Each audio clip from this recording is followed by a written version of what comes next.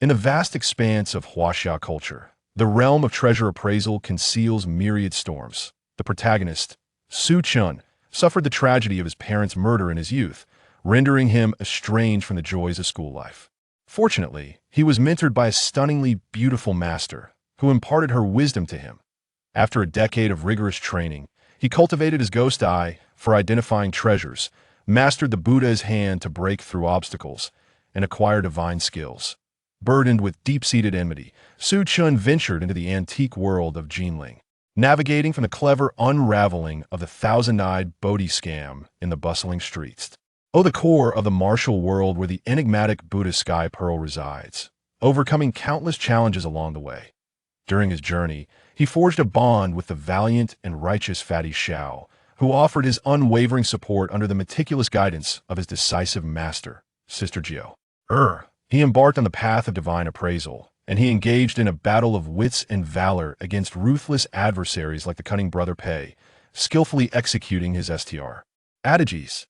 The narrative is rich with detailed and professional insights into antique appraisal techniques, encompassing aspects such as stone gambling, wood gambling, and the art of antique forgery, intertwined with a gripping plot that transitions from the vibrant life of the streets to thrilling tomb explorations.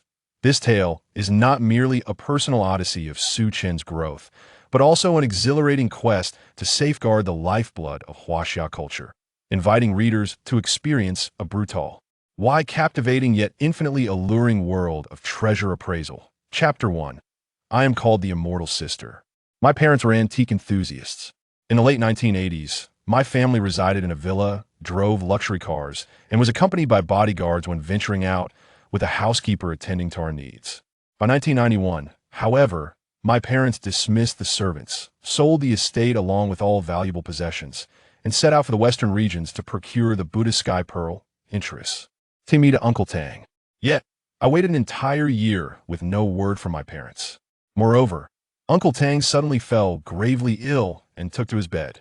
Aunt Tang absconded with all of Uncle Tang's belongings, eloping with a young scoundrel. For the very first time in my life, I experienced an overwhelming sense of terror.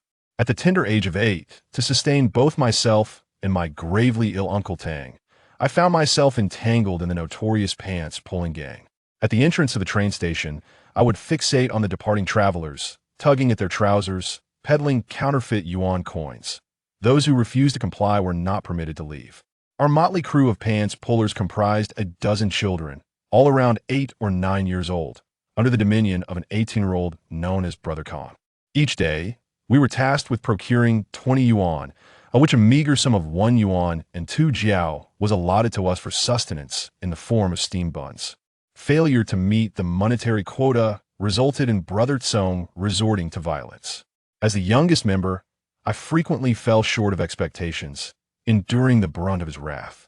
I vividly recall a particular snowy day when the foot traffic was sparse, and I managed to collect a mere 5 yuan. Brother Tsong seized me and dragged me to the water well, violently smashing my head against its edge, all the while hurling insults at me. My forehead split open, blood streaming profusely. In a grotesque act, he mixed his excrement with snow, stuffing the icy concoction into my wound. Standing nearby, he reveled in my agony, hands on his hips, laughing heartily, a foolish dog that cannot savor fresh filth. Ha ha ha. The pain from my injury, the biting chill of the snow, the foul stench of excrement. That profound sense of humiliation is forever etched in my memory. In that moment, I vowed to ensure that Brother Tsong would experience a fate far worse than death. With not a single penny to my name, I resorted to boiling a simple pig fat soup. In the water, I added a mere trace of pig fat salvaged from discarded meat at the market, a finely chopped scallion, serving 1 bowl to Uncle Tang and keeping another for myself. As Uncle Tang sipped the broth in bed, tears streamed down his face. Witnessing the blood that continued to trickle from my forehead, he presented to me 2 photographs. One featured my father, while the other depicted my mother.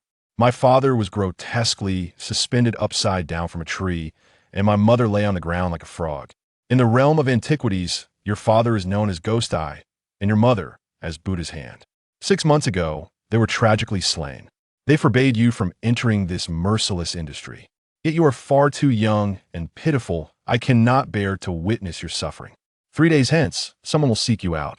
Accompany that individual and learn diligently, do not fret over me." Before I could inquire further, Uncle Tang's eyes bulged, foam erupted from his mouth, and he emitted a primal roar, drawing his last breath. He had taken poison. The toxin was paraquat. Upon the arrival of the police, they discovered a letter beneath Uncle Tang's pillow. The letter repeatedly emphasized a singular plea: "Do not send Su Chen to the orphanage, his sister will come to retrieve him." I have no sister. Yet 3 days later, I encountered a girl of about 15 or 16, her hair tied in a ponytail. She was more beautiful than any television star I had ever seen, as if she had stepped out of a painting. Her demeanor, however, was icy, and she instructed me to call her Sister G. "You." The first question Sister Gio posed was, "Do you desire revenge?" My teeth clenched, and I nodded. Sister Gio extracted a counterfeit Yuan dynasty coin from my pocket and inquired, "What is this?" With a cold snort, she declared, "I say it is genuine, worth 20,000. I stubbornly retorted, "It's fake. I've seen a real one." At my words, Sister Gio struck me to the ground with a swift slap. Blood suddenly trickled from the corner of my mouth as I glared at her with fierce intensity. Sister Gio Air stated, "Remember, the authenticity of antiques is determined solely by hearsay. IT is not merely about playing with antiquities, but about playing with people. If I declare it genuine, then it is genuine." Thus commenced my inaugural lesson. A counterfeit Yuan Dideo met with a resounding slap. Sister Joair took me on a journey across the vast expanse of the land, imparting to me the knowledge of reading, writing, and various skills. It was then that I first grasped the notion that the world of antiques thrived on one's physical prowess. With keen eyesight to discern objects, acute hearing to catch whispers, sharp tongue for discourse, a discerning palate to identify authenticity, a sensitive nose to detect sense, and agile hands and feet to manipulate the universe. I once donned a blindfold to observe swiftly moving characters resembling tiny mosquitoes, listened intently from several meters away in the marketplace to overhear hushed conversat. Ions stripped bare in frigid temperatures to hold ice in my mouth while reciting classical appraisal methods, and used my swollen tongue to taste Hitian jade, announcing its yarrow. Production. I could even discern the temperature of a snuff bottle when a blend of over a dozen herbal medicines was brewed. Indeed, even the arts of grappling and lethal combat. Sister Joair told me, possessing skill is akin to holding lightning. To be alive is to be a ruler in death. One becomes mere dust. Those years spent alongside Sister Joair were filled with countless revelations. Because of the world of antiques, some transitioned from destitution to sudden wealth, while others fell from prosperity to the streets, from familial harmony to utter ruin. Is this the realm of antiques? I cannot say, for Sister Joair asserted that my skills were still unrefined, my temperament wavering, and my killing intent insufficient. Thus, she only allowed me to observe, listen, speak, practice, and execute, but never permitted me to truly engage. On the day of my 20th birthday, Sister Joair unexpectedly produced 2 bottles of white liquor, quietly consuming one herself. "How many years have you been with me?" 10 years have passed. "What have you learned?" "Much remains unclear." "Incorrect. You have surpassed me. I can no longer teach you. Once you step beyond this door, you shall become a deity in the world of antiques. Your father is known as Ghost Eye, your mother as Buddha's Hand, and from now on, you shall be called Su God. And what shall I call you?" Upon hearing these words, for the first time in a decade, Sister Gio smiled at me. A radiant blush adorned her cheeks, mingling with the enchanting aroma of alcohol, and her own fragrance. Sister Gio's beauty was ineffable. With a playful laugh, Sister Gio declared, "I am called a mortal sister." I seized the bottle of liquor and drank it all in one gulp, my eyes ablaze. "Sister, I shall surely become a god." Then, in a fit of fervor, I smashed the bottle onto the ground. Glass shattered everywhere. I bid farewell to the decade that had passed. To the beautiful Sister Gio, I also bid farewell. This was my first experience of intoxication. Alcohol numbs the senses, obscures ambition, and dulls perception. Previously, Sister Gio had never allowed me to indulge. That day, Sister Gio exhibited an unexpected gentleness. In my haze, she helped me to bed, removed my clothing, even my undergarments. A youth untouched by the world, under the influence of alcohol, inhaling the intoxicating scent of femininity, my vision filled with her ethereal beauty. I felt like a beast. I cast aside a decade of fear, yearning, and gratitude towards Sister Gio, and in a frenzy, I pressed her beneath me. Sister Gio, like a distant sunset, melted into me with grace and tenderness. Chapter 2. The Deception. When I awoke the following day, Sister Gio had already departed. Alone, I lay on the cold ground, my clothes still on, reeking of alcohol, my head pounding with an unbearable ache. The room was a chaotic mess of liquor and leftovers. A bitter smile crept across my face. Sister Gio once told me that when a man falls, he either succumbs to death or rises anew to stand firm against the heavens and the earth. How could she possibly support me, or even undress me? What a shattered dream this was. The rental had been relinquished. She left nothing for me except the clothes on my back, a photograph of my deceased parents, and a counterfeit yuan to 2 coin. Wealth, women, power, there is plenty to be had outside, and I must earn it myself. Vengeance awaits, and it is mine to exact. This too was Sister Gio's counsel. I am uncertain when I shall see her again, yet I firmly believe we shall meet once more. For now, my immediate concern is to fill my belly. Having washed my face and donned a coat, I stepped outside and strode swiftly towards the gambling market of Jinling. Jinling was the last place Sister Gio had taken me, an ancient capital steeped in profound cultural heritage. Around 2,000 years ago, the economy thrived and the antique trade flourished. Near the Confucius Temple, there are 3 sizable cultural markets, known among industry insiders as the shop market, stall market, and gambling market. The shop market primarily consists of antique stores and auction houses, offering jewelry, jade, and renowned artworks, with authenticity often questionable and prices steep. The stall market resembles a second-hand market filled with a melange of goods, rife with counterfeits nevertheless. It serves as a splendid venue for leisurely browsing and discovery, airing hidden treasures, akin to Panjiayuan in Kyoto or Shenyang Road in Tianjin. The gambling market, which utilizes exquisite collectibles as its medium, operates in a realm where wagering is illicit, yet the betting on these treasures is seldom scrutinized. This subtle elegance renders the gambling scene remarkably vibrant, with stone betting, wood betting, indie bead betting being the most prevalent forms. With no funds to my name, I was compelled to delve into this realm of chance. My first target was a bustling stall showcasing a string of Bodhi beads, which had drawn considerably attention from onlookers. Upon a mere glance, I discerned that this was an egregious Bodhi Scam. To my astonishment, the architect of this deception was a strikingly beautiful woman in her 20s. At that moment, I was oblivious to the fact this enchanting woman not only facilitated my initial foray into profit, but also became my guide into the mysterious and tumultuous world of antiquities. Moreover, she became the first woman to surrender to my whims. Her makeup was meticulously applied, her attire fashionable, exuding an air of sophistication. Her large eyes resembled pools of autumn water. Her skin was as fair as snow, and her figure was alluring, particularly her well-proportioned bosom. Bodhi refers to a subtropical, oval-shaped fruit with a polished shell and a hard, speckled flesh resembling tiny eyes, crafted into exquisite ornaments. The flesh of the fruit comes in 3 colors, predominantly white, with green being rare and red exceedingly scarce. The process of polishing the shell is akin to the excitement of unwrapping a mystery box, becoming a form of gambling in itself. Around the year 2000, when the average salary hovered around 1 or 2,000 yuan, a single Bodhi bead priced at 50 yuan was considered exorbitant. Yet, the thrill of betting lured many to part with their money. The woman's eyes sparkled with delight as she collected the cash, instructing 2 nearby polishers to expedite their work. Another white one.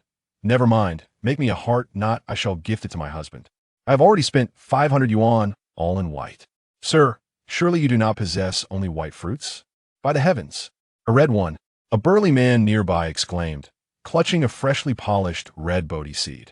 Upon witnessing this, the woman furrowed her brows slightly, her expression tinged with exasperation. She handed the man 500 yuan and turned to address the skeptic, saying, "Do you see? The color one receives is purely a matter of luck, but I assure you, I keep my word." The man who had unveiled the red fruit was overjoyed. He produced 200 yuan and continued to purchase 4 more. eager for another chance. Regrettably, the subsequent 4 were all white, and he shook his head in disappointment as he departed. Onlookers, filled with envy, began to wager on their own fortunes, reaching for their wallets to buy Bodhi seeds. Suddenly, a woman shrieked, "I have drawn 2 red ones." After receiving her payout, she was beside herself with excitement, declaring, "I shall not continue. It is the perfect time to buy a handbag." With that, she left in a state of exuberance. Only I, present at the scene, was aware that both the burly man and the woman were mere accomplices of the young lady. The polishing master, during intervals while selecting and polishing the fruits, would habitually toss a single Bodhi seed in his hand. When someone approached for polishing, he would casually cast that seed onto the stall and commence his work. That very seed, discarded, would be picked up by the man and the woman after 5 or 6 minutes, ultimately revealing a red fruit. The method was simple yet brutally effective. Such a ruse, if presented today, would be ubiquitous and met with disbelief. Yet around the year 2000, it stood as a remarkable phenomenon. After all, at that time, the dissemination of information was far from being as advanced as it is now, and anti-fraught campaigns were considerably less effective. Through the subtle markings on the Bodhi seeds, I had discerned that among the hundreds displayed, apart from the 3 that had already been opened, only 4 remained red. Polish. Feigning a casual rummage, I swiftly handed 3 Bodhi seeds to the polisher. Initially, the polisher intended to place the seeds into the machine, but upon inadvertently casting a glance, his expression transformed into one of sheer astonishment as he turned to gaze blankly at the beautiful stall owner. The stunning stall owner also appeared taken aback, her delicate features shifting as her obsidian-like eyes scrutinized me several times. Subsequently, she directed her attention back to the polisher, instructing, "Open." As the 3 seeds whirled within the machine, their surfaces shimmered like celestial blossoms, graceful and ethereal. All 3 were entirely red. The atmosphere erupted with excitement. Envious glances were cast in my direction by all present. I had successfully secured 1,500. This sum was sufficient to cover my meals for the next few days. It was merely a small trial. Sister Joer once remarked that one should never go to extremes. I resolved to withdraw. Just as I prepared to rise and depart, the beautiful stall owner spoke up, saying, "Handsome, your luck is incredible. Why not open a few more? You won't burn your palms." A subtle jolt coursed through me. What I had assumed to be an ordinary scam stall was suddenly revealed by her words to be a classic test of the antique underworld, known as a probe.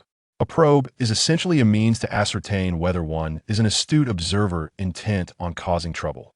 As a newcomer to this world, I had no desire to stir conflict.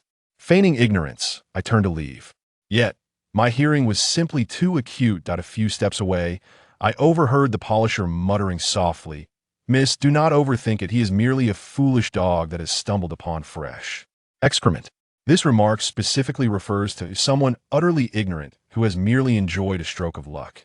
While others might only feel a fleeting annoyance, an excruciatingly painful memory from my childhood surged into my mind. It was on that fateful day when Tsongu had pressed excrement into my wounds, uttering those very words. Chapter 3. I deposit a finger. Perhaps my gaze was too piercing, causing the scarred master to involuntarily lean back for a moment. However, he quickly regained his composure, snorting disdainfully. "If you wish to proceed, then proceed. If not, be gone. Do not hinder my business." I inquired about his earlier remarks. "What did you say?" "I said you are a foolish dog who has stumbled upon a fresh pile of excrement. Do you dispute that?" The beautiful vendor, upon hearing this, displayed a hint of displeasure on her delicate features and turned to frown, admonishing, "Uncle Wang, refrain from such reckless words." "Sir, do you wish to continue?" I replied. "Shall we raise the stakes? How would you like to play?" The vendor inquired, a teasing smile gracing her lips. I pointed towards the polished scarred master beside us and asked, "Can you exercise control over him?" The vendor's expression faltered momentarily before she nodded affirmatively. "Yes," proposed. "Let us add some wagers. If a red is drawn again, I shall receive 10,000 for each, and he must kowtow sincerely for me. Is that agreeable?" Upon hearing this, the scarred master sprang up from his stall, his hand seizing my collar with the grip of a vice. His palms, calloused and veined, bore the hallmark of someone trained in martial arts. With eyes wide and fierce, a rare glimmer of murderous intent flickered across his face as he snarled, "Are you here to cause trouble?" The onlookers, witnessing the unfolding scene, recoiled in fear, retreating to a safe distance to spectate. In the realm of antiques and cultural artifacts, there exists no universal standard for appraisal. One's standing in the community relies solely on reputation and renown. For those within the industry, these two items are regarded with the utmost reverence, akin to matters of life and death. They possess an innate understanding of the stakes involved, as true insiders do. My earlier statement was a blatant attempt to demean and ridicule their prized possessions.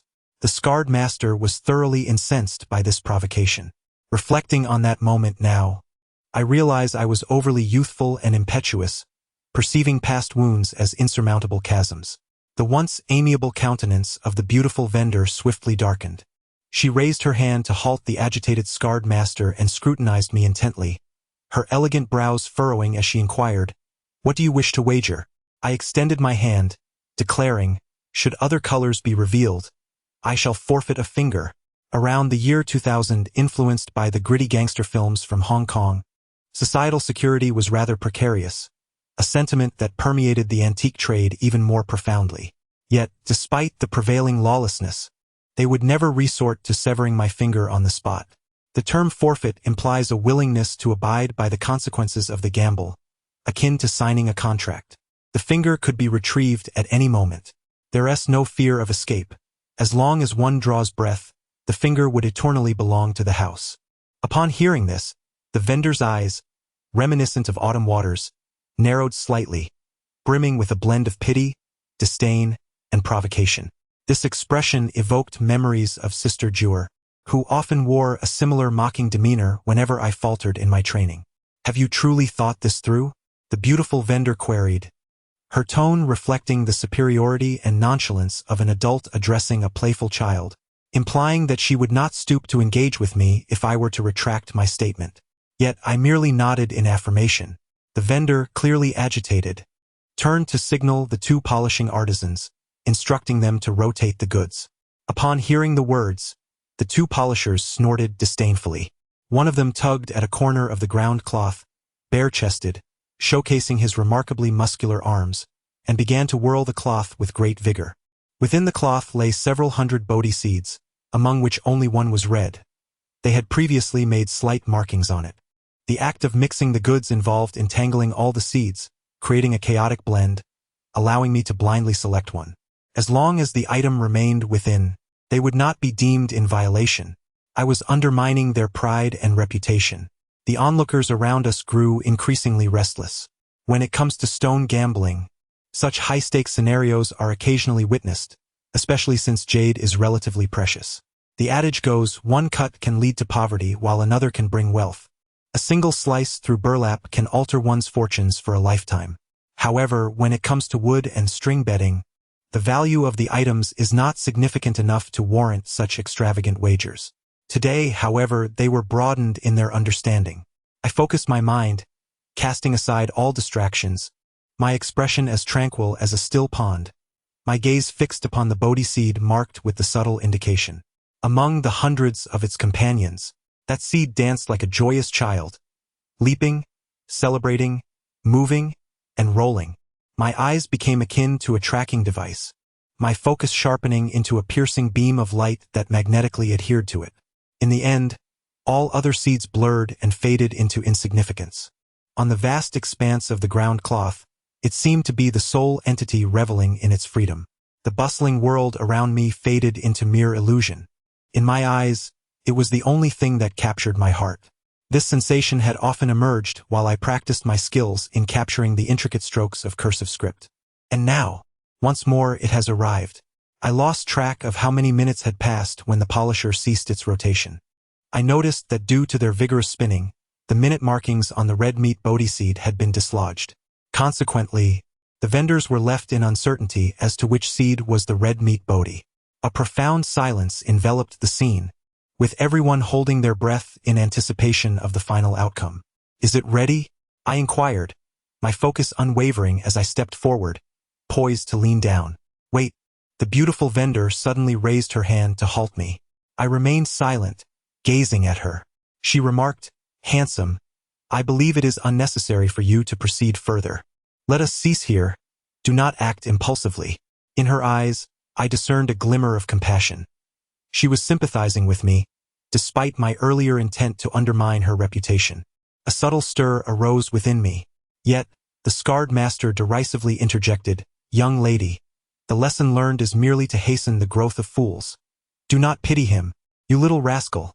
Come see if you can still find fresh dung to eat."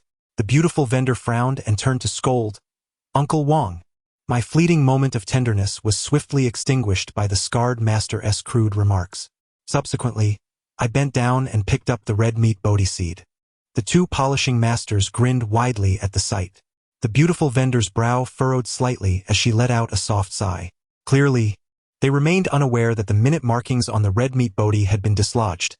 They still believed I had chosen an ordinary white meat Bodhi. The scarred master menacingly queried, "Do you wish to exchange it?" The polisher began to hum ominously once more. The scarred master clutched the Bodhi seed and began to rub it against the machine. The casing spun and water droplets splashed in every direction. Gradually, the color of the flesh within began to emerge. Chapter 4.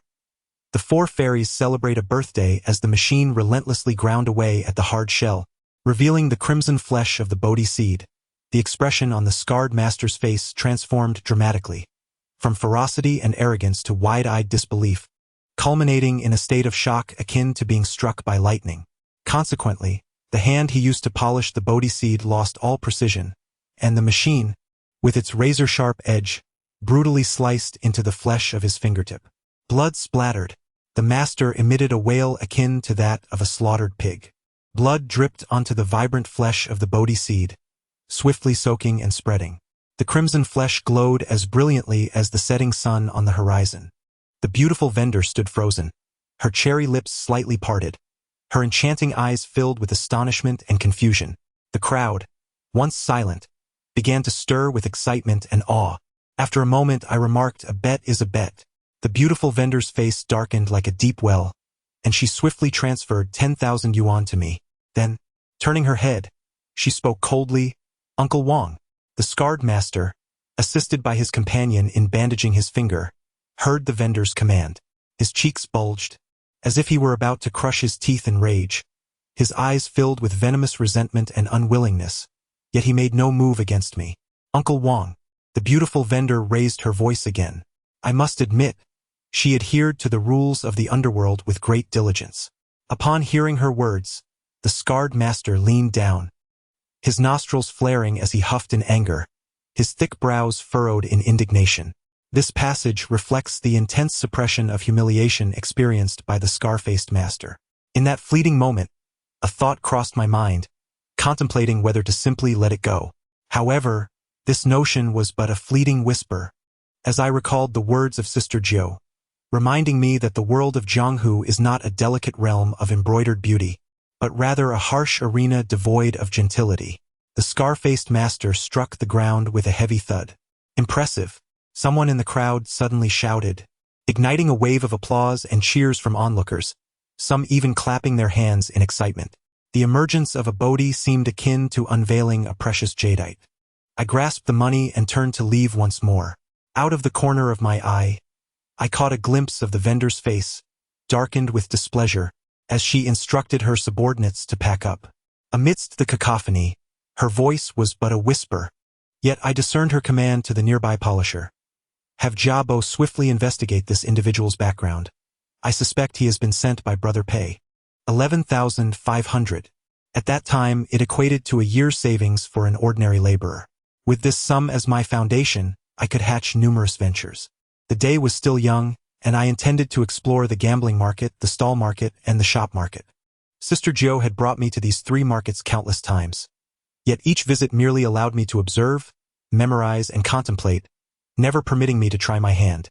I now felt like a butcher with a freshly sharpened knife, eager to catch a few pigs to honor its edge. The stall market was approximately a kilometer from the gambling market, and the north wind howled fiercely, whipping against my back. I instinctively tightened the thin fabric of my clothing. The stall market was equally bustling with life. showcasing an array of exquisite calligraphy and paintings, copper coins, porcelain jars, lacquered bamboo wares, embroidered goods, and ornamental stones, overwhelming the senses. However, after wandering for a considerable time, I discovered that 90% of the items were mere modern reproductions, while the remaining 10% held value ranging from a few hundred to a few thousand yuan, hardly sufficient for anything beyond trivial decoration. I lamented the scarcity of genuine treasures to be found in this world. Yet, as I passed by a stall manned by a greasy, middle-aged man, my steps came to a halt. This vendor's collection primarily featured copper coins, oil lamps, and small porcelain sculptures. In one corner of his display, I spotted a three-legged golden toad. Crafted from ordinary clay, this toad was rather rudimentary, priced at merely a few dollars. However, it clutched a copper coin in its mouth. This coin was certainly not original. It was evident that the vendor had inserted it to enhance its appeal. Typically, toads possess 4 legs. Yet the wealth-attracting golden toad is depicted with only 3, and it must hold a coin in its mouth. Otherwise, it loses its purpose as an object of admiration and play. There is a popular saying that goes, 2-legged individuals are easy to find, but 3-legged toads that spit coins are rare.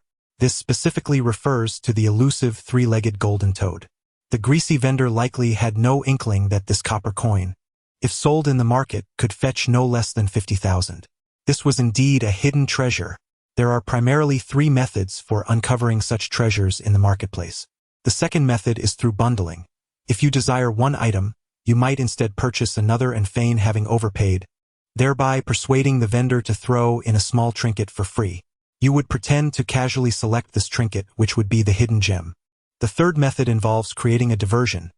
Orchestrate a scenario where several individuals pretend to be naive buyers, haggling fiercely over the most expensive item at the stall.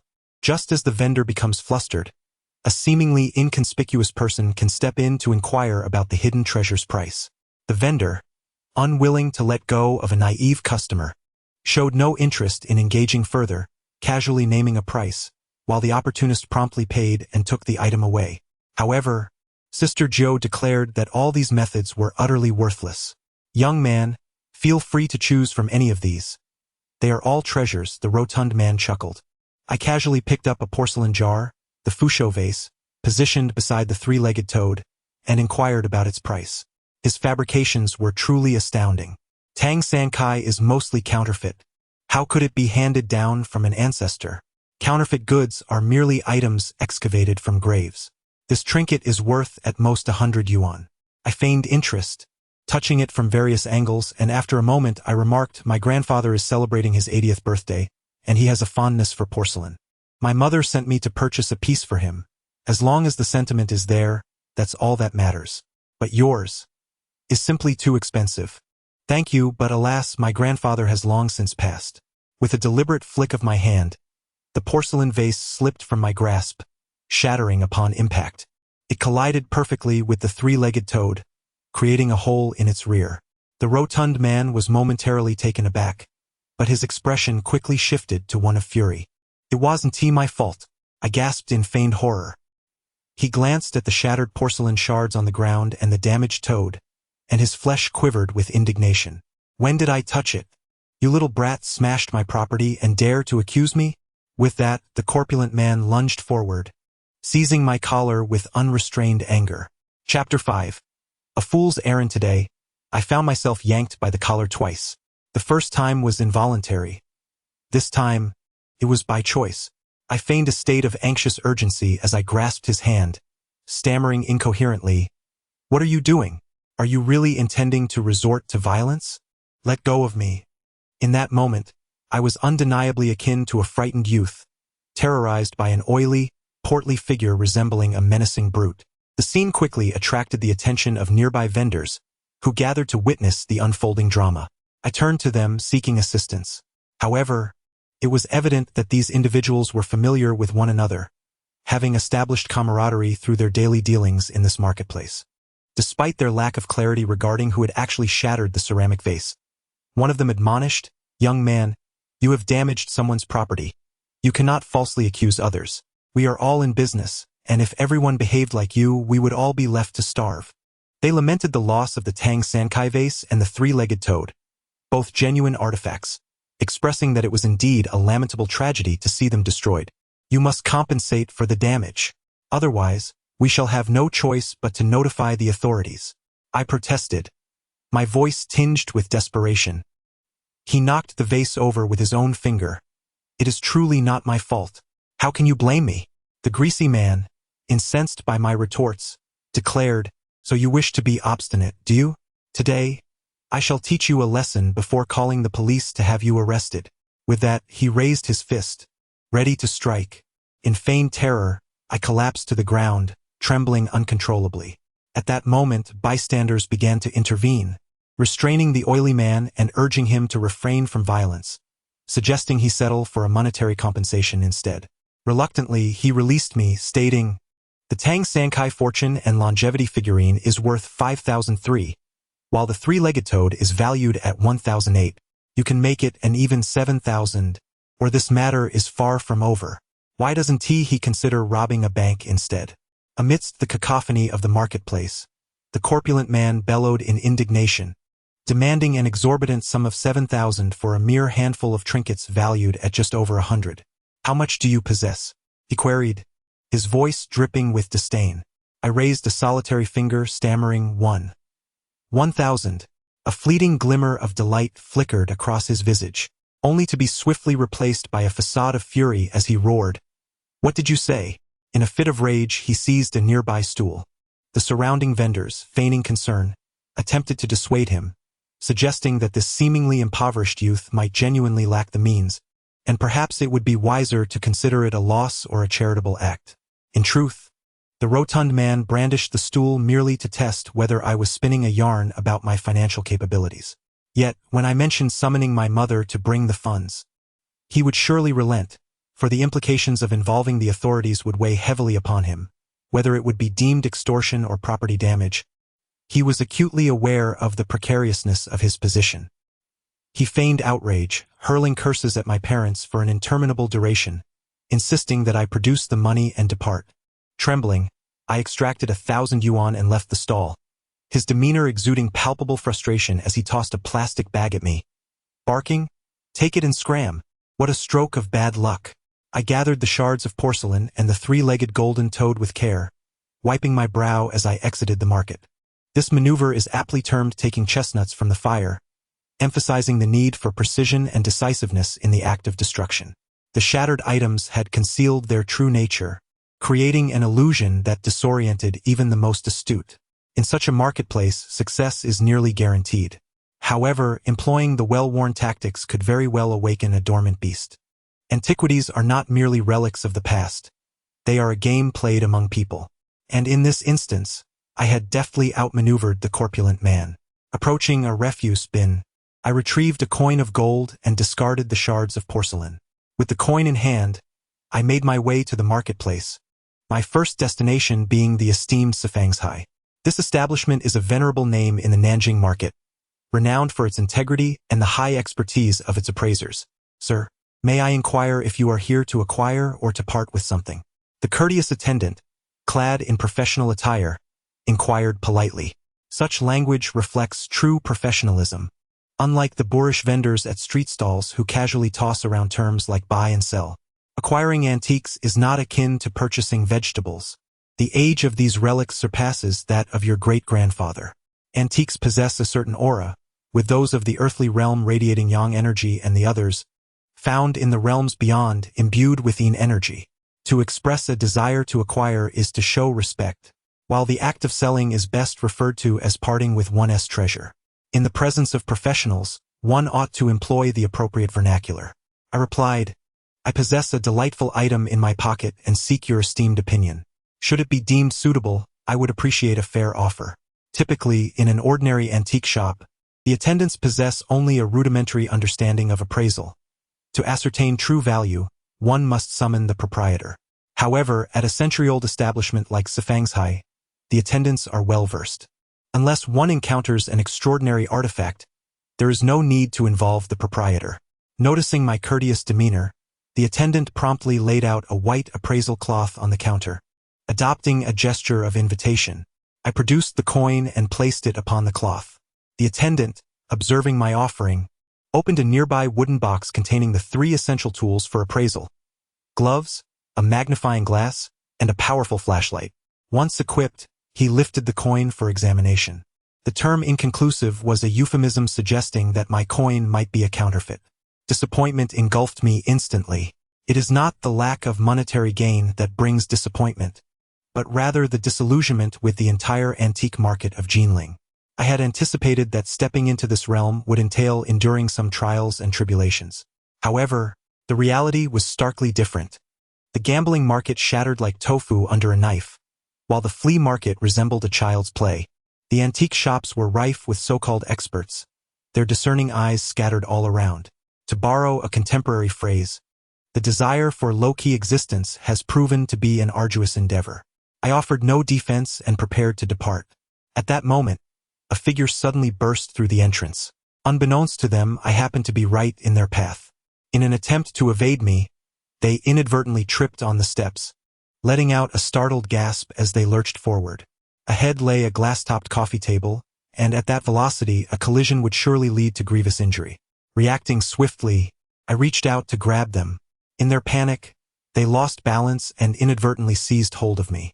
To prevent them from meeting a disastrous fate, I had no choice but to tightly embrace this person and roll aside. The sensation was unexpectedly soft, accompanied by a waft of fragrance.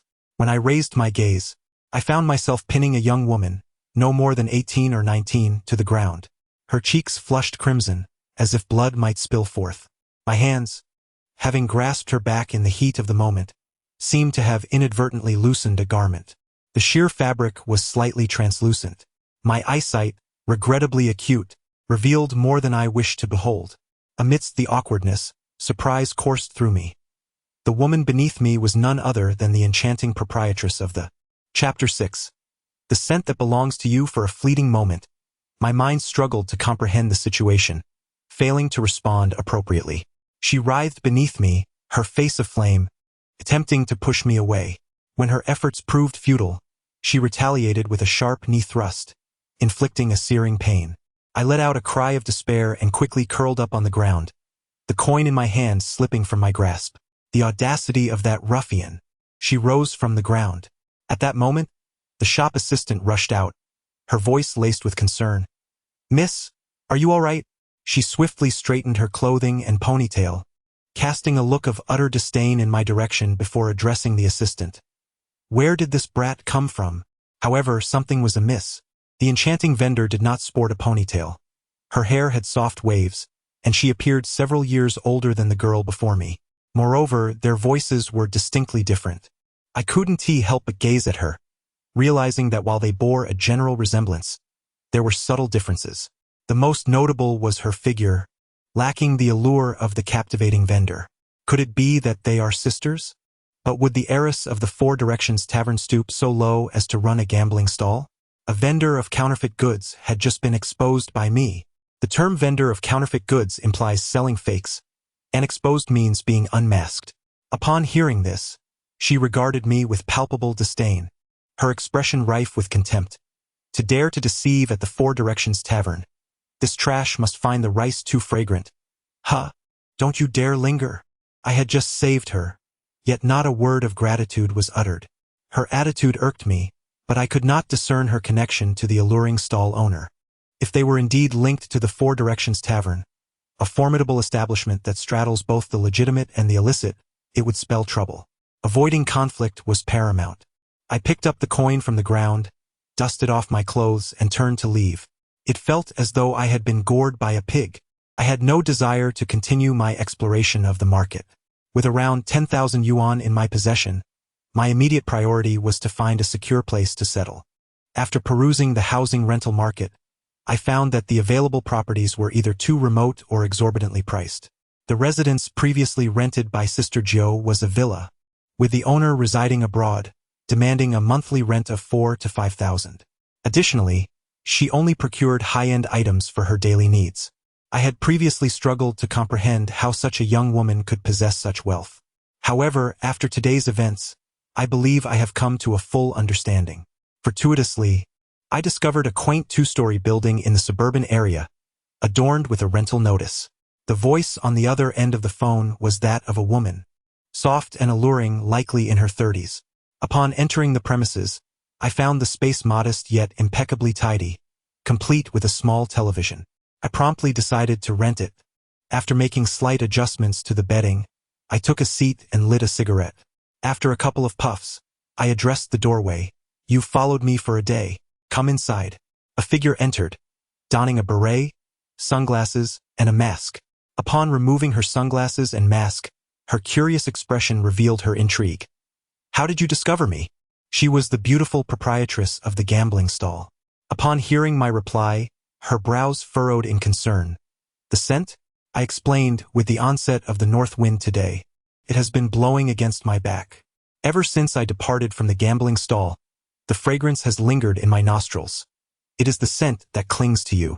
Her reaction was one of sheer astonishment, her mouth agape, momentarily at a loss for words. "Who exactly are you?" she inquired. I retorted, "Didn't Tijia Bo uncover my background?" At this, her eyes widened in disbelief. "You can hear." I extinguished the cigarette and remarked, "Setting up a stall and breaking the game has always been a matter of willing to gamble and accepting the outcome. I trust you won't linger on this matter. Let us get straight to the point or I shall retire for the night."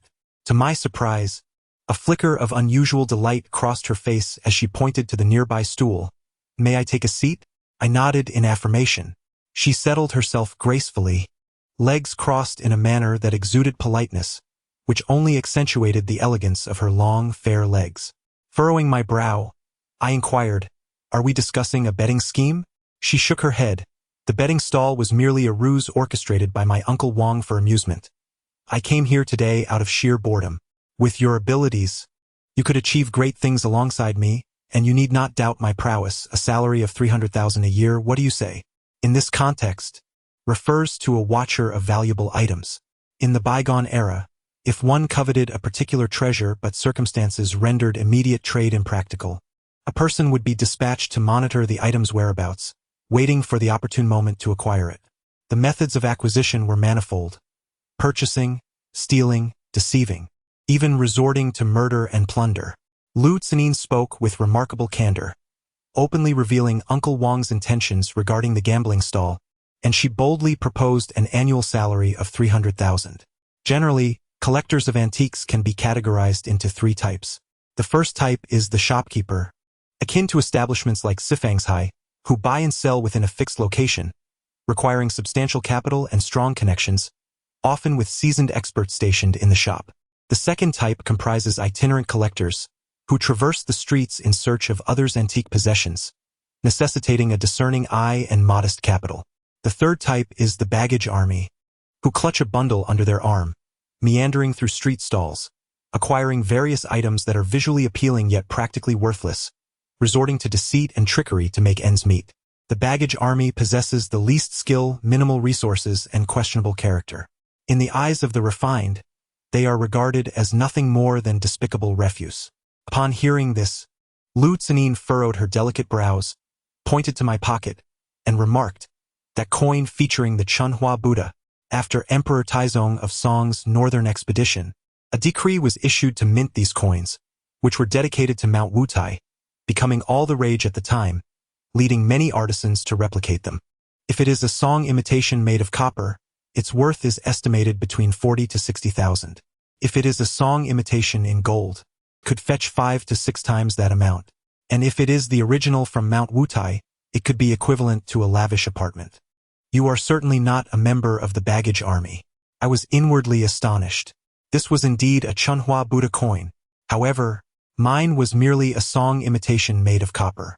Although Lu Tsanin could not determine the specific version, she was adept at discerning its era from a distance after observing me.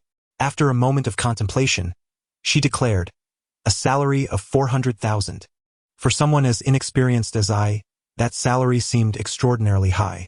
Yet, Sister Joe had once said, clinging to others, gnawing on even the finest bones, one is still a dog. To walk the path alone, even if it leads to starvation, one remains a wolf. If Sister Joe were to learn of my dependence on others, she would surely break my legs. Moreover, I harbored my own ambitions.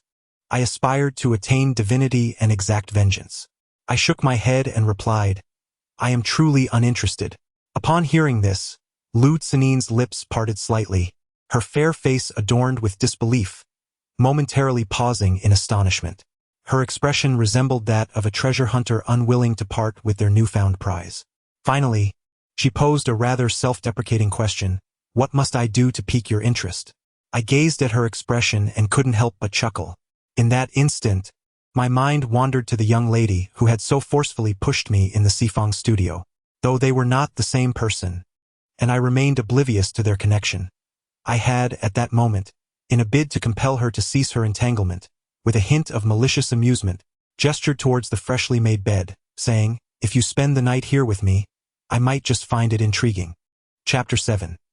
You have been set up. As soon as these words escaped my lips, Lu Xinin's delicate face flushed crimson. She abruptly rose from her seat, her expression a mix of indignation and fury. Her teeth clenched tightly as she exclaimed, you are truly shameless. Following this, she grabbed her bag and turned to leave. After Lu Xinin exited, a cold laugh echoed within me as I silently counted down 3, 2. Lu Xinin's demeanor turned exceedingly frosty, and she left behind a note, which she slapped onto the table. It read, the last person who dared to tease me in such a manner now has grass growing over their grave. The paper bore my phone number, accompanied by a warning that I better ascertain her background before making any decisions. To dare to utter a figure of 400,000 as an annual salary in the antique underworld undoubtedly signified a major player. Such a financier must remain steadfast and unyielding, reliant on the expertise of appraisers. A skilled appraiser serves as the eyes for the financial backer. No amount of money can purchase that vision. Lu Xinin was determined to have me. As I peered out the window, I noticed Lu Xinin driving a red sports car, the engine roaring as she swiftly departed. I then turned to secure the door before venturing out for a bowl of Lanzhou beef noodles, remarkably indulging in 3 small plates of braised beef. After my meal, I made my way to the mobile phone market to procure a second-hand device. The Motorola L2000, a device limited to the functionalities of text messaging and telephony, featured the simplistic game of Snake and possessed an unappealing aesthetic. However, during its era, it was renowned for its prolonged standby time and durable casing, rendering it a commendable mobile phone. My inaugural call was directed to Xiao Pengzi. Since the tender age of 9, I had accompanied Sister Jiu on a journey through countless antique markets across the nation. Due to the incessant changes in location, I found myself devoid of companions. Yet, in my final year in Jinling, I forged a friendship with Xiao Pengzi. His birth name was Xiao Lan, and after his military service, he joined his father in the baggage trade. One evening, while traversing the streets of Jinling, Sister Jiu attracted the unwanted attention of a group of drunken ruffians, drawn to her extraordinary beauty. Although she possessed remarkable martial skills, she crossed her arms and cast a frosty glance in my direction, conveying her intent. She deemed it beneath her dignity to engage with such scum. Thus, I took it upon myself to confront them. Just as I was delivering a thorough thrashing, Xiao Pengzi arrived, unexpectedly joining the fray to assist me. From that moment onward, Sister Jiu acquiesced to my friendship with him. As our camaraderie deepened, Xiao Pengzi became aware of my abilities. Notably, he possessed a commendable trait. He never bombarded me with inquiries nor sought my assistance in appraising items. Despite his frequent misjudgments leading to substantial losses, I contemplated entrusting him with the sale of a Buddhist statue. My faith in him was not rooted in his discernment but rather in the trust one held in his character. Upon receiving my call, Xiao Pengzi was momentarily taken aback and inquired, "Have you embarked on your venture?" He further asked, "What of your sister?" Xiao Pengzi suddenly became exhilarated, his tone elevated by several degrees. As for your sister's affairs, I shall no longer inquire. After all, she is a goddess. But it is indeed my fortune that is about to unfold. Where are you? Do not leave, for I shall hasten to you. This is a matter of utmost urgency. I awaited his arrival for approximately half an hour when Xiao Pengzi arrived on his Lifan motorcycle, racing with fervor. Beads of sweat adorned his forehead, and he was panting heavily. "Brother, like rain after a long drought, I am on the verge of a breakthrough. I am truly about to strike it rich," he exclaimed excitedly. I inquired, Have you obtained something remarkable? Indeed, Xiao Pengzi affirmed. Tell me, are you currently capable of appraising treasures? I nodded, I am. At this, Xiao Pengzi erupted into wild laughter, a sound that resonated for quite some time. In the past, I often acquired worthless items while standing beside a deity. Yet I lacked the courage to ask for guidance. My suffering was unbearable.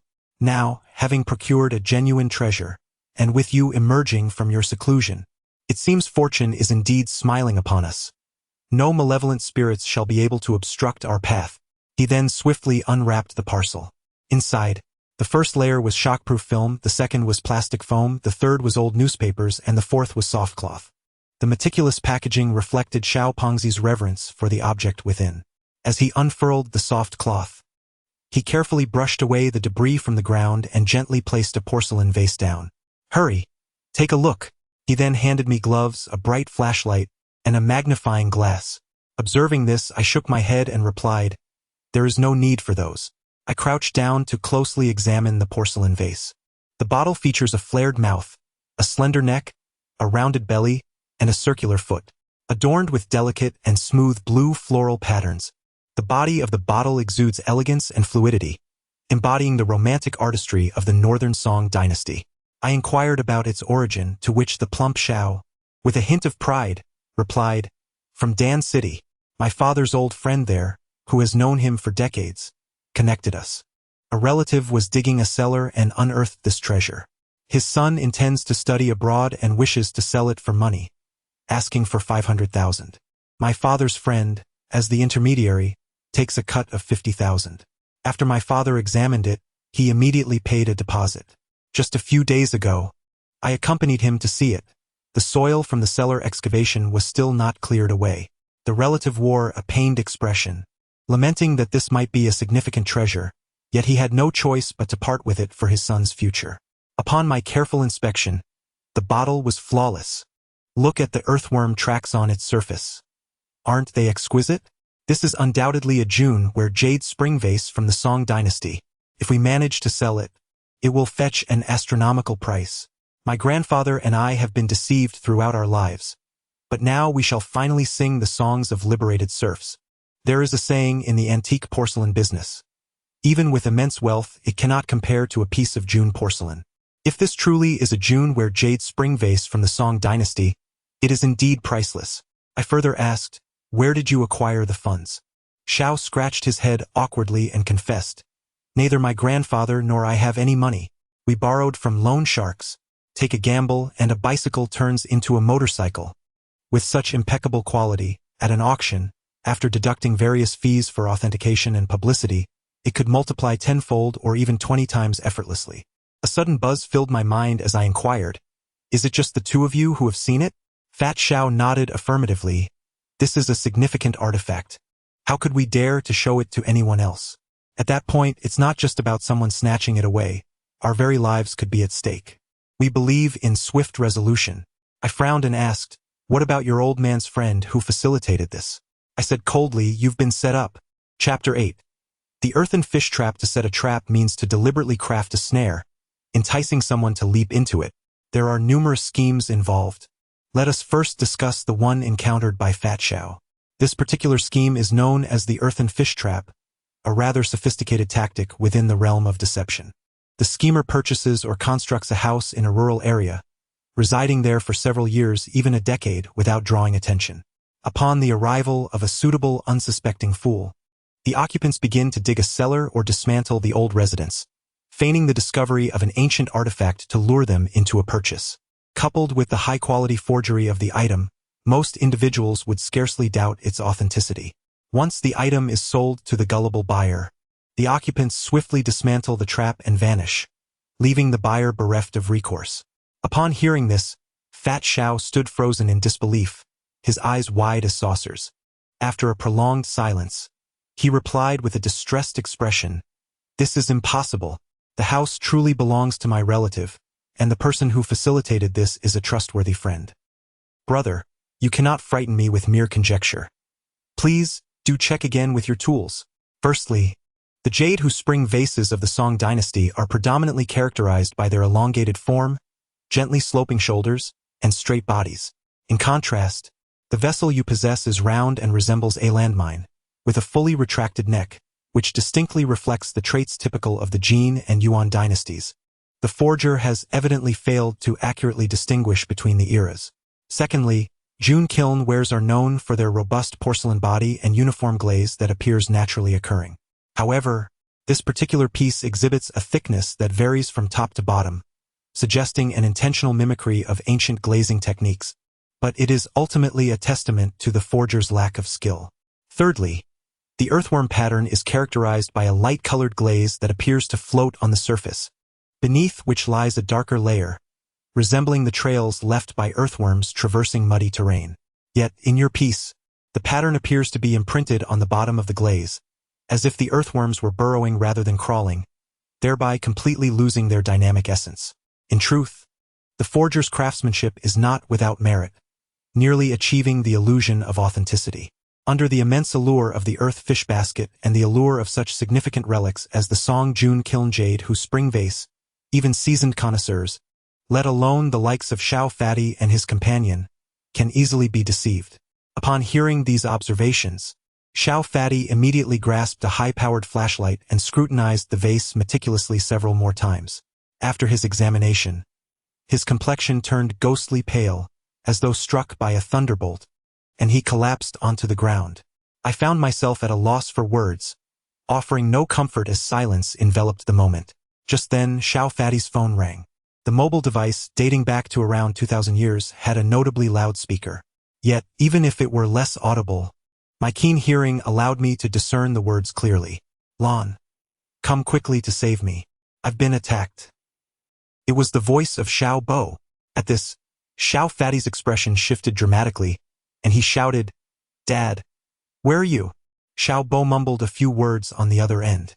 Xiao Pongzi, unable to hear clearly, grew anxious and shouted a few words, but the call on the other end was abruptly terminated. I exclaimed, "Uncle Xiao is at the grocery store next to the Xinjiku department store." Without hesitation, Xiao Pongzi and I hurriedly gathered our belongings and dashed outside. He mounted his motorcycle, and I took a seat behind him as we sped towards Xinjiku like the wind. Upon our arrival, a crowd had gathered, murmuring in concern. Xiao Pongzi pushed through the throng and rushed in. There, Uncle Xiao lay on the ground, drenched in blood, with deep gashes on his hands and feet, barely clinging to life. "Dad, Dad, how are you?" Xiao Pongzi shouted in a frantic tone, holding his bleeding father tightly. A minute later, an ambulance arrived. We lifted Uncle Xiao onto the stretcher, and he managed to inform us that his assailants were a group led by Wang Datu, the loan shark. The principal amount of 500,000, compounded with interest, had now escalated to 700,000.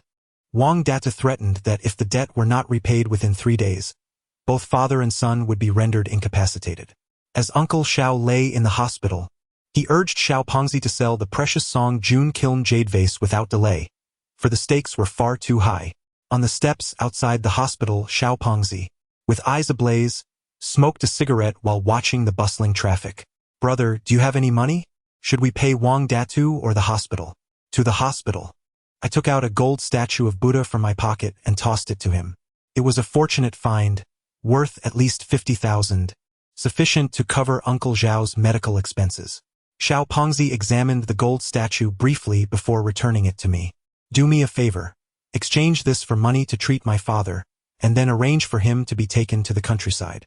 Your kindness will not go unacknowledged." Afterwards, he forcefully discarded the cigarette butt onto the ground and strode out of the hospital. I asked coldly, "Where are you going?" I remarked, "You fool." Xiao Fatty's expression shifted dramatically, resembling a wild beast in a frenzy, as he bellowed at me, "I shall take revenge. Wang Data harmed my father. I lost my mother at the age of 3. It was solely my father's efforts that raised me into a robust man of 6 feet. I will kill Wang Datu." I inquired, "Is Wang Datu your enemy?" Xiao Fatty replied, "Indeed, a sworn enemy." His mind had become unhinged, consumed by hatred. I grasped the collar of his shirt and stated, "It is only just to repay debts. The interest was agreed upon by you, your father's failure to repay, leading to his demise at the hands of Wang Datu, is not unjust. Your true enemy is the one who set the trap against you." Go ahead. Once you step out of the hospital, if Xiaobo is attacked again, I shan't even flinch. The sentiment remains unchanged. The world of martial arts is not a delicate fairy tale. It lacks kindness and courtesy. If he proceeds now, it is tantamount to courting death. Xiao Fatty initially stood in shock, his bloodshot eyes fixed intently on me. After a moment, he sank onto the steps like a deflated balloon, frantically tugging at his hair, gritting his teeth as he said, I know the enemy orchestrated this, but I have inquired, and that farmer in Dan City has already fled. Even my father's fence-sitting friend has vanished. Where can I find them?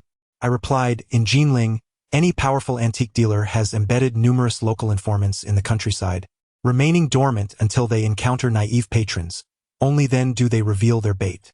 You have always been destitute, which clearly indicates that this fish basket was not originally intended for you. And as for the fence-sitter, having known Xiaobo for several decades without betraying your father, why would he choose this moment to deceive you? Upon hearing this, the portly Xiao turned to inquire, What do you mean? The true adversaries are not them. Then who could it be? Take a moment to ponder. Recently, you have offended that prominent antique dealer, who has mobilized the local fish basket to eliminate both you and your grandfather. Xiaobo was left utterly astonished upon hearing this. I discarded my cigarette butt and ascended to the ward to visit Xiaobo out of the corner of my eye. I noticed that the portly Xiao had picked up the phone, seemingly inquiring about something. Xiaobo, bandaged like a mummy, stirred slightly upon my arrival and managed to smile. Xiao Su, I trust Xiaolan has shown you the merchandise? How about it, this time Xiaobo has not missed the mark, has he? You are truly remarkable. Xiaobo, hee. No child cries incessantly, nor does a gambler lose perpetually. This profession is no different. One cannot always suffer setbacks. This injury of Xiaobo's is merely trivial.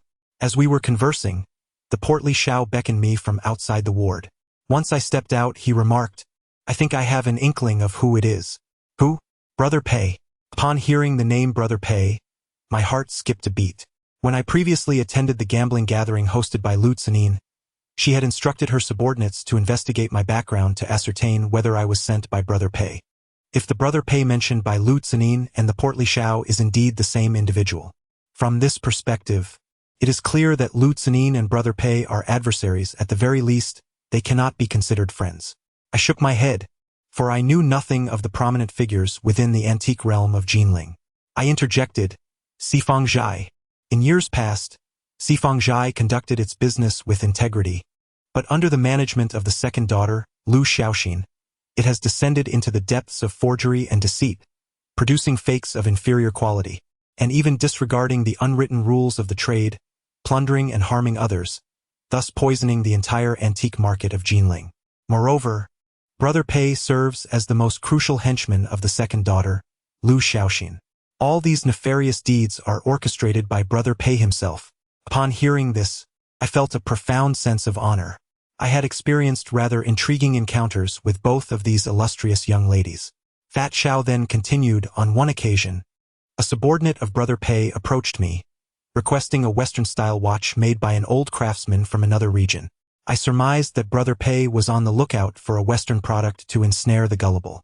Nevertheless, as I am merely a pawn in this game, I seized the opportunity to profit and arranged for it to be shipped from Guangdong province.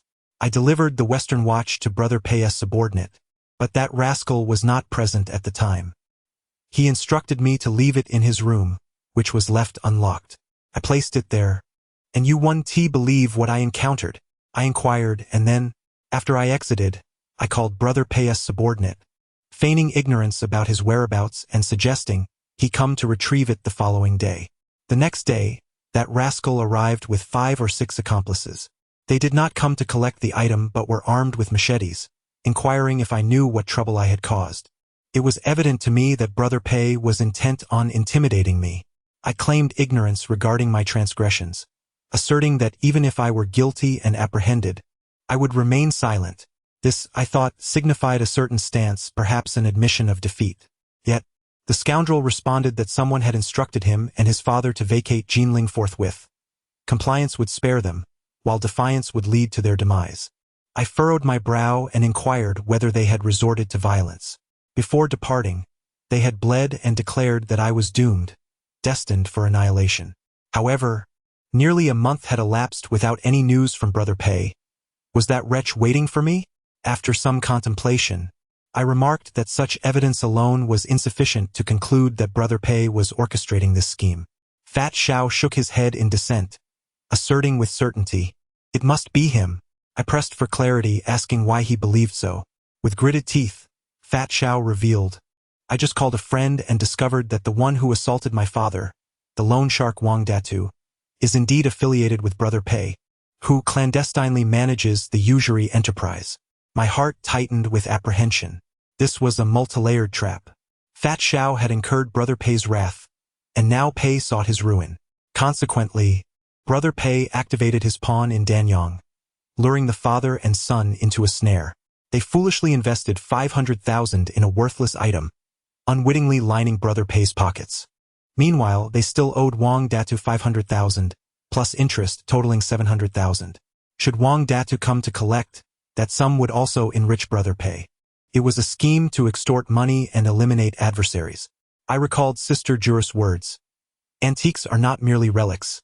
They are a game played with people. Susie, you need not concern yourself with this. I shall settle the score with that fellow Pei, Xiao Fatty declared, delivering a powerful punch to the wall. I extinguished my cigarette butt and replied, "I will assist you in confronting him." Xiao Fatty, taken aback by my words, stared at me in disbelief. "You doubt my resolve?" I inquired. He responded, "It's not that. Susie, you may not fully grasp the situation. The Pei family wields significant influence. To call him a titan of Jinling society would not be an exaggeration. This is a matter of life and death." I coldly retorted, "If he dares to harm my brother, I shall ensure his demise. Brother Pei, he is my first target for retribution." Xiao Fatty paused for a moment, then solemnly nodded and patted my shoulder. Silence spoke volumes. Subsequently, we ventured out for dinner. There would be no further disturbances from Wang Datu at the hospital. During our meal, I inquired about the eldest daughter of the Lu family, Lu Tsanin. "What is she like?" I asked. "I have heard that the two sisters are at odds with one another. However, neither of the Lu sisters is one to be trifled with. It is best to avoid provoking them whenever possible. I have already entangled myself with both of the Lu sisters. One, I not only disrupted her plans but also shared her bed. The other, I unfastened her undergarments. My analysis revealed that Brother Pei refrained from taking action himself and instead dispatched his subordinate, Wang Datu, to deal with Xiao Fatty and his son primarily because Wang Datu is under the employ of Lu Xiaoxin. The Sifong restaurant maintains a respectable image in official circles and typically engages in high-stakes endeavors, avoiding foolish acts of violence. In other words, Xiao Fatty and his son are hardly worthy of Brother Pei's personal involvement. Our immediate priority must be to neutralize Wang Datu and render this blunt instrument ineffective. To Wang Datu's company, I set aside my bowl and chopsticks, wiping my mouth with a tissue. At 9 o'clock in the evening, we arrived at Wang Datu's establishment. The door was ajar, and the reception was unstaffed. However, a woman's handbag rested on the counter, and a coat was draped over a chair. Wang Datu's office was located on the second floor, where the lights glowed invitingly. We ascended to the second floor. At the entrance of the general manager's office, the door was slightly ajar.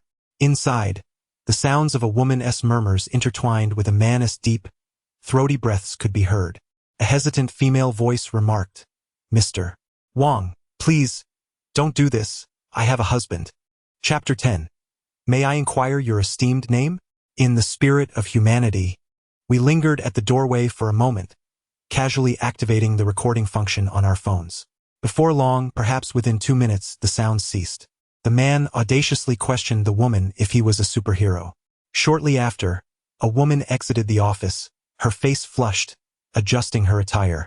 Upon seeing us, she paused momentarily, ignored us and swayed down the stairs. We entered the room to discover Wang Datu fastening his belt. Upon noticing our presence, he let out a disdainful snort, abandoned the belt, and opted not to wear his trousers, leaving only a pair of loose-fitting shorts. Subsequently, he settled into the boss's chair, lit a cigarette, and propped his feet on the desk. "Care for a smoke?" Wang Datu inquired. Do you know why I came to see you tonight? Xiao Pang asked coldly. At this, Wang Datu erupted into boisterous laughter, the flesh on his face quivering with amusement.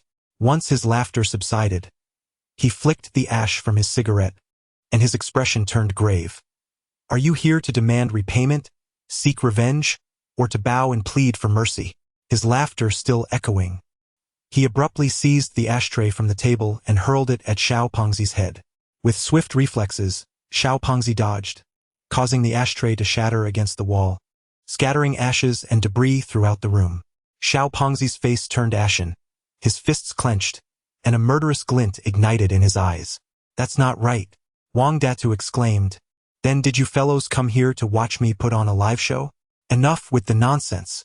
Xiao Laoba borrowed 500,000 from me, and with interest, it was 700,000 the day before yesterday, and today it's 720,000. So it goes. I just had my fun, and I'm in a rather cheerful mood today. Give me 700,000, and the 20,000 can go toward medical expenses for when I had someone chop up Xiao Laoba a few days ago, paying debts and covering medical bills. Ain't I benevolent? He guffawed. I turned and gestured to Xiao Pengzi. Having reached his boiling point, Xiao Pengzi surged forward like a tiger unleashed, his large, iron-like hands seizing Wang Datu's hair and slamming his head onto the desk with brutal force. Agonized screams filled the air, a testament to the savage assault.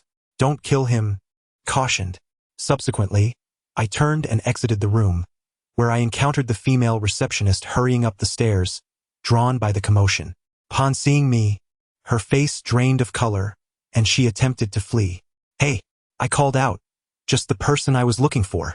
Hearing this, the female receptionist immediately crouched down, clutching her head in her hands, her voice laced with tears as she shrieked, Don't hit me. Don't hit me. I'm just a receptionist. I don't know anything. I glanced at her trousers. She had wet herself in fear.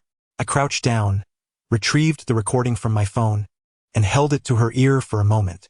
I inquired, which sounds better to you, the sounds of a fight or those of intimacy? The receptionist was utterly bewildered, her eyes wide with terror as she shook her head in despair, exclaiming, I don't know. I continued, what do you think would happen if your husband heard this? At my words, the receptionist nearly lost her composure, collapsing to her knees in distress, pleading, please, I beg you, my husband is involved in a rough crowd. He would surely kill me. I implore you, do not share this with him. I nodded. Very well. Finish your shift and you know what to do. Wang Datu was already drenched in blood, his pleas for mercy spilling from his lips. Don't hit me. Please stop, I surrender. Surrender was not an option. If we let him go today, it would be our demise tomorrow. Xiao Peng, in a fit of rage, kicked him relentlessly, cursing as he did so. Do you remember what your master Xiao looks like? You insolent wretch.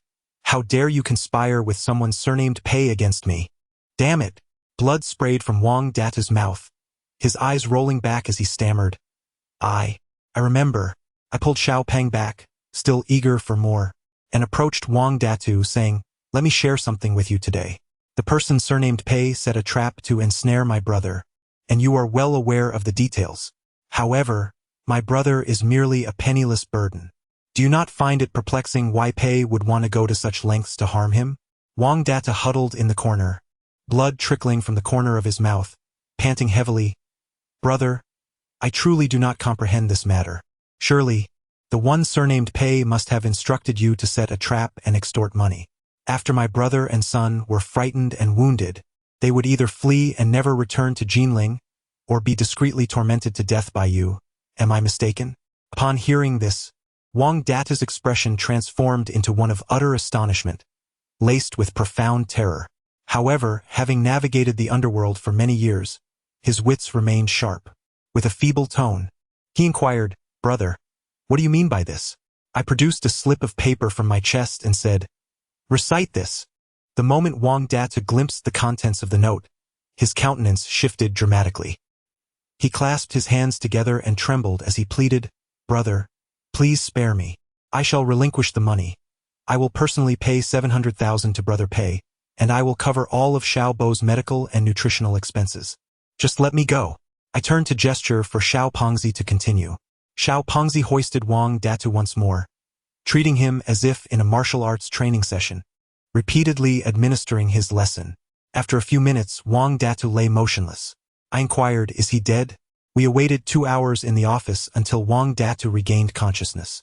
Upon seeing this, Xiao Pengzi resumed his actions. After the 3rd round, Wang Datu awoke and uttered his first words.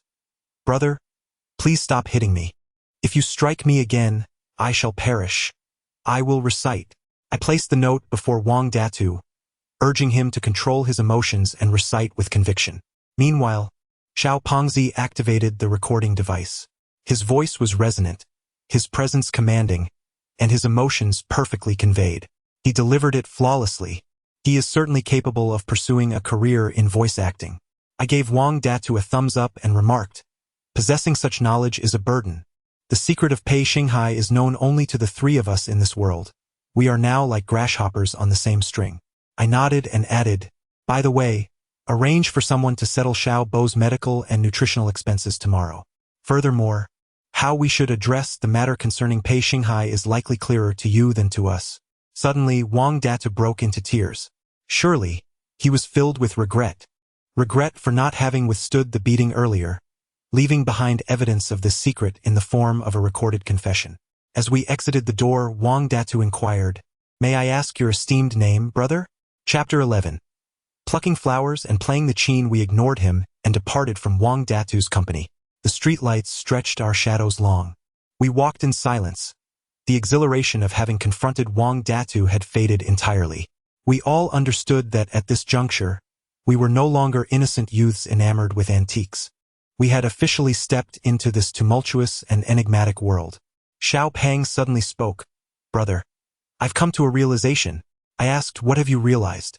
Xiao Peng replied, "I can no longer remain a burden, mixing with the likes of these people. What are antiques? They are an ocean of wealth. Without the ability to navigate through such waters, one will inevitably drown. I must embark on a vessel, riding the waves, advancing boldly, not only to catch the big fish but also to reach shore without getting wet. In this endeavor, I need a seasoned captain at the helm." I raised an eyebrow and asked, "So?" Xiao Peng, with utmost seriousness, gazed at me and declared, "You are my captain." His words sent a shiver through my heart. Sister Jo once said, "When the bodhisattva is lifted by the masses, the deities clear the path." To ascend as a deity in the antique realm, one must have companions to brave the thorns alongside. Xiao Peng was evidently the first suitable candidate. I inquired, "Have you made your decision?" With a powerful fist, Xiao Peng struck the utility pole, exclaiming, "I've made my decision. Your abilities far surpass mine, yet your hands are too tender, too precious for menial tasks. I shall undertake all the dirty work henceforth. From this day on, you shall be the deity in my heart, Su Shun." Upon hearing this, I too struck the pole with my fist and affirmed, "Very well, let this be our oath." Xiao Peng, witnessing my gesture, broke into a radiant smile, his eyes glimmering with hope. Wang Datu had suffered a significant blow, firmly under our control, ensuring he would no longer dare to confront Xiao Peng and his father. However, to be on the safe side, I instructed Xiao Peng to take Uncle Xiao to the countryside hospital in the coming days. As for Brother Pei, we must strike decisively, ensuring he could never rise again. This matter differs from dealing with ruffians like Wang Datu. It requires waiting for the perfect opportunity. As soon as we arrived at the entrance of the rented apartment, shouts and curses erupted from within. "Allah, we are no longer connected. Hussein, do not come to entangle me again. You filthy wretch. Just because you say it's over, it is? I've indulged you for so many years, and now you feel at ease to declare it's over? Ah! Damn it! Pay up, or I swear I will end you today. That reprobate Hussein. You ingrate. How dare you feign destitution when you're constantly soliciting? Hussein, you scoundrel. All the earnings I've amassed over the years have been squandered on your gambling debaucheries. Cease your prattle. If you do not proffer the funds this instant, I shall bury you alive." Subsequently, a cacophony of blows and the lamentations of a woman filled the air. I happened to be passing by the chamber in question, which belonged to the landlady. The interior was in disarray, as if ravaged by a storm. A woman in her 30s, her garments disheveled, was being subjected to a brutal assault by a shirtless brute who rained blows upon her with a belt and slapped her with unrestrained force. Her face was swollen, and blood trickled from the corner of her mouth. She attempted to resist, but Hussein swiftly subdued her.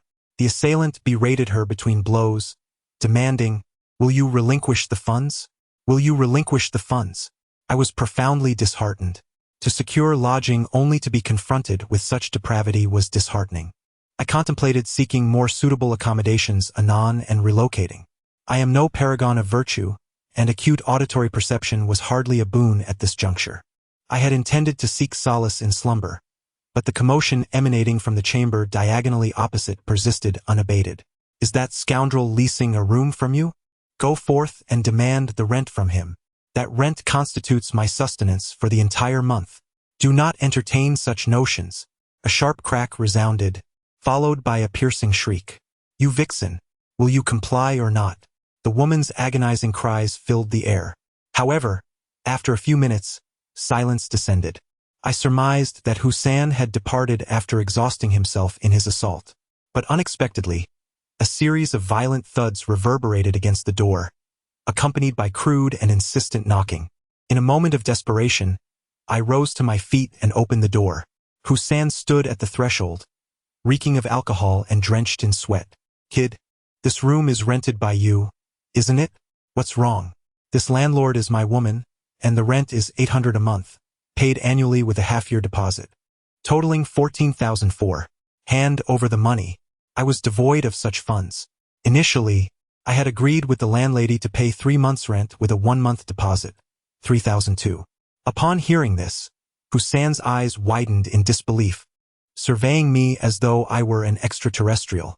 "What the hell? Do you know who I am?" I queried Hussein.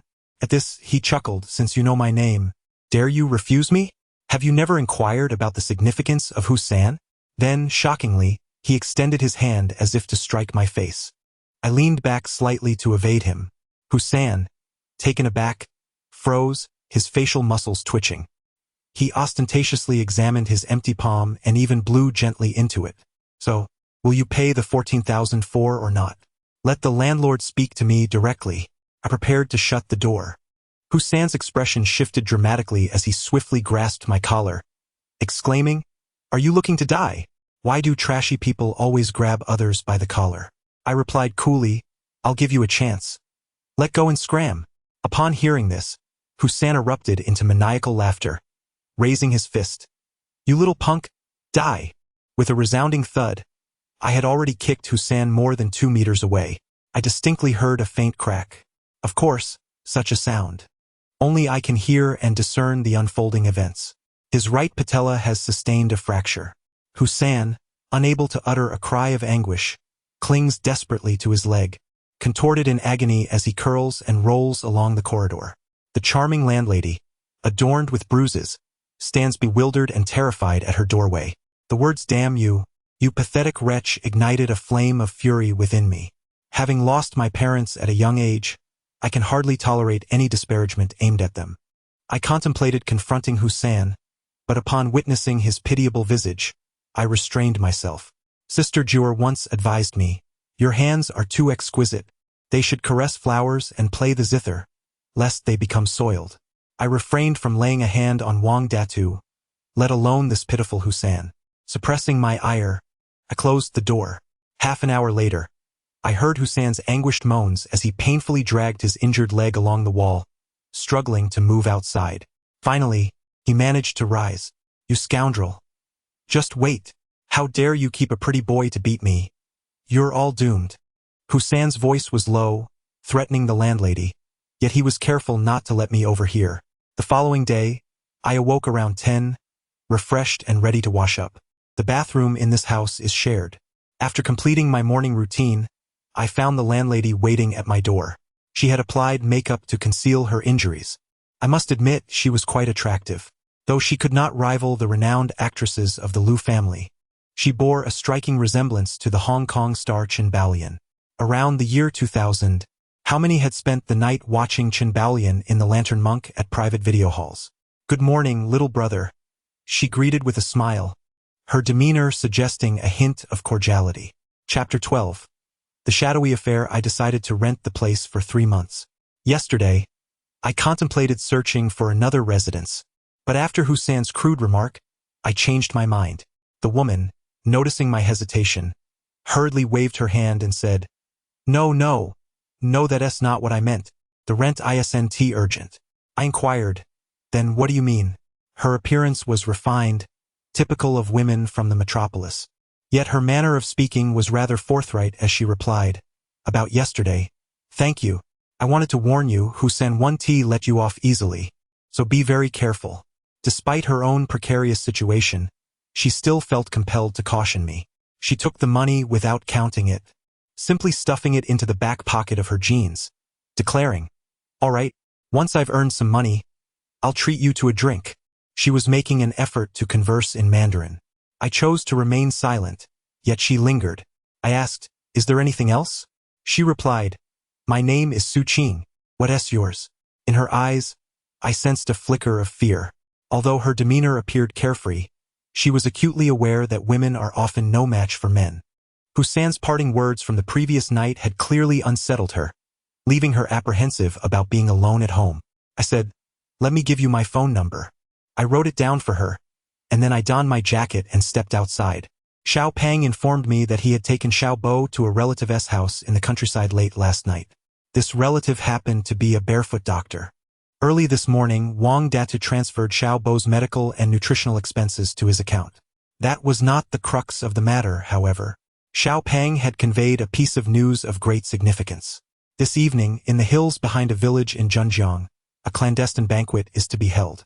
The host of this gathering is none other than Brother Pei. This so-called banquet signifies a gathering of antiquities dealers, both reputable and unscrupulous, who engage in the illicit trade of tomb relics. Essentially, antiques can be categorized into 2 primary sources: family heirlooms and those unearthed from tombs. Family heirlooms are relatively rare. The truly valuable items are often found within burial sites. However, the sale of such items is strictly prohibited.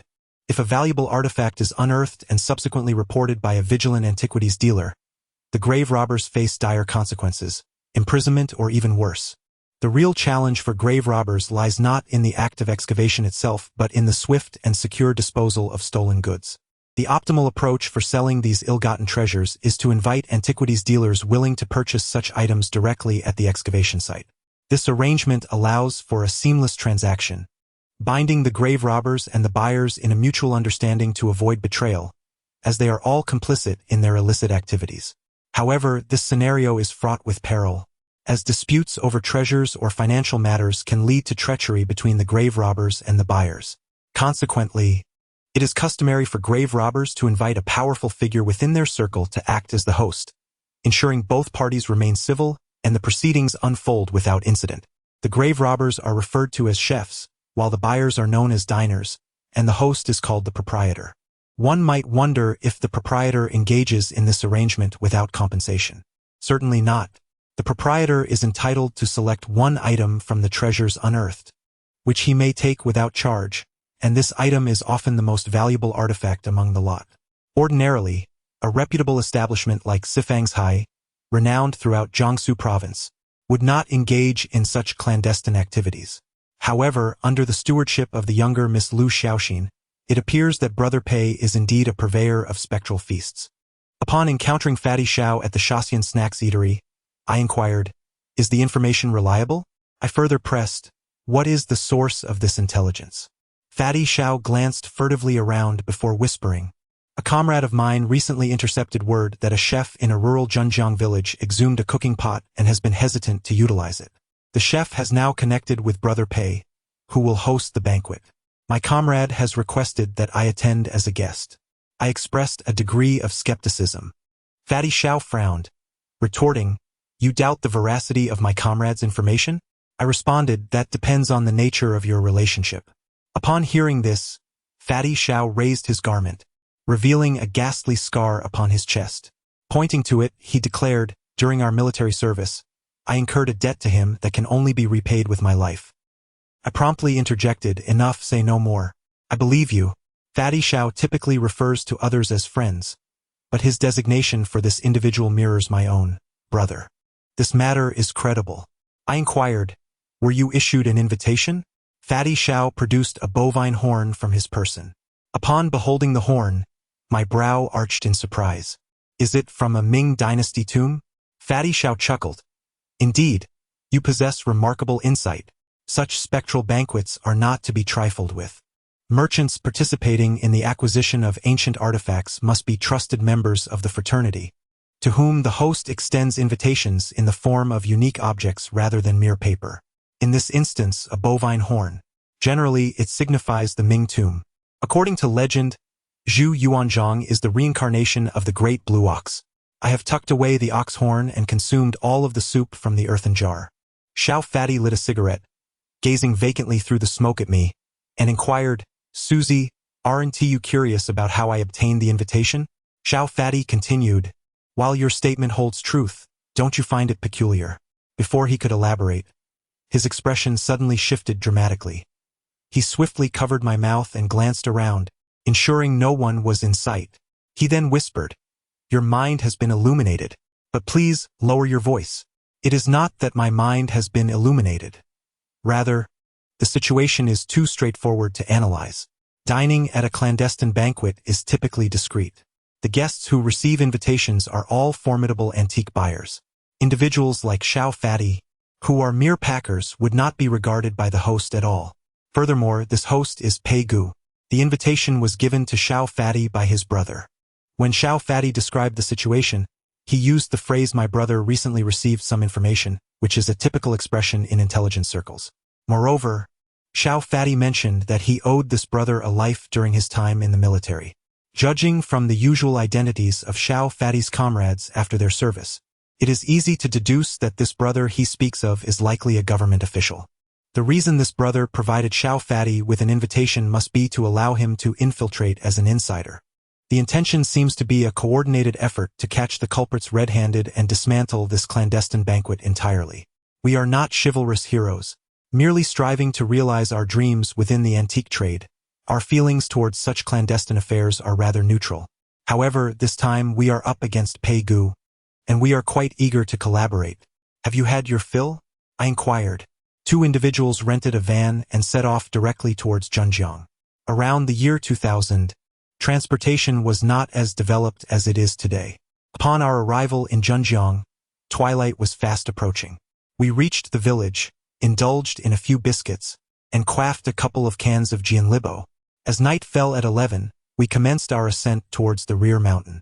Prior to entering, we adorned ourselves with masks, adhering to the customary practice of obscuring our identities during the Inchi feast. It sufficed to don stockings over our heads, apply ash, or even disguise ourselves as the opposite gender. The essence lay in concealing our true faces.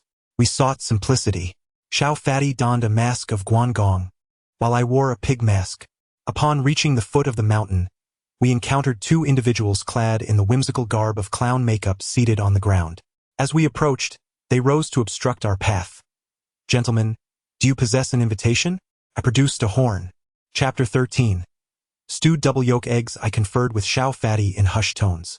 He quietly inquired, who will enter? I stepped forward to confront the sentinels, who demanded my mobile phone. Upon relinquishing my device, they callously tossed it into the nearby pond with a splash, sinking instantly.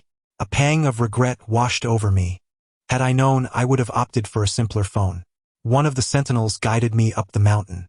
After a half-hour's trek, we arrived at our destination. Two hosts stood centrally, dressed uniformly in festive tang suits, adorned with dark sunglasses, masks, and felt hats. Meanwhile, two chefs lingered beside a grave, where an exceptionally fresh theft hole marred the soil. Their faces were smeared with soot, leaving only their eyes visible, glimmering like two specters. The diners, numbering 7 or 8, were a diverse assembly adorned in various disguises, some with makeup, others donning masks, and some smeared with mud. Under the moonlight, the scene was exceedingly surreal, reminiscent of a masquerade ball or a gathering of specters. I could not discern which of the two hosts was Brother Pei. Upon my arrival, the host on the left stepped forward, his voice a peculiar croak, and proclaimed, "Gentlemen, all are present. By a stroke of fortune, we have gathered today for a meal. The fare is delightful. A meat hot pot. Naturally, the seasoning is at your discretion. Should you find it to your liking, do generously reward our chef with a few coins. However, if it does not meet your taste, let us refrain from disparaging remarks, lest we, as hosts, lose face. His words carried a blend of firmness and subtlety, characteristic of an experienced host. In the realm of tomb raiding, there exists a lexicon of coded language. A meat hot pot refers to a tomb rich with treasures.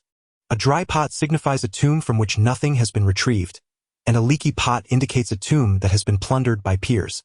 Let us commence the preparations, commanded the croaking host. Upon hearing this, one of the tomb raiders, quick as a mouse, darted into the excavation hole, while another set up a large white cloth in front of the tomb. Meanwhile, we, the buyers, positioned ourselves about 20 meters away from the tomb, taking our seats. The two hosts sat at a distance, a precautionary measure to prevent us from observing the raiders' techniques. Before long, the raiders began to extract items from the depths, brushing off the dirt before placing them on the white cloth. Although they could not clearly discern the items on the cloth, I had a clearer view.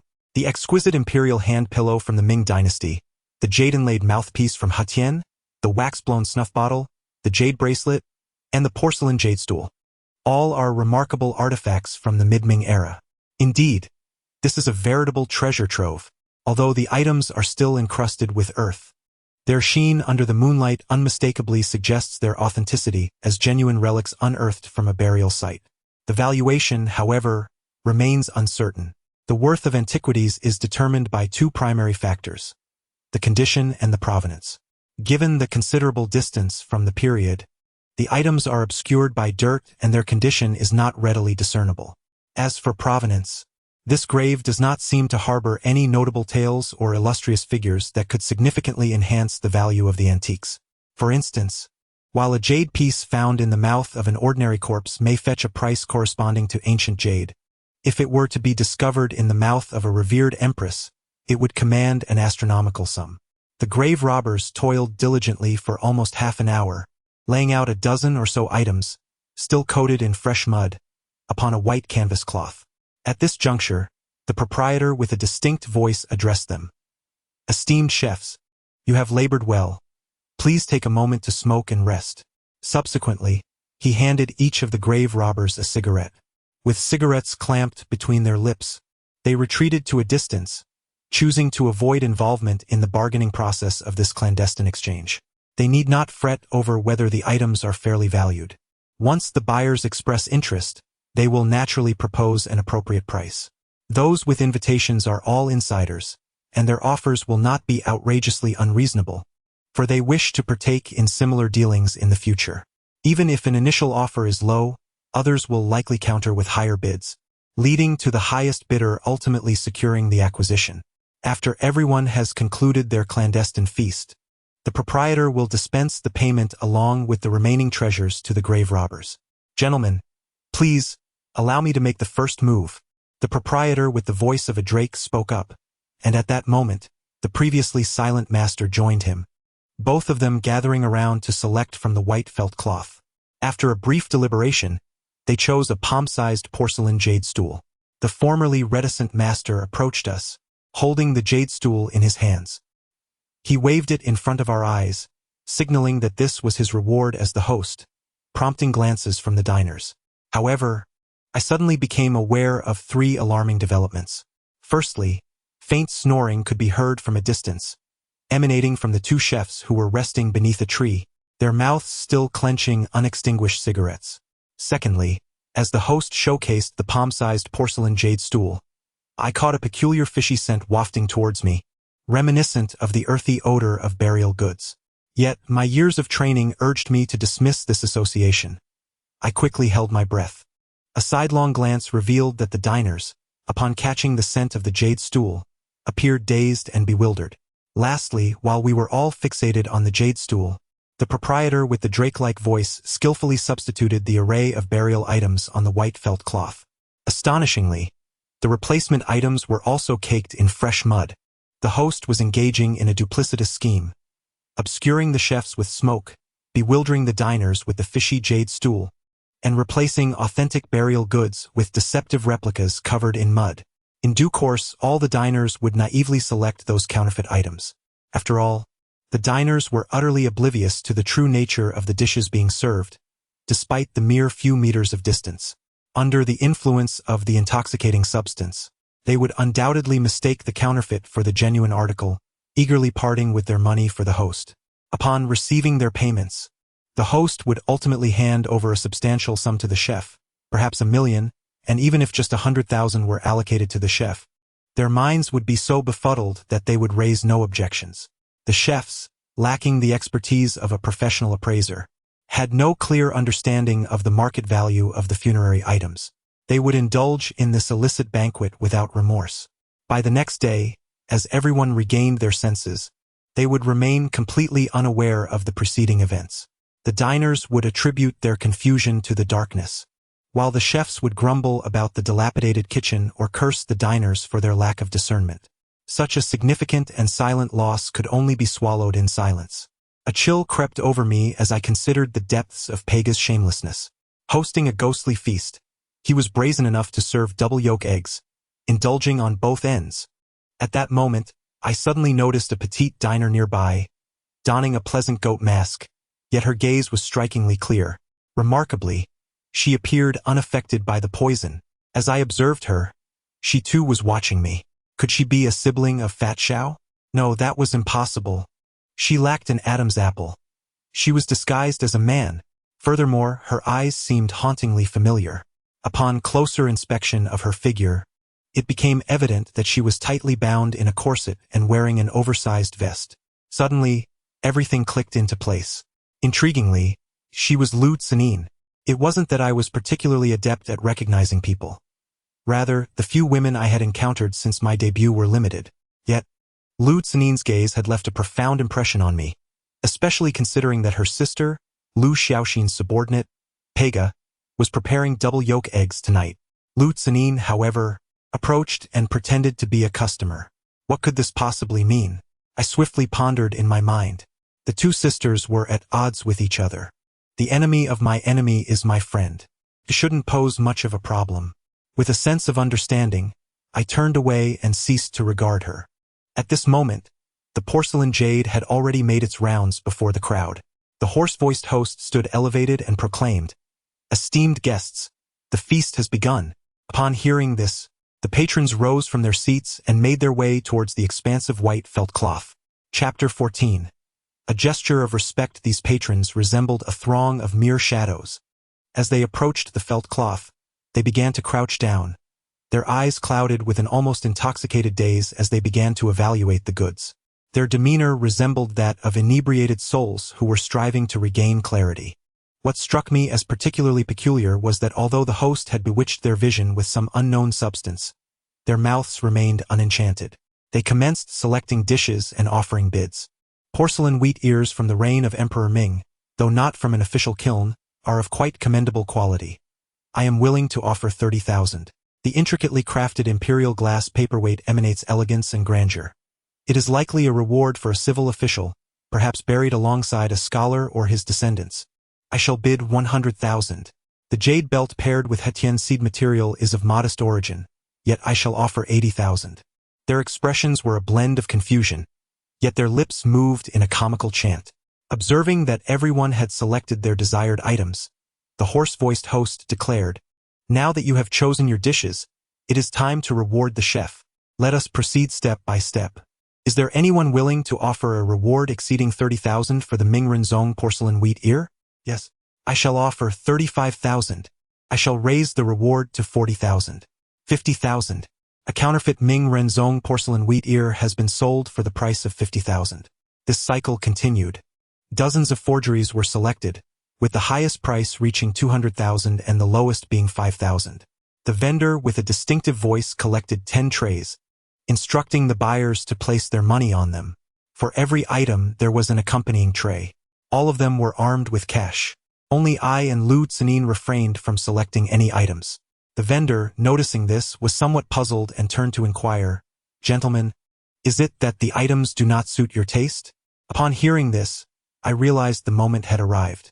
Before coming here, Fatty Shao had informed me that his associates were lying in wait in the nearby woods.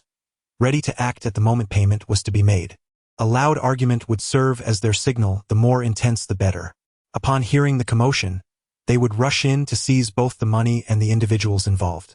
I deliberately altered my voice, saying, "This porcelain wheat ear appears exceedingly intriguing. That gentleman earlier offered 50,000. In that case, I shall offer 100,000. What say you?" Upon this declaration, the crowd was immediately taken aback. Though I could not see their true expressions, I imagined they must have looked utterly astonished. The vendor's face twitched as he scrutinized me up and down, remarking, "Esteemed sir, while rewarding the chef, you remained silent, yet now you raise the bid? This may not adhere to the established rules. I am well aware of the rules, yet I could not resist the temptation of provocation."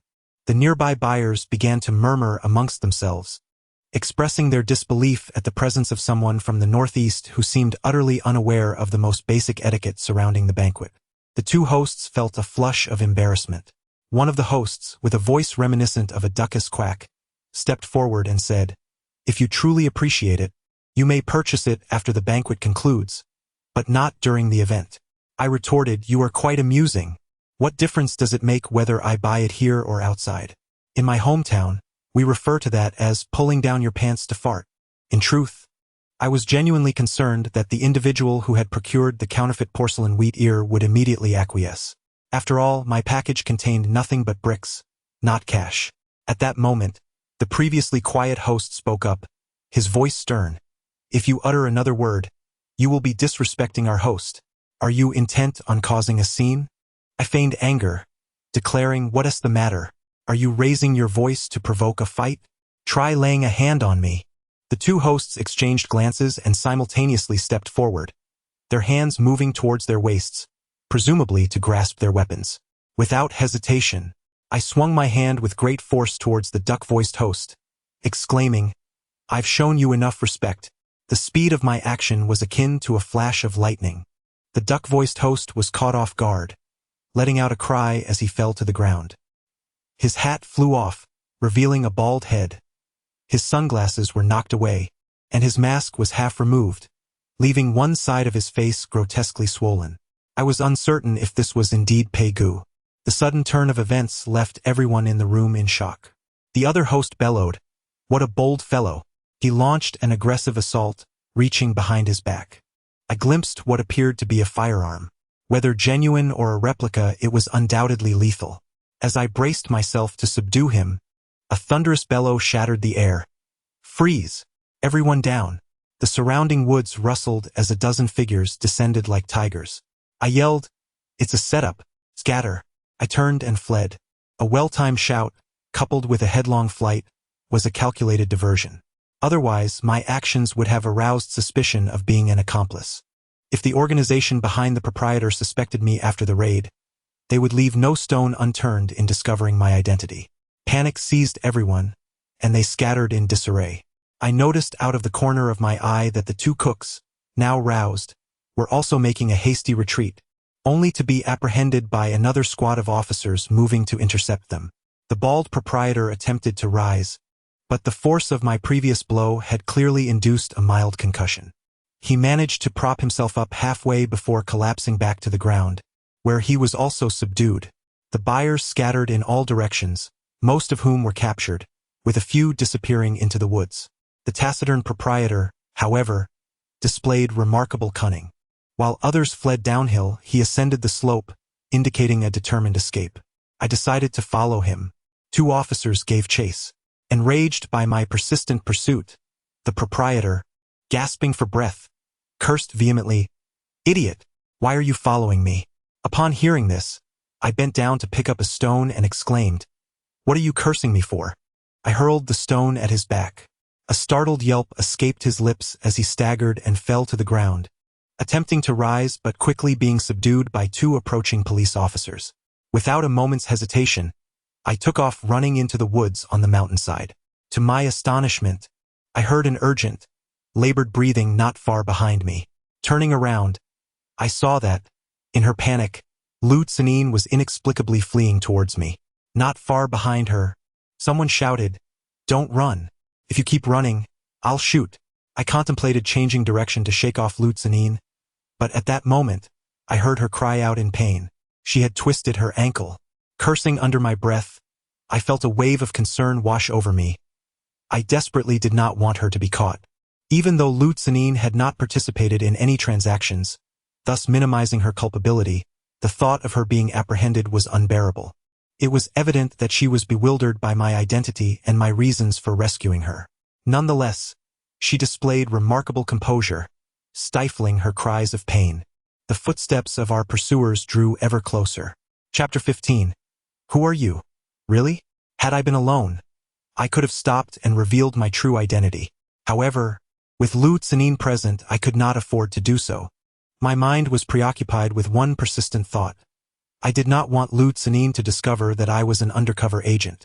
As I sensed their imminent approach, I noticed a steep slope nearby and, without a second thought, I embraced Lu Tsanin and rolled down it. Upon descending, they discovered the slope to be exceptionally precipitous, causing them to tumble into the tall, reedy vegetation at the edge of the pool. Their position was a mere few inches from the deep water. The soil was loose, and a slight deviation would have resulted in a plunge into the pool. Fortunately, a solid rock lay beneath the loose soil. He braced himself against the stone, preventing their further descent. The reeds, exceeding a meter in height, grew luxuriantly along the pool's edge, providing ample concealment. Voices echoed from the slope above. Search down there. We didn't hear a splash, so they shouldn't have fallen into the pool. He realized that he was pressing against Lu Tsanin, his hand encircling her waist. Her body was ethereally soft, like the clouds above, and her scent was intoxicating. The position resembled an intimate embrace. Due to the violent tumble, Lu Tsanin's mask had partially slipped, revealing her snow-white neck, now flushed crimson. However, neither dared to utter a sound. The search grew closer, filling him with unprecedented trepidation, though the reason remained elusive. Fortunately, after a brief search, their pursuers moved away. He remained motionless, embracing her tightly. After several minutes, his arm grew numb and finally gave way. Lu Tsanin sighed with relief, her expression a blend of embarrassment and annoyance. Suddenly, Lu Tsanin reached out to remove his mask. Instinctively, he parried her hand and retaliated by seizing her neck. She let out a pained gasp, her face contorting in agony. Upon witnessing this, I hastily released my grip. Suddenly, a searing pain shot through a certain part of my body. I had been struck again. This time it was Lu Tsanin. Twice I had been hit, both times while I harbored compassion and sought to spare them. Lu Tsanin reacted swiftly. Upon seeing me curled up on the ground in pain, she exclaimed, "How dare you smash the shadowy seat? Who are you, really?" She reached out to lift my pig mask. Irritation surged within me. With a quick motion, I pulled her onto my thigh and, transforming my fingers into a blade, delivered a measured strike to the back of her neck. She let out a delicate hum and immediately succumbed to unconsciousness. This technique had been imparted to me by Sister Jur. Whenever I practiced and suffered a blow to my eyes, her slender hand would swiftly strike with a knife-like gesture, rendering me unconscious on the spot, sometimes for several hours. Upon awakening, I found this technique did not inflict harm. Yet each time I regained consciousness, an overwhelming sense of despair enveloped me. I dared not venture outside, for we were akin to fish that had slipped through the net, uncertain if anyone lay in wait beyond. The moon hung low in the western sky, likely nearing 3 or 4 in the morning. I noticed Lu Tsanin's ankle had swollen to the size of a radish, presumably from a prior dislocation. Although she lay unconscious, the pain from her injury caused her delicate brows to furrow, eliciting muffled groans. Lacking a mobile phone and unable to call Xiaopang, I resigned myself to sitting by the deep pool, smoking while awaiting dawn. Under the moonlight, Lu Tsanin appeared truly enchanting, reminiscent of a sleeping beauty. Her features were exquisite, her skin fair, her breathing steady, and her long legs both slender and resilient. Particularly striking were her pert breasts, which, despite being constrained by fabric, could not conceal the allure beneath. At that moment, I was unaware that she appeared even more ethereal without her garments. In the midst of it all, she awakened briefly, and when I caressed her neck, she succumbed to unconsciousness once more. That night, as I gazed up at the luminous moonlight, my thoughts were consumed by Pei Gu. I hoped to deliver him directly into safety without exposing myself or Xiaopang's situation. However, the reality of the antiquities world proved to be rife with deception. This was merely the beginning, far from the conclusion. When dawn broke, I heard Xiaopang's voice calling, "Suzy, Suzy, where are you?" Yet, considering Lu Zinin's presence, I was uncertain whether his companion was nearby, and thus I hesitated to respond. I could only listen to the footsteps. After a considerable time, it became evident that there was indeed only one set of footsteps. I lifted my gaze to see Xiaopang, alone and floundering like a headless fly, wandering aimlessly through the mountains. I discarded the pig mask, waved to him and called out, "Pang, I'm here." Upon spotting me, Xiaopang's face lit up with joy, and he hurried over, exclaiming, "I knew you wouldn't need to go through that entrance-exit routine. This venture was executed splendidly." I inquired, "What about your companion? Has Pei Gu been captured?" I nodded and urged him to assist me in retrieving the individual from the thicket. Xiaopangzi was taken aback upon seeing Lu Zinin, the eldest daughter of the Lu family. I frowned and inquired, "Do you know her?" Subsequently, I briefly recounted the circumstances surrounding the incident at the banquet. Upon hearing that the host was braising double yolk eggs, Xiaopangzi's jaw dropped in astonishment. After a moment's reflection, he gritted his teeth and declared, "Pei Gu, that scoundrel, I will not rest until he is dealt with. Sooner or later, someone will put an end to him for such audacity. If he escapes this time, we must ensure that no one else takes credit. We must first eliminate this green-haired turtle." We took turns carrying Lu Zinin down the mountain. Upon reaching the base, trouble emerged. Two burly men bearing such a young lady were bound to attract unwanted attention from the crowd after merely a few hundred meters. However, I could not risk waking her. If she were to awaken and recognize us, it would complicate matters further. Xiaopangzi scratched his head and suggested, "What if we just leave her here?" At that moment, I noticed an elderly gentleman approaching in a bullock cart from a distance. I urged Xiaopangzi to gently lay Lu Zinin on the ground. Then, I hastily moved to the center of the road, waving my arms in desperation. "Sir, help!" The old man, upon hearing my cries, hastened his pace towards us. After stopping the cart, he inquired, "What is the matter?" I replied, "We went camping in the mountains, and unfortunately, my friend was bitten by a snake. Could you kindly assist us in getting her to the hospital?" The old man, upon hearing this, immediately exhibited great concern. He called for us to hurry and help lift her into the cart. Under his guidance, the bullock cart sped towards the town. Chapter 16. Antiques are just old items. Upon arriving at the town hospital, we handed 100 yuan to Uncle Niu, who left in high spirits. With an urgent need to relieve myself, I asked Fat Xiao to carry Lu Zinin into the hospital while I sought a secluded corner to take care of my needs. Just as I finished, Fat Xiao emerged.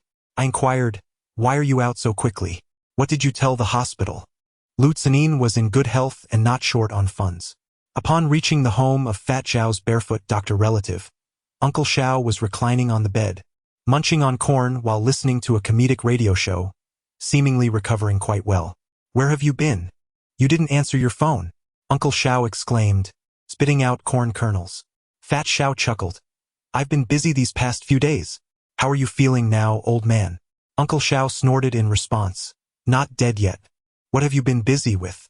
Did that item sell?" Fat Xiao hastily lied, "It sold." Uncle Xiao scrutinized him with evident skepticism. "Sold? Then why did you bring me here?" Fat Xiao was momentarily at a loss for words. "You worthless child. After all the trouble I took to acquire a great treasure, you certainly couldn't find a buyer. You must have brought me here because you lack the funds for my treatment, right? To have given birth to such a son is akin to raising a mere feather. Why must my fate be so wretched? Why do you speak of me like that? Old man, that item was too large and difficult to sell. I'm trying to find a solution." Fat Xiao protested. "What solution can you possibly find? You are utterly useless. Over the years, how many opportunities have you squandered? You've turned my hard-earned savings into losses. And you dare criticize me? You've been burdened by convention your entire life. Aside from a few thousand yuan's worth of Republican-era trinkets, have you ever handled anything of true provenance? Anything tracing back to Emperor Puyi or his forebears?" Upon hearing this, Uncle Zhao's face flushed crimson with indignation, and he erupted into a fit of coughing. He seized the teacup lid beside him and hurled it at Fatty Xiao, who, upon seeing this, bolted out the door. The old man's temper was as keen as his discerning eye. "Easy, Uncle Xiao," I interjected. "You need to rest. I'll go have a word with Xiao Lan. He shouldn't speak like that." Just as I was about to leave, Uncle Xiao, coughing heavily, called out to me, "Little Sue, come here. Let me have a word with you." Reluctantly, I halted and sat on the edge of the bed. Uncle Xiao took a sip of water, composed himself, and sighed deeply. "Little Sue, I'm old, past my prime." Upon hearing this, a pall of despondency washed over Uncle Xiao's face. Alas, Xiao Lan possesses only brute strength. His mind and vision are distressingly similar to mine, woefully inadequate. Over the years, we've suffered repeated losses, squandering our family's meager inheritance. Xiao Lan's life has been fraught with hardship. He lost his mother at the tender age of 3. As a child, he had no one to care for him, so he accompanied me, traversing the streets as a peddler, exposed to the elements day in and day out, receiving little education. After his discharge from the military, I was reluctant for him to pursue this line of work. But he has an insatiable passion for it, ingrained in his very being. Yet, this industry is fraught with peril. Antiques are akin to bones. Firstly, because true treasures lie buried in the earth, alongside skeletal remains. Secondly, because these artifacts represent immense wealth. And great wealth invariably brings great misfortune, great calamity. How many have been reduced to mere bones because of these objects? Little Sue, although you have never spoken of your origins, Mr. Xiao sees clearly. You possess insight, intellect, and grace. Today I implore you for a favor, if you would. I replied, "Mr. Xiao, please speak your mind." Suddenly, Mr. Xiao lowered his voice and said, "I have not been idle on my sickbed these past days. I have pondered deeply. I suspect that the jade vase I acquired is not genuine, and my friend who straddles the fence has become unreachable." I inquired, "What do you mean?" Mr. Xiao continued, "If that item is a counterfeit, then Mr. Wang's debts are doomed to remain unpaid, accumulating interest endlessly. My aging bones are of little consequence. Let Mr. Wang take my life if he wishes." At this point, Mr. Xiao's eyes suddenly brimmed with tears. The old man, who has endured a lifetime of toil, was moved to weep. I quickly opened the bedside drawer and retrieved a small bottle of medicine. "Mr. Xiao, what are you planning to do?" Upon seeing this, Mr. Xiao's expression changed drastically, and he hurriedly reached for the bottle in my hand. However, the pain from his injuries caused him to wince. I remarked, "A bottle of sleeping pills? This is not your usual demeanor." Mr. Xiao, in a state of panic, covered my mouth and urged, "Little Sue, keep your voice down." Sweat poured down his face, mingling with his tears. He said, "Little Sue, you do not understand. Mr. Wang's connections run deep with Brother Pei from the Four Direction studio. This scoundrel is capable of murder and arson. He can commit any heinous act. Rather than allowing them to take my life, I would prefer to end it myself. As long as Xiao Lan remains safe, it will all have been worth it." Upon hearing this, Xiao Bo's eyes widened in disbelief. "You don't believe me?" I inquired, feigning a lie. "The items have been ordered, but the funds have yet to arrive. Xiao Lan truly has no money at the moment, which is why she redirected you. However, we have promised Wang Datu that we will repay him principal and interest in a week's time." Xiao Bo listened, his skepticism palpable. "Is that true? Don't comfort me. This is a perilous matter." I chuckled. "Xiao Lan and I are brothers. How could I dare deceive you? Hear us the deal, Xiao Bo. If, after a week, no adversaries come looking for you, just let off a firecracker and give us a call to let us know." I stepped outside, my heart heavy. Antiques are merely relics of the past. Xiao Bo, having tasted the bittersweetness of life, contemplated ending his own existence merely to protect his son after a single misstep. This inevitably led me to think of my own parents. Were they victims of misfortune or entangled in a scheme? Fortunately, we dealt with Wang Datu in a timely manner. Otherwise, my tragedy might have been destined to replay through Xiao Fatty. Xiao Fatty was squatting by the pond, a cigarette dangling from his lips. Upon noticing my emergence, he asked, "What were you chatting about with the old man?" I tossed the sleeping pill container into the pond, causing a splash that rippled across the water's surface. Xiao Fatty grinned. If you were discussing this with the old man, he could boast for 3 days without feeling drowsy. But we are destined to rise above the rest. With that, he picked up a stone and sent ripples across the water. To my surprise, the landlady's door was ajar. A quick glance revealed something amiss. She lay motionless on the bed. My nose was unusually sensitive, detecting a strong scent of blood. Chapter 17. Justice is often served by the unworthy. I knocked on the door, but she did not respond. Upon entering, I was met with a shocking sight. The room was in disarray, having been ransacked.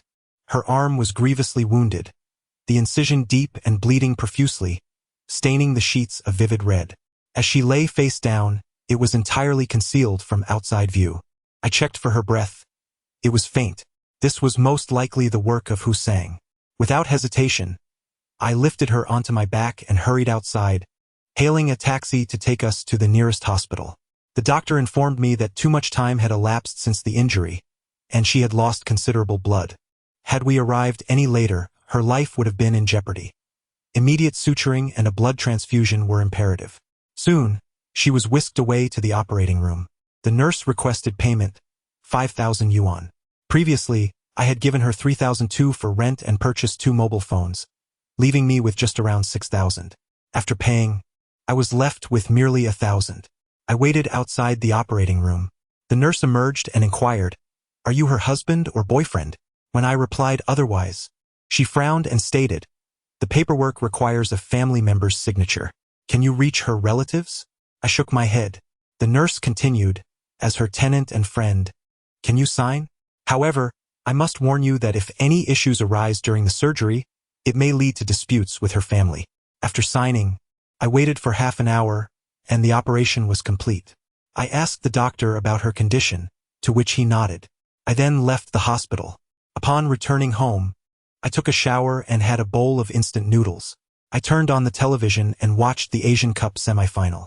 The national team suffered a disappointing 2-3 defeat against a relatively well-off opponent, which left me feeling quite disheartened. I buried myself under the covers and fell asleep. After several hours, my phone rang. It was a call from a landline. Very few people know my mobile number.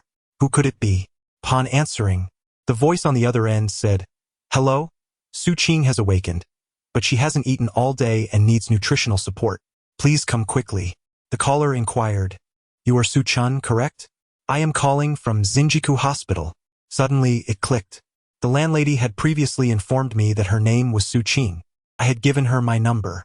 At that time, there was no such convenience as food delivery, so I had to step out, pack some meals, and on my way, I purchased a soup and made my way to Jinjiku Hospital. Su Qing had bandages wrapped around her arm, and her complexion was extraordinarily pale. Upon seeing me enter, her face lit up with gratitude as she said, "Brother Su, I'm so sorry for the trouble I've caused you. I have no relatives or friends by my side." I understood. Her profession was rather unique, leaving little room for family presence. Su Qing must have been genuinely hungry, as she devoured her meal with fervor, leaving not a drop of soup behind. After finishing, her complexion improved significantly, and she appeared to possess more strength. She wiped her mouth with her hand and stated, "I will repay you for the medical expenses and the meal, but I currently have no cash on me." I frowned and asked, "Did Hussein take your rent?" Upon hearing this, Su Qing's eyes reddened, and tears like large pearls streamed down her cheeks. She bit her lip and cursed, "That scoundrel! He sent a few men over last night.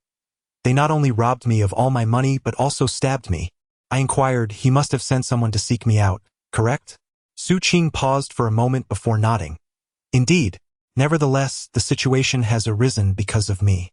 Brother Su, Hussein is involved in the underworld, and after suffering a significant loss at your hands last time, he will not easily relent.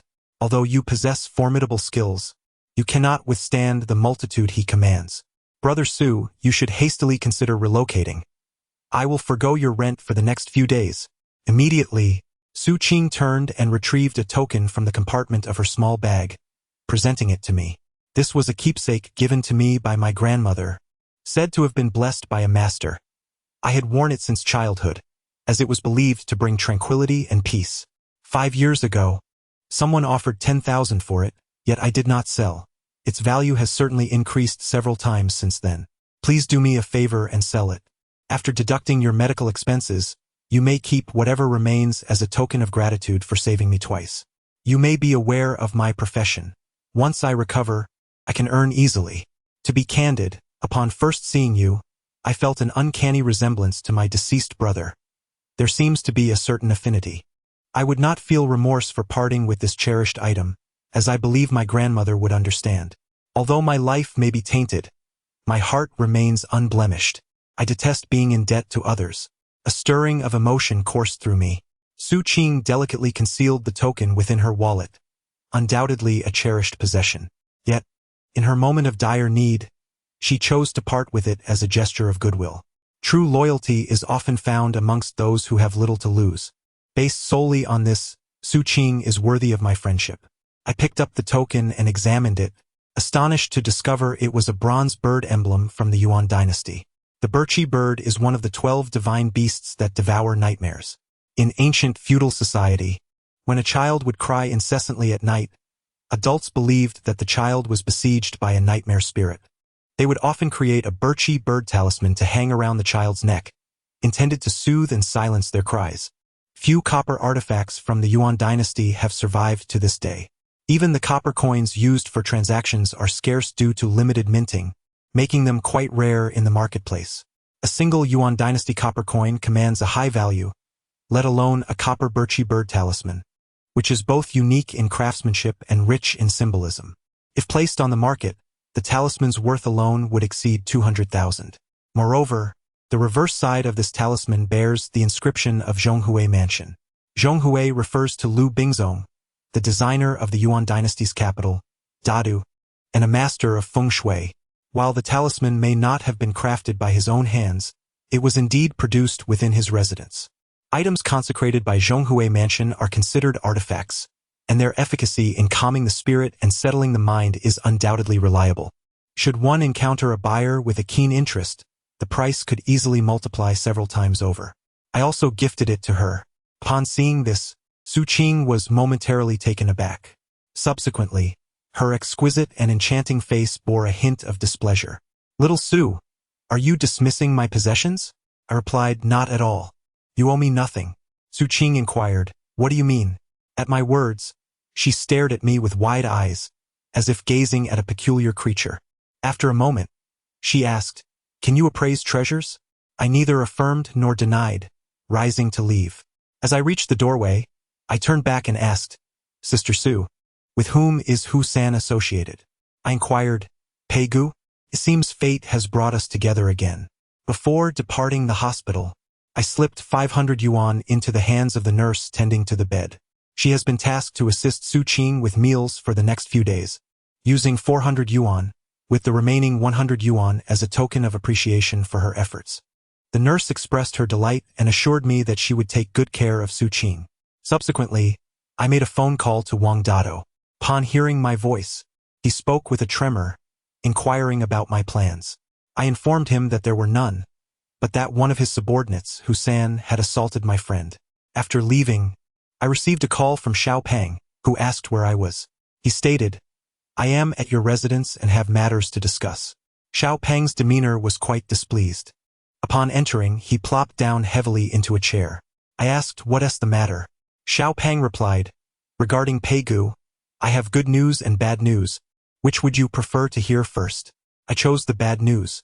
Xiao Peng continued, "That scoundrel Pei had an unexpected matter to attend to and did not preside over the clandestine gathering, sending 2 subordinates in his place. After their capture, they vehemently denied any affiliation with Sifangshai, and with no evidence linking Pei to the scene, he remains untouchable." I inquired about the good news. He responded, "Lu Xiaoxin, unable to bear the pressure, has temporarily dismissed Pei-gu to distance herself from him. Enraged, Pei has dispatched individuals throughout the city to uncover the identity of the informant, threatening to kill anyone who reveals their identity." Upon hearing this, Xiao Peng paused, then said, "Indeed, now that you mention it, it appears there is no bad news after all. However, I am somewhat concerned for your safety. Should I inform my brothers?" I remarked, "No need. They won't discover me." After pondering for a moment, Fat Xiao replied, "All right, I've recently set my sights on a significant treasure, I'll inform you once the news is confirmed. After he departed, I found myself contemplating how to exchange some money to spend, my pockets devoid of any contents. Grasping the copper coin shaped like a Buddha statue, I inexplicably made my way to the shadow green pavilion, overseen by Lu Tsenin. It was only years later that I comprehended the truth. The relationship between people and treasures, as well as between individuals, is fundamentally alike, reliant on serendipity. At that moment, my visit to the shadow green pavilion was solely motivated by hearing from Fat Xiao that it was a fair establishment. Lu Tsenin was aware that I possessed a Buddha statue copper coin, yet with numerous branches of the shadow green pavilion in Jinling and thousands of antiques and curios within, such a trivial item was hardly worthy of her esteemed attention. Upon my arrival at the pavilion, the counter-attendant inquired, "Sir, are you here to request an appraisal or to part with your item?" Upon hearing this, the attendant unfurled a white appraisal cloth and meticulously examined a set of 3 items.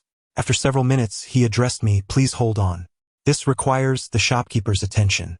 This alone attested to the professionalism of the shadow green pavilion compared to that clumsy group at the Four Direction studio.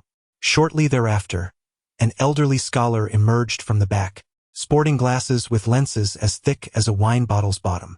He scrutinized the Buddha coin for quite some time before finally raising his head, adjusting his glasses and inquiring, "Young man, does this item have a provenance?" The shopkeeper's question, though seemingly casual, indicated his internal acknowledgement of its authenticity. However, since the enactment of the cultural relics law, any reputable antique dealer must ask such a question. As the saying goes, one may acquire genuine goods, shun counterfeit items, and seek out divine treasures. Antiques, passed down through generations or acquired through legitimate market transactions, are referred to as human goods. Ghost goods, on the other hand, are those unearthed from graves. Divine goods are items illicitly taken from museums. While human goods can be traded openly, ghost goods are to be avoided, and divine goods must be reported to the authorities without hesitation. However, should one insist that their possessions are ancestral artifacts, it is often difficult for antique dealers to ascertain the truth. The reason for such inquiries lies in the presence of surveillance cameras within antique shops. Consequently, should any issues arise, the shop would not be held accountable. Thus, transactions involving ghost and divine goods typically occur in secrecy. Some novels depict characters selling ghostly treasures directly to antique shops or auction houses after tomb raiding, a rather foolish approach akin to savoring forbidden rice. Upon hearing this, the shopkeeper nodded. The Song Chuanhua Buddha statue is not an original. It is a replica crafted from copper, yet it undoubtedly dates back to the Song dynasty and is a well-preserved antique. I am Song, the proprietor of this establishment, and I shall offer a fair price. If you are willing to part with it, please leave the item and your card number with us at the Yingqing Pavilion. I inquired, "What amount are you proposing, Master Song?" He extended his hand. A single slap. "What do you think?" This perfectly aligned with my anticipated price. A sense of respect welled up within me for Master Song. His discerning eye, reasonable pricing, and prompt dealings exuded the demeanor of a seasoned master in the art of appraisal. I then took up pen and paper, writing down my card number and handing it over. The shop assistant carefully accepted the Buddha statue and promptly relayed the card number to a female staff member. "Sir, please hold on." The individuals who stopped me were 2 men wielding red flower canes. In any antique shop with a legacy spanning many years, one would find both civil and martial roles intertwined within its walls. The civilian roles primarily consist of the manager, the shopkeeper, the counter-attendant, and the cashier. The manager, being the principal authority, oversees all branches of the Yingqing Pavilion, under the adept control of Lu Tsenin, who undoubtedly holds the position of the chief manager.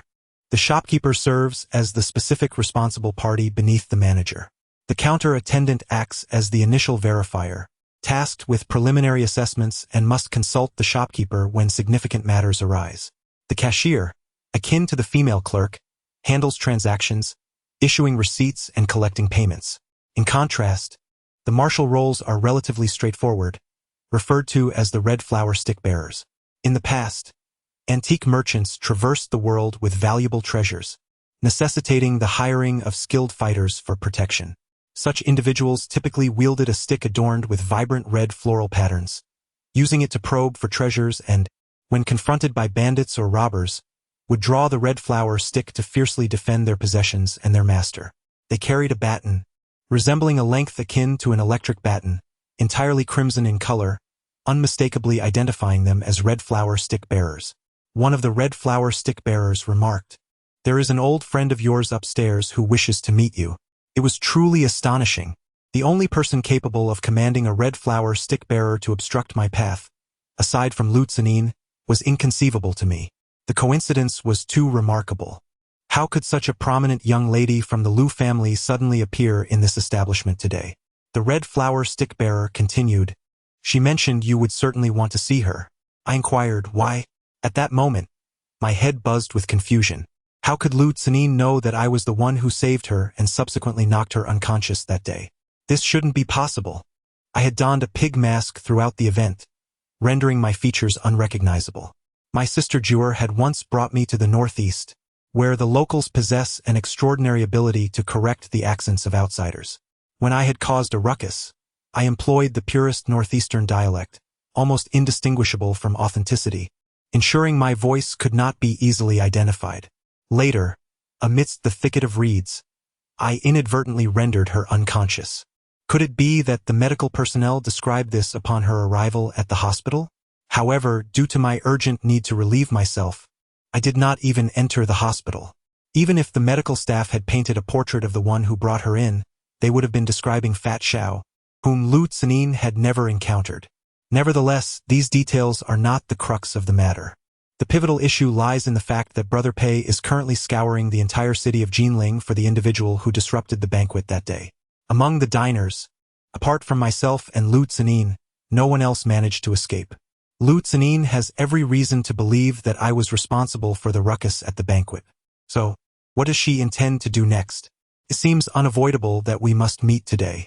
With a composed expression, I followed the red flower stick man upstairs. Upon reaching a suite, our guide knocked on the door. A familiar voice belonging to Lu Tsenin resonated from within. "Come in."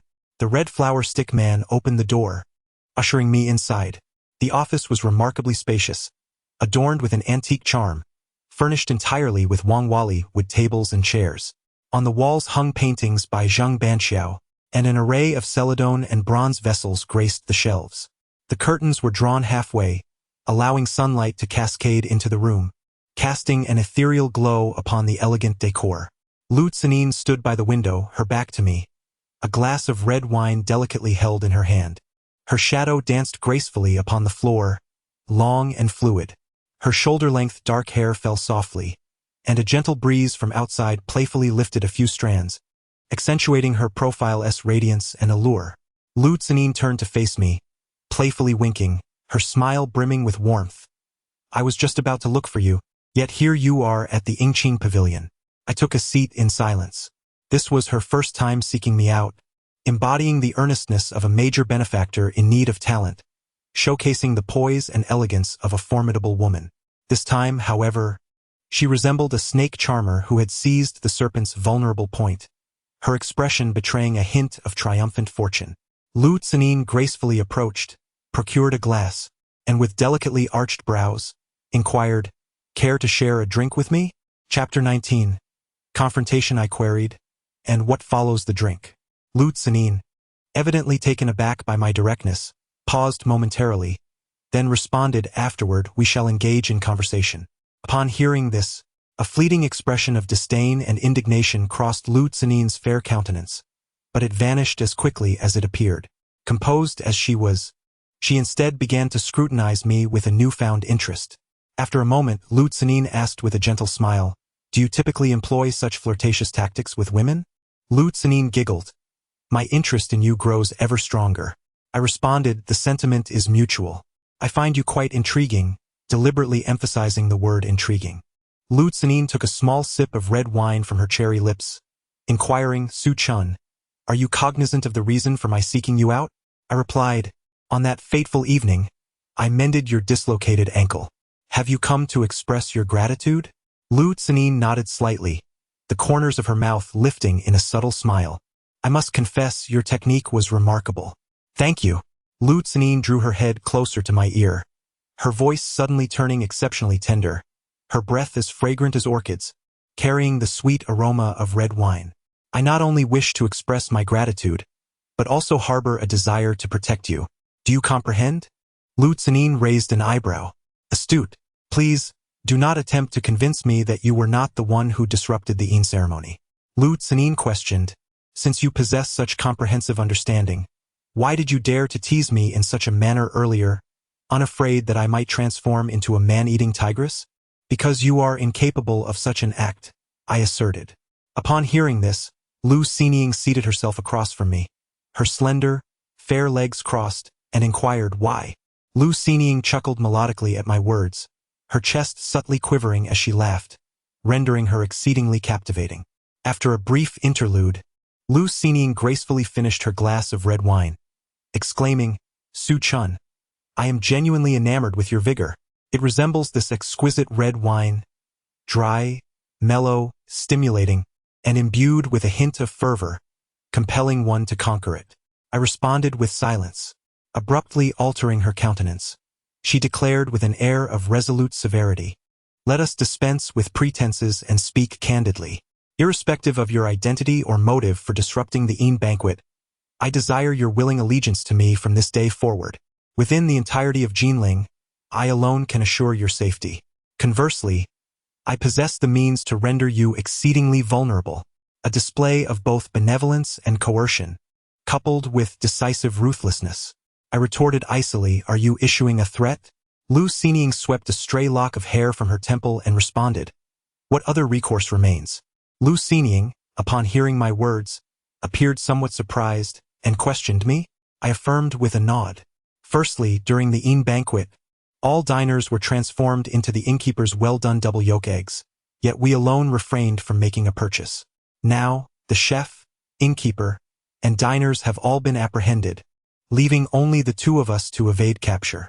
Secondly, while the innkeeper is nominally under Peiji's command, he ultimately remains affiliated with your Lu family. The ability to withstand the venomous effects of the jade stool within the innkeeper's grasp is likely exclusive to the Lu family within Jinling. Thirdly, the prominent actresses of the Lu family have long been at odds, embroiled in fierce rivalry, a fact well known within the antique circles of Jinling. Thus, you possess a compelling motive to disrupt the gathering, making you the primary suspect, rather than myself. Lu Zinin smiled brightly, raising her thumb in approval. Truly splendid, but where is the evidence? I promptly fabricated an excuse. My apologies. The following day, before I sent you off in the ox cart, I had my brother capture numerous stunning photographs of you by the mountains in Zhenjiang. Upon hearing this, Lu Zinin sprang to her feet. Where are the photos? I replied with a chuckle. No need to be so agitated. Let us sit down and converse leisurely. The photographs are my safeguard. Why would I carry them with me? Lu Zinin huffed disdainfully. Even if it were me, do you truly believe that Brother Pei and I are of equivalent caliber? I responded. Certainly not, but your sister, Lu Xiaoxin, is. Otherwise, you would not exert such effort to storm the shadows like a lone heroine. It is only the weaker party that desperately seeks the Slayer's blade, resorting to covert strikes. Alas, due to the sudden turn of events in the shadows, those covert strikes fell flat. And as for this blade, you cannot wield it. This statement struck a nerve with Lu Zinin.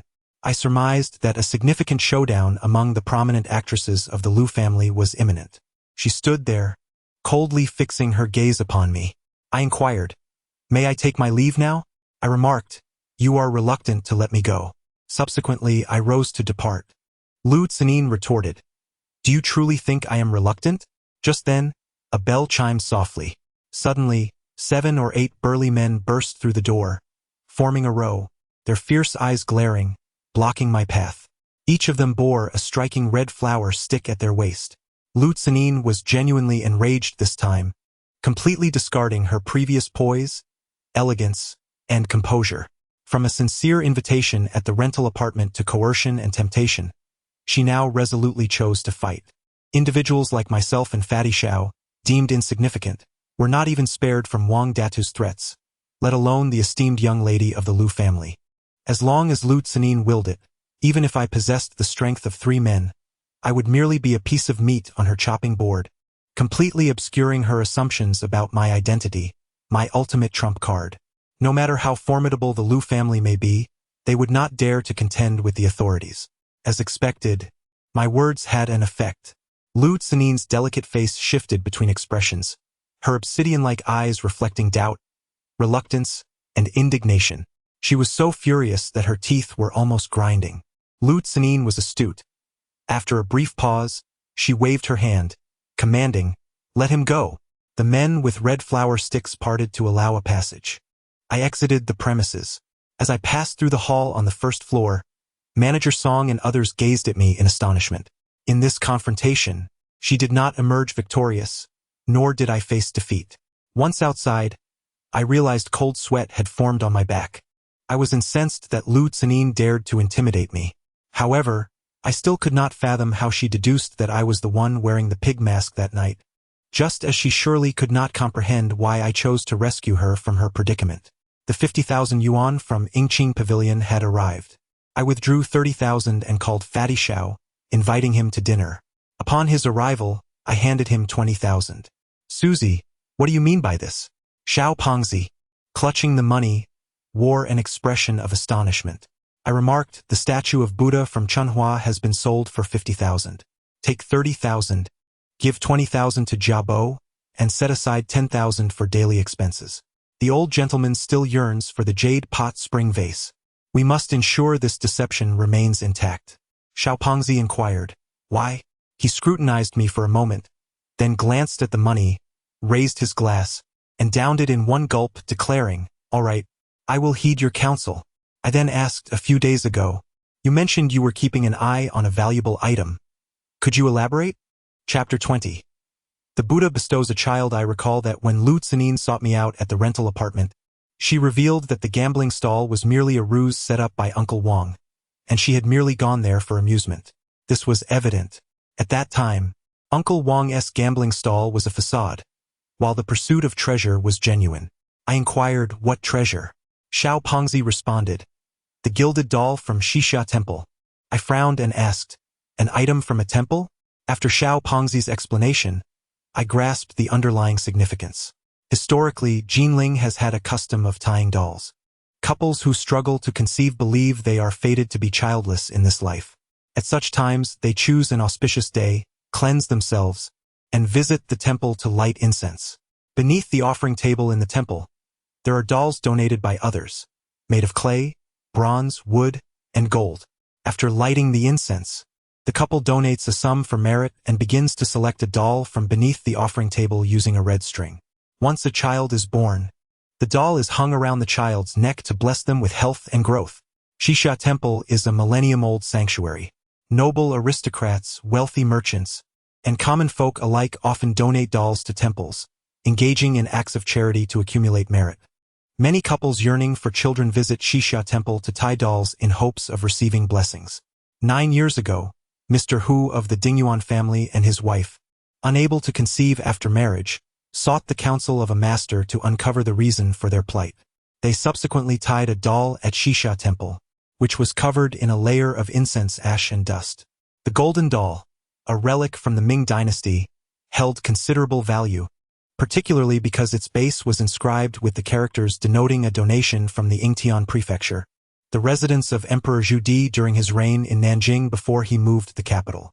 Remarkably, this golden doll remained beneath the altar of the Buddha statue for 5 or 6 centuries, untouched by anyone, a story that became a cherished tale within the Nanjing antique community. Mr. Xiao remarked that after Mr. Hu tied the golden doll, his wife indeed bore a robust son, whom everyone affectionately referred to as the Buddha's gift. This initially was a wonderful blessing. However, the child, though a source of joy, exhibited a certain naivety and had some cognitive challenges.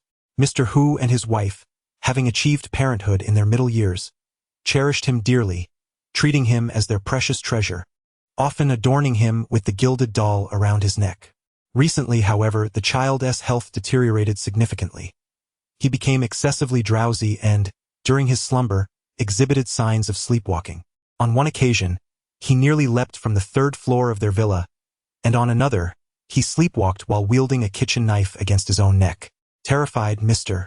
Hu and his wife sought the wisdom of the same master who had previously advised them to tie the doll.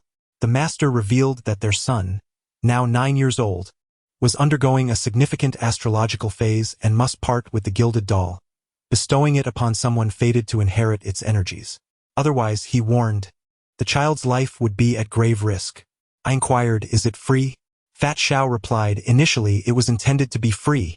However, the master advised against offering it for free or for sale, as it would disrupt the balance of cause and effect. It must be a barter exchange. Furthermore, the foolish son must choose the item for exchange himself. Mr. Hu and his wife held great trust in this master. Thus, he planned to organize a marketplace for bartering tomorrow, hoping to find someone fated to exchange for the gilded doll. This marketplace serves as a mode of communication among antique dealers. The antique trade is primarily categorized into several major classifications: ceramics, paintings and calligraphy, jade artifacts, and miscellaneous items. The first 3 categories are easily understood, while the miscellaneous category is rather fragmented, encompassing bamboo, embroidery, bronze, Buddhist statues, ivory, horn, lacquerware, and more. Typically, enthusiasts of antiques tend to immerse themselves in only one major category. For instance, a connoisseur of paintings may come into possession of a lacquer piece that does not appeal to them. How might they exchange it for a cherished painting? This is precisely where the bartering marketplace comes into play. Different collectors present items that do not belong to their specific category at this marketplace, seeking to trade for objects they desire. It is termed a bartering marketplace, as all transactions adhere to the traditional customs of the antique trade, which will be elaborated upon later. The gilded doll cannot be given away for free, nor can it be sold. Mr. Hu's adoption of this bartering format is indeed a clever strategy. Fat Xiao remarked, with this barter system, the outcome is uncertain. Who knows, we might bring a small item, and the landlord's foolish son may take a fancy to it. Currently, the market value of the gilded doll is no less than 3 million. Should we succeed in the exchange, our fortunes could be entirely transformed. After pondering for a moment, I inquired, although the gilded doll is indeed precious, how could the esteemed performers of the Lu family, with their countless antiques, fixate on such a trinket? Fat Xiao replied, I cannot say. Their methods have always been unconventional, yet they have indeed been eyeing it for quite some time. Perhaps there is a deeper intention behind it. Let us not concern ourselves with their affairs. Susie, this seems like an opportunity from the heavens. Shall we tempt our luck? I then asked, what ailment did you mention regarding Mr. Hu's son? Fat Xiao took a sip of his drink and responded, he is in poor health, prone to excessive sleepiness. Even in slumber, he is tormented by nightmares, wandering in his sleep, seeking death. Upon hearing that the Lu family's performers were fixated on the gilded doll, the prudent choice would have been to avoid drawing attention. Yet Mr. Hu's son, due to his night terrors, was compelled to part with his treasure. I felt a surge of excitement. Qiuxing possesses a unique talisman that devours nightmares. I queried Fat Xiao, do you have an entry ticket for the clandestine market? He chuckled as fate would have it. The tea house hosting the underground market is conveniently within my brother's jurisdiction, and I have the tickets. However, we lack any valuable items to trade. I was taken aback. This is the treatment of the uninitiated. Whether it be infiltrating the shadowy gatherings or entering the underground markets, everything hinges on the goodwill of others. The realm of antiques is a domain governed by wealth, status, and power. Lacking these elements, I felt akin to the sentiment expressed by the esteemed Mr. Zhu Ziqing in his renowned work Moonlight over the Lotus Pond. The revelry belongs to them, while I am left with naught. I declared, from now on, I must earn such tickets through my own merit. I seldom indulge in alcohol. Earlier in Lu Cinin's office, I had not touched a drop. Yet at this moment, I drained the full glass and set it down forcefully on the table. I shall dare to venture forth. After parting ways with Xiao Pang, I headed straight to the hospital. Upon arriving at Su Qing's ward, I found it empty. The nurse informed me that she had been transferred to a private room. Entering the solitary chamber, I was greeted by several bouquets of fresh flowers, a few baskets of fruit, and a dedicated caregiver. Su Qing reclined on the bed, her expression one of utter bewilderment. As soon as I stepped inside, she hastily instructed the caregiver to leave and close the door behind her. Su Xiaogu, what on earth have you done? Su Qing inquired, her confusion palpable. I remained silent. Su Qing continued, Husan, that scoundrel. This morning, the wretched little thief came to me, battered and bruised, weeping profusely while begging for my forgiveness. I told him to get lost. I have no idea who sent all these gifts or arranged for this caregiver. The room change was unexpected. Besides you, I truly cannot fathom who else possesses such influence. Wang Data handled matters quite efficiently. Not only did he deal ruthlessly with Husan, but he also took the opportunity to flatter me. A rather loud compliment. Sujia. I began, but she immediately interrupted, her brows furrowed and her demeanor anxious. Do not call me Jia. You are merely my tenant, and I am still a lady. There is no need for you to be so kind to me. Although you possess considerable capability, you must clarify your intentions today. I have made it clear that I owe no one anything. I fell silent, struck by her vehement words. Sensing perhaps that her tone had been too harsh, Su Qing softened her voice, saying, You? Please come sit over here. With no chair available in the room, I settled at the edge of her bed. Su Qing's eyes glistened with unshed tears, and a few drops cascaded down her cheeks. Afterwards, she wiped her face and unexpectedly grasped my hand. My sister, with her forthright personality, often spoke with a certain bluntness. Yet, truthfully, I had never fathomed that someone could be so kind to me. As she held my hand, I felt a wave of embarrassment wash over me, leaving me at a loss for words. Su Qing sobbed for a moment, and upon noticing my discomfort, she suddenly broke into laughter, drawing me closer to her. She scrutinized me with a shy gaze and softly inquired, Tell me the truth, do you find me alluring? Chapter 21. The marketplace of the underworld. It is not the flirtations of a heartless woman that instill fear. It is the multifaceted charm of a 30-year-old matron, adept in every art. Whether it was the influence of alcohol or the intoxicating scent of Su Qing's perfume, I felt my cheeks flush.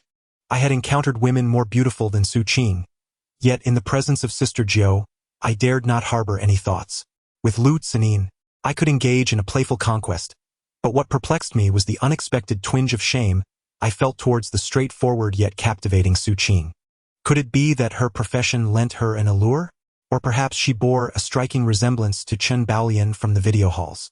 Su Qing noticed my flushed cheeks and giggled delightfully. Oh dear, are you shy? Don't you find me unclean? I shook my head, rather inappropriately. Su Qing, seeing my reaction, appeared elated. She gently caressed my hand and murmured, What a beautiful hand you have. Subsequently, she leaned in close, her breath fragrant, whispering, Wait until I recover, and then it shall all be yours. I felt I could no longer allow her to continue teasing me. Rising to my feet, I said, Sister Su, please do not misunderstand. There is actually a matter I would like to seek your assistance with. Upon hearing this, Su Qing's innocent yet alluring face momentarily flickered with disappointment. With her large eyes sparkling, she inquired, What is it? I replied, I am involved in the antique trade and have recently come across an opportunity. I wish to borrow your Berkey bird. If it does not yield success, I will return it to you in its original condition. However, if it does prove fruitful, it could potentially be worth around 3 million. The distribution of the proceeds shall be determined by you. Su Qing was rendered speechless. I asked, Sister Su, do you not trust me? Realizing my concern, she hastily shook her head, saying, No, I do trust you, but that amount of money is rather daunting to contemplate. Without further ado, Su Qing retrieved the Berkey bird from her wallet and handed it to me, saying, Sister, you saved me. The person is yours, and so is my life. Do not say it is merely a loan. Even if it were to fall into a cesspit, it would be of no consequence. A warmth enveloped my heart. After the death of my parents, my childhood memories were rather bitter. I later followed Sister Jiao, who, as my mentor, was exceedingly strict. She was a goddess in my heart, beyond reproach, and I held her in reverence rather than dependence. Yet, with Su Qing, I experienced an unreserved trust and warmth between people. Su Qing said, Well then, I await your good news. I reclined on the bed to rest when my phone chimed. A message arrived. Who exactly are you? I did not recognize the number, but the phrase felt vaguely familiar. I opened the drawer and retrieved the telephone number that Lu Tsanin had previously left for me. Indeed, it was hers. While selling a statue of Buddha, I left my contact number with Yingqing Pavilion. It appears that after my departure, Lu Tsenin could no longer contain herself. This matter has troubled her for quite some time. She first inquired in the rental apartment, then again amidst the grass on the hills of Zhenjiang, and now this is her third question. Those who indulge in antiques possess an innate sensitivity towards such issues. After all, our lives are intertwined with imperfections. Unable to discern the flaws in others, clarify our own shortcomings, or detect the blemishes of objects, we often find ourselves deceived, ensnared in schemes, and left to swallow our grievances in silence. Unless we unravel the cause, both Lu Tsenin and I will continue to feel an unsettling discomfort. A few minutes later, Lu Tsenin sent another message. I was jolted awake on the bullock cart and overheard your conversation. Now, can you speak? So it seems I had been too lenient with her at that moment. This is indeed the case. However, Lu Tsenin may perceive my actions as deceitful, as her words conveyed extreme anger. Very well. Just you wait. I mused that there was no need to wait. We would meet again tomorrow. The following afternoon, Fat Xiao arrived on his Lifan motorcycle to pick me up. Today he wore a hat, sunglasses perched on his nose, and a short red stick tucked at his waist, its origin unknown. Fat Xiao's attire was clearly meant to signal my status as the boss while he assumed the role of protector, the red stick as his emblem. This arrangement suited us well, as we were uncertain whether Brother Pei would join us. Brother Pei recognized Fat Xiao, and this attire would help him avoid unnecessary complications. Together, we proceeded to the venue of the smuggling operation Yayu Tea House. Nestled within a bustling alley, Yayu Tea House boasted an ancient and elegant faade, imparting a sense of tranquility and refinement. Fat Xiao appeared quite exhilarated. He informed me that the Yayu Tea House has always operated on a membership basis, inaccessible to non-members, frequented solely by officials and affluent merchants, where only the wealthy and powerful are welcomed. It is rare for ordinary individuals to glimpse into such a realm, and today he considered himself enlightened. Around the year 2000, such private underground venues were not commonplace. It is entirely understandable that Fat Xiao found it to be high-end. However, Sister Ju often took me to such underground establishments in the past. To me, a simple meal consisted of congee and pickles. In the old society, these bustling markets were typically housed within grand estates. Within these estates, a few tables would be set up, adorned with hot tea, peanuts, and melon seeds. Once the main gate was closed, performances such as dramas or crosstalk would commence. The audience would listen with delight before engaging in the exchange of goods. Naturally, it was not always a harmonious scene. Yet, finding such grand estates has become increasingly difficult, as they have largely transitioned underground. Upon entering, Fat Xiao first presented his admission ticket. 2 rows of charming hostesses bowed deeply to us, exclaiming, "Welcome, esteemed guests." A young guide led us to the elevator, taking us to the 3rd floor. The underground market was situated in a relatively concealed conference hall. Once inside, we noticed several antique dealers standing by the walls, protectively clutching their treasures. Fat Xiao willingly assumed the role of a treasure protector, crossing his arms and positioning himself against the wall. In the center of the venue, the customary arrangement of hot tea, peanuts, and fennel beans was still in place, with waitstaff elegantly attired in kipeos, evoking the essence of the old underworld. Judging by the number of attendees, Dingyuan, whose gathering was rather grand. Previously, I could not comprehend why the young actresses from the Lu family had been fixated on the gilded doll, yet hesitated to make a move. Upon arriving at the venue, I began to uncover some clues. Moreover, rather than fixating on the foolish son of the landlord, it is highly plausible that they were actually observing one another, wary of who might seize the opportunity first. The individuals in the grand hall were all impeccably dressed, embodying the essence of the high society of Jinling. Shortly thereafter, the door swung open, and 4 or 5 men wielding red flower sticks entered. Following them was a figure clad in a long trench coat, his face marred by pockmarks. Upon entering, one of the red flower stick men assisted him in removing his coat, exuding an air of authority. The moment this man appeared, the hall fell into a profound silence. "Hello, Brother Pei," someone greeted him. Chapter 22. A world apart, this was my first encounter with Brother Pei. I must admit, he possessed a certain charisma, particularly with his face, pockmarked as if bitten by maggots, showcasing his resolute bravery in standing firm amidst adversity. Out of the corner of my eye, I noticed that although Fat Xiao wore sunglasses, obscuring his gaze, his jaw was clenched tightly, as if he longed to eliminate Brother Pei on the spot. I shot a glare at Fat Xiao. Following that initial greeting, numerous individuals began to extend their salutations to Brother Pei, who merely nodded slightly in acknowledgement. Subsequently, he boldly claimed a seat, resting his arms on the armrests and crossing his legs. A nearby red flower stick man hurriedly approached to offer him a cigarette. With the cigarette perched at the corner of his mouth, he began to engage with his phone. When greeted by others, he did not lift his gaze, merely responding with a slight grunt. I glanced at the time. There were still 20 minutes until the underground market was set to commence. Although Pei Gu was ostensibly dismissed by Lu Xiaoxin, the individuals accompanying him today suggest that he remains affiliated with Sifangshai. Among them, one individual carrying a bag prominently labeled with the Sifangshai name caught my attention. Additionally, there was another person beside Pei Gu whom I recognized. He was the cashier from Sifangshai, known for his inability to accurately appraise the value of Buddhist statues. Remarkably, Lu Xiaoxin had yet to make her entrance. I observed that while the antique dealers present superficially greeted Pei Gu, their expressions subtly shifted upon his arrival. After the initial pleasantries, very few made any further attempts to engage with him, and some even discreetly spat on the ground in disdain. It is likely that among them are those who had previously conspired against him during that fateful day. Pei Ji's social standing appeared quite dismal. After finishing a cigarette, Pei Gu occupied himself by browsing his phone with one hand while munching on fried broad beans with the other. Upon finishing his snack, he raised his hand despite the presence of tissues on the tea cabinet beside him. In response, a red flower stick-bearer promptly approached and crouched down as if serving a dignitary. Pei Gu wiped his hand on the man's clothing and continued to focus on his phone. I could only speculate about the contents of his device.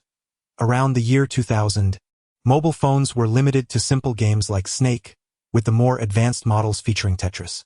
As we were merely minutes away from the event's commencement, another individual entered through the door. Her arrival captured the attention of every onlooker. It was Lu Tsanin. Today, she had styled her hair in an elegant bun and donned a long, flowing gown in shades of pink and white, which accentuated her voluptuous figure and curvaceous silhouette.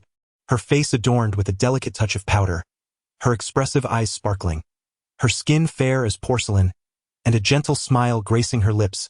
She exuded an unparalleled elegance, reminiscent of a goddess stepping out from a painting. Although I had encountered her numerous times, this scene left me momentarily entranced. To date, the only woman I have seen who could rival her is Sister Jiu. All eyes gravitated towards her graceful figure, and Lu Tsanin became the focal point of the gathering. Today, she was accompanied by just two individuals, the scarred-faced Uncle Wang, who bore a red cane at his side, and the bespectacled manager Song from the shadowy pavilion, who carried a treasure chest in hand, one representing intellect, the other strength. "Miss Lu, how splendid you look today." Lu Tsanin greeted everyone with a radiant smile, her demeanor polite, warm yet dignified. Even Pei Gu, who had been engrossed in his phone, lifted his gaze for the first time, casting a glance at Lu Tsanin. A muscle twitched on his scarred face, and he emitted a disdainful snort.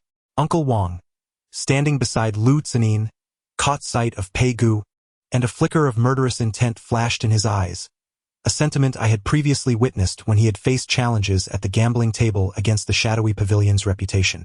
Though both were members of the Lu family, their treatment was worlds apart. Many gathered around Lu Tsanin, engaging her in conversation, including several affluent, successful young men. Lu Tsanin responded with polite smiles and casual exchanges before preparing to find a seat.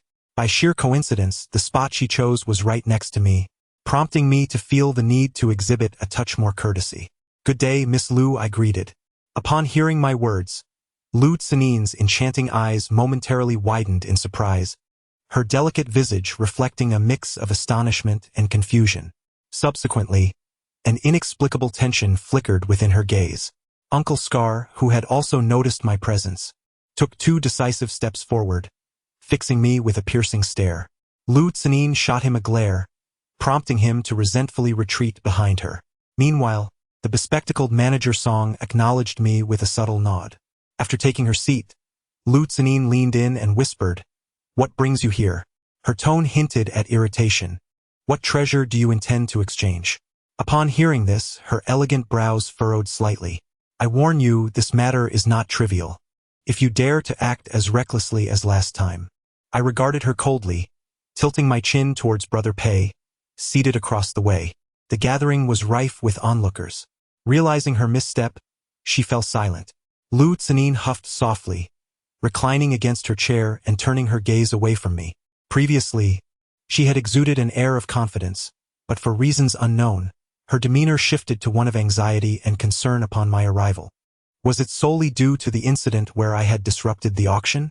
I chose to disregard her. Today's event was significant.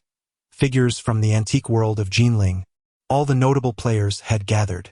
I aimed to seize the gilded doll, to emerge as the sole dragon king in this realm. Only then could I solidify my financial foundation, forge vital connections, and elevate my status. With such capital, I would be able to contend with them, to armor those around me, and to continue my endeavors in the tumultuous world ahead. Moments later, four individuals entered through the main entrance. In the center stands a robust figure, with a round face and prominent ears resembling Mithraea, adorned with a pair of gold-rimmed spectacles and a cheerful countenance. To the left, however, one is captivated by the striking presence of an elderly gentleman with snow-white hair yet youthful features, exuding an air of refined elegance. He is clad in a Zhongshan suit, with a fountain pen delicately pinned to his chest, and greets others with clasped hands in a gesture of salutation. What adds to the amusement is the man behind them, resembling a secretary, who is struggling to carry a plump child of around 8 or 9 years old. The child, dressed in a traditional Chinese jacket and oversized shorts, possesses limbs akin to those of a Michelin man, and weighs at least 200 pounds by estimation. The secretary, panting heavily, finds the task quite taxing. Miraculously, despite the surrounding clamor, the chubby child is sound asleep, snoring softly. A pendant hangs from his neck, beneath which dangles a gilded doll, roughly the size of a newborn's fist. It appears that this portly child is the simple-minded offspring of a wealthy landowner, while the middle-aged man resembling Mithraea is none other than the esteemed Mr. Hu from Dingyuan, as they bear a striking resemblance. Yet, who is this elderly gentleman with a youthful visage? I am struck by an overwhelming sense of familiarity. A sidelong glance reveals that after their entrance, Lu Tsanin is leaning forward, her beautiful eyes sparkling with a hint of anticipation and nervousness. At this moment, Brother Pei has also put away his phone. The bustling marketplace of the Jianghu is about to commence. Chapter 23, 3 conditions after their arrival. The atmosphere begins to buzz with excitement. Today, Mr. Hu truly commands respect, having even invited the venerable Elder Su from Jinling University. Esteemed figures from the Four Directions Studio, the Shadow Green Pavilion, and the Baogu Pavilion have also graced the occasion. The allure of the gilded doll is indeed formidable. This gilded doll has transcended mere antiquity. I would like to hear a detailed explanation. It is said that after Zhu Di ascended to the throne in Yingtianfu, having usurped his nephew's position, many rebelled against him, causing him considerable distress. In his turmoil, he sought counsel from a Zen master, who advised him to bestow children upon the people, and they shall all regard you as their father. Consequently, Zhu Di decreed the creation of 18 gilded figurines to be presented to Shisha Temple. From that moment on, peace reigned throughout the realm, and dissenting voices were silenced. The proprietor of Muyang provides an excellent explanation. The ancient saying from Jinling, stability and peace in the nation rely on the figurines, originates from this very tale, affirming that these gilded figurines are indeed emblematic of Jinling culture. Regrettably, of the original dozen or so gilded figurines, only one remains today. Indeed, the gilded figurine has been enshrined in Shisha Temple for 5 or 6 centuries, and with such auspicious connotations, it is highly coveted by officials, merchants, and those seeking offspring alike. Antique dealers are particularly drawn to it. Regardless of its intrinsic value, possessing it signifies power and status within the realm of Jinling antiques. Thus it becomes clear, although the corpulent Shao has discerned the legacy, he remains oblivious to the deeper meaning and cultural context of the gilded figurine. The elder Su, referred to as Big Su by them, appears familiar to me as he frequently graces television treasure appraisal programs, some of which are even national-level broadcasts. The male secretary placed Xiao on an oversized chair at the appraisal table, while the portly heir of the Hu family continued to slumber. After exchanging pleasantries, Elder Su took a seat beside the table with a smile. General Hu of Dingyuan approached the appraisal table, warmly clasping his hands in greeting. Subsequently, General Hu joined his hands in a gesture of gratitude and spoke amiably to all present. I am grateful to all my dear friends. His speech was cordial and meticulously crafted. In just a few brief sentences, the intricate background and the purpose of the clandestine trading event have been elucidated with clarity. At this moment, a young man clad in a suit approached the appraisal stage. He spoke, "Greetings, everyone. I am Jiang, the host from Siyuan Auction House. Invited by Mr. Hu, I am here to preside over today's trading event. We are also greatly honored to have the esteemed Elder Su with us, to appreciate and enjoy these treasures together. Please welcome Elder Su." Elder Su, held in high regard, prompted a round of applause from the audience. He rose and smiled, bowing graciously to all present. The host Jiang continued his explanations, concluding with an invitation for everyone to exchange treasures. Mr. Hu had thoughtfully arranged a feast at Yayu Tea House for after the exchanges, where all could gather and celebrate, wishing everyone a delightful time. I found myself momentarily bewildered. Those who attended were united in their desire for the gilded figurines. The 3 stipulations were meticulously crafted. Only genuine artifacts were permitted on stage. This statement was particularly directed at those intending to submit counterfeit items in hopes of obtaining the gilded figurines. After all, seated before them was the venerable Elder Su, a titan of the antique world in Jinling. Should any forgeries be unveiled in front of such a distinguished assembly, it would be profoundly embarrassing, effectively deterring a number of potential fraudsters. The statement regarding the inadequacy of treasures failing to match the value of the gilded figurines was the most severe.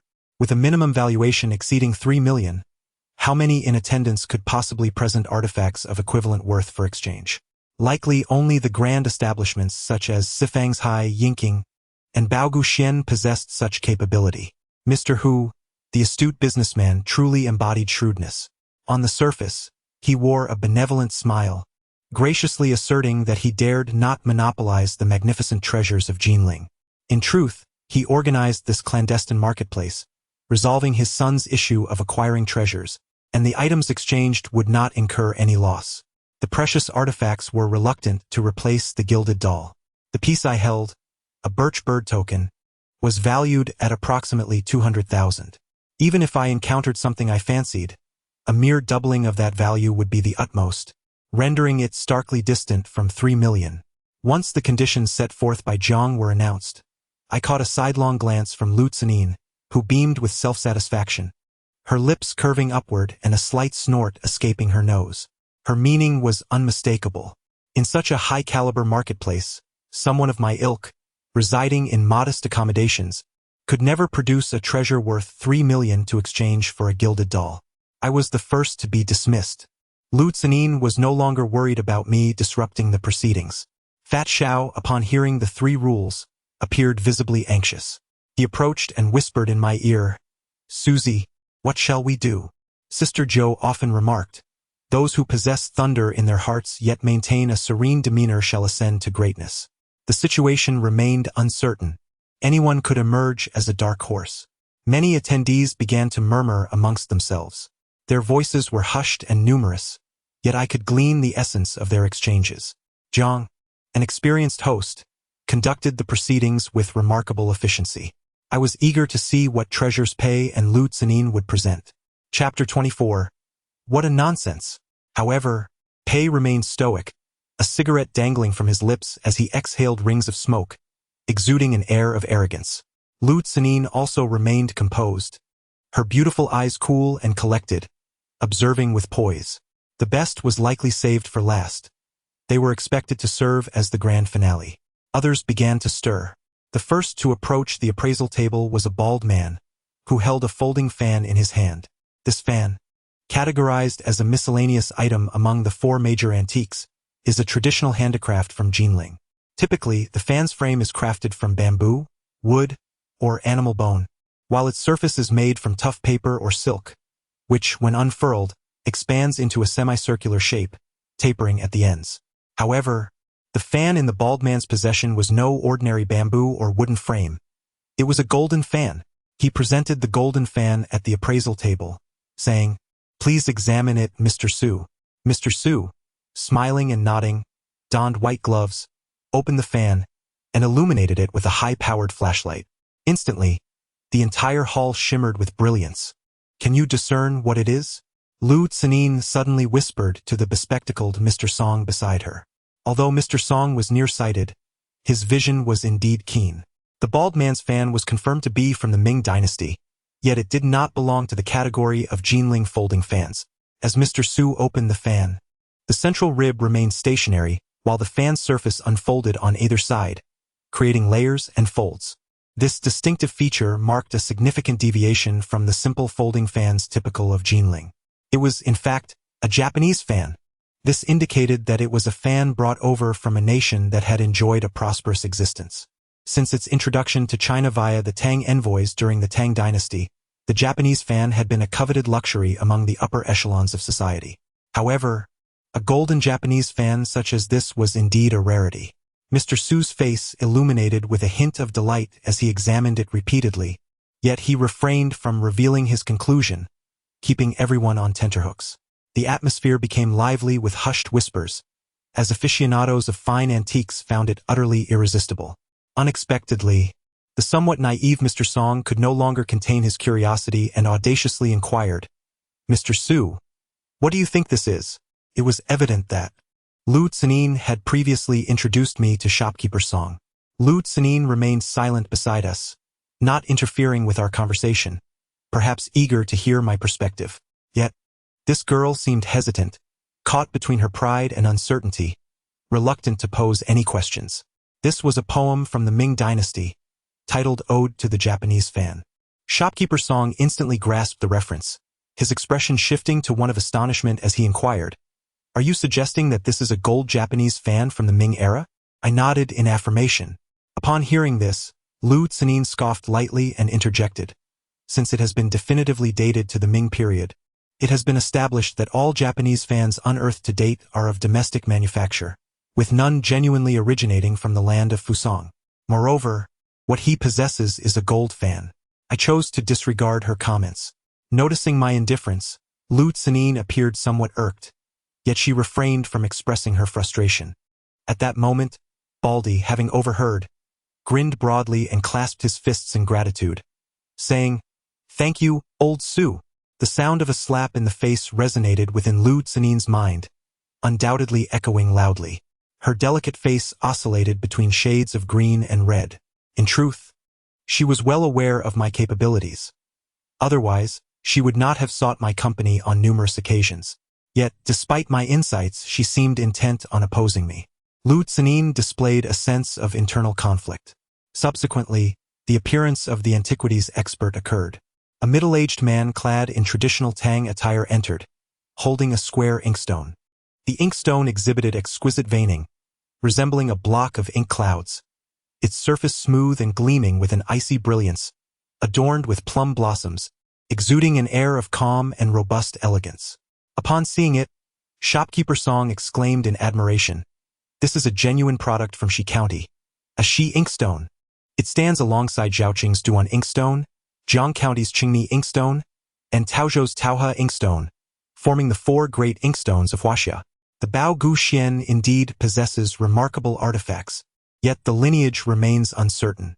I remained silent, as my judgment aligned with that of the esteemed old shopkeeper.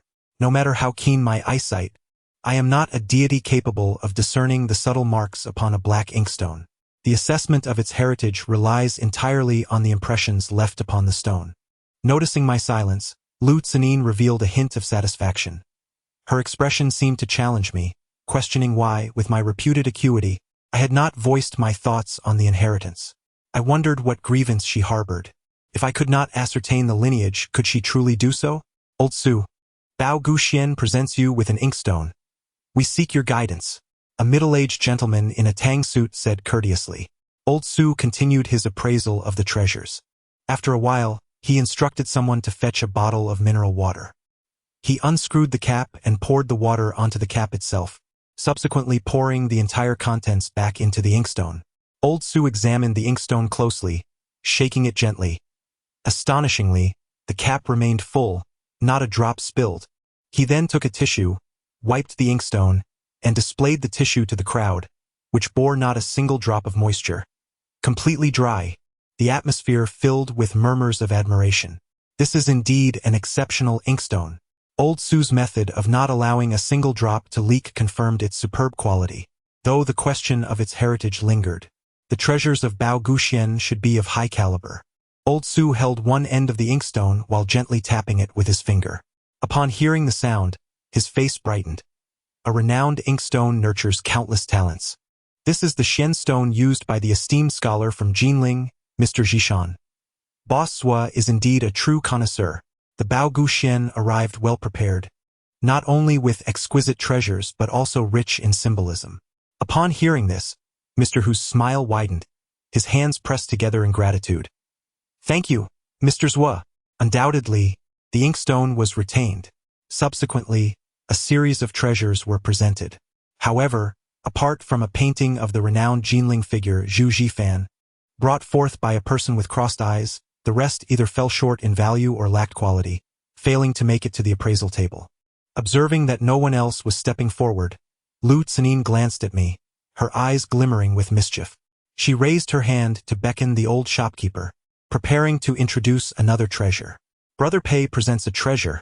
Please, Mr. Su. Take a look, Brother Pei exclaimed loudly. Thereafter, he stowed away his phone and received an object from a nearby attendant, boldly striding onto the stage. In chapter 25, as I stood there, Brother Pei's face, marred by pockmarks, wore an expression of utter disdain. Once on stage, he unveiled an extraordinarily ancient-looking clay ball. The surface of the clay ball was adorned with numerous miniature figures, frolicking and playing, evoking a sense of childlike wonder. Instead of placing the clay ball on the appraisal table, Brother Pei held it in his hands, giving it a gentle shake. Instantly, it emitted a delightful clattering sound, reminiscent of distant echoes from ancient times. For those of us accustomed to the sounds of modern instruments, this simple and primitive noise was profoundly pleasing to the ears. It felt as though it transported us to a tranquil and distant past, providing an unparalleled sense of relaxation. Brother Pei coldly declared, "Ladies and gentlemen, I wager that apart from Mr. Su, no one here can identify what this is." Having spoken, Brother Pei placed the clay ball upon the appraisal table. His words were undeniably bold, akin to wielding a club that could fell all present. As Brother Pei had just shaken the ball, it appeared to harbor something within, slowly revolving on the appraisal table. With each rotation of the clay sphere, enchanting sounds emanated from within. We gazed at the surface of the clay ball, adorned with the playful likenesses of children, and listened to the melodious tones, as if witnessing ancient children giggling and frolicking before our eyes. A profound silence enveloped the room. Firstly, many were uncertain of what this object truly was. Secondly, the sounds produced by the clay ball were undeniably delightful, compelling one to hear more. To our astonishment, the young master of the Hu family, who had been in deep slumber, seemed to have heard the sounds as well. He opened his eyes wide. Fixating intently on the clay ball, his curiosity piqued. It must be said that Pei Xinghai's maneuver was remarkably astute. As the saying goes, wealth cannot purchase the joy of a child. The young master of the Hu family, merely 8 or 9 years old and playful in nature, possessed little understanding of the artistic, intrinsic, or cultural value of antiques. Faced with a collection of inanimate objects, he would undoubtedly gravitate towards the one with the most aesthetically pleasing design, capable of spinning and producing delightful sounds. After a brief period of rotation, the clay ball ceased its motion. Unexpectedly, at this moment Old Su's playful spirit was also ignited. He picked up the ball, gave it a shake, and placed it back on the table, prompting it to spin once more. Once it came to a halt again, Old Su smiled and began his appraisal. Observing the clay ball's stillness, the young master of the Hu family succumbed to sleep once more. The appraisal took an unexpectedly long time, lasting over 20 minutes. Mr. Su set the object down and lifted his head, casting a glance around the room. Allow me to pose a question, he began. Does anyone present possess knowledge about this item? The attendees exchanged glances and began to murmur amongst themselves. I overheard a myriad of guesses, yet none struck the mark. Brother Pei, confident in his victory, sat comfortably in his chair, nonchalantly picking his teeth with a toothpick, occasionally casting disdainful glances towards Lu Tsenin. Lu Tsenin, increasingly restless, leaned over to Master Song and whispered, Uncle Song, do you have any idea what this object is? Master Song, visibly uncomfortable, shook his head and replied, Miss, I must admit my ignorance this time. However, judging by the clay's texture, it appears to be of considerable age. In this clandestine market, Brother Pei stood as Lu Tsenin's fiercest rival. Yet, he had presented an antique, while the shadow-green pavilion remained oblivious to its true nature. As the saying goes, know thyself and know thy enemy, and you shall never be defeated. Lu Tsenin felt somewhat lost in this predicament. In desperation, she turned her gaze towards me. I remained composed, returning her look, and we exchanged a silent understanding. It was clear she wished for me to speak up. However, that was not feasible. An appraiser must maintain integrity. Even if I wished to assist her, it was against the rules to intervene without solicitation. Lu Tsenin was well aware of this code. Suchen. The typically proud Lu Tsenin finally spoke. I maintained my calm demeanor. She implored softly, this matter is of utmost importance to me. Have you discerned anything that you might share? Since the moment I became acquainted with her, this has been the most gentle and soothing phrase she has ever uttered to me. Her tone, reminiscent of a delicate woman from Jinling, carries a subtle hint of tenderness amidst its sweet allure, effortlessly igniting a man's instinct to protect. My heart stirs. This woman is extraordinary. She can yearn for talent in a humble rental, feign ignorance while enduring on a bullock cart, assert herself boldly in the office, and humbly seek knowledge in a chaotic marketplace. Such remarkable versatility. Upon hearing this, Master Song suddenly understood. Lu Tsenin paused for a moment, bit her lip, and murmured a thank you. Afterward, she appeared contemplative. Old Su, smiling, inquired further. Has any peer recognized her wisdom? If not, I shall reveal the truth at the end. The crowd shook their heads, expressing their confusion and reluctance to speculate. Following Old Su's words, host Jiang asked, does anyone else have a treasure to share? Master Song promptly adjusted his glasses and declared, I have a piece from Intrigue Pavilion. He then cautiously cradled a wooden box made of sandalwood and approached the stage. Upon opening the box, a remarkably exquisite porcelain piece revealed itself. The porcelain is sculpted into the figure of the medicine Buddha, exuding a strong Ming dynasty aura. Old Su glanced at it briefly before exclaiming, this medicine Buddha porcelain vase, crafted in Yingtianfu, epitomizes the pinnacle of Jinling ceramics. Its flawless body and the solemn visage of the Buddha signify the pioneering spirit of the Yongla sweet white glaze. The gilded doll originates from Yingtianfu, and so does the medicine Buddha vase, rich in profound symbolism. Intrigue Pavilion truly exhibits exceptional dedication. Lu Tsenin is no novice either. The gilded doll, a product of Yingtianfu, has blessed the Hu family's young master with 9 years of peace.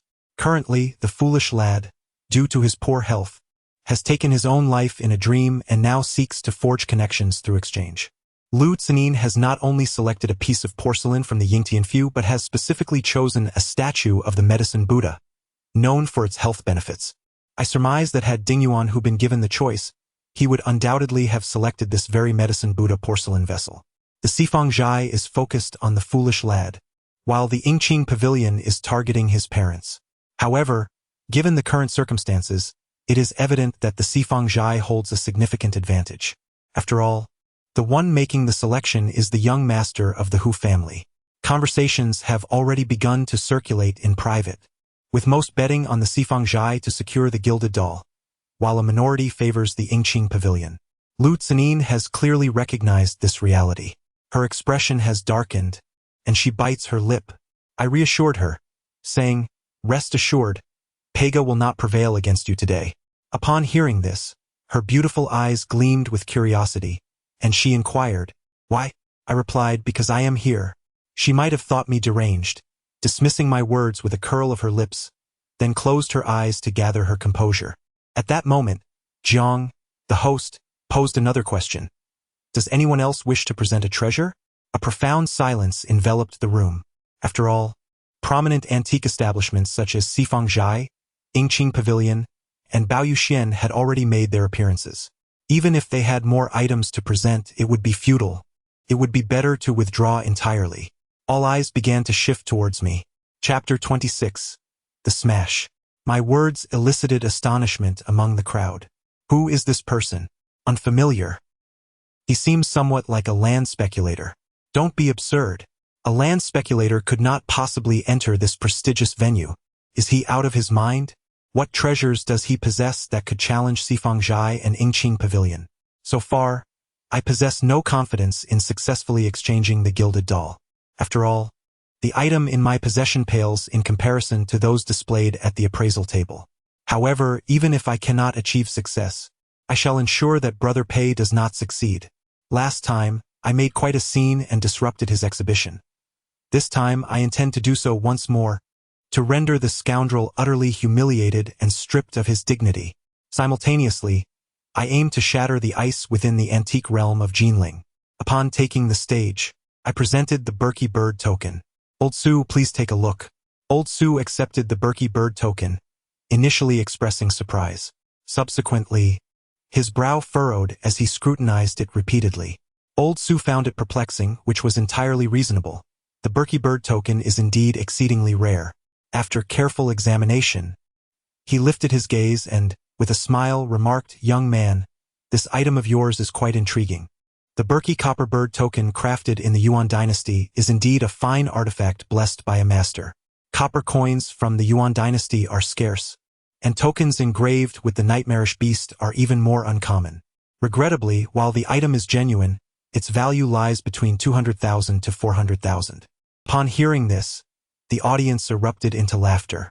Those bold enough to present items earlier had brought forth artifacts worth at least 2 to 3 million. The valuation of the Berkey bird token, merely between 200,000 and 400,000, revealed a stark disparity. The raucous laughter may have disturbed the slumbering young master of the Hu family. His eyes remained closed, yet he mumbled incessantly, "I'll kill you, I'll kill you, ah," murmuring about eggs, the eggs are broken, and other incoherent phrases.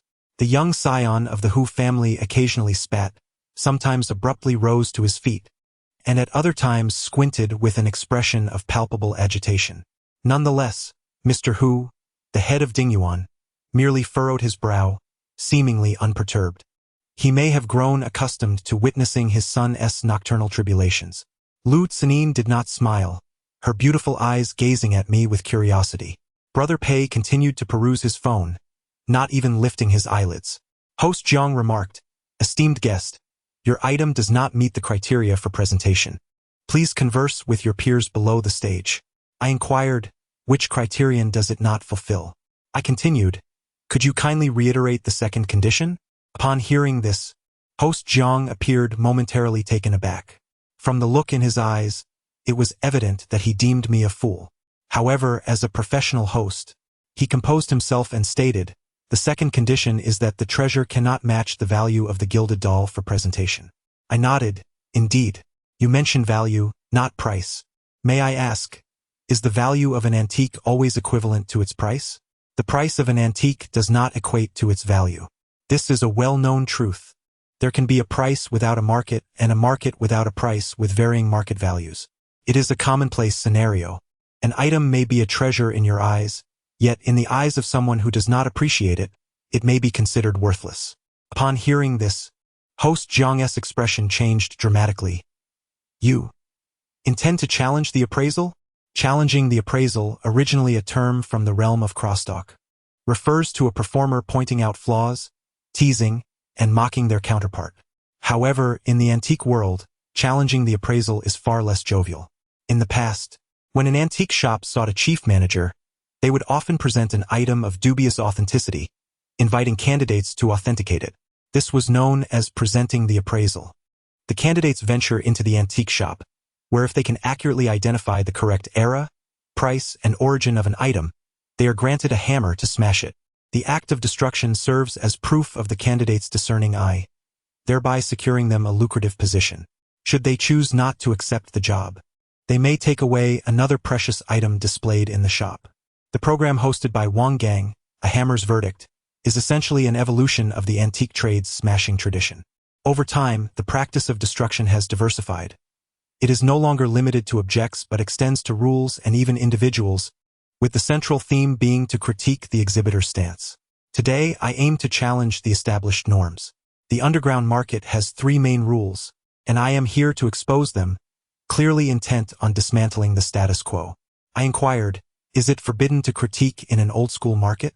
The host, Zhang, was momentarily taken aback, his expression darkening significantly. Mr. Hu from Dingyuan is not a person of the antique trade. He has orchestrated a market to distribute gilded dolls while attempting to completely mitigate risks, previously entrusting everything to the host. The host, adhering to Mr. Hu's stipulations, would have established the most advantageous rules in advance, inviting esteemed experts like Master Su to appraise the treasures and extending invitations to renowned antique dealers. After the underground market concludes, the host collects a substantial commission. However, if the host's rules harbor flaws and are challenged, not only will their reputation suffer, but they will also incur unpredictable losses. The Siyuan auction house is the host of this underground market. Thus, I am here to critique, targeting the interests and reputation of Siyuan auction house. For Mr. Hu from Dingyuan, Master Su, and the antique dealers present, this does not weigh heavily on their minds.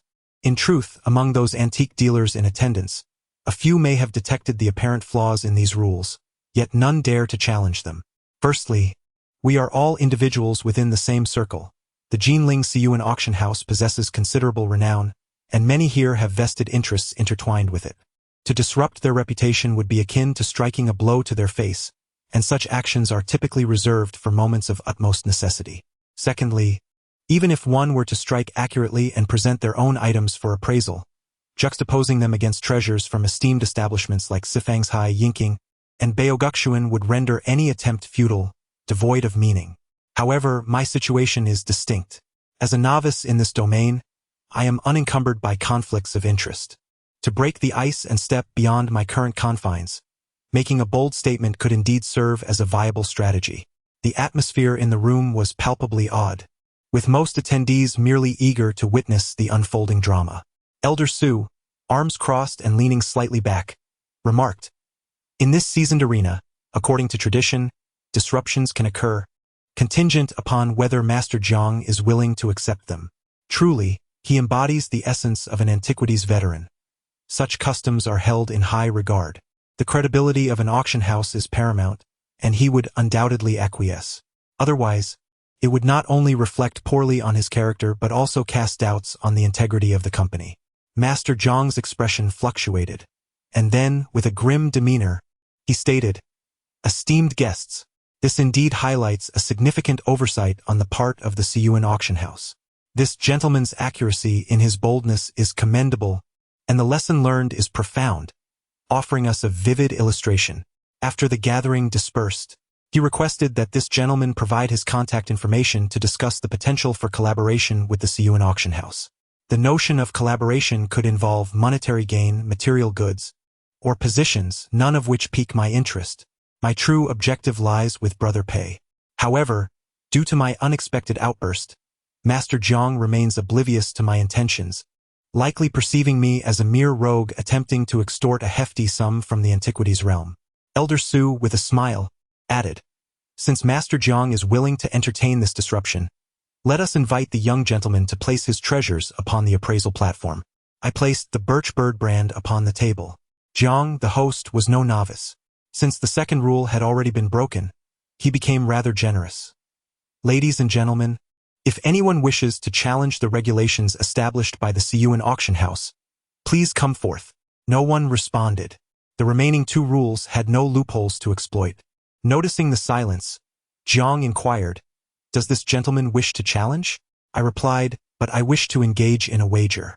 "Brother Pei, I am ready to make my move." Chapter 27. The wager. At this declaration, the crowd erupted in astonishment. A wager, a game of discerning the authenticity of antiques within the industry. The two parties agree upon a stake, each presenting an item that may be genuine or counterfeit. The objective is to determine the item's provenance, its authenticity, and its lineage. The consequences of losing are trivial. One might simply lose money, have their reputation tarnished, or kneel and address the victor as grandfather. However, in more severe cases, one might even face the removal of a bodily organ. I had witnessed such a wager once alongside Sister Joe in Shandong. The losing party had gruesomely gouged out one of their own eyes. Sister Joe scolded me for lacking ambition. The antique world is a realm of financial intrigue. When money is at stake, it inevitably leads to life and death. In the gritty underbelly of the Hong Kong film industry, gangsters vie for control over docks and casinos, engaging in lethal confrontations, all for the sake of wealth. Similarly, in the antique trade, one might resort to grave robbery, deceitful schemes, and lethal confrontations, all driven by avarice. Yet, the antique world operates with a sophistication and elegance that surpasses that of mere gangsters, albeit with a brutality that is equally pronounced. When I proposed the wager, it was evident that I could not bet on items that were not presented on stage. The objects of contention must undoubtedly be on the appraisal platform. What perplexes those present is the array of treasures displayed on the appraisal table. The bald man's golden fan, the champion's inkstone from Baoguxian, the ceramic soundball from Sifang Studio, the medicine Buddha from Ingqing Pavilion, the artwork of Zhu Jiban with crossed eyes, and the bird brand, all of which have been authenticated by the esteemed Mr. Su, with each possessing a lineage of its own. If I were to engage in a wager, the only viable point of contention would be the possibility of a counterfeit among the items on the appraisal table. Which one should I select for my gamble? Undoubtedly, it would be Brother Pei's ceramic soundball. Previously, I had not idled away my time. I had been closely observing that Yuan Dynasty soundball, sensing that something was amiss. Eventually, I discerned its peculiar sound. Brother Pei indeed possessed audacity, daring to present a counterfeit amidst the congregation of luminaries in the antique world of Jinling. Moreover, Mr. Su, the revered giant of the antiquities realm, had, in rare fashion, overlooked it. Fortunately, Mr. Su had refrained from revealing the origin of the soundball earlier, as he sought to maintain an air of mystery. Otherwise, his illustrious reputation would have been tarnished today. However, recalling Mr. Su's earlier adherence to the rules of the underworld during my dramatic revelation, I decided to offer him a gracious exit, awaiting his response. Lu Tsanin appeared utterly astonished. I noticed her lips part slightly as she uttered something. Judging by her lip movements, it must have been, "Are you out of your mind?" At this moment, Brother Pei finally set aside his phone, his face bearing an unnatural pallor, as his demeanor shifted from arrogance to uncertainty. He gestured for the uncertain clerk from Sifang Studio to approach. Brother Pei's position was relatively close to mine. Despite the surrounding clamor, I still caught the sound of his voice. Pei inquired, "Who is this fool?" "Investigate immediately." "Are you also a fool?" he said coldly.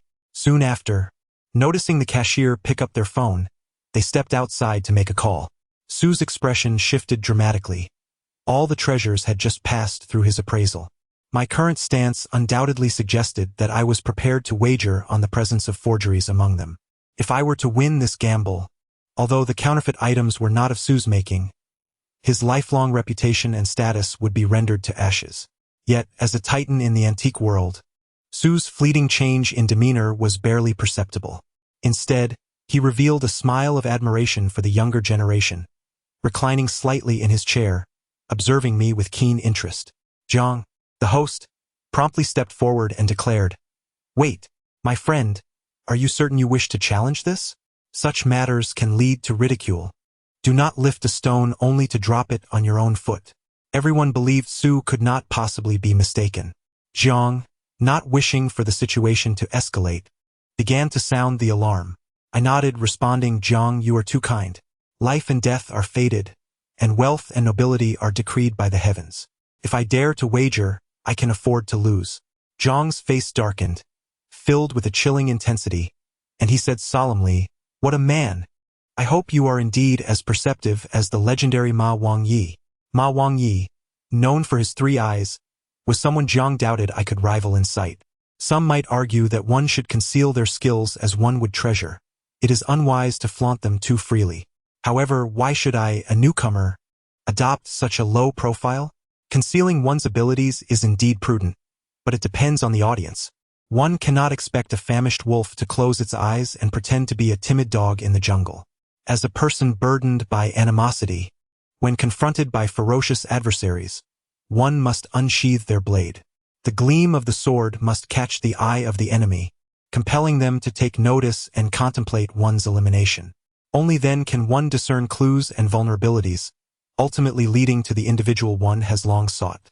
Furthermore, I have always felt that Sister Jo would not have chosen Jinling as her final destination without profound significance. Out of the corner of my eye, I caught a glimpse of Lu Xinin's delicate face, which bore an unexpected hint of anxiety. She had been seated all along, yet in this moment, she had risen to her feet. Xiao Fati was even more pronounced in his reaction. He had shifted from his position by the wall to the forefront. Old Su, with a smile, raised his hand and said, "Young friend, please select the item for our wager." I stepped forward, surveying the 6 treasures displayed on the appraisal table. After a moment of contemplation, I reached for the ceramic sound ball and declared, "I choose this." Upon witnessing my choice, Pei Ji's expression faltered, his mouth agape in disbelief. The host, Jiang, inquired, "What shall we wager on it?" Suddenly, the atmosphere grew unbearably tense. Whispers erupted among the onlookers, their confusion palpable. This was the only item among the 6 whose provenance Old Su had not disclosed, and to this day, scarcely anyone knew its true nature. I boldly wagered that it was a counterfeit, shocking everyone into silence and disbelief. Jiang turned to Pei Gu and stated, "This esteemed friend wishes to challenge Mr. Pei's treasure. Is Mr. Pei willing to accept this contest?" The implication of lying down to fight indicated that Pei Gu was disinclined to contest my artifact, allowing me to engage him freely. It resembled a scenario in a gladiatorial arena, where one party stands blindfolded and with hands bound, inviting the other to strike. Such an act is profoundly humiliating. Jiang nodded, about to articulate something further. Pei Gu suddenly widened his slanted eyes and declared with a stern voice, "However, if he misjudges, I shall demand a substantial wager." Host Jiang turned to me and inquired, "If you are correct, what prize do you desire?" It is far more exhilarating to engage in a measured contest than to eliminate Pei Gu in one fell swoop. This declaration incited immediate fury among the few ruffians surrounding Pei Gu, who surged forward. Observing this, Fat Xiao stepped forward and positioned himself protectively in front of me. Standing over 6 feet tall, his imposing figure was a product of years in the military, and with sunglasses shielding his eyes, his expression was stoic, resembling a steadfast tower guarding me. Evidently, Pei Gu failed to recognize Fat Xiao. Chapter 28. The Art of Manipulation. I inquired, "Could you provide me with a small knife?" Upon hearing this, Host Jiang promptly commanded someone to retrieve a knife on a tray. I took the knife and remained stationary, clasping my left hand over my right, bowing respectfully to both Elder Su and Host Jiang. According to the customary practices of the Jianghu, one must pay respects to the witnesses and the exhibitor before a wager. However, I deliberately overlooked Pei Gu, for he was unworthy. I proclaimed the ceramic sound ball a primitive sound toy for children, unearthed from the Jinling Neolithic site in Jingshan. Dating back approximately 5,000 years, similar artifacts have also been discovered at the Dashi site, the Osmanthus tree site, and the Donghaiyu site.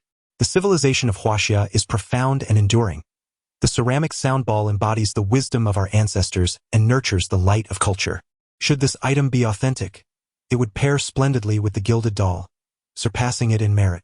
Upon hearing my words, Elder Su nodded slightly, his eyes reflecting approval. The antique dealers and appraisers present suddenly grasped the significance of my statement, while only Pei Ji's countenance grew increasingly grim. I lifted the small knife and declared loudly, "But wait!" Suddenly, Brother Pei pushed through the crowd with a few of his henchmen and approached. He said, "Director Jiang, I shall stake my wager.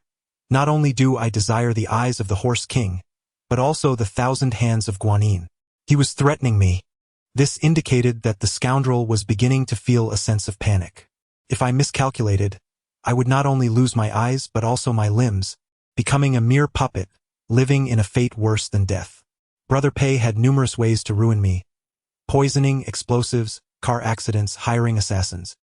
Hearing the wager mentioned, Old Su furrowed his brow and cautioned, "Young Su, a wager is not a mere gamble. One must not act impulsively." Director Jiang asked once more, "Shall we commence the duel?" I nodded. "Let the duel begin. Good lad," Brother Pei said with a sinister expression.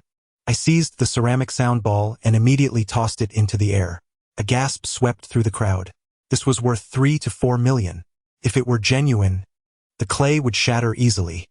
Should it fall, it would be utterly ruined. Even the astute old Su was taken aback, rising from his seat. The ceramic sound ball spun through the air like a rapidly rotating ping-pong ball, emitting a cacophony of sounds. Whoosh, rustle, rustle. The young master of the Hu family, previously restless in his dreams, inexplicably began to weep, leaving his seat and wandering about in a daze. His male secretary followed closely, yet refrained from interrupting him. The young master's bizarre behavior failed to draw the attention of the crowd. All eyes were fixated on the rapidly spinning ceramic sound ball, its surface adorned with 5 or 6 small apertures, serving as the instrument's sound openings. Just as it was about to plummet, I suddenly raised my small knife. With a swift motion, the blade accurately pierced one of the sound holes. Due to inertia, the ceramic sound ball landed on the knife, continuing its frenzied rotation. The sharp blade incessantly scraped along the edges of the apertures, causing the clay to flake away like celestial blossoms scattering in the wind, rapidly and uniformly dispersing around the hole. It resembled droplets forming arcs as they spun from an umbrella, a spectacle of exquisite beauty. This maneuver is known as monkey play. Originally, monkey play was employed to assess ancient fabrics among various artifacts. A small stick would be utilized to spin thanka, silk, and ragged cloth, determining the evenness of a fabric's weave through its tilt during rotation. In truth, one could simply cleave the ceramic sound ball with a knife, but I executed this stunt purely to showcase my flair. Monkey play was aimed squarely at Brother Pei, the monkey. Upon witnessing this, Brother Pei's face turned ashen, his triangular eyes glinting with a venomous and fierce light. Though the events unfolded slowly in narration, they transpired in a mere few seconds. With a sharp crack, the exterior clay of the sound ball fractured due to the rapid friction of the knife within the sound hole. The clay shattered upon hitting the ground, scattering into fragments. Inside, several objects tumbled out. What should have been round ancient stone projectiles or ancient clay pellets from the Yuan dynasty, but instead, what emerged were small iron marbles. The scene erupted in chaos. The iron marbles were coated in a slick layer of iron oil, clearly indicating that they had been inserted into the ball during a later forgery. Pei Ge's ceramic sound ball, crafted from the ancient clay of fragmented Yuan dynasty sound balls, showcases the unparalleled skills of a master forger. This artisan meticulously reassembled and dried the fragments. At first glance, it undoubtedly appears to be an authentic piece, akin to a genuine artwork that has been torn asunder and later restored by subsequent generations. Can one truly claim it is not an original? However, unlike paintings, the ceramic sound ball conceals ancient stone beads within. The absence of these beads, replaced instead by gilded dolls, constitutes a quintessential forgery. Old Su observed only the exterior, neglecting the contents within. The sound holes on the surface of the ceramic ball are exceedingly small, rendering it impossible to ascertain its inner composition with the naked eye. Moreover, such a closed ancient ceramic sphere cannot be pried open for examination. One can only discern its quality through sound, identifying subtle differences. Among those present, none had encountered a ceramic sound ball, nor were they aware of the sound produced by the friction of ancient stone beads against the clay. Fortuitously, Sister Jur had once taken me to listen to one. Despite being merely 14 years old and having heard it only once, my ears were exceptionally sensitive. Once that memory surged forth, even the slightest nuance became amplified in my mind. I was wagering on this, and it turned out I was correct. Old Su was drenched in cold sweat, his face ashen. Pei Ji's visage, ravaged as if by vermin, defied any descriptive term for his expression. Remarkable. Today has truly broadened my horizons. The Sifong studio is utterly shameless. Bah! Those who utter such words are likely individuals who have suffered great humiliation during their time on the shady side of life, seizing the opportunity to vent their frustrations. Ha ha ha! Pei Gu erupted in a grotesque laugh. Subsequently, suddenly, He delivered a sharp slap to the face of the bewildered attendant standing nearby, leaving the latter in a state of utter confusion. The attendant, caught off guard, instantly lost 2 teeth, blood oozing from the corner of his mouth. With a fierce glare, Brother Pei commanded, "Someone, drag him out and deal with him." Upon hearing this, the attendant's expression shifted to one of sheer terror, and he immediately fell to his knees, pleading, "Brother Pei, please, don't." Brother Pei. Several of Brother Pei's henchmen rushed forward without hesitation, dragging the attendant out amid his desperate cries for mercy, which echoed painfully through the corridor. No one, including myself, had anticipated such a turn of events. Brother Pei then clasped his fists towards Old Su and the esteemed colleagues present, declaring, "Old Su, esteemed colleagues, I, Pei Xinghai, have encountered a most unfortunate individual. This scoundrel has been with me for over a decade, and when I tasked him with selecting a fine treasure, he had the audacity to deceive me. From this day forth, he shall no longer be seen in the antique world of Jinling." Brother Pei's tactic of shifting blame was both shameless and contemptuous. Everyone present was acutely aware that Tao Xiangxiu had been brought in by Brother Pei to swindle the gilded doll, yet he hastily cast all the blame onto his subordinate. Following this, Brother Pei fixed a cold stare upon me, performed a shallow bow, and gritted his teeth as he remarked, "Master Su, please take your time. I bid you farewell." With a flourish of his sleeve, his face contorted with rage, he stormed out. Before leaving, he shot a piercing glare in my direction, as if recognizing the face of his adversary. Brother Pei had faltered, losing face and dignity, yet he remained unyielding. Before departing, the remark "take your time" subtly implied, "Once you are finished playing, I shall return to confront you." Several antique dealers were incensed, secretly plotting against him after his departure. My objective for today has been accomplished. Whether the Birch Bird brand can ultimately be exchanged for a gilded doll is now inconsequential. What truly matters is that I have risen to fame in this bustling marketplace of antiques in Jinling, shattering Pei Ji's facade. A wolf, once it reveals its fearsome claws, will naturally have the tender flesh of rabbits delivered right to its mouth. Of course, there will be hunters aiming their rifles at you. Yet, I remain unperturbed. Such is the sanguinary tempest that a wolf must confront. Old Su stood behind the appraisal platform, his complexion ashen. At this moment, he stammered with a quavering voice, "I am ashamed."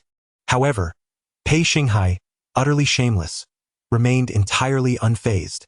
As a devoted admirer of Old Su, I could no longer bear to witness the deception unfold, and thus, I stepped forward to expose the charade. "I kindly ask for your understanding should my actions offend anyone." With that, I promptly descended from the stage. Old Su appeared utterly bewildered. Lu Xinyin's beautiful eyes were filled with astonishment, her mouth agape in disbelief. Chapter 29. Unexpected Developments. Among the audience, someone heard my words and began to applaud enthusiastically. "Old Su, why should you care about that scoundrel's reputation? Indeed, this fellow is nothing but a rat in the esteemed world of Jinling antiques. Old Su, this young man must surely be your pupil. His talents are quite remarkable." The cacophony of voices overwhelmed the young master of the Hu family once more. With his eyes closed and drooling at the corners of his mouth, he resembled a specter, shaking his corpulent frame as he meandered through the hall, uttering incoherent sounds. Accompanied by his anxious male secretary, who dared not disturb him in his somnambulistic state, yet was equally fearful of his potential missteps, Lu Xinin gazed at me with wide, sparkling eyes, as if admiring a peculiar specimen, her face radiating boundless joy.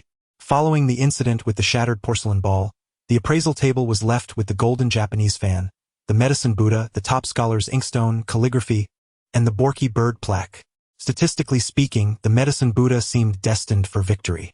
However, upon my intervention, a Borky copper bird plaque, valued at merely a few $100,000, emerged instead. The circumstances had undergone a significant transformation. Given Mr. Hu's astuteness, he would undoubtedly have a countermeasure in place, ensuring that his Na-Vi son did not recklessly seize an item. Should he inadvertently grasp the Borky bird plaque, his silent despair would be palpable. It is highly probable that, prior to the selection, Mr. Hu would whisper a word or two of caution to his son. The medicine Buddha, in terms of quality, value, heritage, and significance overwhelmingly surpassed the other items. Mr. Hu would certainly advise his son to directly secure the medicine Buddha, a move that would not be deemed improper. Lu Tsanin softly remarked to me, "Sutsun, thank you." Confused, she inquired, "What for?" I replied, "This was not done for you." Upon hearing this, Lu Tsanin did not express anger. Rather, she straightened her remarkably proud chest, displaying the smile of a victor. Regardless of the convoluted process or the true motivations behind my actions, Yingqing Pavilion emerged as today's champion, awaiting the announcement of results. Lu Tsanin, being a businesswoman, cared solely for the outcome. Su Lao's face flushed slightly as he said, "I feel quite ashamed. The older I grow, the more precarious life becomes, whether in actions or in character. Regarding the matter of the ceramic ball, I have often pondered how to ensure that Pei Xinghai would voluntarily withdraw from the situation while considering the reputation of the Sifang studio. Unexpectedly, my efforts proved unsuccessful. Elder Su gracefully descended the steps, moving with poise and assurance.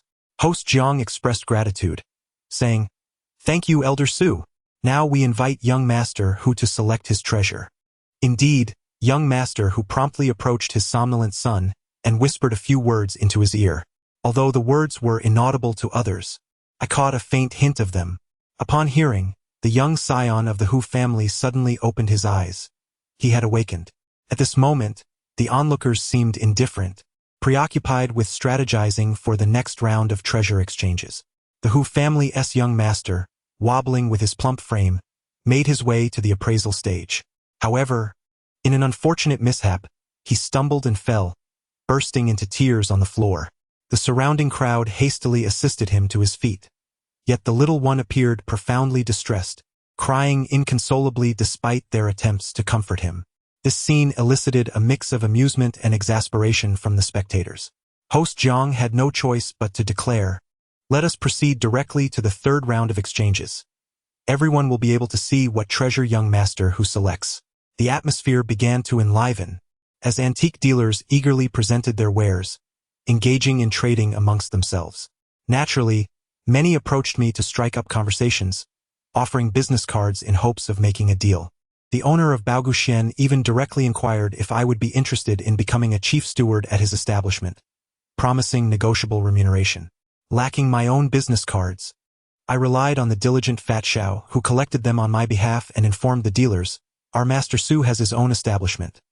Please leave your cards for now, and if you wish to collaborate, you may contact me to schedule an appointment." Subsequently, Fat Xiao produced his own cards to exchange with them, and I had previously encountered Fat Xiao's business cards. The titles above are entirely fabricated, capable of instilling dread. Within the establishment, only the finest antique dealers from Jinling are present, and none recognize the rotund figure known as Xiao. Upon viewing Xiao's business card, they were astounded by the prowess of a certain gentleman I had brought along, who wielded a red flower staff, and their curiosity regarding my identity intensified, particularly given my previous whispers with the young lady of the Lu family, which seemed to evoke a desire to ingratiate themselves with me. The ensuing situation was both amusing and bewildering. After exhausting himself with tears, the young master of the Hu family fell asleep once more. Yet, after merely a few minutes, he reverted to his previous state of somnambulism, exhibiting an alarming level of mania as he began to ram his head against the wall, prompting those around him to rush forward and restrain him. Lu Tsanin appeared exceedingly anxious, growing increasingly impatient with the suitors attempting to curry favor with her. A miraculous spectacle unfolded. The young master of the Hu family suddenly broke free from his captors, and with an arm resembling that of a Michelin man, he reached up and seized the coveted bird of birchi, adorning it around his neck.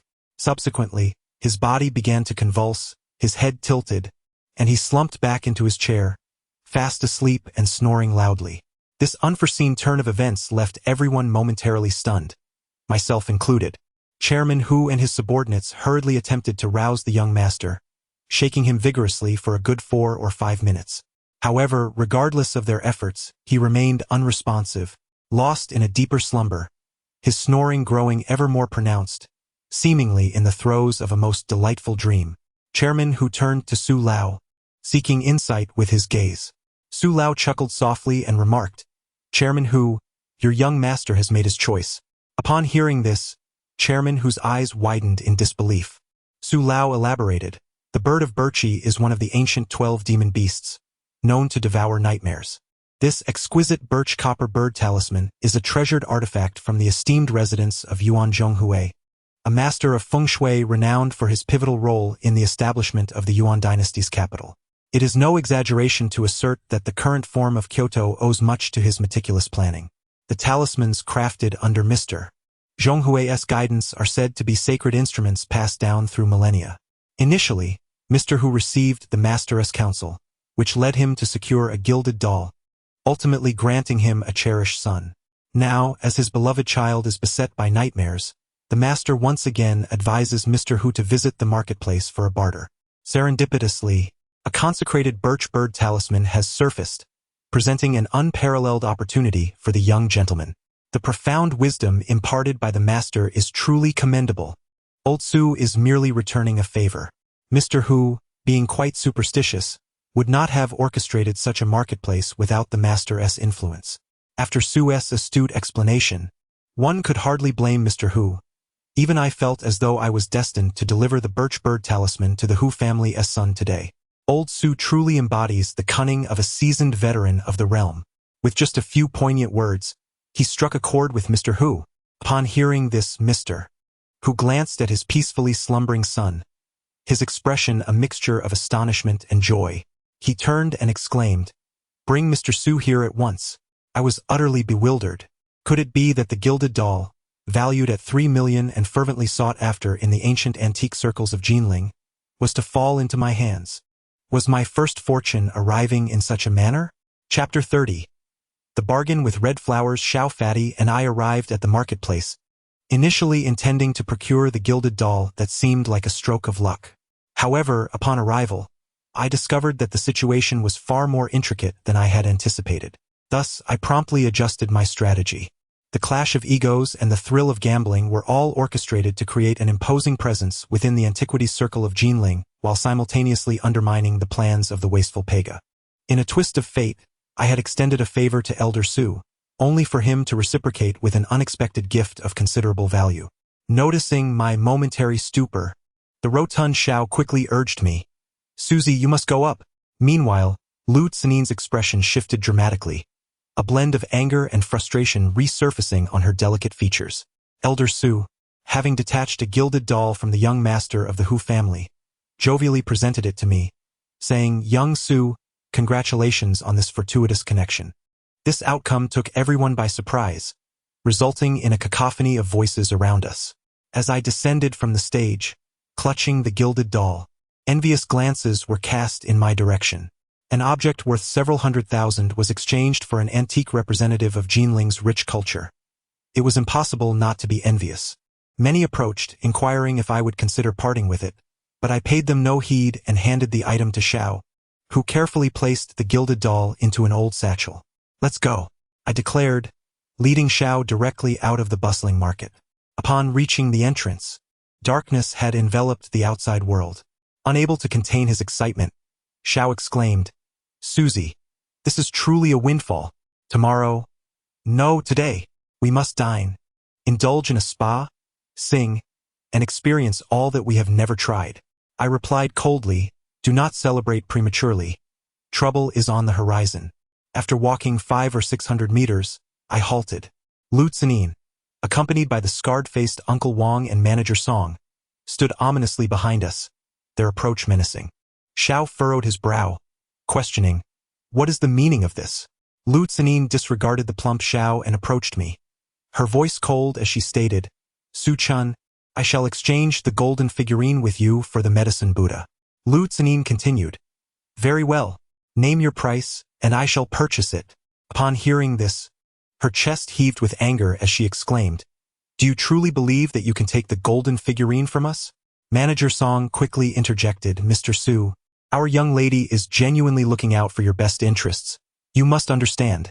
At this moment, Uncle Scarface stepped forward, followed closely by Xiao, both of them bristling with tension. The golden figurine held little significance for me. It could be sold to anyone. I could relinquish it to Lu Tsinin, but not today. She was desperate after failing to exchange goods in the marketplace and was now resorting to this haughty manner to pressure me into yielding the treasure. I was displeased. Lu Tsenin remarked, "Uncle Wang, we do not require your assistance for the time being." Upon hearing this, Uncle Wang viciously wiped his nose with his hand and retreated behind Lu Tsenin. I addressed Lu Tsenin, "Even if there are myriad red flowers ahead, what I have won must be taken with me." Subsequently, I gestured to Xiao and strode forward confidently. I understood Lu Tsenin's intentions perfectly. In the realm of antiquities, there exists an adage. Goods are traded for silver, money is exchanged for gold, and red flowers are sought after for all things. Bartering can only yield items of equivalent value. Precious treasures will not be exchanged lightly. While one may purchase fine items with money, some extraordinary artifacts cannot be acquired with mere currency. At this juncture, one must rely on the pursuit of red flowers. If one cannot trade or buy the coveted treasures, then one must resort to seizing them. Here, seizing does not imply theft. In the world of the underworld, open robbery is a method employed by gangsters during street brawls.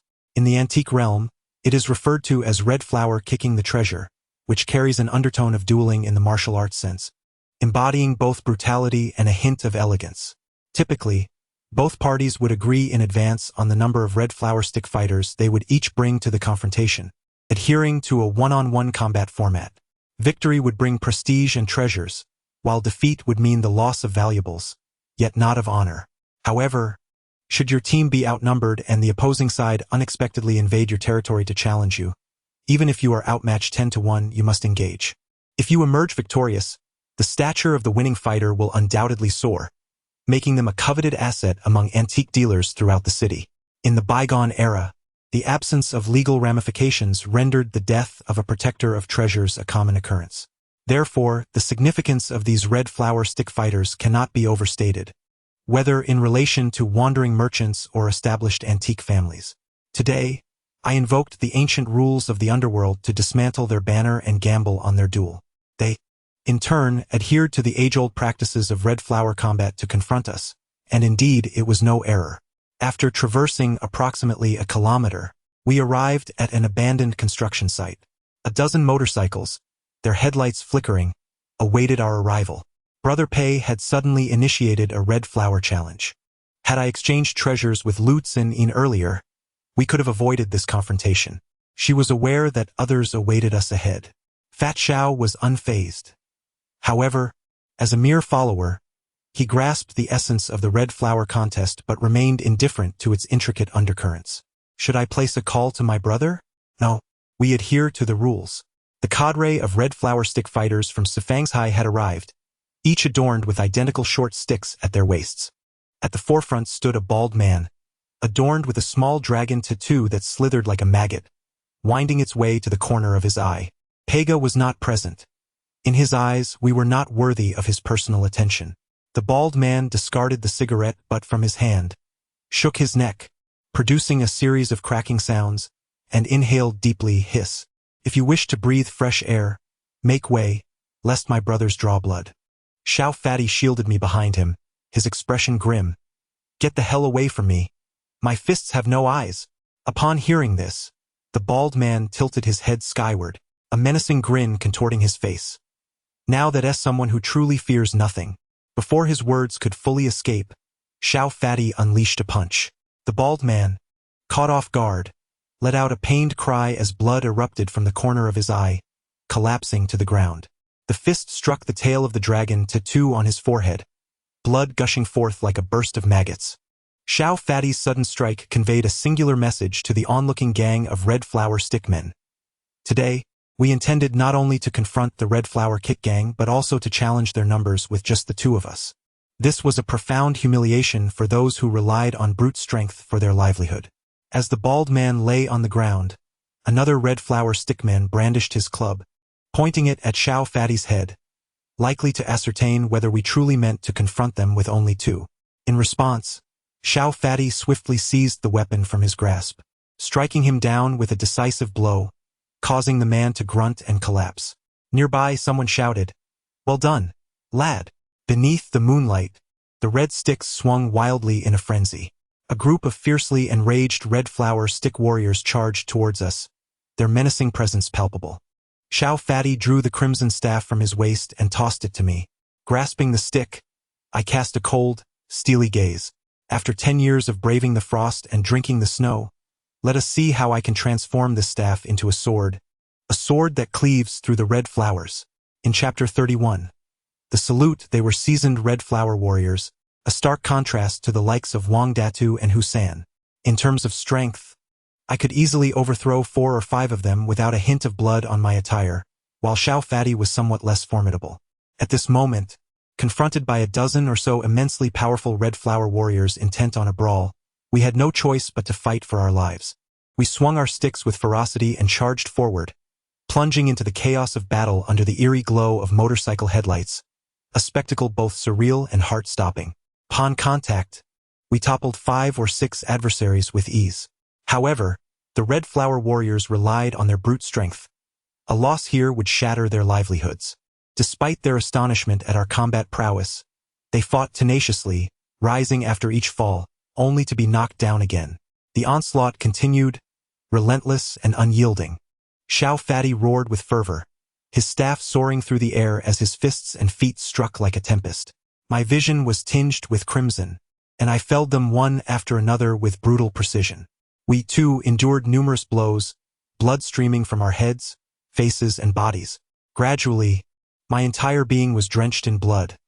I felt no pain, only the whistling of sticks and the wails of the fallen echoed in my ears. Xiao Fatty collapsed to the ground, yet in that moment, he resembled a crazed wolf, rallying himself to stand once more, swaying unsteadily, as he wielded his staff to fell 2 more foes. His face smeared with blood as he bellowed, "Come on, come at me." Xiao Fatty was soon struck down again by 2 red warriors. The 2 red-clad thugs, filled with unbridled fury, struck him relentlessly with their clubs. I charged forward, delivering powerful kicks that sent them sprawling, and with a swift counter, I knocked down another assailant who attempted to advance. In that moment, the crowd encircled me, unleashing their pent-up rage, a tempest of fury echoing within them. Time stretched into an indistinct blur as my vision began to wane. Blood dripped from my hands gripping the club, and my legs trembled under the strain. Yet, I knew I had to prevail or perish here today. Xiao Fatty rose from the ground, and I bore the excruciating pain with unwavering resolve, enduring the relentless onslaught of blows. Standing alone amidst the chaos, I erupted into manic laughter. Such exhilaration! In the midst of my mirth, my club swept through the air, and cries of despair rang out as several more thugs collapsed to the ground. Years later, the bald-headed men would recall this moment, their eyes wide with terror, their faces betraying panic. They were gravely injured, and a few, stricken with fear, began to retreat. Once the tide began to turn, it became an unstoppable force. Xiao Fatty's visage twisted into a grotesque mask of rage, his body trembling as he bellowed, "Come on, keep coming, don't be cowardly." Yet, none dared to advance any further. As we approached with deliberate, menacing strides, our eyes ablaze with murderous intent, they recoiled in dread. Eventually, those who could fled, while others discarded their clubs onto the ground, a gesture signifying their surrender to those of us undeterred by death. I tucked the club into my waistband, and with Xiao Fatty supporting me, we made our way to the periphery. Lu Tsanin and the others stood steadfast behind us, and as we passed, Lu Tsanin appeared utterly stunned. Beside her, the scarred-faced Wang Shu displayed an unexpected admiration in his eyes, a gesture of respect from a seasoned rogue of the underworld. We emerged victorious. Today, neither Pei Gu nor Lu Tsanin would claim the gilded doll. This distinction delineates the antique underworld from the gangsters. The streetlights elongated our shadows, rendering them surreal and ethereal. After 700 or 800 meters, Xiao Pang could no longer endure and collapsed. Lu Tsanin's red sports car halted beside us. "I shall take you to the hospital," she offered. I disregarded her, turning to Xiao Pang and urging, "Get up." A minute later, Xiao Pang shakily rose for the 3rd time, leaning on me as we pressed onward. Upon reaching the main road, we began to hail a taxi. However, our bloodied appearances deterred nearly every driver. It was only when I revealed some money that a daring driver finally agreed to take us. After delivering Xiao Pang to the hospital for treatment, I reflected on the bygone era when the Red Flower gangsters would engage in duels. Should one perish, their employer would reward them handsomely, allowing them to vanish into the distance. In contrast, the current reality often resulted in grievous injuries rather than fatality. Reporting to the authorities was deemed disgraceful, and few would dare to do so. Even if one did, the most they could expect was a charge of brawling, with the victor facing a brief stint in prison. Given the lucrative rewards at stake, a few years behind bars seemed a minor price to pay. Ultimately, it all boiled down to profit. Winning a treasure meant a fortune, and antique dealers would never neglect a loyal rogue. As long as there was gain to be had, the Red Flower gangsters would eagerly throw themselves into the fray, risking their lives and shedding blood. Su Qing was brushing her teeth when she exclaimed, "Little brother, what happened to you?" We had finally arrived home. Suddenly, darkness enveloped me, and my body could no longer sustain itself, causing me to collapse onto the ground. When I regained consciousness, it was already the afternoon of the following day. On the bedside table lay Yunnan Baiyao, gauze, iodine, and an opened package of antipyretics. My clothes had been completely changed, and my body was impeccably clean, with my wounds meticulously bandaged. A rich fragrance lingered in the air. Su Qing entered, carrying a bowl of soup. Upon seeing that I was awake, she was filled with immense joy and hurriedly placed the soup on the bedside table. "You're awake? You truly frightened me yesterday. You were covered in blood, burning with fever, and rambling incoherently." I inquired. "Rambling?" Su Qing nodded. "You kept repeating, 'Sister Jur.' Did you see it?" "I didn't lose. You said it over and over all night long." "Who is this Sister Jur? Is she your girlfriend?" Su Qing looked surprised and asked, "Do you have an older sister? Where is she?" Perhaps thinking I was reluctant to speak, she ceased her inquiries. With a mix of indignation and concern etched on her face, she exclaimed, "How could you sustain such severe injuries? Who attacked you? Was it Husan? If it was Husan, I will immediately borrow money from loan sharks to hire someone and settle this with that scoundrel. Damn it, a worthless adopted son." Upon hearing this, Su Qing questioned, "Then who is it?" I replied, "Listen, little brother, do not be afraid. Sometimes one must be willing to risk everything to topple a tyrant. My life is already in shambles. If worst comes to worst, I'll become nothing more than a pile of rubble. Just speak, and I promise I will stand by you to avenge this grievance." Su Qing was puzzled. "A duel?" I found myself at a loss for words and said, "Su Jie, about that. Please let us not delve into this matter." I nodded and inquired, "Who changed my clothes?" I initially assumed that Su Qing had summoned a doctor, but to my surprise, she had taken it upon herself. What struck me as particularly noteworthy was that I discovered my underwear had also been changed. After sharing a brief laugh, Su Qing shot me a glance filled with playful reproach and said in a slightly teasing tone, "Sister has encountered many men. Why should you feel embarrassed?" I remained speechless. Su Qing, observing my awkward demeanor, leaned closer and whispered, "You're not still a virgin, are you?" Chapter 32. When feeding the pig, I broke into a fit of coughing, which aggravated my wounds, causing me to grimace in pain. Witnessing this, Su Qing ceased her playful banter and swiftly took the soup from the bedside table, beginning to feed me. I protested, "Sister Su, it's not that serious. I can manage." Su Qing shot me an exasperated glance and replied, "What's wrong with a sister caring for her brother?" I had never before encountered such heartwarming words, and was at a loss for how to express my emotions, remaining silent instead. Su Qing was exceptionally gentle. After carefully ladling the soup, she blew on it softly before bringing the spoon to my lips. The broth was delectable, enriched by the slow simmering of large bones, infused with nourishing goji berries, red dates, and invigorating ginseng, a quintessentially refined concoction characteristic of women from the bustling metropolis. However, as I sipped the soup, I felt a twinge of embarrassment, as I had to lean down, and Su Qing's loose top required her to lean over each time. It was somewhat dazzling.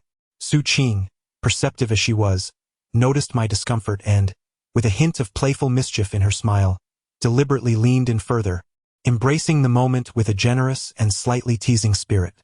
In the grand tapestry of existence, one force invariably subdues another. I cannot fathom why I seem utterly helpless against Su Qing. Fortunately, at this moment, a knock resounded at the door. Turning to look, I was surprised to find Lu Tsanin standing there, bearing gifts of nutritional supplements and medicine, elegantly packaged in luxurious wrapping. Upon seeing Lu Tsanin, Su Qing turned to me and inquired, "Is she your friend?" Rising from her bed, she adjusted her attire and said, "Very well, you two may converse." Subsequently, she set down the soup and gracefully exited the room. Observing Su Qing's departure, Lu Tsanin furrowed her delicate brows. After placing her items down, she murmured, almost inaudibly, "The scent of her perfume is overwhelming." This remark was directed more towards herself, barely audible to outsiders. I asked, "What brings you here?" Lu Tsanin replied, "I came to see you. However, it appears you are well taken care of." Her tone carried a hint of envy. I remarked, "Her superior, Lu Xiaoxin, is the one providing care." I remained silent, casting a frosty glare in her direction. After a pause, Lu Tsanin said, "Su Chen, I do not wish to quarrel with you. I have come today with the utmost sincerity. Yesterday, your exploits at the underground market caused quite a stir. Your gambling and the display of prowess with the red flowers have made you a figure of great renown in the antique world of Jinling. Logically, there should be throngs of people seeking your expertise as a master appraiser, offering you gifts for your insights, yet no one dares to approach you. Do you understand why?" Lu Tsanin nodded, acknowledging, "Your skills are extraordinary, and you are indeed quite astute." I countered, "Is the praise finished?" Lu Tsanin's beautiful eyes burned with intensity as she earnestly declared, "While others may hesitate, I am resolute. I desire both people and possessions. Just as I stated when I first sought you, you may set any conditions. My intentions are sincere, and you should be able to perceive that." Upon hearing this, Lu Tsanin's delicate face instantly lit up with surprise. Interrupting, "So, you are willing to relinquish it to me?" She was momentarily taken aback. After a considerable pause, she remarked, "Requesting others to yield their possessions seems devoid of the customary understanding of their desires. Does it not?" Lu Tsanin said, "You." She was often one to speak or remain silent at her whim. The Four Directions Pavilion had already regarded me as a thorn in their side. I had seized the treasure they coveted. If I were to surrender it to the Shadow Qing Pavilion now, it would be adding insult to injury. I was indifferent to the potential vengeance from the Four Directions Pavilion, yet I needed to comprehend their motives for coveting this treasure. Otherwise, I risked becoming an unwitting pawn in their schemes. Lu Tsanin bit her lip, seemingly resolved to explain. "My father is gravely ill. He has expressed a desire to see 4 treasures before his passing, one of which is the gilded doll. If either Xiaoxin or I can gather all 4 treasures, the Lu family's estate will be entrusted to that person, thus becoming the new head of the Lu family. Moreover, these 4 treasures can be exchanged for one of the greatest treasures in the world that belongs to my father. Xiaoxin's temperament is erratic, and she has strayed further down a misguided path over the years. I possess little desire for power or wealth, but this is the Lu family's century-old legacy that cannot be allowed to be ruined by Xiaoxin. I must first secure it. Once Xiaoxin matures and understands, I will naturally hand over all these items to her, but now is not the time." As Lu Tsanin spoke, her eyes glistened with unshed tears, and her expression was steeped in profound sorrow.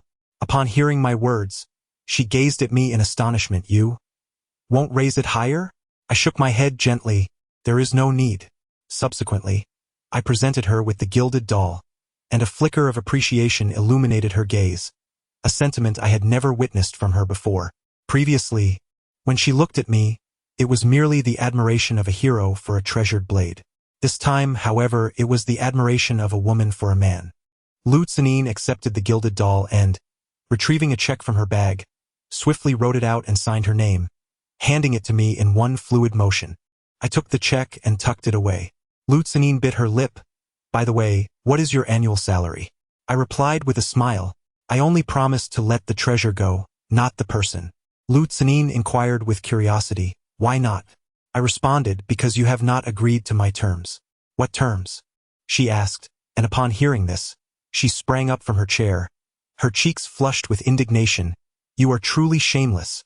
She turned and strode towards the door, and just before exiting, She angrily took back the nutritional supplements and medication she had brought. Chapter 33. Destitute wanderers. After Lu Canin departed, Su Qing entered the room, her expression laced with confusion. Is she the eldest daughter of the Lu family? I nodded in affirmation. Su Qing, astonished, exclaimed, so it's true. I thought she looked familiar. I must have seen her on a treasure appraisal show on television before. Oh my! She left with red-rimmed eyes and a flushed face, looking utterly wronged, such a damsel in distress. Little brother, you truly possess remarkable skills. The redness around my eyes stemmed from Lu Canin's recounting of her family's internal strife, while the blush on my cheeks was a result of my irritation towards her. However, I found it impossible to explain this to Su Qing. I said, Sister Su, I have sold your birch copper bird plaque for 3 million. Upon hearing this, Su Qing chuckled, completely unconvinced. She busied herself tidying the bedside table, urging me to stop my antics. I presented her with the check, feeling utterly speechless. Let us do it this way. When I acquired the birch bird plaque, I mentioned that once the money was exchanged, you would determine the distribution.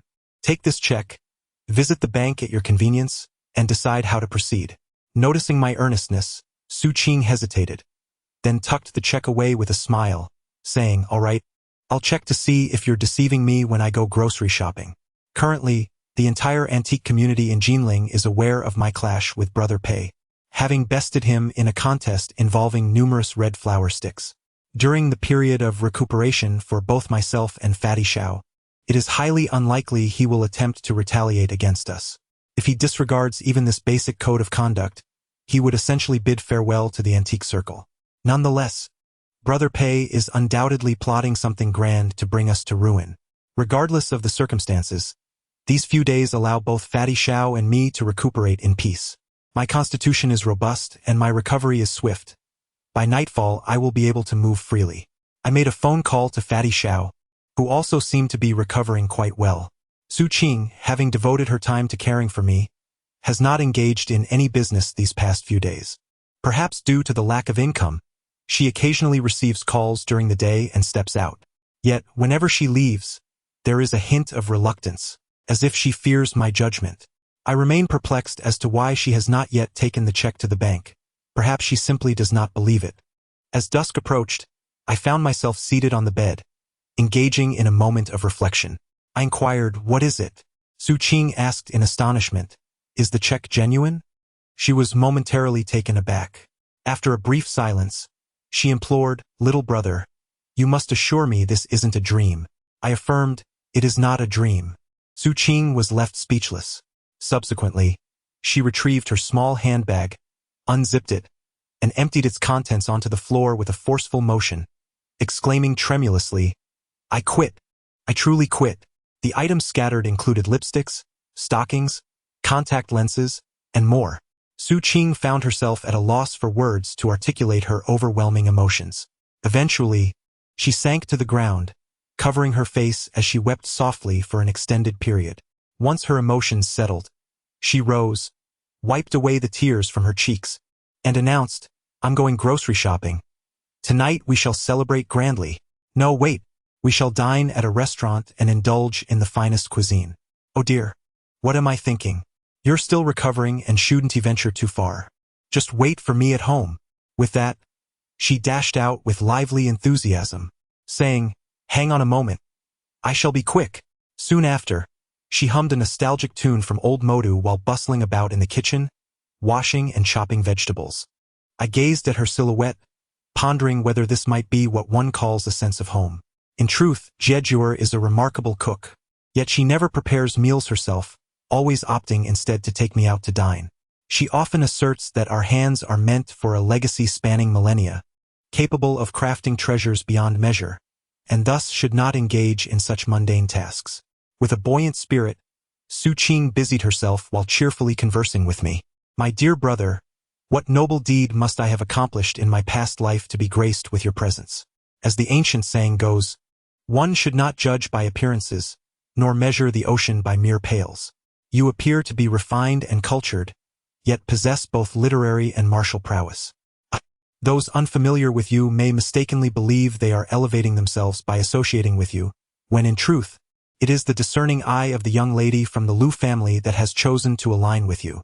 Do you not have a friend who has been accompanying you? Invite him to join us for dinner.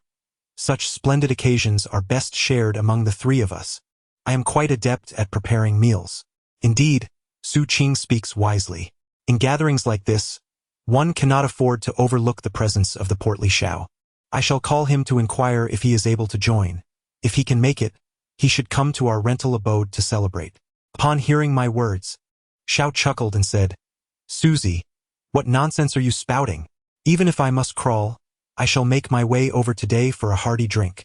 Half an hour later, Xiao had arrived, sporting a strap around his neck. I proceeded to introduce him to Su Qing. Su Qing looked at Xiaolan and remarked, Xiaolan, as you two frolic together, how is it that you are so corpulent while my little brother is so slender? Are you hoarding all the food for yourself? Su Qing, upon hearing this, laughed heartily and said, Ah, the soup must be more nutritious. No wonder, no wonder. Please make yourselves comfortable. I shall prepare everything shortly. Unaware of the nature of my relationship with Su Qing, Xiao leaned in and whispered, Susie, have you won over this enchanting woman from the Magic City? It seems rather intimate, indeed.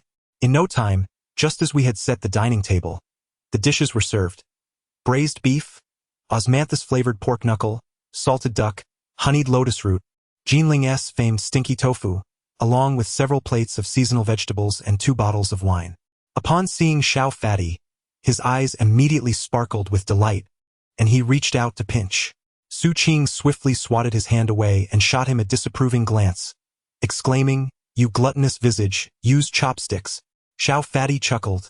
Sister, with your culinary skills, you rival the finest chefs at the national banquet. It's simply irresistible. We raised our glasses. For the first toast, we found ourselves in a moment of silent bewilderment, unsure of what to say. In the context of Jinling, we three were indeed regarded as individuals from the lower echelons of society. Sharing a meal together evoked a palpable sense of camaraderie among fellow wayfarers of misfortune. Xiao Fatty suggested, Let us dispense with words and drink. The three of us downed our drinks in unison. Xiao Fatty and Su Qing quickly warmed to each other, engaging in lively conversation and drinking heartily. Eventually, as Xiao Fatty felt the exhilaration of the drink, he unfastened the bandage from his arm. As I seldom indulged in alcohol, I savored the delectable dishes, responding to their chatter with half-hearted agreement. As the evening wore on, Su Qing's inebriation became increasingly apparent, her eyes glistening with tears. I'm unsure how to divide the money, but it was earned through the hard labor of you two brothers. Sister will take 400,000. The remainder, you can split, all right? Xiao Fatty and I exchanged glances of disbelief. The Berkey Bird brand represented the sow.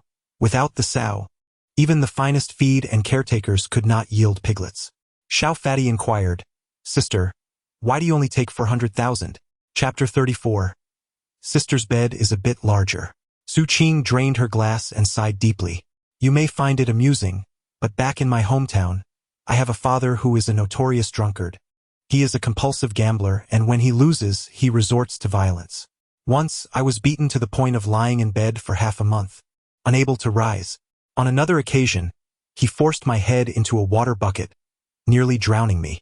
Fearing for my life, I fled. However, upon arriving in Jinling, devoid of qualifications and skills, I found myself constrained to this line of work. Initially, my sister earned some money, and this house is one I rented. The landlord is currently out of town, and the rent was 2,000 a month, which was affordable at the time. Yet I later encountered Hussein, this deceitful adopted son, who tricked me, took my photographs, and extorted money from me. He threatened to send those photos back to my hometown if I did not comply. I could not contend with him. Eventually, I could no longer afford the rent and was compelled to consider finding a roommate. All my money had been stripped away by Hussein, leaving me unable to send anything to my father. He, in turn, resorted to gambling, employing underhanded tactics, and ended up crippled, rendered entirely incapable of labor. Moreover, he has recently developed cirrhosis with ascites. As Su Qing recounted this tale, her eyes glistened with unshed tears, yet the corners of her mouth curled upward in a faint smile, a manifestation of her unwillingness to succumb to fate and the deep-seated defiance within her. Listening to her, we felt a profound discomfort. Fat Xiao interjected, "Sister, this won't do.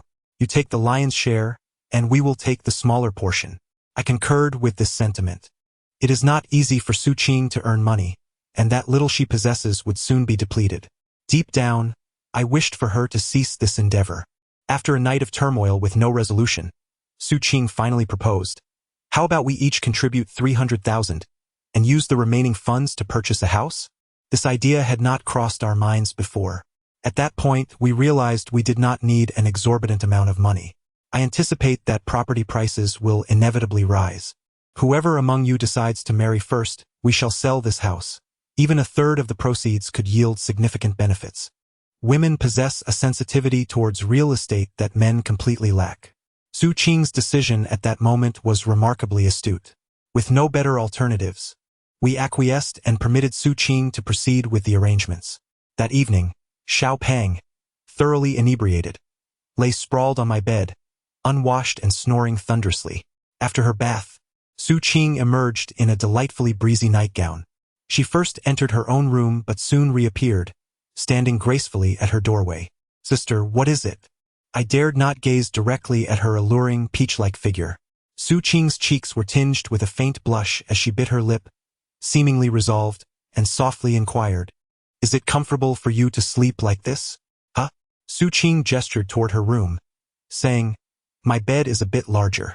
I quickly interjected, No, I can manage." Upon hearing this, Su Qing shot me a disapproving glance, tousled her still damp hair, and with a hint of playful reproach, remarked, "You really are quite foolish." She then turned and retreated into her room, leaving behind a lingering fragrance. I understood her words. You truly are a fool. Foolish or not, I now needed to take a cold shower. By the following day, our injuries had mostly healed. Xiao Pang withdrew some money and went to visit Uncle Xiao in the countryside, while Su Qing busied herself with contacting the landlord regarding the property purchase. I donned a garment and stepped outside, intending to buy a few outfits. The moment I crossed the threshold of the courtyard, I sensed that someone would come looking for me. The days have been too tranquil, which feels rather abnormal. Indeed, I had scarcely walked 100 meters when a car halted before me. From the driver's seat emerged a man of striking features, exuding an aura of integrity. I inquired, "Who are you?" After observing him for a moment, I nodded and entered the vehicle. Prior to my entry, Mr. Chui graciously opened the rear door for me, placing his hand on the window ledge to prevent me from bumping my head. The car proceeded towards the suburbs, with Mr. Chui demonstrating remarkable driving skills, ensuring a steady journey. However, the atmosphere within the vehicle was somewhat somber. After a brief while, Mr. Chui glanced at me through the rearview mirror and asked, "Why does Mr. Su not inquire about who invited you?" His words momentarily surprised Mr. Chui, though the expression vanished swiftly as he questioned. Why? The model of the car, the personnel involved, and the location of the office all pointed unmistakably to Old Su. Approximately 40 minutes later, we arrived at Jin University, navigating through the teaching district and heading towards the faculty residential area. We came to a halt before a quaint two-story building, where Mr. Chui exited first and opened the door for me with impeccable manners. The structure possessed a distinct flavor of the Republic of China era, characterized by its blue bricks, gray tiles, and climbing ivy, exuding both elegance and vigor. Mr. Chui led me directly to the second floor, knocking gently on the door and announcing, "Boss, the guest has arrived." Since the onset of the reform and opening up policy, referring to professors or mentors as boss has become a common practice in higher education institutions. Footsteps resonated from within, and Old Su personally opened the door. Upon seeing me, his face lit up with warmth, and he turned to Mr. Chui, reproaching him, Xiao Chui, how could you? With such an important guest as Mr. Su, why didn't you notify me in advance so that I could greet him at the door?" Upon hearing this, Mr. Chui immediately took 2 steps back and slightly bowed, saying, "I apologize, boss. Mr. Su was resting in the car just now, so I was indeed closing my eyes to gather my thoughts." Old Su did not say anything further and allowed Mr. Chui to leave. Then, with a smile, he said to me, "Mr. Su, please come in." As Old Su prepared tea, he remarked, "Let us agree from now on, do not call me Old Su. Simply refer to me as Su Lauscher." Upon hearing this, Old Su chuckled. Very well. I shall indulge myself. Now Xiao Su, please enjoy the tea. I took a seat, lifted the teacup and took a sip. Old Su inquired, how is the tea? Upon hearing my response, a look of appreciation blossomed on his face. Xiao Su's tea tasting resembles the discerning eye of a treasure appraiser. Steady, precise, and decisive. Truly formidable for one so young. After sipping his tea, Old Su stated, of course not. Following this, he rose from his seat, adjusted his attire, and his expression turned solemn. With his fists clasped behind his back, he lowered his head, bending slightly at the knees, and retreated 2 steps in a peculiar manner, preparing to bow to me. At this sight, I was instantly taken aback. Chapter 35, The Spirit Officer's Retreat. I quickly stepped forward, assisting Old Su back to an upright position, preventing him from bowing. This posture, within the realm of antiques, is referred to as the Spirit Officer's Retreat.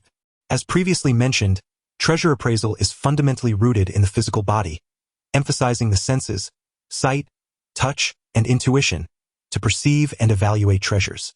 Esteemed masters in the art of appraisal believe that each organ possesses a spirit, often referred to as the spirit officer. Mastering the skill of appraisal involves a continuous enhancement of the spiritual energy within the various parts of the body. Just moments ago, Master Su clasped his fists behind his back, bowed his head, and bent his knees, taking 2 steps back to pay his respects to me. This gesture signified that before me, Master Su had concealed all his spiritual prowess, fully submitting and expressing his willingness to acknowledge my authority. Such a display is a profound courtesy within the antiquities realm, typically reserved for venerating ancestors or meeting esteemed elders. I was taken aback. Master Su, a towering figure in the nation's antique community, had, due to a momentary lapse in judgment at a market, chosen to relinquish all his dignity and honor to offer such a grand courtesy to a relatively obscure junior like myself. This exemplified true grace. The demeanor of an old-school master of appraisal in the antique world is indeed admirable. I remarked, Master Su, should you bestow such a grand gesture, it would imply my expulsion from the antiquities circle. Upon hearing this, Master Su shook his head and replied, not at all. I am aging, and the world of antiques ultimately belongs to the youth. In the bustling market, your skills are unparalleled, decisive, and composed, leaving me profoundly shaken.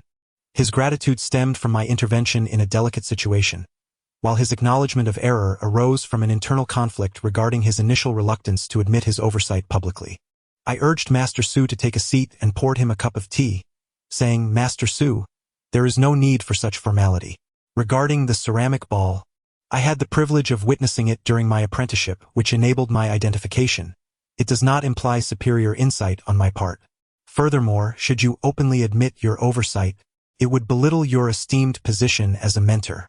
Master Su looked at me with astonishment, furrowing his brows and inquiring, what do you mean by that? His expression shifted, and he stated, young Su, I remained silent.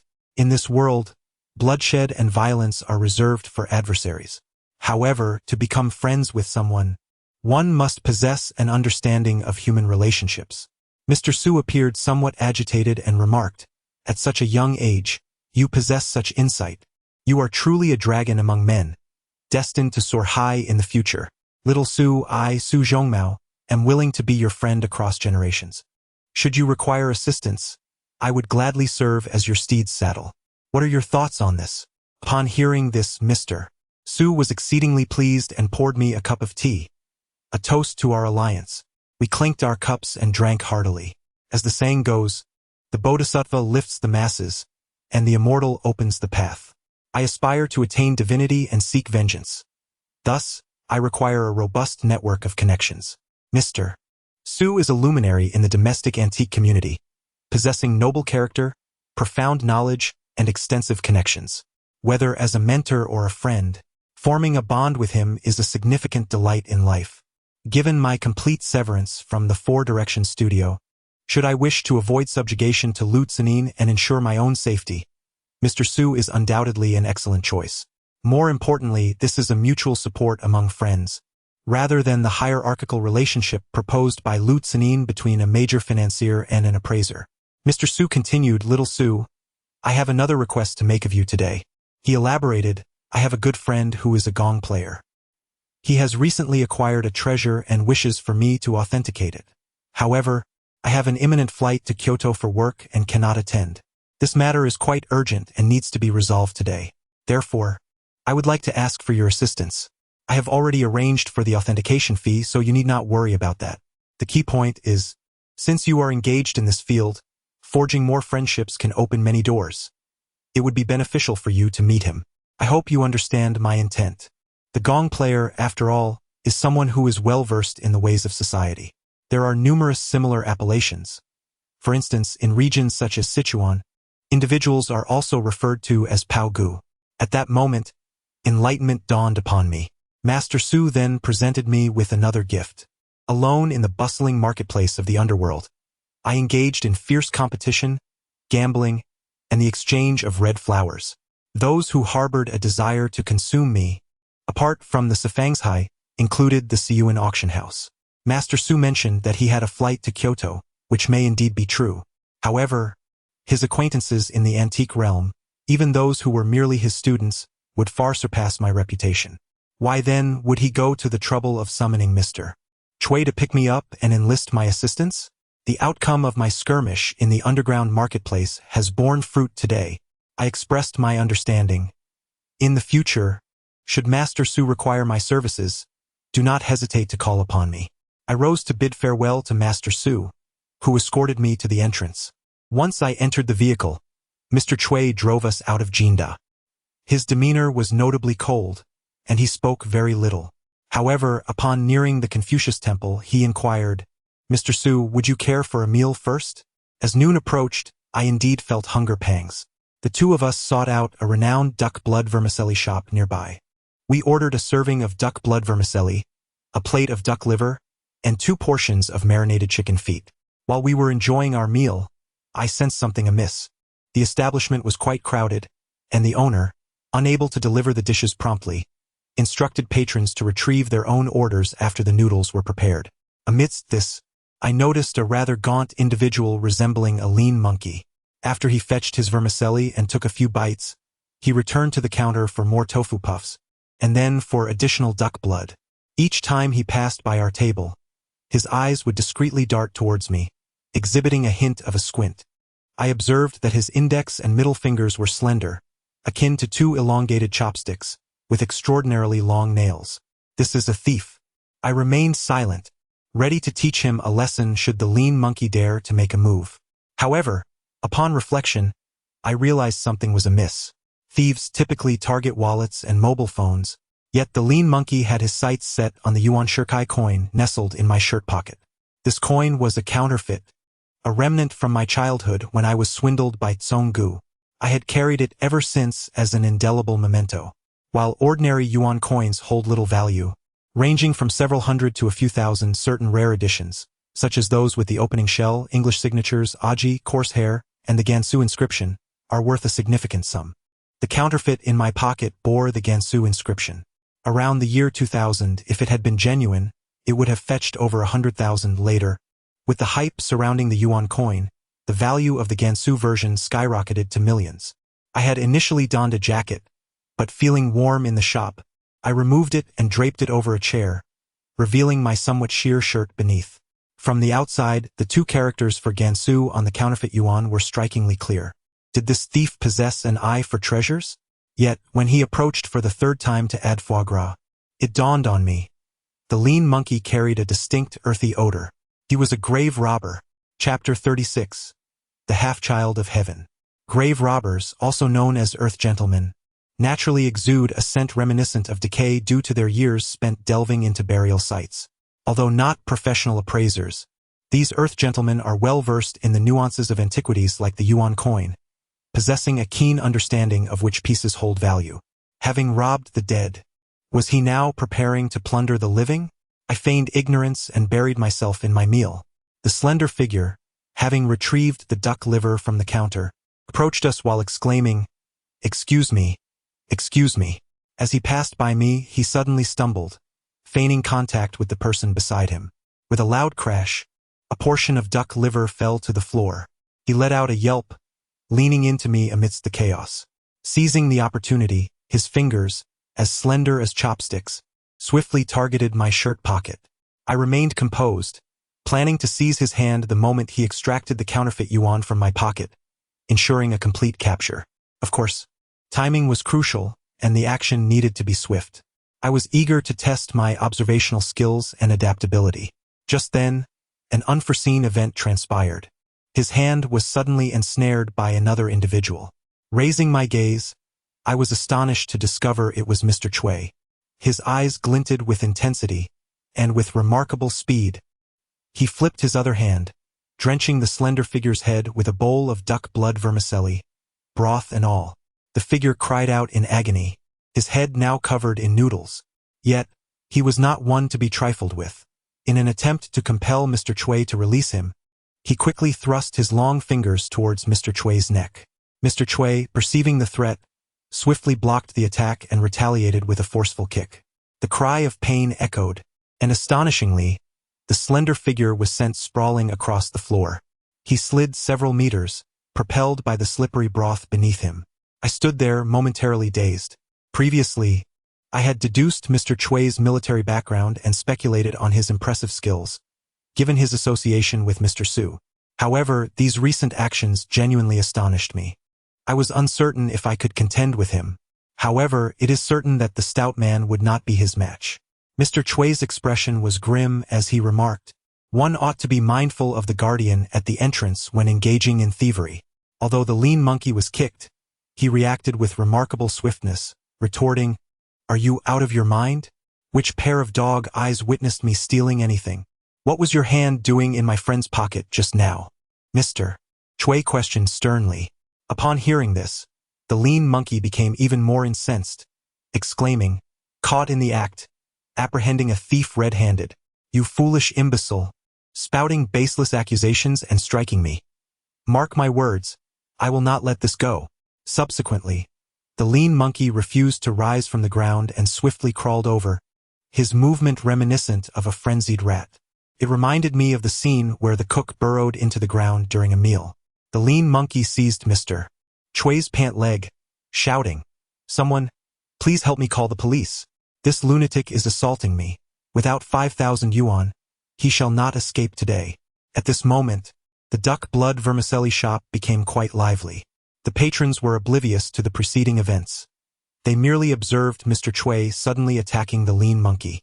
The lean monkey wept bitterly, his head adorned with duck blood vermicelli, a trickle of blood at the corner of his mouth, his performance so skillful that it genuinely evoked sympathy.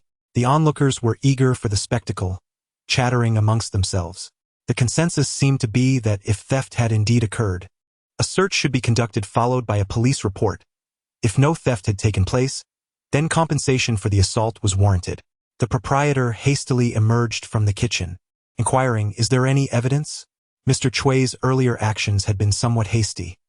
He had not anticipated the lean monkey's shamelessness, which turned the tables on him, rendering his expression exceedingly grim. Nevertheless, I caught a glimpse of a terrifying glint in Mr. Chui's eyes. There was undoubtedly no evidence. The situation has become irretrievable. I squatted beside the gaunt monkey and inquired, "Brother, you who are adept at both climbing walls and scattering earth, do you truly wish to venture into the blacksmith's forge?"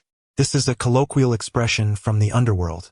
Climbing walls refers to thieves who scale walls to pilfer valuables, while scattering earth pertains to grave robbers, who, after excavating a tomb, remove the disturbed soil to prevent future complications. The blacksmith's forge symbolizes the authorities. As in bygone times, prisons were equipped with iron shackles, swords, and decapitating devices. I discerned the true identity of the gaunt monkey and indicated that should he report this incident, it would not merely be about today's theft. He would undoubtedly hesitate to act. A person who has soiled themselves would not dare to expose their shame. Indeed, upon hearing my words, the gaunt monkey appeared momentarily stunned, immediately ceasing his entanglement. He asked, "From all corners of the world, what brings you here?" This phrase refers to the 8 factions of the underworld: Jin, Pai, Gua, Kai, Ping, Tuan, Diao, and Lu. He was inquiring as to which trade would yield prosperity. I leaned closer to him and spoke sternly, "If you dare to ask again about the grave-digging profession, I shall ensure your demise. The term grave-digging implies that regardless of the trade one pursues, I possess the power to bring about their downfall. Such bold declarations are typically made by individuals of two kinds: those associated with the authorities or those engaged in illicit activities. However, those in authority would not utter such words. My implication was clear. My companion was involved in the latter, and should he persist, I would not hesitate to eliminate him. Sister Jur had not only accompanied me into tombs but had also navigated through the various factions. I was more familiar with the jargon of the underworld than anyone else. This proved that my connection with the gaunt monkey was rather profound. After he departed, Mr. Chui maintained his stern demeanor and remarked, "I apologize, Mr. Su. I intended to protect you, yet it seems you have come to my rescue instead." I waved my hand dismissively. I have always harbored a sense of intrigue regarding Mr. Chui.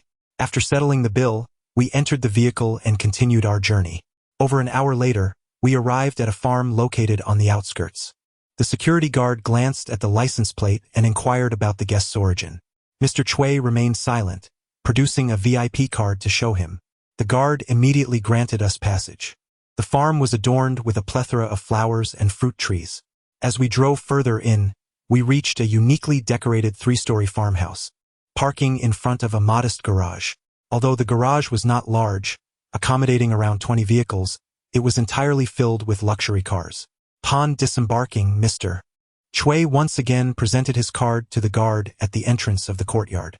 Subsequently, he led me toward the basement.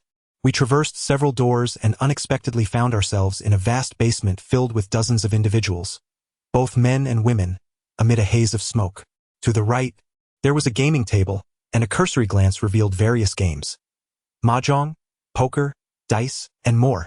The array of games included diverse options such as Push the Pot, 7, Climbing the Mountain, and Landlord. Mr. Chui whispered a few words to a nearby bodyguard. Despite the din in the basement, I discerned his conversation. "Inform Sister Ping, Elder Su has sent someone." A woman? That was unexpected.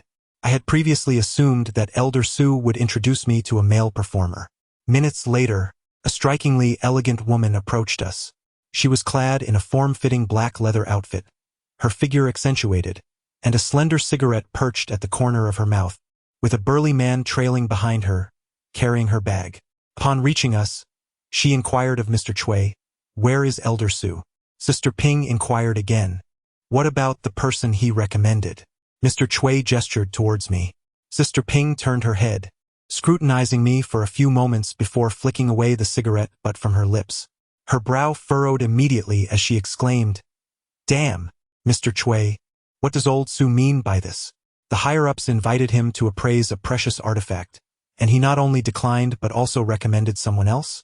If he were to suggest someone, at least he should have the decency to come in person. I, Ma Ping, respect him, but he cannot push just anyone onto me. Is this really the student he just took on? Sister Ping's choice of words was laced with expletives, showcasing her formidable presence. Chapter 37. The Oath of Allegiance. A slight jolt coursed through me. I had not anticipated old Su's high regard for my abilities.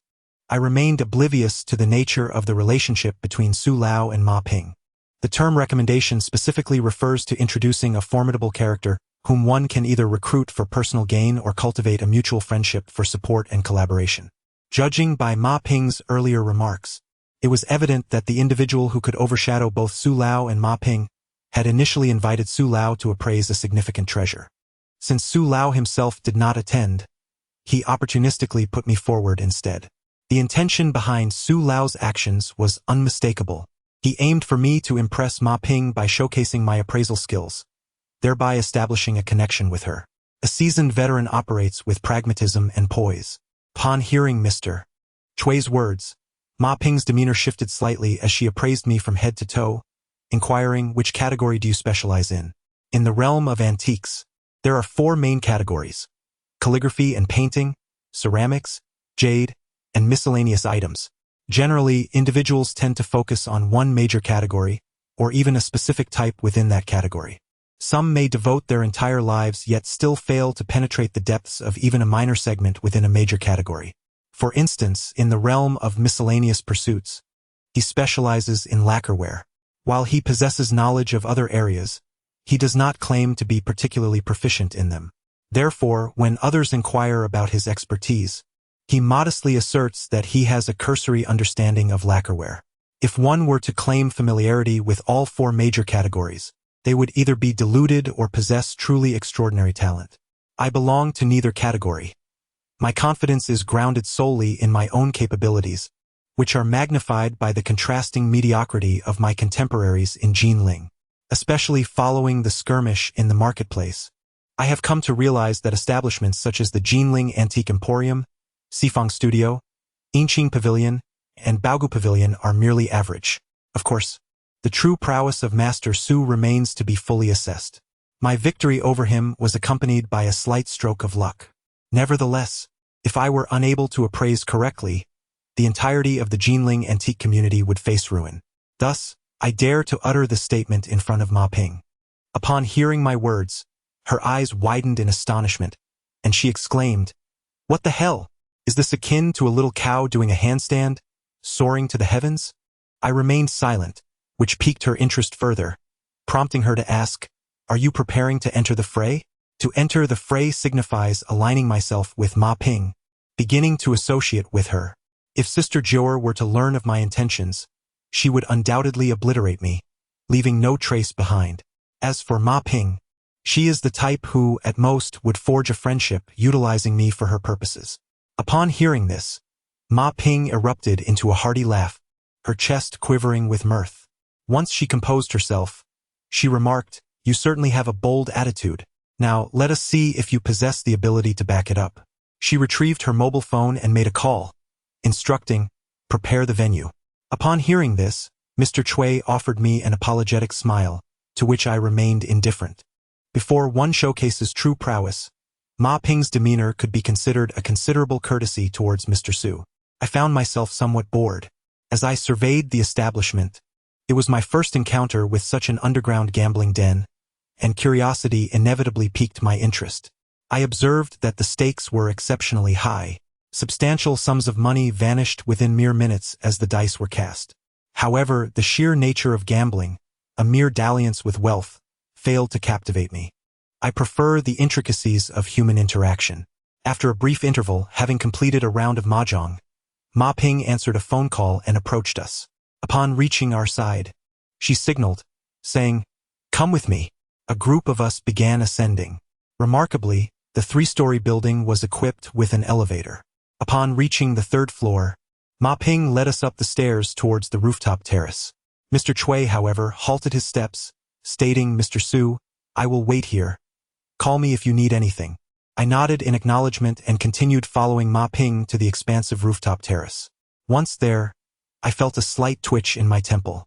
The terrace was adorned with a sunshade, and on either side stood a dozen bodyguards who greeted, "Greetings, Sister Ping." At the center of the terrace, two large cauldrons were positioned, filled with glowing embers. Within the coals lay 5 or 6 jagged steel knives, their edges now aglow. Remarkably, suspended above each cauldron was a person dangling in midair. The two individuals bore numerous bruises, their garments stripped away, leaving them clad only in oversized shorts. Their hands were bound together with ropes, which were secured several inches above, each tethered to a porcelain vase. The ropes encircled the necks of the vases and extended upwards by nearly 2 feet, fastening to a sturdy iron rod above. The two vases were identical in shape, design, and craftsmanship. A bodyguard had already provided a chair for Ma Ping, who settled into it with her legs crossed, delicately holding a slim cigarette. She remarked, "Since you have come here to forge a friendship, let us speak candidly. I engage in numerous ventures, including a significant business in antiques, yet I seldom make public appearances, which is why few are familiar with me. These two are swindlers who, having fallen on hard times, attempted to deceive me. I had them invited for a few cups of tea, and now, well, they find themselves in this unfortunate predicament. Suspended above them are 2 vases, one genuine and one counterfeit. I wish to test your skills. How will you discern their authenticity? Stand 10 meters away and identify which is the genuine article. Once you reach a conclusion, you may utilize the tools available on the table beside you to destroy the counterfeit, and our friendship will be established."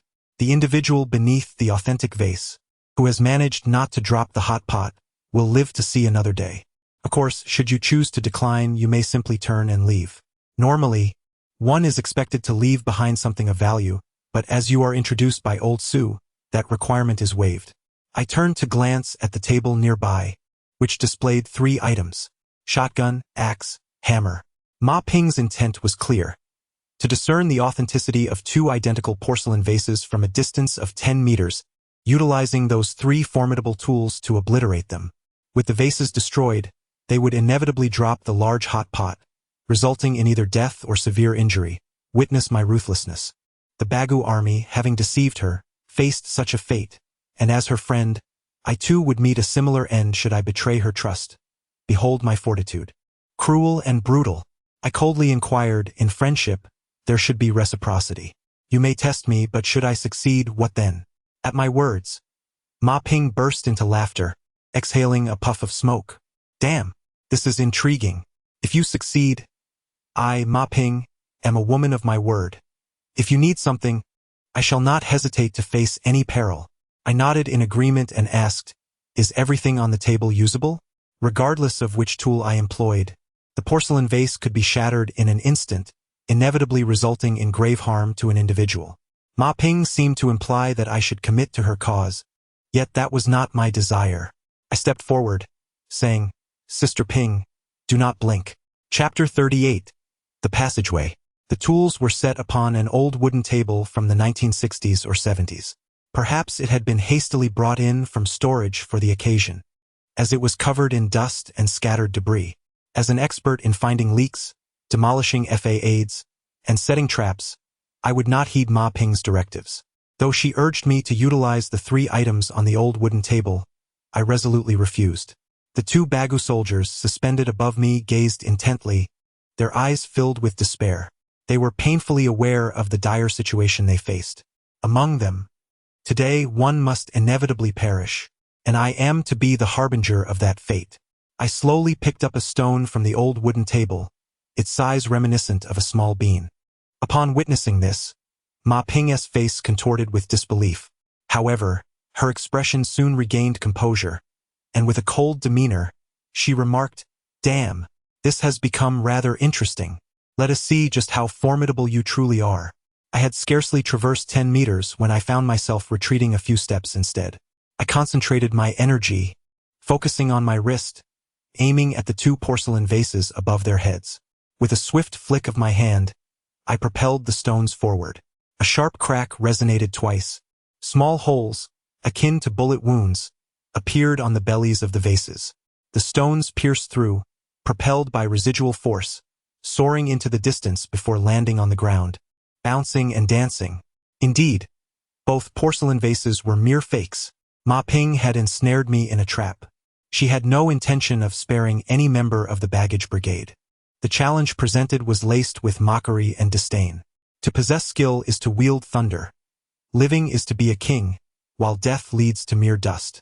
Sister Jur had taught me the art of grappling and combat, and my prior blood-soaked encounter with Pegu's underlings, the Red Flower Stick Gang, was merely a skirmish in grappling techniques. This was the true art of killing. For the first time, I employed it. I could even blindfold myself and listen for the sound of the wind rustling the ropes, using stones to strike the vases. However, should I proceed in such a manner, I could not ensure a clean perforation. At best, I would only succeed in striking or shattering them. One might inquire why there was a shotgun resting on the old wooden table. Do I not know how to use a gun? I am familiar with firearms. Yet the shotgun typically contains only buckshot ammunition. This firearm operates by harnessing recoil to propel the shot, unleashing the pellets to scatter widely and inflict harm upon its prey. Consequently, the porcelain vase is destined to shatter into countless fragments, and the 2 burdened soldiers are likely to tumble into the cauldron, which is ominously filled with fiery, barbed steel blades. How Ma Ping chooses to deal with them is of no concern to me. However, I cannot permit them to serve as mere pawns in a reckless game. The porcelain must penetrate the small opening, ensuring that while it shatters, they remain unscathed. To exist as a human is to possess the capacity for cruelty, yet one must also embody kindness. These 2 qualities are not mutually exclusive. Upon witnessing this, the 2 soldiers were rendered utterly bewildered, only to be swiftly overcome with joy. Sister Ping, we were wrong. We implore you to uphold your word and spare us. Indeed, Sister Ping, this young man has completed your challenge.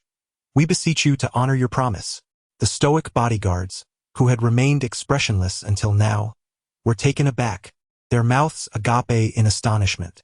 Meanwhile, Ma Ping, oblivious to the cigarette but burning perilously close to her fingers, displayed a flicker of delight. After a moment's reflection, she exclaimed, "Damn!" Discarding the smoldering cigarette, she sprang from her seat and turned to the bodyguards, commanding, "These two have simply stumbled upon extraordinary luck. Let them go." Thereafter, Ma Ping approached with brisk strides, her demeanor transformed completely as she extended her hand toward me, inquiring warmly, "What is your esteemed name, my brother?" With uncontainable joy, she proclaimed, "Old Su is simply. This cannot stand. I must surely repay Old Su in due time. My friend, let us forego the appraisal of that grand treasure for now. The joy of meeting you surpasses all else. May I treat you to a meal? First, I shall fulfill the task assigned to Su. The primary reason being that I have never interacted with someone like Ma Ping before. At the dining table, I found myself at a loss for words. Upon hearing this, Ma Ping momentarily appeared taken aback, then gave me a thumbs up. Brother Su handles matters decisively and openly. Very well, follow me, she instructed. I accompanied Ma Ping to another elevator, descending merely one floor. To my astonishment, this level bore no resemblance to the place we had just departed from. The design was utterly perplexing. Before a wall, Ma Ping tapped it twice, prompting a clicking sound as a small panel revealed itself. Embedded within was a fingerprint lock. After she pressed her finger against it, the lock disengaged. What treasure lies beyond the seemingly intact wall? Ma Ping ushered me into the room, where I was greeted by the sight of another individual. Upon seeing Sister Ping, this person displayed an expression of sheer surprise and, in broken Mandarin, inquired, "Ms. Ping, is this the Mr. Su Zhongmao you mentioned? How can he be so young?" Judging by the accent, he seemed to be from Sakura country. Sakata, upon hearing Ma Ping's words, was incredulous, exclaiming, "How can this be? In your vernacular, this is akin to a turtle flipping over to become a pot lid. Are you attempting to deceive me? I must contact your superiors. This is unacceptable." Subsequently, Ma Ping settled onto the sofa, lit a cigarette, and began to exhale clouds of smoke. My ears were keen, and I caught her muttering in a hushed tone, "Damn those little devils." Of course, she employed the Jinling dialect. I suddenly developed a fondness for Ma Ping. Moments later, he approached and bowed to me, saying, "Thank you for your hard work, Su Sang." I replied, "I have limited time. Please present the items." Sakata retrieved a password box from beneath the desk and glanced at us. I noticed Ma Ping turn his head, evidently wary of us discovering the password, a rather clumsy tactic. I can remember subtle differences in sound after hearing them just once. If I memorize it twice before leaving, once the password box is in my possession, I can essentially open it. Yet I averted my gaze. The box clicked open. Sakata said, "Su Sang, please take a look." Remarkably, he was familiar with the jargon of our antique circle, indicating he was not easily deceived. I approached and beheld the contents of the box. A sword. My attention was drawn to a poem inscribed on the sword's sheath, momentarily befuddling me. Chapter 39. The Sword of the King upon the Scabbard. A few lines of golden script were etched. With 3 feet, I stabilized the mountains and rivers. A home across the 4 seas, we drink together. Capturing all malevolent spirits, I return them to the earthly net. Collecting treachery, I ensnare them in the heavenly web. From the southeast to the northwest, I uphold the imperial essence. The sun, moon, and stars resonate with victorious songs. As the tiger roars and the dragon chants, how delightful it is to unify in peace. I lifted the sword from the box. Upon witnessing this, Sakata appeared exceedingly anxious, fearing I might drop it. His demeanor stirred an inexplicable discomfort within me. Thus, with a resounding clang, I unsheathed the sword. The blade sang like a dragon, quivering slightly. I even took the liberty of performing a few flourishes. As I wielded it, the blade gleamed coldly, emanating a chilling aura. It felt as if legions of soldiers surged forth, the sounds of drums and horns echoing the cacophony of battle. This was a visceral sensation. The spirit connects with the essence of treasures. Sakata had likely never witnessed an appraiser skillfully manipulating a precious artifact as if performing a juggling act, and his complexion instantly turned pale as he exclaimed, "Su-sang."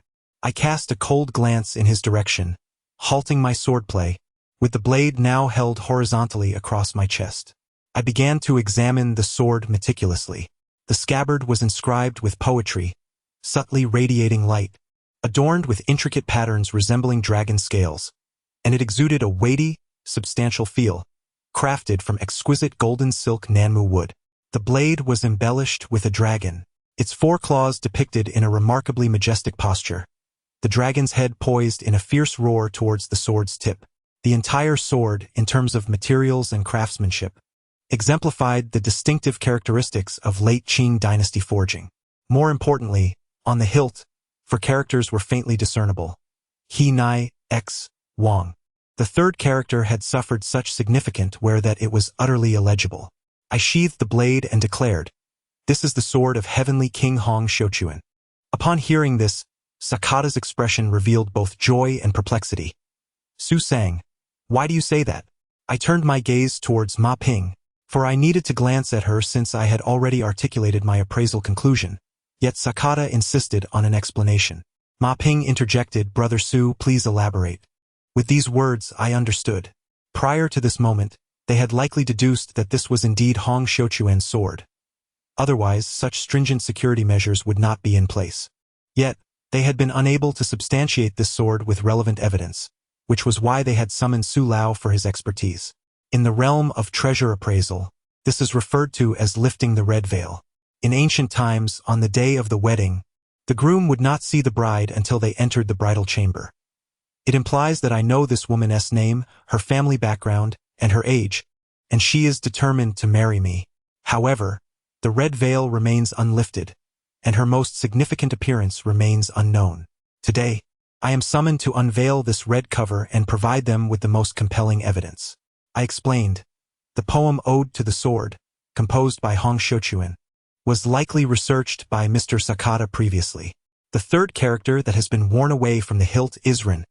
The two characters of Shouchuan consist of the symbols for grain, Na, Ran, and Wang. Hong Shouchuan hails from Guangdong, where the word for grain in Cantonese sounds similar to I, and the character resembles you, symbolizing that whether he refers to himself or others refer to him, he is indeed the king of men. Hong Shouchuan held great affection for these characters, often engraving them on personal belongings. Ma Ping, upon hearing this, expressed her admiration. She spoke candidly. "Brother Su, the phrase half a son of heaven fits you perfectly." Sakata was initially taken aback, but then his expression transformed into one of immense joy as he bowed deeply to me. "Thank you so much." This little fellow, although polite, irked me, as his appearance constantly reminded me of those grotesque, villainous faces from television dramas. Ma Ping inquired, "Mr. Sakata, do you still need to invite someone else over?" To which she added, "All right then, on Wednesday night at 9, I will escort you to the Jinling dock, and my task will be complete once you arrive there. After you reach the dock, everything that follows is no longer my concern."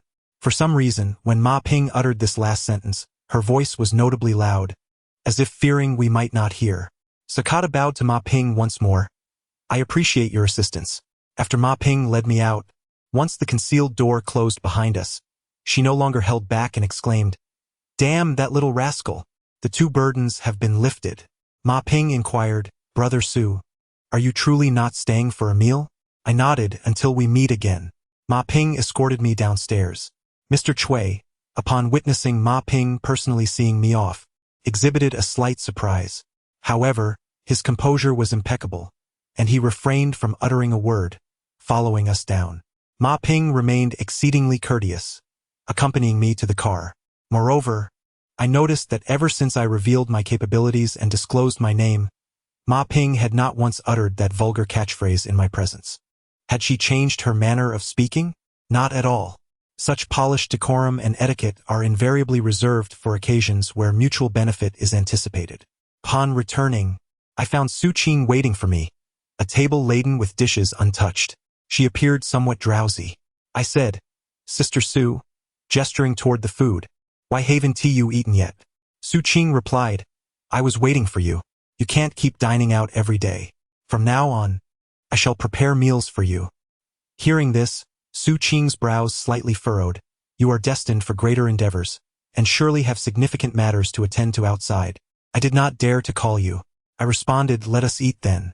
Su Qing served me a generous portion. Indeed, I was famished, and her culinary skills were far superior to those of the restaurants. I began to eat voraciously. Su Qing rested her chin on her hand, watching me with a smile. Feeling somewhat self-conscious under her gaze, I asked, "Do I eat in an unsightly manner?" Su Qing replied, "You truly resemble my brother." I was taken aback. It was rather paradoxical. Despite her claiming I resembled her brother, she had repeatedly flirted with me. Su Qing noticed my silence and chuckled softly, turning to retrieve an item from her bag. "Look, what is this?" Chapter 40. The thief's intrusion. To my astonishment, it was a property purchase contract, amounting to 2 million. The buyers listed were Su Chen, Xiaolan, and Su Qing, each holding 1/3 of the ownership. Su Qing had astonishingly completed this matter with such swiftness. She explained, "As soon as I spoke to the landlord over the phone, he was overjoyed. He hurried to catch a flight from Harbin to Jinling and brought the agreement with him. Initially, he intended to sell for 220,000, but I negotiated it down to 200,000. I wouldn't pay a penny more. Oh dear." The landlord turned quite pale at that moment, claiming I was exceedingly ruthless. Nevertheless, he ultimately acquiesced. He'll be in Jinling for the next couple of days, awaiting our signatures before we proceed to the housing authority for the transfer. Am I impressive or what? I replied, "Indeed, you are impressive." With a smile, Su Qing continued, "Previously, we each received 30,000, and now we've invested 200,000 in the house, leaving us with 100,000. How shall we manage this remaining sum?" Upon hearing this, Su Qing pouted playfully. "If I were to take advantage of you again, I would be a despicable creature. I hardly need the 30,000, so you too should keep it." I pondered for a moment, realizing that Xiao Fatty and I could earn money far more easily than she could at present. Why not suggest she use the 100,000 to start a small business? Su Qing was momentarily taken aback by my suggestion. I chuckled, "Even if you step back, you deserve some funds." Su Qing responded, "What if my culinary skills astonish all of Jinling? Would I still concern myself with such a trivial amount? You are truly clever." Once matters were settled, Su Qing swiftly finished her meal and energetically set out to inspect the storefront and gather market intelligence. I discerned a fundamental truth. Often, poverty does not equate to a lack of capability. Many highly skilled individuals frequently lack the initial capital or are constrained by familial or other obligations. Su Jie epitomizes such individuals. When afforded an opportunity or liberated from constraints, she tends to unleash remarkable potential. In the afternoon, a call from Xiao Fatty informed me of a significant development. Wang Datu had fled. I pondered for a moment and replied, "That is to be expected. On that day when we were competing for the red flowers, your sunglasses had already been removed. Though Brother Pei was absent, his subordinates surely described your appearance. Previously, Wang Datu deceived him and drove you and your son out of Jinling. Upon realizing he had been duped, that scoundrel would undoubtedly seek to confront Wang Datu. If Wang Datu does not flee, he merely awaits his demise."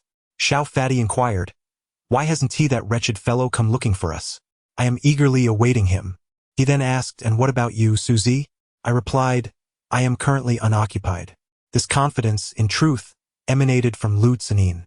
From our clandestine whispers in the bustling marketplace to her vigilant observation of our competition for the red flowers, and ultimately her assumption of the gilded doll, it was evident that from the perspectives of Lu Xiaoxin and Brother Pei, I was undoubtedly aligned with Lu Tsanin. Until they fully grasped my background, they would refrain from taking rash action.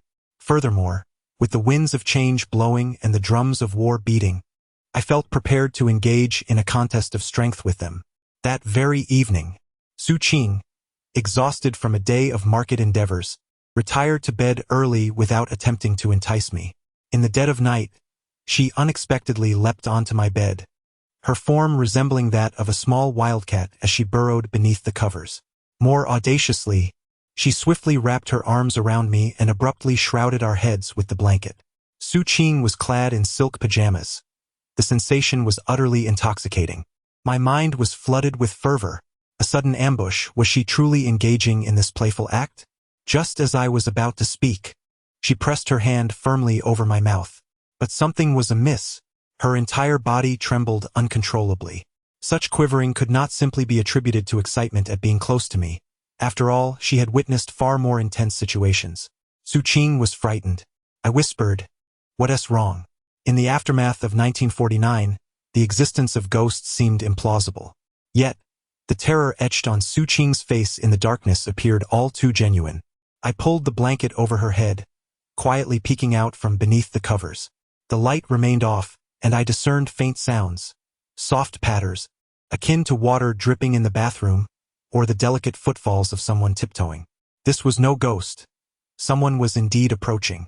We resided in a quaint two-story building adorned with glazed tiles, its layout rather antiquated.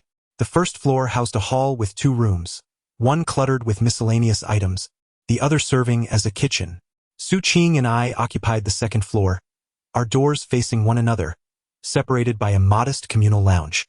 The landlord had fortified every window with security grills, and the main door was secured with an old-fashioned bolt lock, a robust iron square that spanned both doors. Such a lock rendered any locksmith's skill virtually ineffective. It is utterly impossible to enter through the main door. The notion of cutting through a burglar-proof window is equally far-fetched. My vigilance during slumber is exceptionally high, and the slightest sound of cutting through a window would not escape my ears. Unless, of course, this individual has managed to crawl in through the diminutive skylight on the rooftop. Yet that skylight is far too small, barely accommodating a child of 3 or 4. How, then, did this person gain entry? Who is he? Could it be that Brother Pei has dispatched someone to pilfer the gilded doll? Upon reflection, it is unlikely that the Four Direction Studio would engage in such nefarious deeds. I have already transferred the gilded doll to Lu Tsin, and the Four Direction Studio is undoubtedly aware of this. I caught sight of a shadow near the door. To avoid alarming the intruder, I quietly grasped the lid of the cup on my bedside table. The shadow remained utterly still. This person is testing the waters, ascertaining whether we are asleep. Su Qing was nearly pressed against me, her body trembling, yet she stifled any sound. With my eyes half closed, I had no time to appreciate Su Qing's delicate form. Instead, I fixed my icy gaze upon the doorway. Gradually, he stepped inside. His footsteps were imperceptibly soft, akin to the drifting of willow catkins, almost unnoticeable. I could hardly fathom how he achieved such stealth. Adorned with a black mask that revealed only his eyes, this individual left a profound impression. There exists a term that aptly describes such eyes: thievishly bright. My clothing hung on the vertical rack beside the television cabinet, and this thief was feeling through my garments. His actions were far from aimless. He possessed a distinctly defined objective. A cold smirk crept across my heart. Despite the black mask, I had already deduced his identity. The scent was almost identical, the earthy and pungent odor reminiscent of the thief from the duck blood vermicelli shop. The lean monkey-like figure still harbors thoughts of me. Chapter 41. Never let your guard down. The rustic rogue remained unyielding in his mischief, stealthily probing the pocket of my garment for the counterfeit yuan shirkai coin. Upon reflection, his audacity was indeed remarkable. He had managed to infiltrate my personal space without arousing my suspicion, a feat far beyond the capabilities of an ordinary thief. Later, I inquired of Su Qing how she discerned this rogue when even I had been oblivious. She recounted that she had arisen in the dead of night to visit the restroom. After attending to her needs, she was startled by a noise emanating from the rooftop, which piqued her curiosity.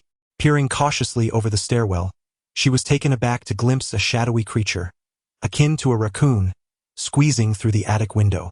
Terrified, she assumed the presence of a ghost and hastily sought refuge in my bed. I was unperturbed by the thought of the rogue's escape, remaining poised for the opportune moment to strike, much like I would in a bustling eatery. The rogue had located my shirt and extracted the counterfeit yuan from my pocket. His gaze briefly wandered to the bed, yet I lay there with half-closed eyes, unbeknownst to him that I was already alert. His demeanor was brazen. He bit down on the coin and flicked it with a finger, producing a faint jingling sound.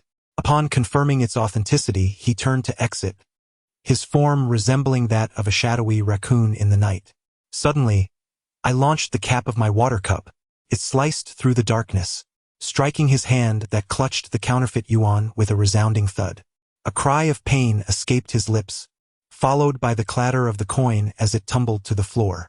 The rogue bolted towards the third floor, and Su Qing, startled, let out a shriek and sprang from the bed. "Stay where you are," I commanded. I swiftly rose from my bed, donned my coat, and picked up the counterfeit coin from the floor. Without pursuing him upstairs, I descended directly to the ground floor.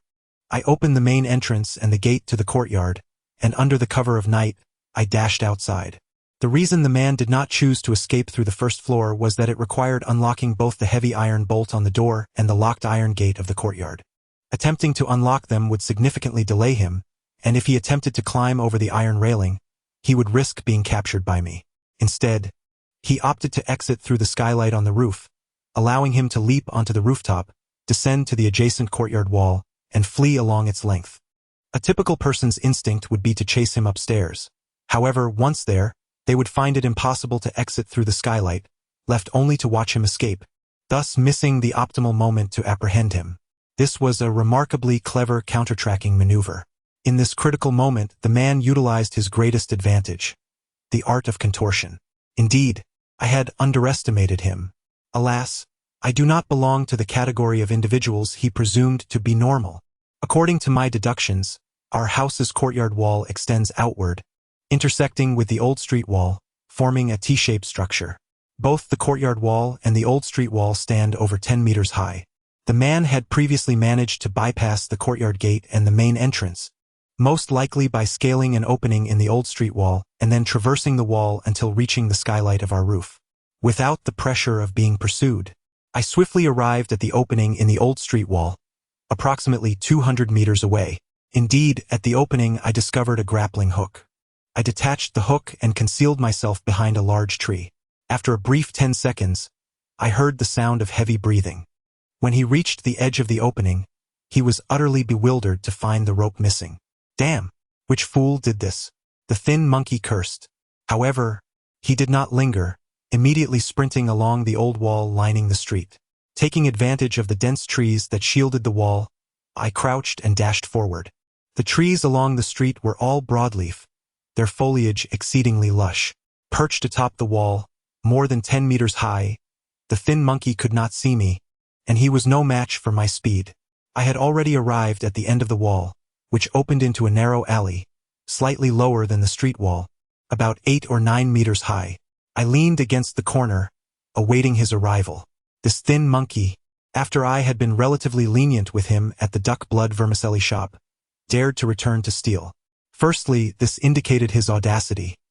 Secondly, I had traveled to the Ma Ping Manor in Mr. Chui's car today, yet he had the audacity to follow, which sent chills down my spine. Either he was sent by someone else, having long been watching me and knowing where I reside, or he had another motive. Regardless of the reason, I had to deal with him today. Allowing him to escape could very well plant a ticking time bomb for myself. Seconds later, the thin monkey arrived. He first glanced at the height of the wall. Suddenly, with remarkable agility, he thrust his long fingernails into the wall's surface. Then, using his fingers for leverage, he lowered himself from the wall with a swift motion. With a low grunt, he propelled himself to the ground in a few quick leaps. His technique astonished me greatly. Although the wall was ancient and contained several minute crevices, the sheer audacity of relying solely on 2 fingers to support one's entire weight and casually descend was truly astonishing. After the slender monkey climbed down, he leaned against the wall, gasping for breath. I grasped the counterfeit yuan shirkai coin and slowly extended my hand, waving it before his eyes. Upon seeing it, the slender monkey was utterly dumbfounded. When he recognized me, he cursed vehemently and bolted away. I lunged forward, gripping his shoulder. Remarkably, he agilely ducked, and though I tore off his jacket, he slipped through my grasp and sprinted ahead. Such a clever maneuver. At his pace, I knew I could not pursue him. I swiftly lifted my foot, kicking up a stone that struck the slender monkey squarely in the back.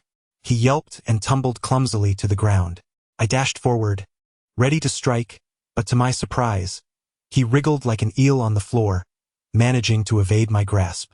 With a swift motion, he drew a spray bottle and unleashed its contents towards me.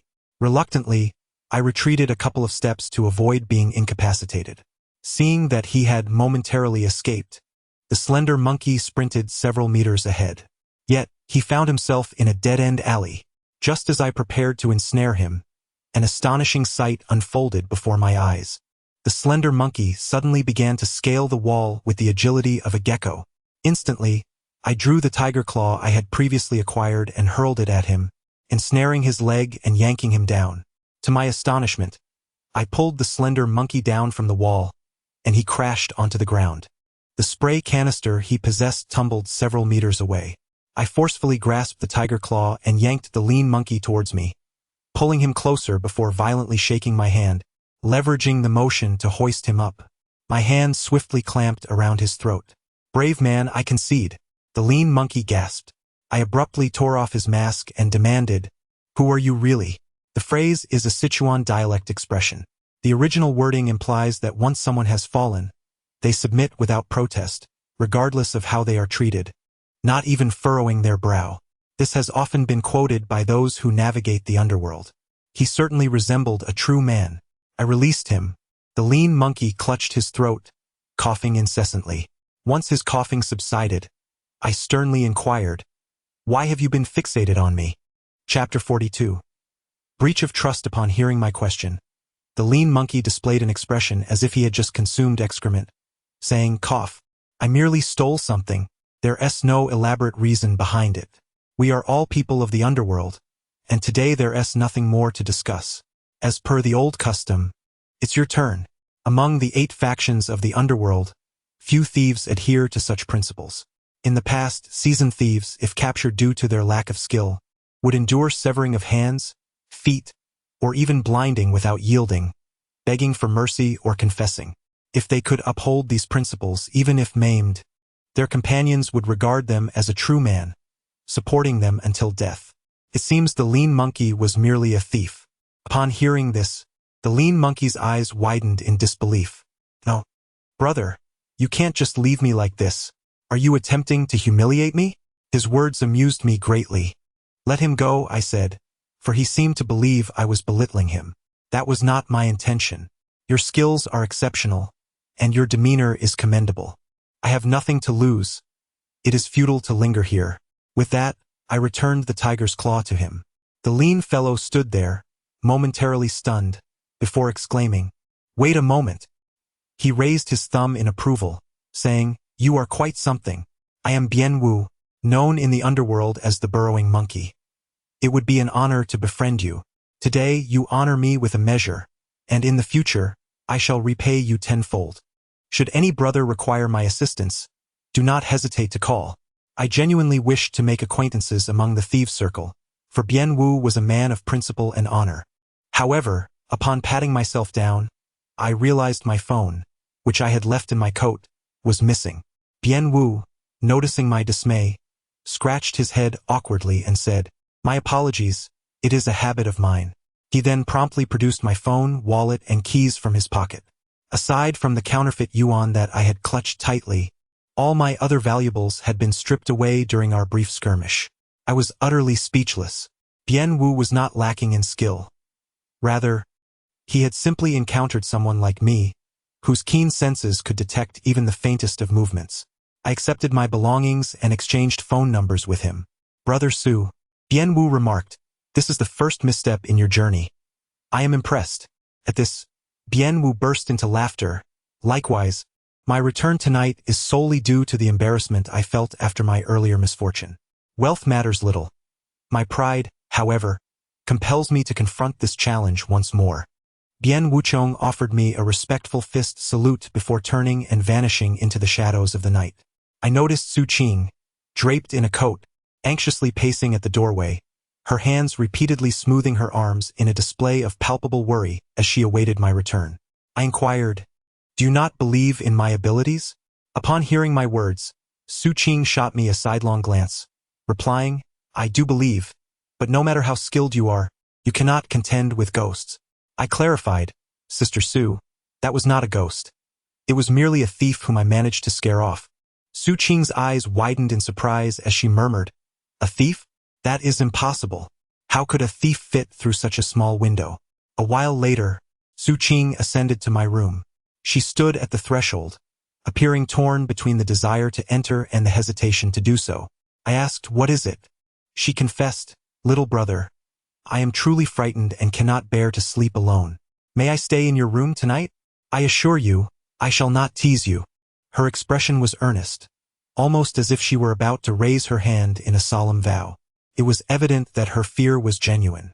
Upon hearing this, Su Qing's spirits lifted, and she immediately closed the door, remaining inside and offering me a silly grin. Her laughter sent a shiver down my spine, and I pointed to the bed, saying, "You shall sleep on the bed, while I will make do with the stool." Su Qing queried, "How can one sleep on a stool?" I proceeded to arrange several stools together, grabbed a pillow, and reclined against the makeshift seat. To be honest, sleeping on a stool was nothing compared to the time Jor had made me practice courage by sleeping in a coffin, which contained a recently buried corpse. Su Qing observed my endeavor, speechless, and remarked, "You truly are a coward." With that, she extinguished the light and nestled into her blankets. I am not a coward, especially in the presence of Su Qing, whose enchanting figure and captivating beauty are simply irresistible. If I were to share a bed with her without anything happening, I would be utterly despicable. However, with a woman in the room, the air exudes a sweet and fragrant aroma, making the atmosphere quite comfortable. After a few minutes, Su Qing lifted her head from the covers and looked at me, softly inquiring, "Little brother, are you asleep?" I remained silent.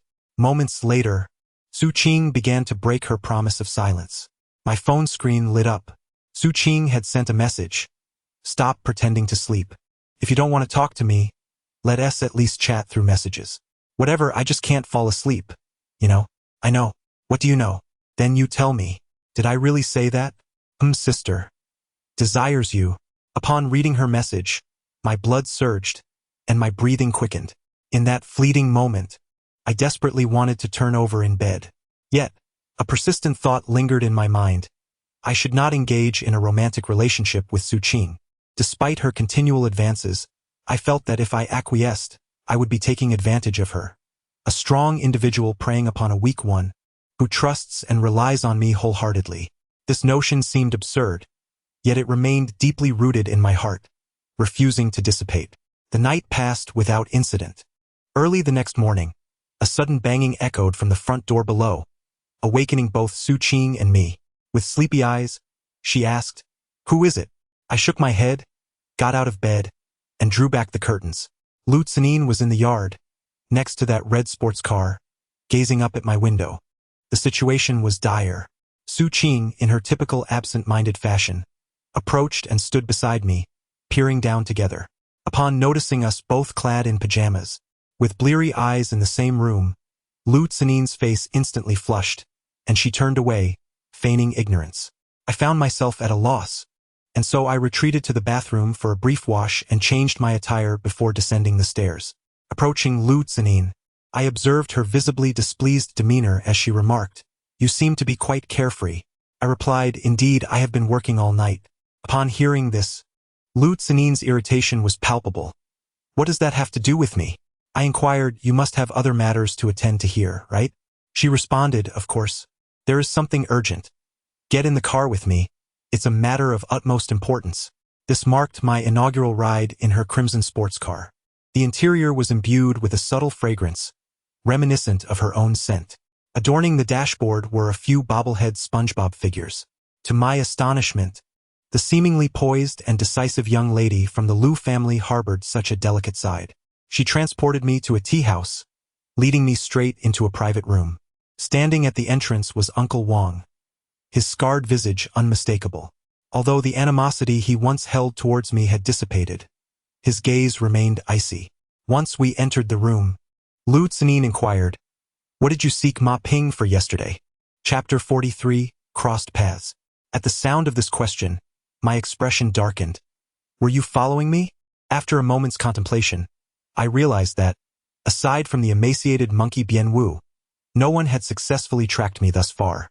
That day, I had visited Ma Ping. Bien Wu, Mr. Chui. Could it be that she is among them? It seems highly improbable. I inquired coldly, have you sent spies to Ma Ping? Upon hearing this, Lu Cinin's delicate face tightened with anxiety as she whispered, lower your voice. Ma Ping is not a genuine member of the antique world. Her influence is vast, and she dares to engage in any business, mercilessly taking lives without a second thought. She is known as Jinling Ma San Yang. She has no regard for rules. If you provoke her, you may end up in a most dire situation. It is best to minimize your interactions with her. I contemplated her earlier statements, which held a grain of truth. However, Ma Ping may not be entirely devoid of principles. At the very least, when I discerned that the 2 porcelain pieces were counterfeit, Ma Ping honored her word and released those 2 bundles. I remarked, if you are aware that Ma Ping is formidable, why would you still dare to send someone? Lu Cinin replied, I am merely one among many. In Xiao Xian's eyes, your identity is shrouded in mystery. She cannot ascertain your connections with the government, Su Lao, Ma Ping, and myself, which is why she has remained inactive. The waters have become thoroughly muddied, just as I desired. Collaborating with the government to undermine the underground market, providing Su Lao an avenue for retreat, and presenting the gilded doll to Lu Cinin, as well as engaging with Ma Ping. Any of these actions could instill caution in the minds of the 4 Direction studio. Ma Ping. A sudden realization struck me. Had Lu Xiao Xian also dispatched spies to Ma Ping? I found myself momentarily speechless. You are all fixated on the treasure, one of the 4 items your father wished to see before his illness. Upon hearing this, Lu Cinin's expression grew increasingly urgent. You went to Ma Ping, and you must have seen it? Am I right? This clever girl possesses a sharp mind. Had I acquiesced to her words, I would undoubtedly have laid bare all secrets. Both Su Lao and Ma Ping possess compelling reasons that render their demands upon the sword seller irrefutable. I trust you grasp my meaning. Should I fail to comprehend it, I would be no better than a fool. The identity and status of this sword seller far surpass those of Su Lao and Ma Ping. In the world of martial arts, one's freedom is often curtailed. It is no wonder that Su Lao seeks an excuse to travel to Kyoto for a meeting, nor that Ma Ping appears visibly agitated by Sakata. According to the cultural relics law, artifacts cannot be privately sold to foreigners. The Yu Wang sword is a quintessential artifact of Jinling. Its loss would undoubtedly constitute a significant national treasure forfeiture. Judging by the attitudes of Su Lao and Ma Ping, they both harbor deep aversion to this matter. I inquired, do you intend to seize it? My understanding of Lu Cinin deepened further. After a moment's contemplation, I asked, do you know when Sakata departs?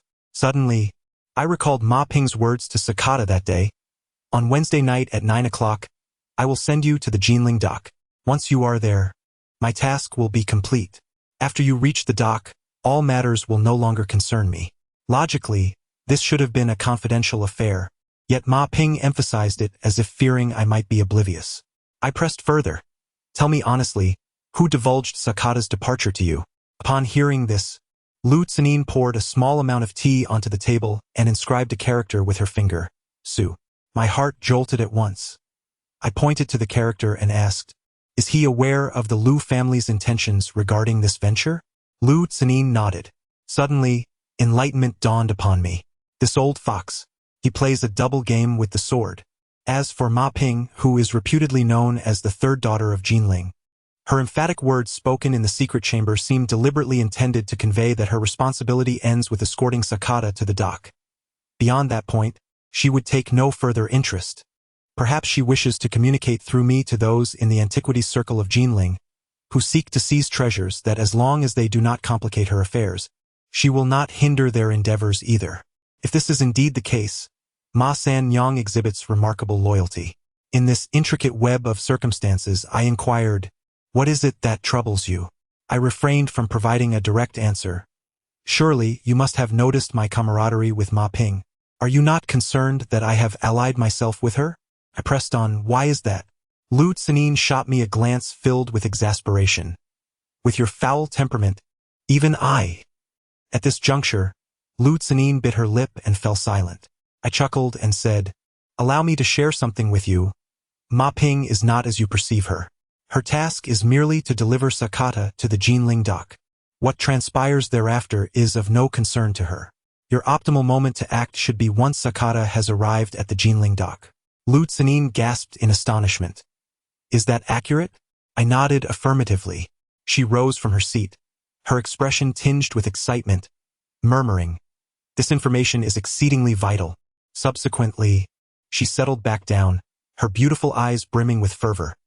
"Su Chen, my current power is quite feeble. I require your assistance. Name your price, and I shall pay whatever I can afford."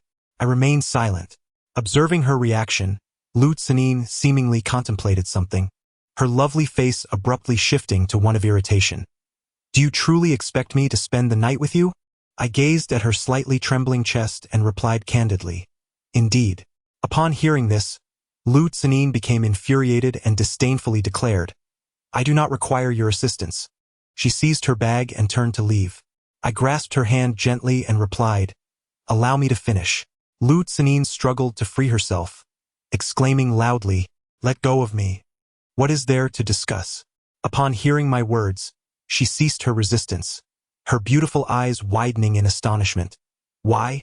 I drained the tea from my cup, setting it down with a thud, and coldly stated, "Because I find Sakata exceedingly displeasing." Chapter 44. Major flaws. Even thieves have their principles. Moreover, in the realm of antique dealings within our country, fierce rivalries abound. These are rules we have set for ourselves, a game we play. However, when outsiders intrude, we have no choice but to retaliate with force. In the past, Fat Xiao, who ran a smuggling operation, reveled in deceiving foreigners. This practice, known as pulling foreign scams, involved masquerading as an antique dealer, acquiring counterfeit artifacts, and enticing those foreigners who coveted Chinese antiques with claims that these were Ming Dynasty blue and white porcelain, Western Zhou bronze vessels, or calligraphy by Wang Shiji. After successfully executing such a scheme, he would promptly make his escape. While defrauding others, he also vented his frustrations. In the last century, as our nation suffered poverty and weakness, many national treasures were absconded by these foreigners, and to this day, they remain lost. Any antique dealer with a sense of conscience cannot help but feel indignant. Lu Tsanin raised her delicate brows, revealing an indescribable expression. After a moment, she seemed to exhale in relief and remarked, "I did not misjudge you."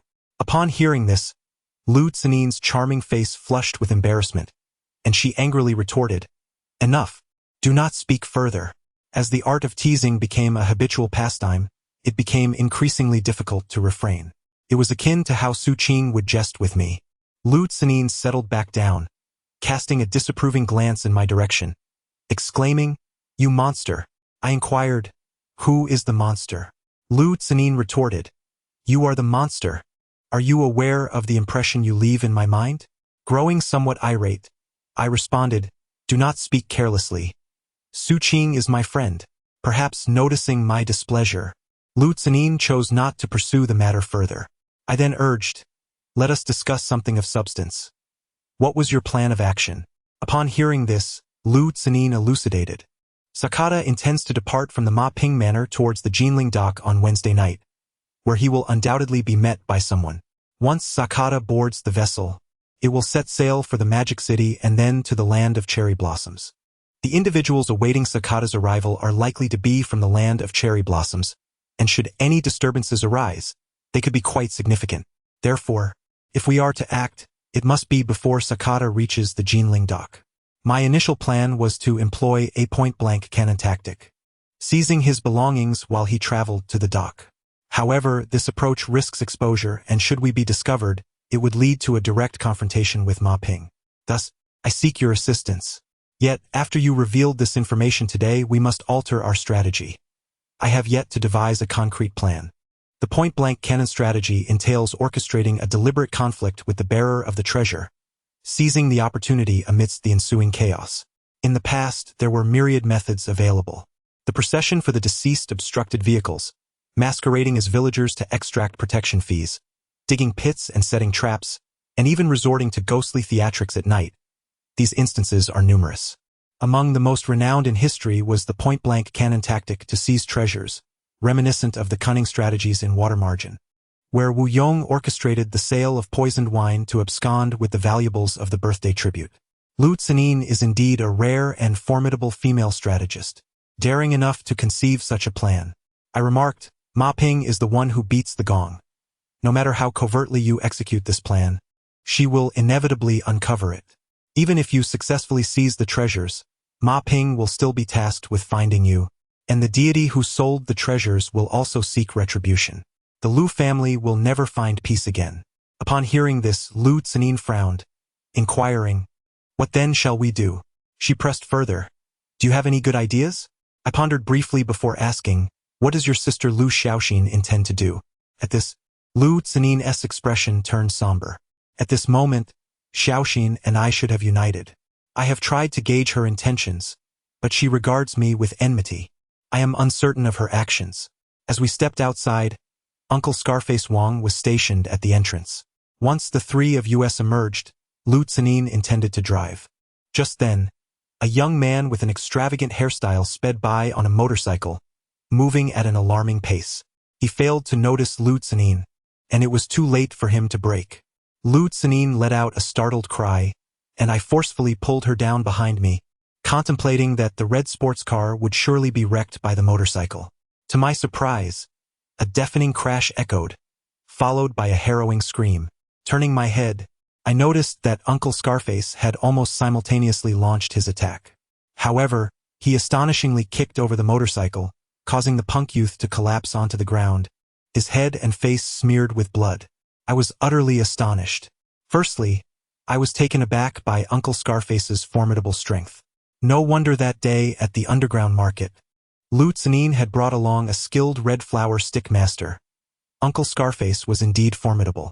Secondly, my immediate instinct was to rush towards Lu Tsanin to shield her from harm. Yet Uncle Scarface's first reaction was to decisively incapacitate the one who posed a threat to her, showing no fear of potential fatality. How ruthless! This starkly contrasted with my approach as a protector, wherein I would choose defense until harm was inflicted upon me, at which point I would retaliate. In contrast, Uncle Scarface's instinct was to eradicate threats before they could escalate. The punk youth could hardly rise, writhing in pain and despair on the ground. Lu Tsanin hurried over, inquiring if he was all right. The punk could hardly articulate much, resorting to a barrage of expletives and insults. His ability to curse indicated that his condition was not overly dire. Uncle Scarface cast a glance my way, his eyes brimming with provocation. However, this provocation lacked any hint of disdain. Rather, it was a raw display of his desire to engage in a contest of skill with a worthy opponent. I chose to ignore him. Lu Tsanin interjected, "Uncle, you acted too impulsively. We should quickly take him to the hospital for an examination. We will compensate for whatever expenses arise." Once we were in Lu Tsanin's car, I remarked, "Uncle's skills are quite impressive." Lu Tsanin, taken aback by my comment, countered with surprise, "You too have moments of admiration for others?" Lu Tsanin smiled gently and remarked, "On that day, after you finished the red flower, Uncle Wong told me that your skills are exceptional, but unfortunately, you possess a significant flaw." Intrigued by the assessment from a skilled practitioner, I inquired, "Is that so?" Lu Tsanin sighed softly again and continued, "Uncle Wong has been practicing Bodhi Scam since his ancestors' time. He has always been devoted to protecting the treasures of the Lu family. Unfortunately, he can be rather impulsive at times. Bodhi Scam and Wing Chun are the only two traditional martial arts that allow for free fighting in the ring, or at least that is my belief." Upon arriving at the rented apartment, as I stepped out of the car, Lu Tsanin rolled down the window and handed me something. "Safflower oil. Your arm still bears some bruises," she remarked. I accepted the item and, noticing the label, recognized it was produced in a country renowned for its elephants. I questioned, such a fine product, and yet it is used for pigs? Chapter 45. The Su Xiaoshu restaurant. I placed the safflower oil in my pocket and expressed my gratitude, saying, "Thank you." Turning to enter the courtyard, I discovered Su Qing directing some individuals in moving tables, bustling with fervor. I asked Sister, "What are you up to?" Astonished, I exclaimed, "Is this for real?" Su Qing, brimming with excitement, explained, "Don't take it too literally. The restaurant is located on Sanqian Street, in a prime spot. The previous owner shifted to renovations and offered the lease for only 80,000. The kitchenware and dining essentials are all included. We only need a cash register. I plan to use this table as the register. The remaining 20,000 will be just enough to purchase the raw materials. I have decided to take on the role of chef myself, and I am considering hiring a young waitress. In a modest eatery, the only thing that truly matters is flavor. As long as the taste is delightful and the turnover rate is high, a little hard work will surely lead to profit. Su Qing's face radiated with hopeful brilliance, a glow that was strikingly captivating, more so than at any other time. I exclaimed, "That sounds wonderful. Allow me to assist." Subsequently, I rolled up my sleeves, ready to help the workers lift tables. However, Su Qing seized my arm and gave me a disapproving look, saying, "You are meant for greater things. How can you engage in such menial tasks? Moreover, there's little to do. Everything is already prepared. On the day of the grand opening, you and Xiaopang should come to the restaurant for a celebration, and the three of us shall indulge until inebriation." I laughed and replied, "Absolutely." Su Qing then smacked her forehead and exclaimed, "Oh dear, my memory is truly appalling. I've come up with a name for the restaurant, Su Xiao Su Culinary House. What do you think? The name is indeed quite charming, unconventional yet subtly elegant. The key is that Su Qing's deep-fried osmanthus pastry is exceptional, perfectly aligning with the restaurant's specialty." Su Qing continued, "These three characters are a combination of our surnames. Did you not realize? Su, Xiao, Xu, Su Xiao Su." I was momentarily taken aback.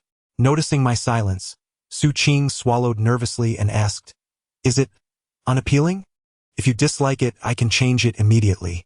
Upon hearing this, she appeared like a schoolgirl praised by her parents, her expression turning slightly bashful as she lowered her head and said, "Oh dear, I lack formal education, so please don't mock me."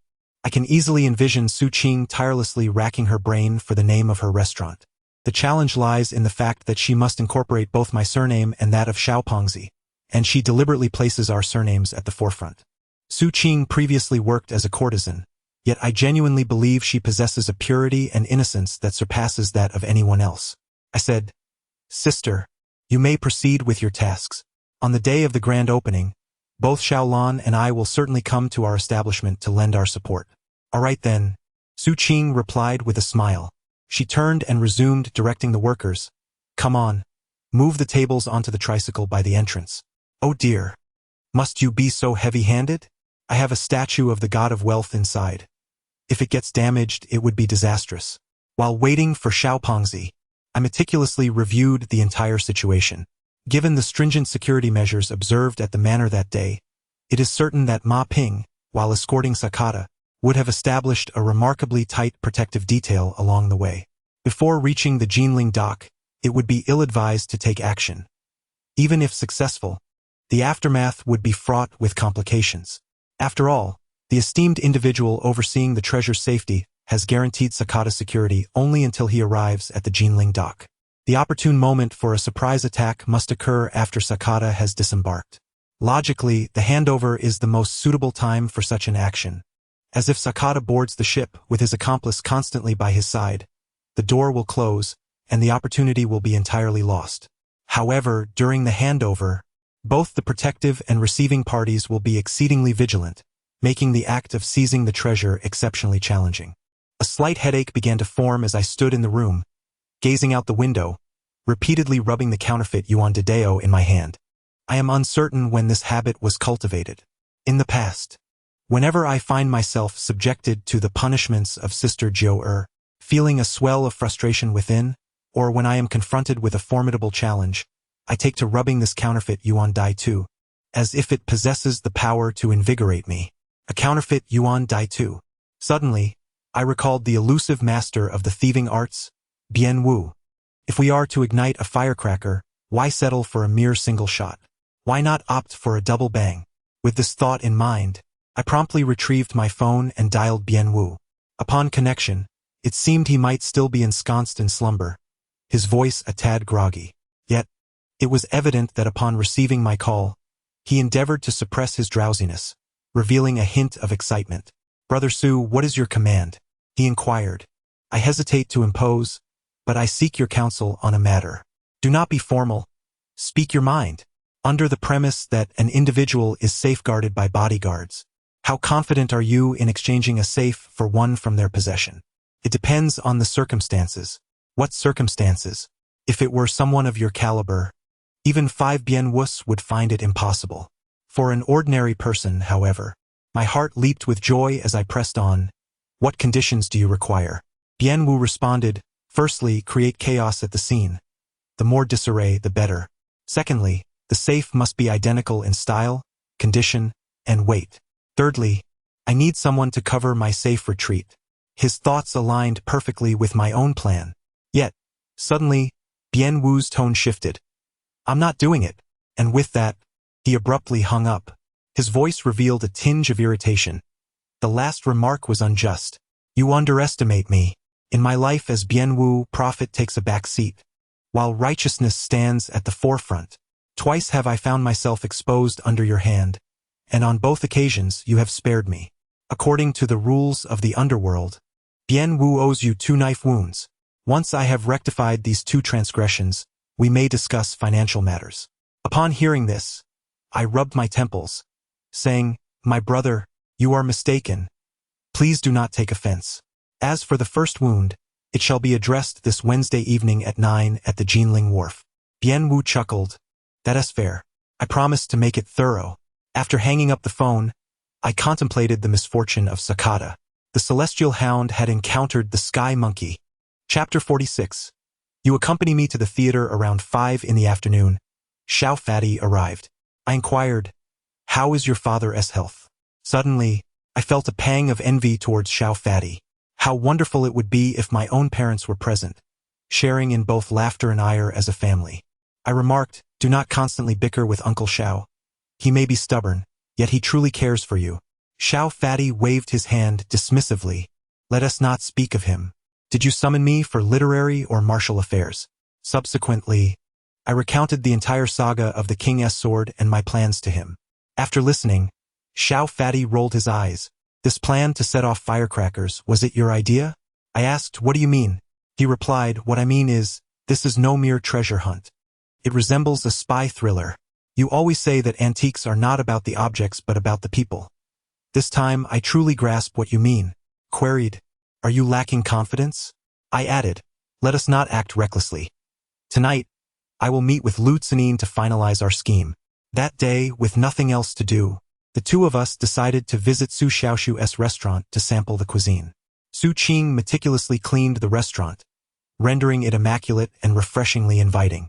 The walls were adorned with a plethora of her signature dishes, and several ingredients had been prepped, awaiting the grand opening.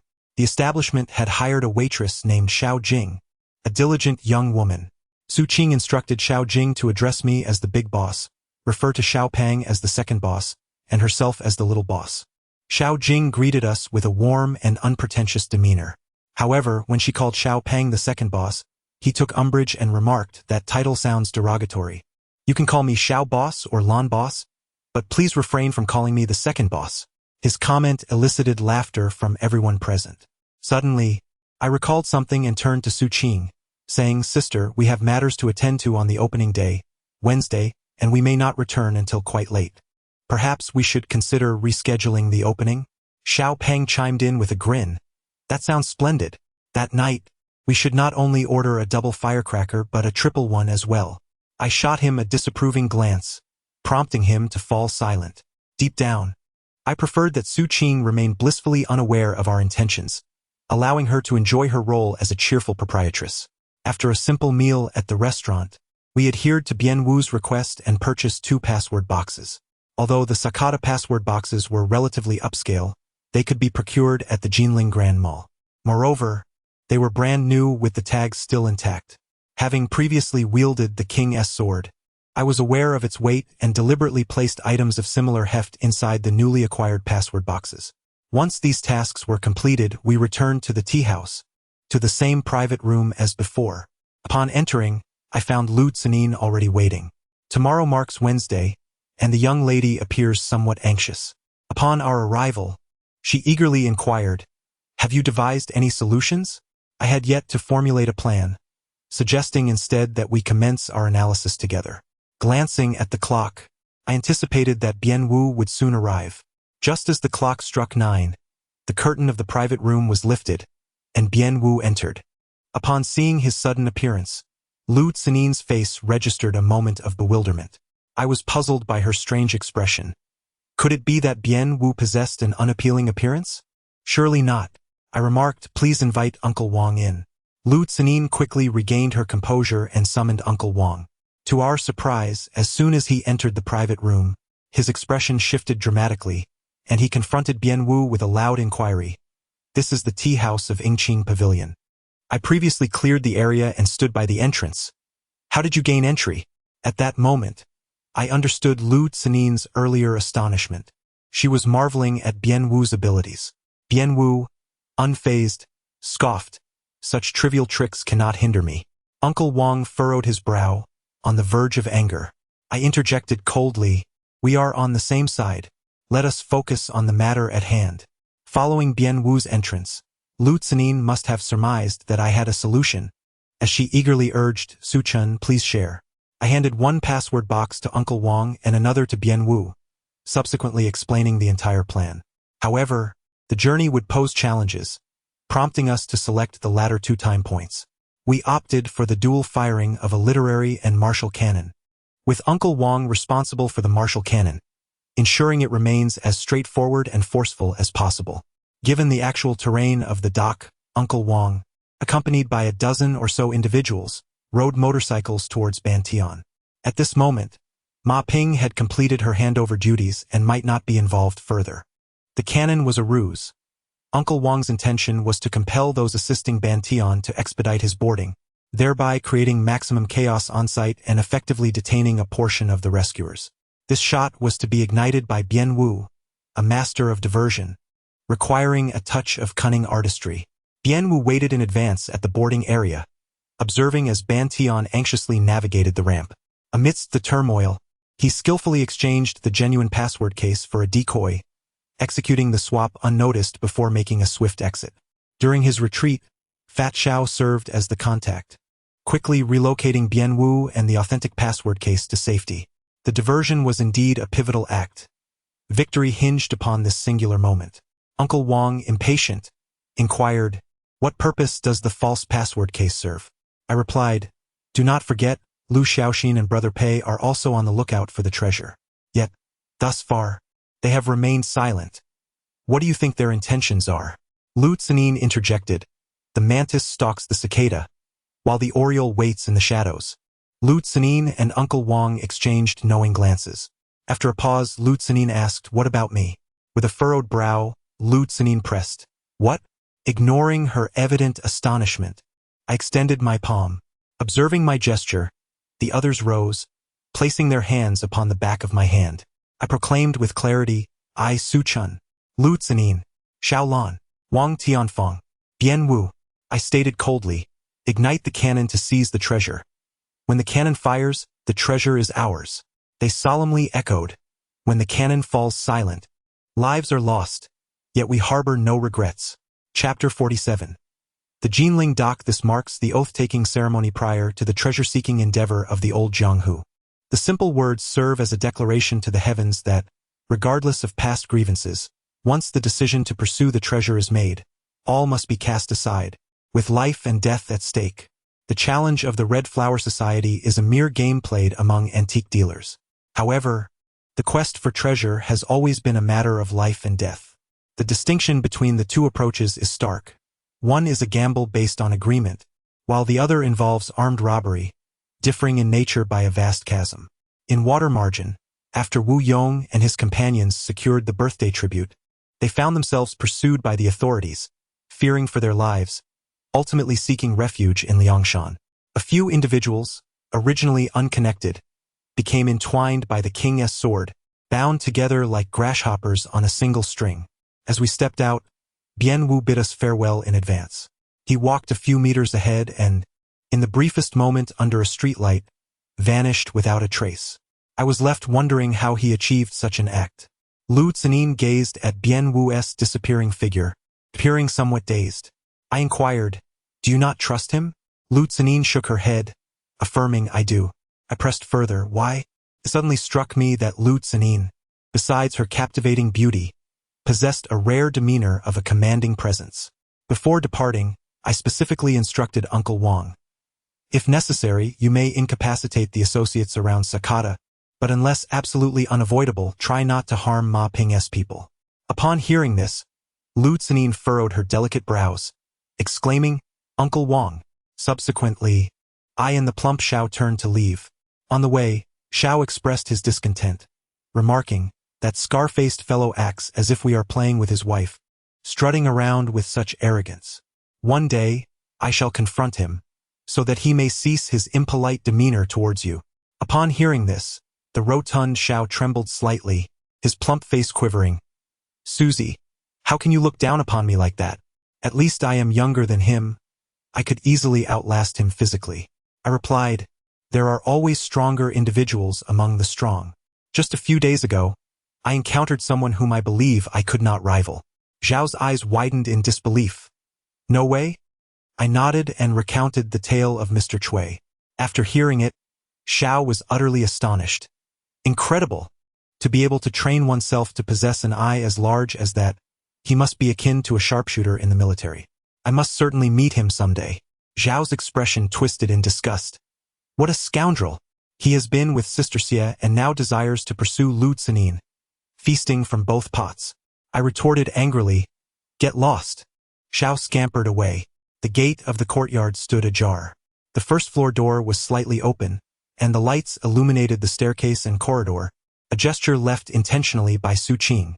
In truth, she was somewhat timid, and leaving the door open required considerable courage.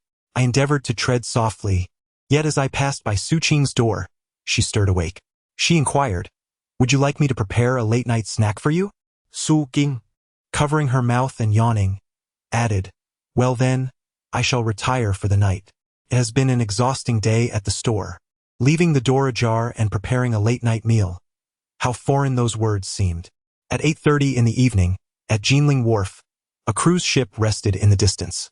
The wharf itself appeared somewhat antiquated, with the main entrance undergoing renovations, leaving a temporary gate by the riverside for tourists to enter and exit, flanked by open riverside areas on either side. This grants us remarkable convenience in terms of our travel plans. Around the year 2000, although high-speed rail had yet to emerge, the general populace still opted for trains and airplanes for their journeys. The number of cruisegoers was quite limited, predominantly comprising elderly individuals and a handful of tourists who preferred to avoid crowded spaces. Naturally, Sakata's choice to embark on a cruise must have been influenced by his own considerations. Relatively speaking, the security checks on cruise ships tend to be less stringent, which is particularly significant for Sakata, who possesses treasures that must remain concealed. Seated on an elevated bridge at the dock with Lu Tsanin, the night was shrouded in darkness. Yet the dim yellow lights at the dock entrance illuminated our surroundings, allowing us to observe the scene below while remaining unseen ourselves. The atmosphere was tranquil, with only a few small clusters of people engaged in quiet conversation. I had brought a bag of popcorn for Lu Tsanin, and as a gentle breeze lifted her hair, a subtle fragrance wafted through the air. The scent she exuded was uniquely enchanting. Not that of a perfume, but reminiscent of natural herbal shampoos, providing a sense of comfort that was utterly captivating. Lu Tsanin sat gracefully on the bridge, her long legs dangling freely as she lightly swayed them. Holding the popcorn in her hands, she turned to me and asked, "Are we truly watching a play?" Upon hearing this, Lu Tsanin smiled and remarked, "I had envisioned numerous scenarios, all fraught with tempestuous storms, yet I never anticipated today would unfold in such a serene manner, so comfortable it almost incites a sense of panic." I replied, "The guardian of treasures is always more anxious than the treasure seeker. You ought not to harbor such feelings." Lu Tsanin then said, "Su Chen, may I pose a question to you?" Her obsidian-like eyes sparkled in the night. "You are not from Jinling. Your identity is rather enigmatic. I am genuinely curious to know where you come from whom you have learned your craft, what brings you here, and where you intend to go in the future." I interrupted, saying, "You are full of questions."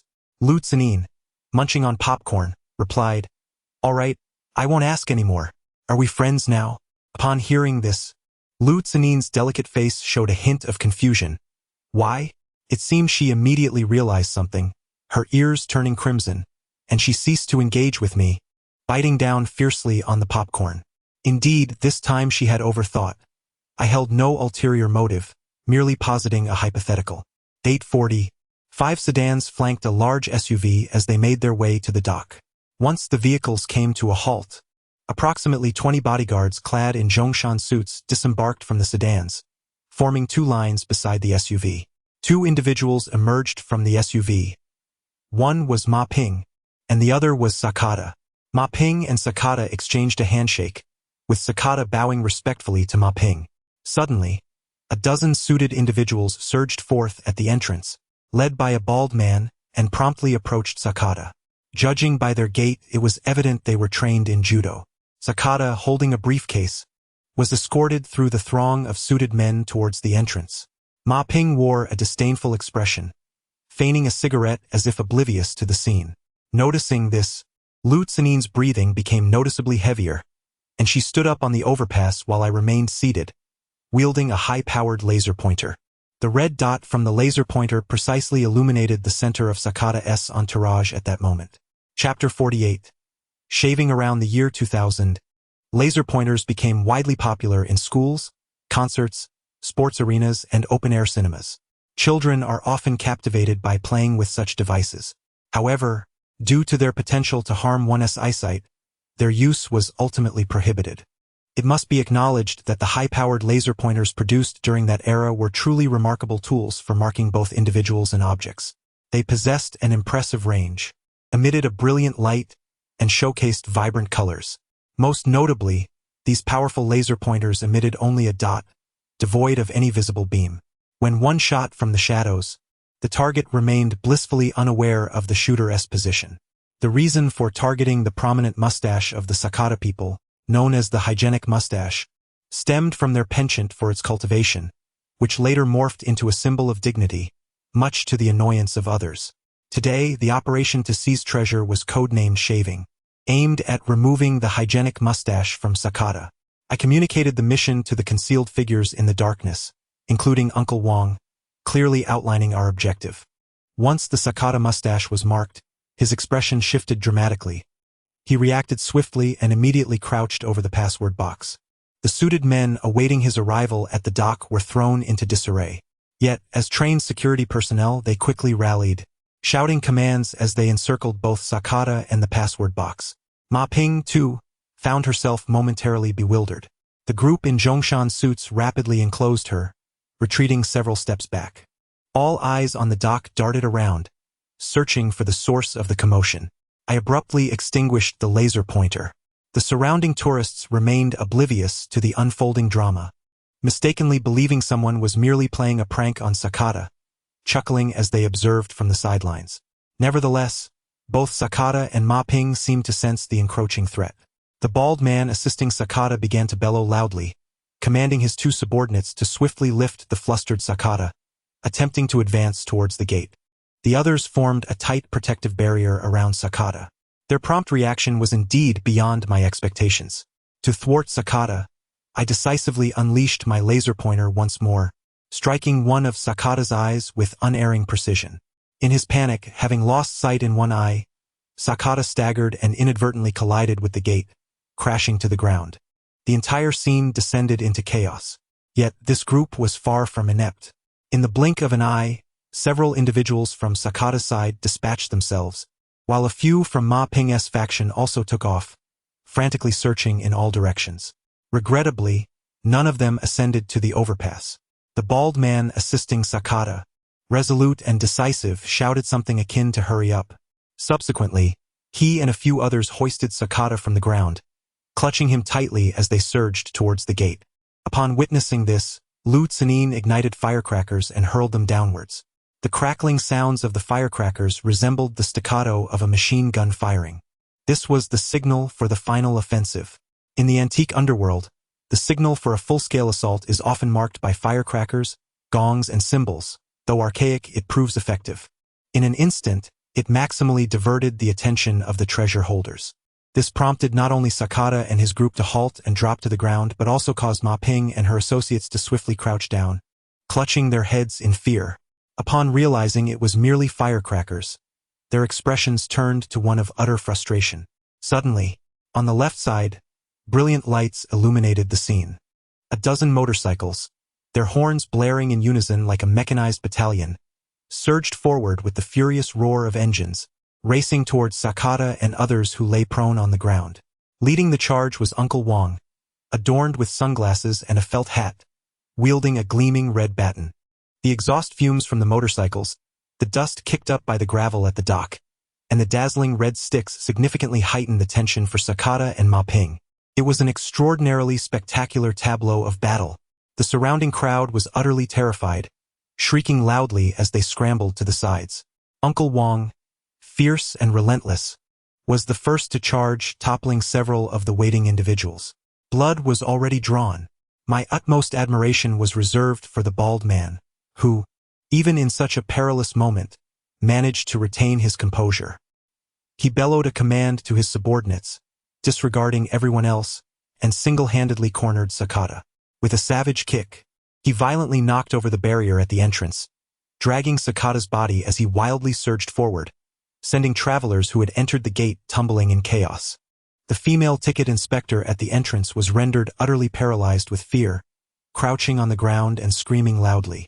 Amidst the tumultuous crowd behind the entrance, I spotted Bien Wu, wearing a flat-brimmed cap, waiting for Sakata. Those who remained outside, despite their judo skills, were still shaken from the earlier firecracker scare and now faced a sudden onslaught from Uncle Wong and his gang of motorcycles, causing their formation to disintegrate in an instant, leaving them powerless to retaliate. Uncle Wong and his group were merciless, colliding with vehicles, kicking, and striking with their batons.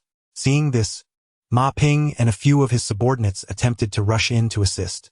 However, I witnessed Ma Ping utter a phrase. Judging by her lip movements, she seemed to say, "What does it matter to me?" Shortly thereafter, I observed Ma Ping swiftly wave her hand, rallying her subordinates who promptly boarded their vehicle and made a hasty retreat. Such is the nature of those who feign righteousness. The scene had devolved into utter chaos. Although Uncle Wong and his companions fought fiercely, the prospect of fatalities was unlikely. However, should the reinforcements wish to intervene, injuries were almost inevitable. Security personnel from the cruise ship arrived on the scene. Upon seeing this, Uncle Wong raised his arm and called for his men, retreating with the swiftness of a tempest. A message pinged on my phone. "The beard has been shaved." I was elated. Bien Wu had succeeded. To my surprise, Sakata still clutched the encrypted briefcase, albeit one that had been swapped by Bien Wu. Firstly, they surely believed that the treasure was intact but felt compelled to express their dissatisfaction due to the threats encountered at the dock, prompting security personnel to take the subsequent journey seriously. Secondly, there were numerous security staff outside the gate, making it evidently safer than the tumultuous scene within, where further incidents were unlikely. The bald man indeed possessed exceptional experience. Such outbursts would not persist for long. Even if many were injured, they would not linger. It was certain that frustration would reach a boiling point, yet there was no recourse. Moreover, the sound of the cruise ship's horn began to blare.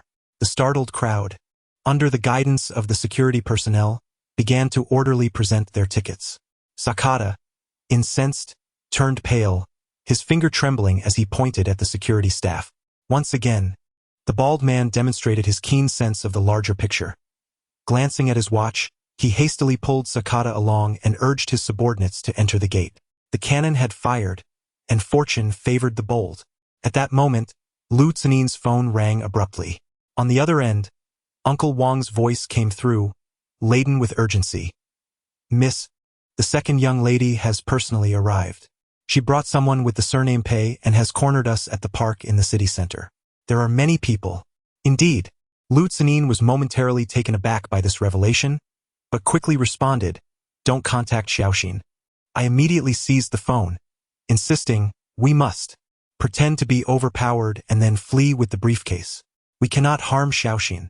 Lu Zinin anxiously interjected, her expression fraught with worry, attempting to rise. However, I enveloped her in a tight embrace. Lu Zinin's delicate countenance froze in surprise before flushing crimson, indignantly exclaiming, "What are you doing at a time like this?" I swiftly covered her mouth with my hand, flipping my coat to shield both our heads, leaning close to her ear, whispering, "Someone's coming." Quickly, hold on to me. Lu Tsanin, not hearing the sounds around us, wore an expression of uncertainty.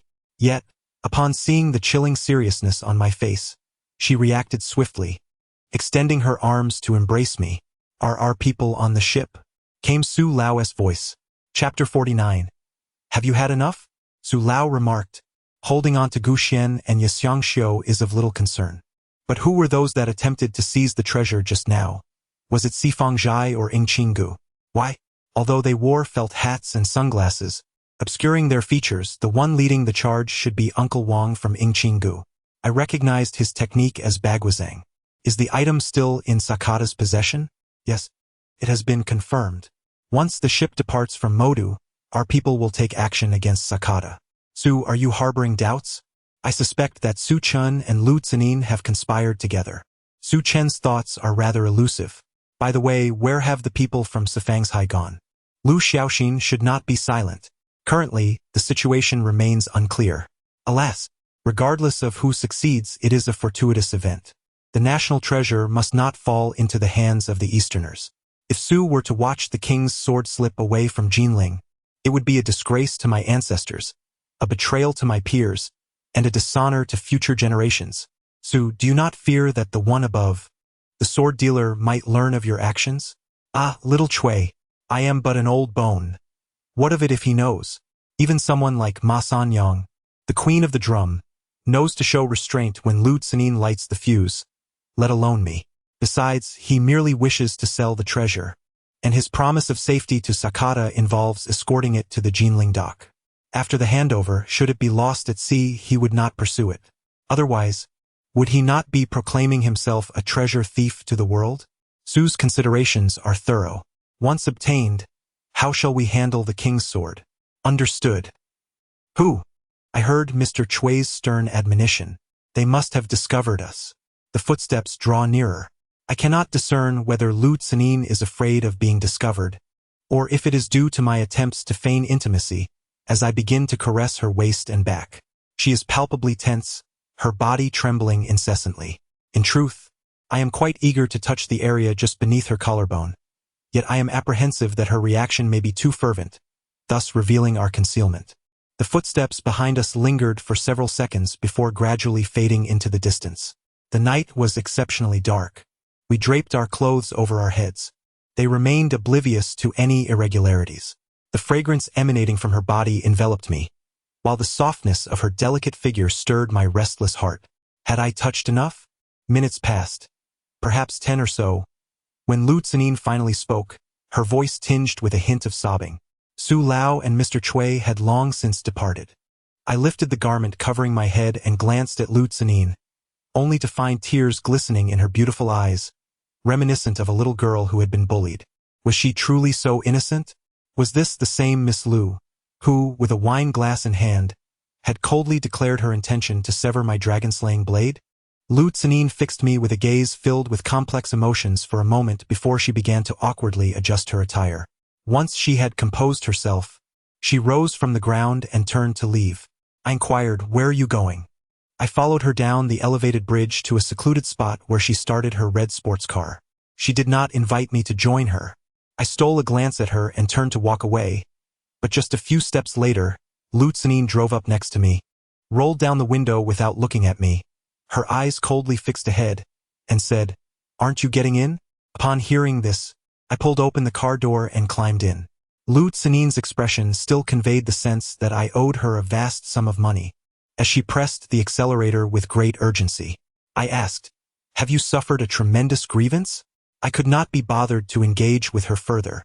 I had refrained from kissing or biting her tongue. I had already considered myself quite the gentleman. Leaning back, I pondered the recent conversation between Elder Su and Mr. Chui.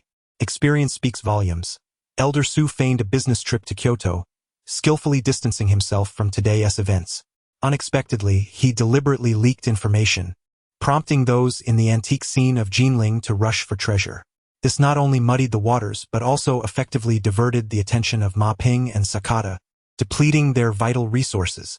Meanwhile, he had secretly dispatched individuals aboard a ship, waiting for Sakata and his associates to vacate the metropolis, utterly exhausted and momentarily lowering their guard before striking to seize the treasure. Although the exact method of his treasure acquisition eludes me, one cannot deny the shrewdness of his strategy. Were it not for Bien Wu, Elder Su would have been confident that no one could breach such a tightly woven network and successfully pilfer the treasure. Thus, he opted for the most costly yet reliable method of acquisition. Nevertheless, his words of guilt towards ancestors, peers, and future generations were profoundly moving. The elder harbored no selfish motives. He is a true master. Upon arriving at Central Park, however, we found no sign of Uncle Wong and the others. The scene was chaotic, with splattered blood marking the ground. Lu Tsenin, upon witnessing this, grew extremely anxious and promptly called Uncle Wong. She instructed, utilize the finest medicine, summon the best doctors, and distribute bonuses generously. Is Xiao Xian unharmed? Hearing this, Lu Tsenin let out a long sigh of relief. That reckless girl. The MP3 truly became popular around 2003, yet as a member of the Jinling elite, Lu Xiaoxin was at the forefront of fashion. What a pity. Upon hearing the term MP3, I was initially perplexed, interpreting it as the sound of a Mother S fan. Without delay, we promptly made our way to the rented accommodation. Upon arrival, we discovered Bien Wu and Xiao Peng, both of whom were scratching their heads in bewilderment before a locked chest. Chapter 50. The Grand Opening. They were eager to unlock the chest and glimpse the legendary sword of the king within. However, they were at a loss regarding the combination, and were hesitant to force it open for fear of damaging the treasures inside. Even an adept thief like Bien Wu dared not take such a reckless step.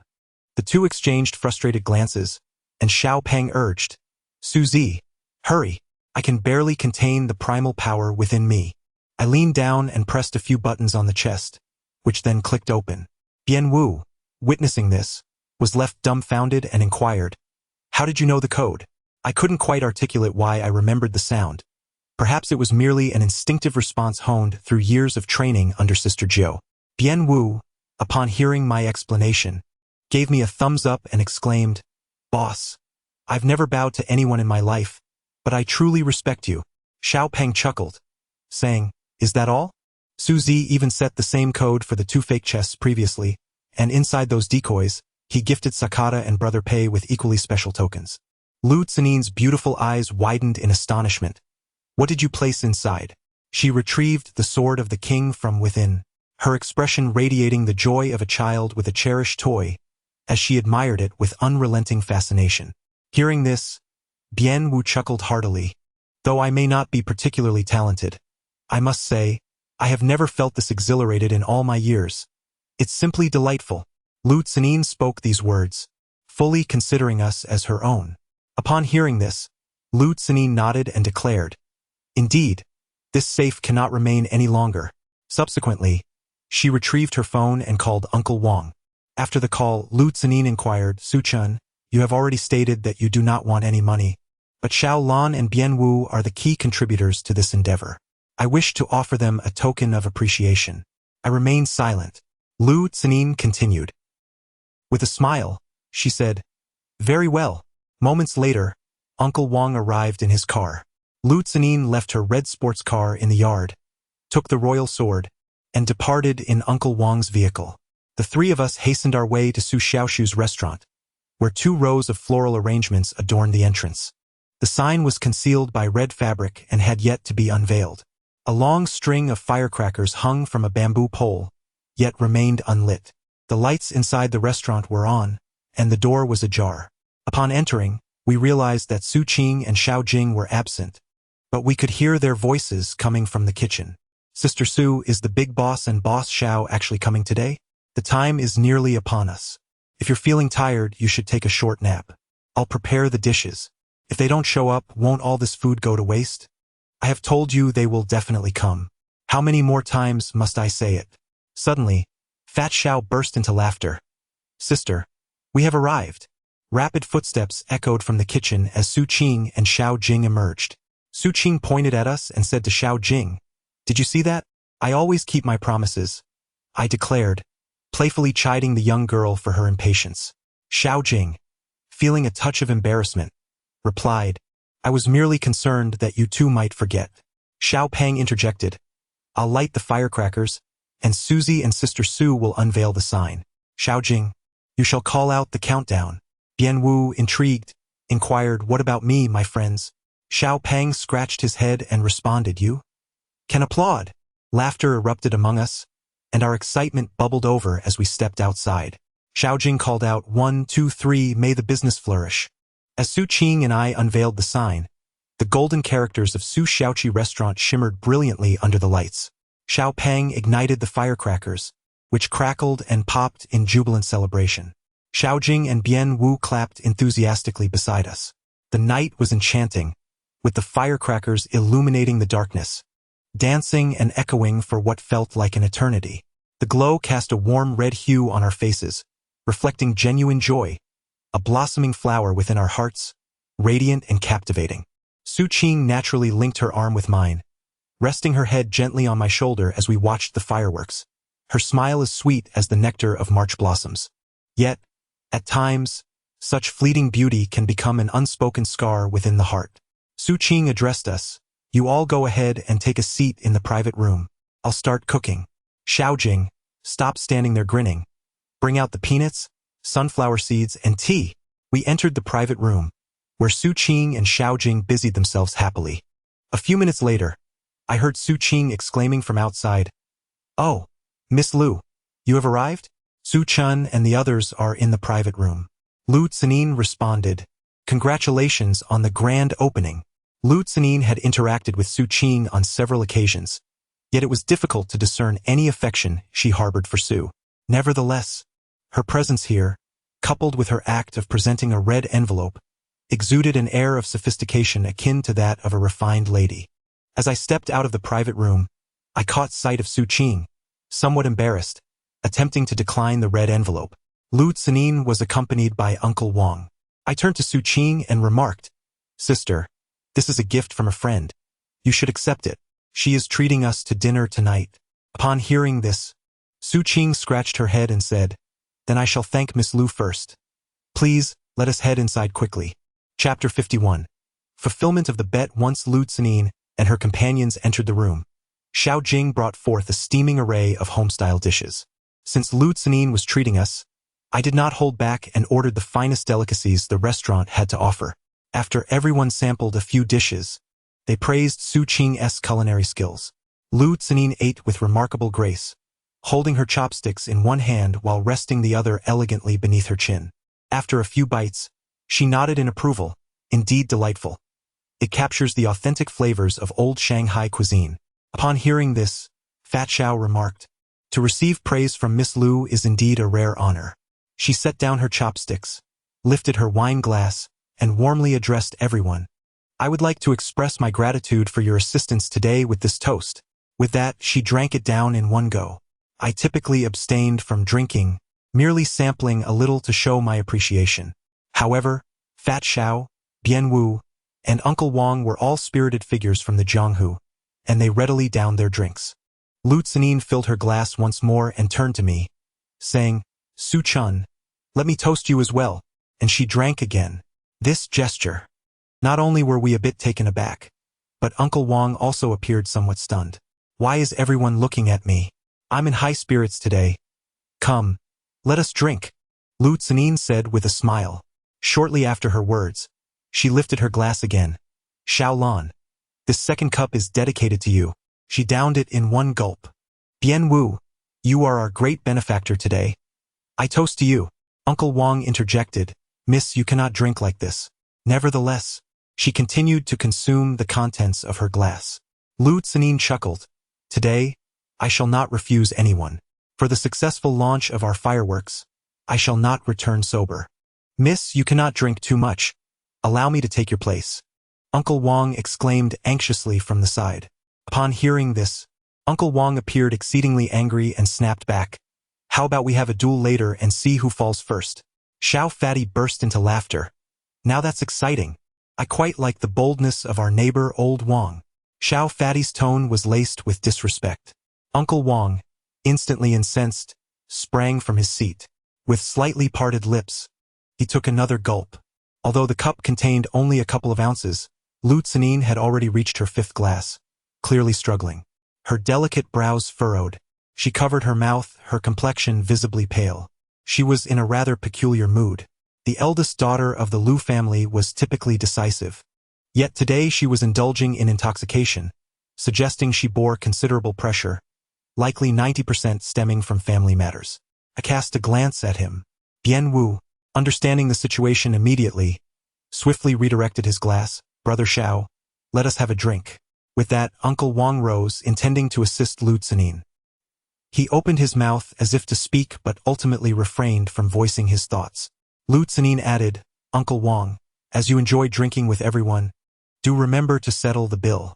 After uttering these words, she rose, retrieved her bag from beside her, and stumbled slightly as she made her way out the door. I felt compelled to accompany her.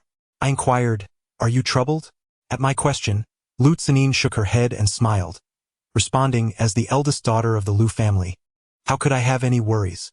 I remained silent, continuing to walk beside her.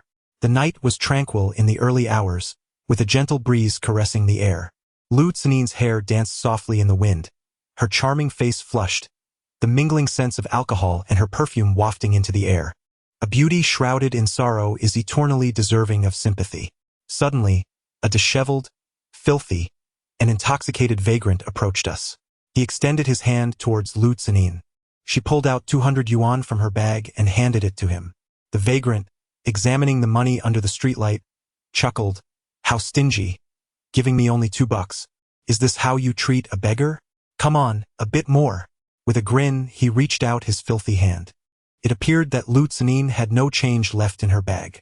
I offered the vagrant a coin. He took the coin, bit down on it with delight, and exclaimed, this is my lucky day, off to buy some wine. Ha ha ha. In truth, at that moment, even if I had given him a stone, he would likely have declared himself fortunate.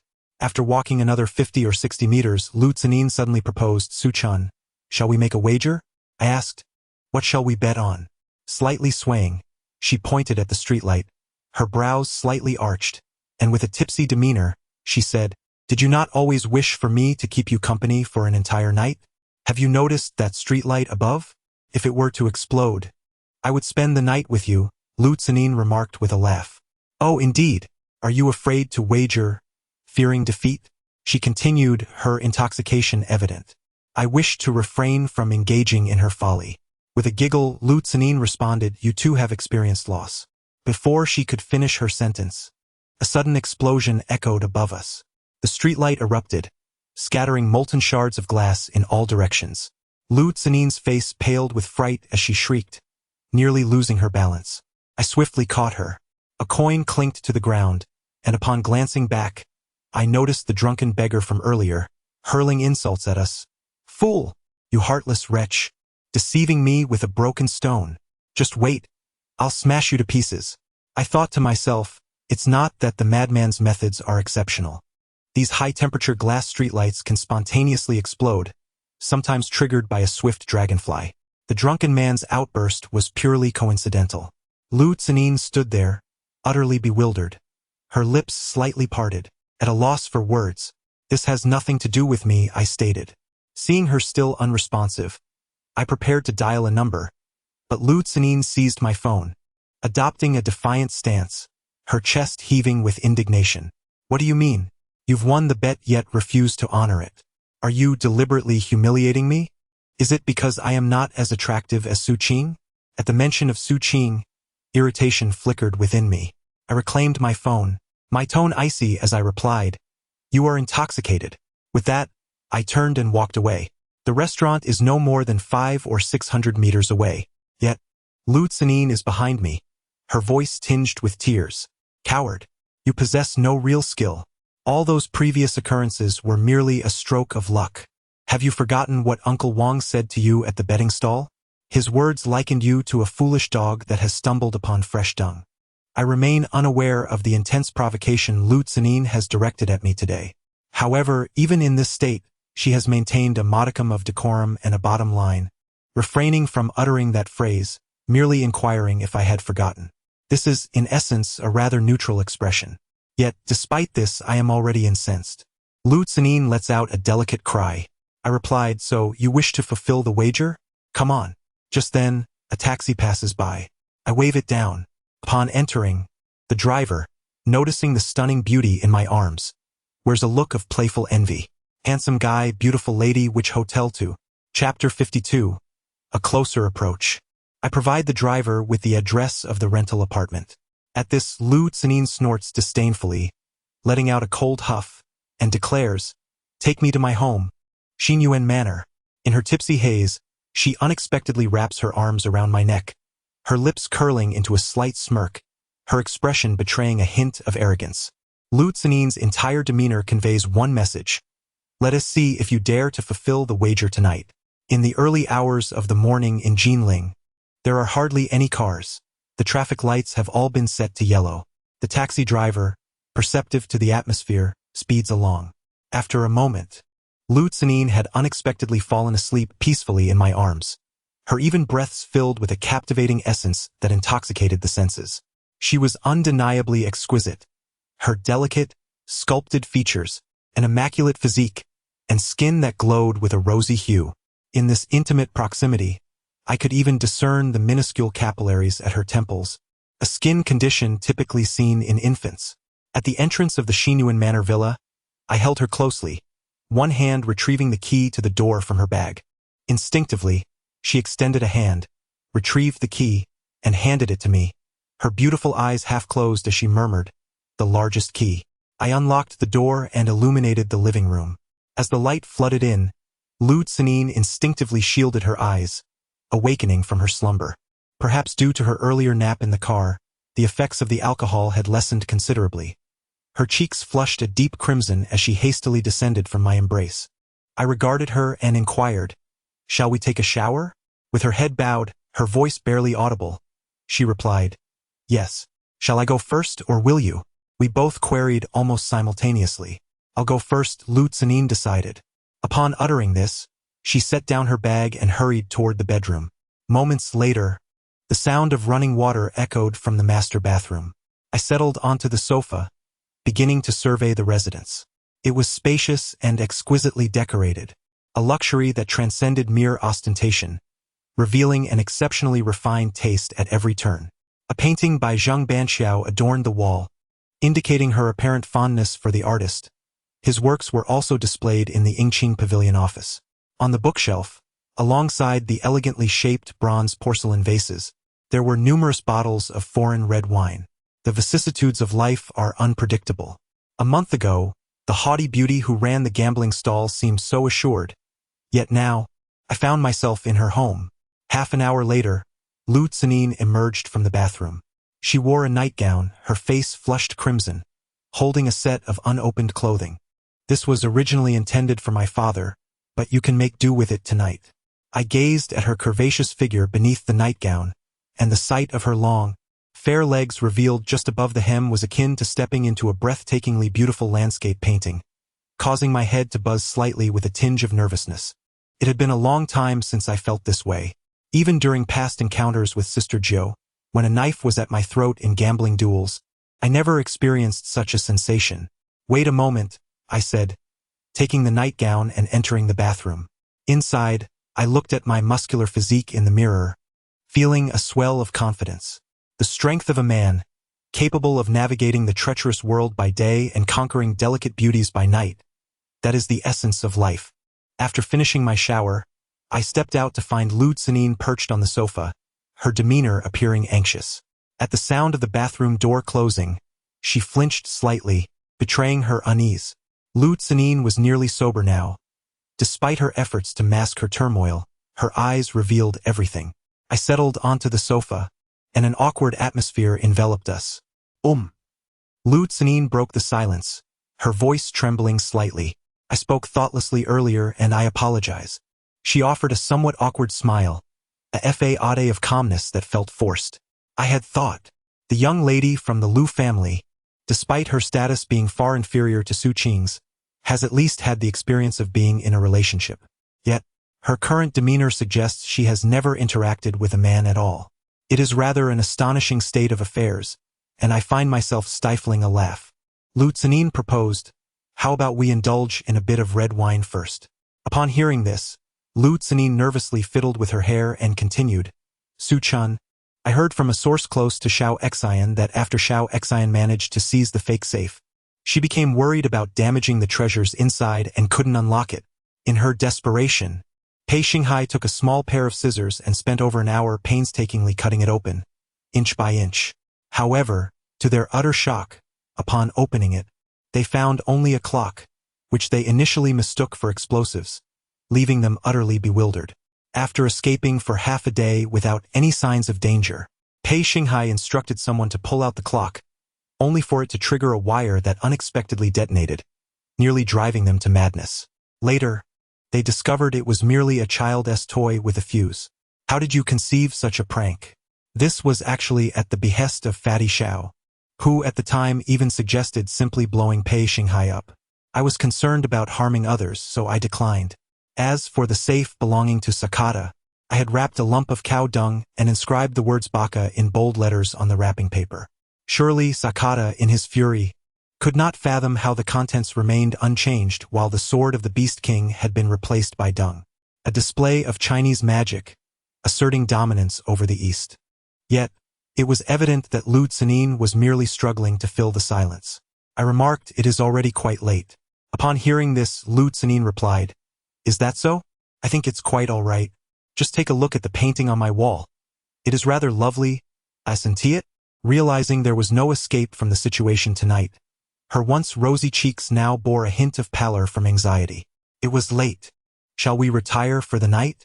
she suggested, her voice trembling, and her eyes glistening with an almost imperceptible redness.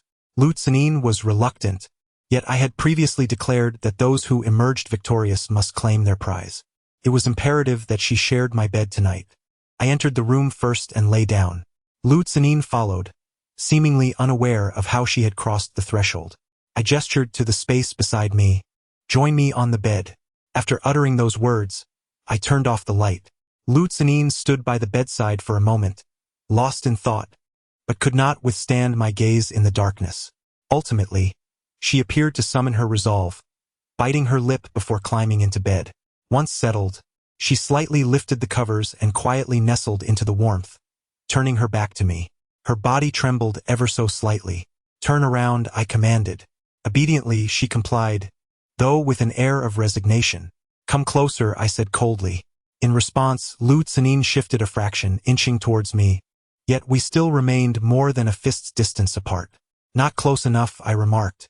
With her eyes shut tight and a quiver in her voice, she replied, "I have already honored our wager by keeping you company.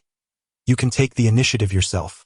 Why do you keep calling me, over and over, to sleep beside me?" That was the price she had paid for her earlier defeat. She has indeed accomplished it. However, the decision to act upon her lies solely with me. While I was showering, I had resolutely decided that today would be the day she experiences the harshness of fulfilling a wager. Yet, upon emerging from the bathroom, I was met with Lu Tsanin's shyness, regret, and resistance, which led me to reconsider my stance. I am unwilling to coerce anyone into action. It is devoid of meaning.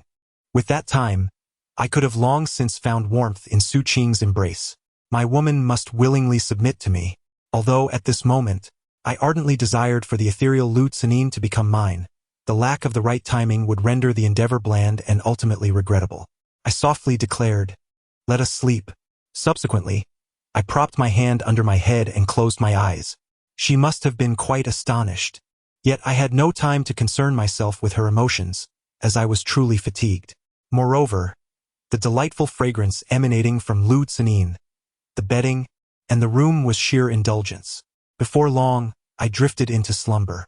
Upon awakening the next day, I noticed that Lu Tsanin's eyes were slightly swollen, indicating she had spent the night in fear without daring to sleep. After using the disposable toiletries she had provided, I found her sitting on the sofa, her demeanor cold as she stated, "No one is to speak of last night." I glanced at her and smiled. Her reaction to my smile seemed to unsettle her a bit. "What are you laughing at?" she inquired. "It's nothing," I replied. Lu Tsanin pressed, "Are you planning to tell someone?" I gestured towards the entrance. "Someone is waiting outside." At this, Lu Tsanin's expression shifted to one of intense anxiety. She suddenly sprang up from the sofa and swiftly made her way to the door, peering through the peephole to see outside. After a glance, She patted her chest, exclaiming, "You scared me. It's only Uncle Wong." Subsequently, Lu Tsanin opened the door. She was unconcerned about Uncle Wong discovering our relationship and felt no need to offer an explanation. Upon entering, Uncle Wong cast a sidelong glance at me, his expression a complex amalgamation of emotions. It bore the semblance of a father whose daughter had been trifled with, imbued with an infinite sense of resentment and regret. Yet, Uncle Wong was merely a guardian of cherished treasures, and he refrained from voicing any discontent. With a slight furrow of his brow, he addressed Lu Tsanin, saying, "Miss, today is the day you are to meet young Master Huang." Upon hearing this, Lu Tsanin's demeanor shifted to one of evident annoyance. "I know." After articulating this, she retreated to the bathroom, seemingly to apply makeup. I initially contemplated leaving, but Uncle Wong's gaze was exceedingly stern. "What are you still doing here?" Despite having been comrades in arms during perilous times, his attitude towards me reverted to its former state once the matter was resolved. Moreover, the fact that I had spent the night at Lu Tsanin's residence only aggravated his demeanor. His words made me reluctant to depart. Uncle Wong's face darkened immediately. "You." Lu Tsanin applied her makeup with remarkable speed, merely adjusting her brows and adding a touch of lip color. Her inherent beauty rendered makeup a mere enhancement, a transformation into another facet of her allure. After hearing this, Lu Tsanin did not hold back. Once she exited, Uncle Wong went to prepare the car. My ears, keenly attuned, caught snippets of their exchange. "Miss, I have something to say, and even if you are angry, I must speak it. At this critical juncture, you find yourself in fierce competition with the Second Mississippi. The success of your endeavors hinges upon the significant item in young Master Huang's possession. You are well aware of his sentiments towards you. However, your encounter with that fellow surnamed Su last night complicates matters. Should either young Master Huang or the Second Miss become aware of this, the repercussions would be dire. Uncle Wong, if you refrain from divulging this, who else would be privy to the information? Moreover, we did nothing inappropriate last night. Yet, young Master Huang has taken the initiative to summon you today. Please refrain from mentioning that scoundrel. The mere thought of meeting him today after indulging in so much wine last night is utterly revolting. And do remember to address him by his proper name, Su Chen." Indeed, I rubbed my face, realizing that my previous suspicions were not unfounded. Lu Tsanin's inebriation is indeed indicative of deeper concerns. She is typically courteous, and for her to utter such disparaging terms as scoundrel and revolting, it is evident that young Master Huang is quite the unworthy individual. From Uncle Wong's remarks, it seems that among the 4 treasured items contended by the prominent ladies of the Lu family, one remains in the possession of young Master Huang. While I secretly harbor hopes for Lu Tsanin to ascend as the head of the Lu family, it is not my place to intervene. After wandering through the marketplace and spending 1,000 yuan, I stumbled upon a small treasure, an antique mechanical pocket watch from the reign of Emperor Guangxu. This exquisite timepiece, a foreign invention, was first introduced to China during the 28th year of the Wanli era by the Western missionary Matteo Ricci. It later gained popularity during the prosperous Kangxi and Qianlong eras, becoming a fashionable item among the nobility. Today, the Forbidden City houses a dedicated clock museum, showcasing many splendid pieces from that period. This antique pocket watch possesses an appealing exterior, yet it has ceased to function. However, with a minor adjustment from a skilled mechanic, it should regain its ability to tell time. It could be offered to a collector, potentially yielding a profit of several thousand yuan with ease. During my time at the market, I encountered the corpulent man who had previously sold me the statue of Buddha. He seemed to remember me well. Upon spotting me, he greeted with a grin and a wave. "Young man, does your grandfather still wish to celebrate his birthday? After the Gregorian calendar, one can still observe the lunar calendar." He gestured towards the wares on display, suggesting I could select freely, and this time perhaps at a discount. "But do be cautious. If you break anything again, I shan't let you leave." "Ha." I crouched down and replied, "My grandfather has passed away." The rotund man's eyes widened in shock. "No way. He just celebrated his birthday not long ago." His flabby face quivered in fear, and he scolded me as a lunatic. As I approached the Central Park, I noticed a car parked by the roadside. Perched atop its hood was a woman reminiscent of a streetwise girl. She had her eyes closed, swaying her head in apparent bliss, with earbuds nestled in her ears, seemingly lost in music. I approached her and inquired, "Waiting for me?" The woman smiled, removed her earbuds, and looked me up and down. "You're quite unrecognizable." It was Lu Xiaoxin. Chapter 54. Reunion. Although I had anticipated that Lu Xiaoxin would seek me out, I was unprepared for the manner of our encounter. Given the presence of individuals from the Sifangzhai at the market, she must have received word of my arrival and deliberately awaited me here. Lu Xiaoxin scrutinized me, her expression laced with disdain. "Did that kick I gave you back then leave a mark?" Upon hearing this, she let out a cold snort. I, Lu Xiaoxin, indeed experienced a moment of blindness, never anticipating that the little rogue who once came to Sifangzhai to sell treasures would not only disrupt the business of Sifangzhai, shatter its reputation, and seize 2 grand treasures, but also audaciously defecate upon me. More importantly, he has also lured away Lu Zinin's soul. Quite a remarkable feat. As I pondered, I wondered where this celestial being had descended from.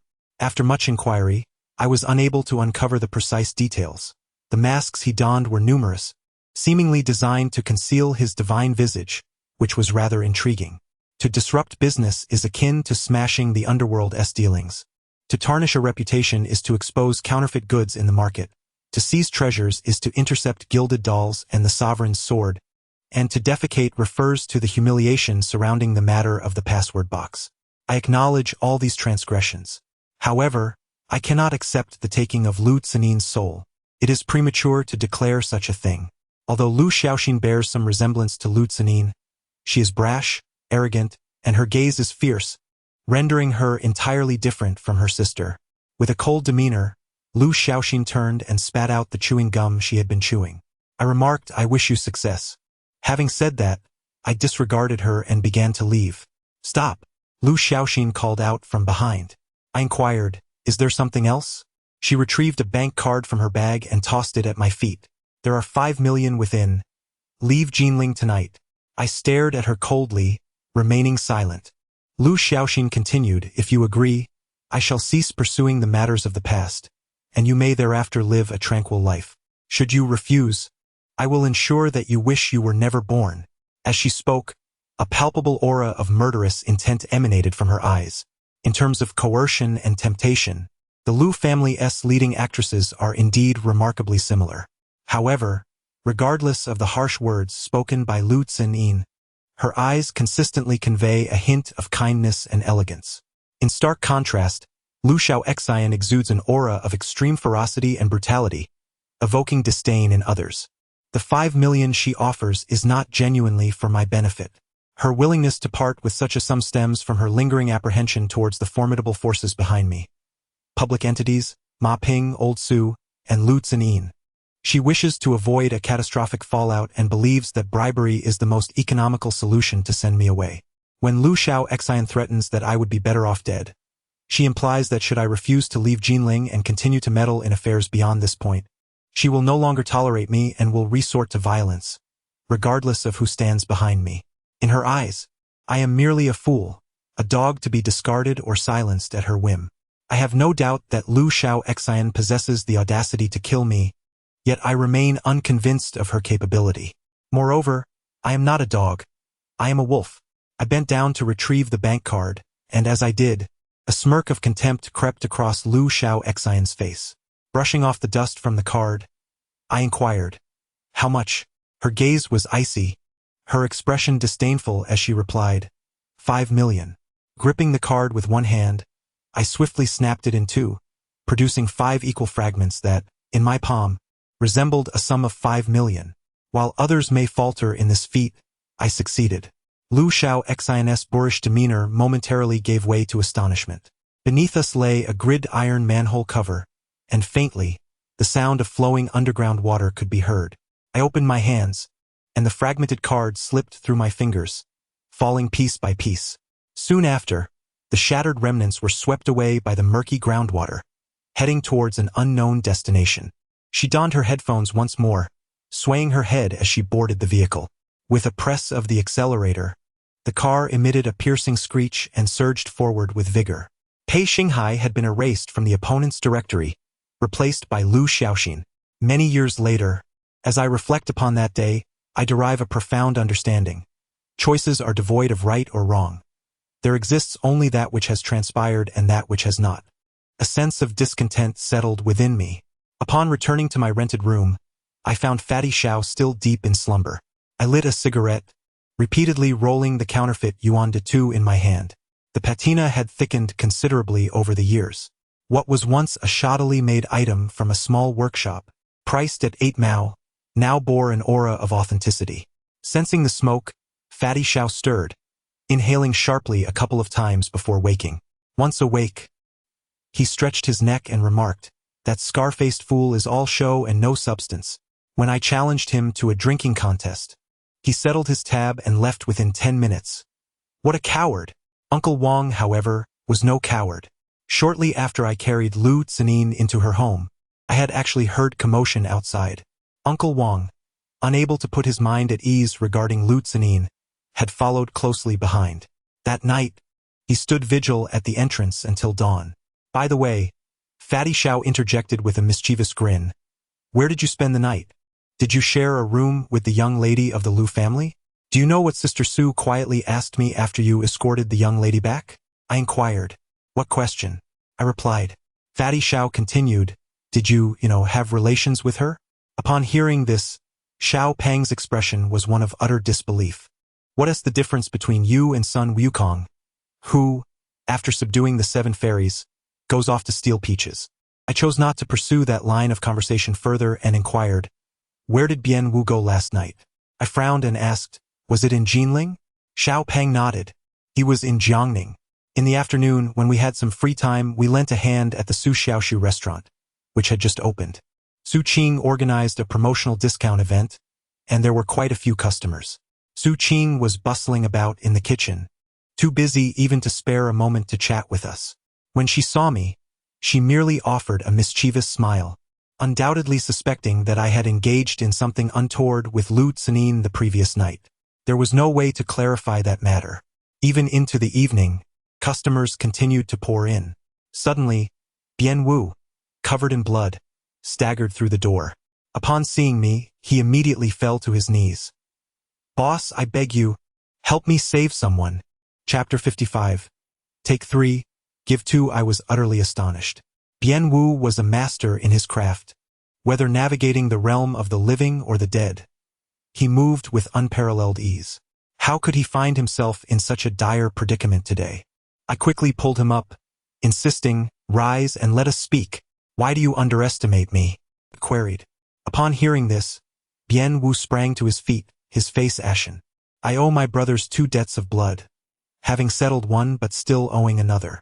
I should not have to resort to this manner of pleading. However, the lives of the 3 brothers below are as fragile as eggshells. I truly cannot think of anyone else capable of saving them, so I have set aside my pride to beseech your help. If you assist me this time, I shall ensure that Bian Wu remains indebted to you and your brothers henceforth."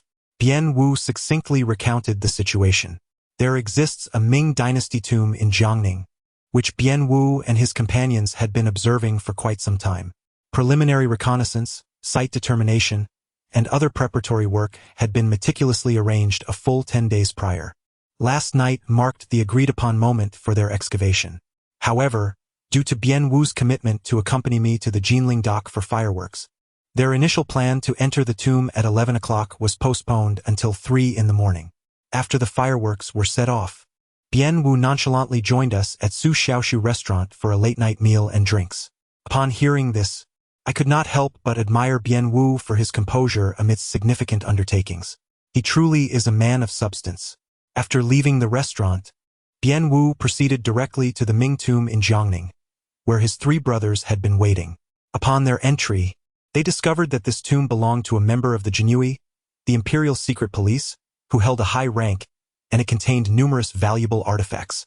The Jinhui, a distinctive feature of the Ming dynasty, primarily served as the emperor's direct bodyguards, responsible for surveillance and arrests. At the zenith of their power, the Jinhui engaged in activities such as intelligence gathering, apprehension, and interrogation, possessing the authority to arrest anyone, including royal family members, and conduct secret hearings. This unique role rendered the powerful officials of the early Ming dynasty subservient to the Jinhui, showering them with bribes as if they were confetti.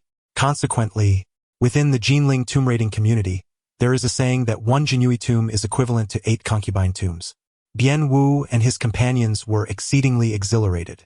Their tomb raiding endeavors are aligned with the southern sect of the Yinyang school. The practice of Zoma Yinyang is a distinct school of feng shui. Practitioners, upon being entrusted with the task of geomancy, would often mount a magnificent steed. The location where the horse ceased its journey upon reaching a hillock would be designated as an auspicious site. However, during the tumultuous period of the late Qing dynasty, this particular school faced hardship and, in dire straits, one of its branches evolved into a tomb raiding faction. This faction retained the traditions of the Zoma Yinyang feng shui practitioners. When surveying a site, they would lead a horse, and wherever the horse halted at the earthen mound of a tomb, that would be the designated spot for excavation. Yet, due to their adherence to the traditions of feng shui masters, figures like Bian Wu adhered to numerous regulations regarding tomb raiding. The most renowned rule was the practice of take 3, leave 2. This entailed seizing only 30% of the treasures within the tomb, while the remaining 60% had to be left behind, not to be liquidated, but rather to be disposed of in other tombs during future raids. The rationale behind this was rooted in their belief in the supernatural. They held that taking the belongings of the deceased would inevitably result in being haunted by their spirit.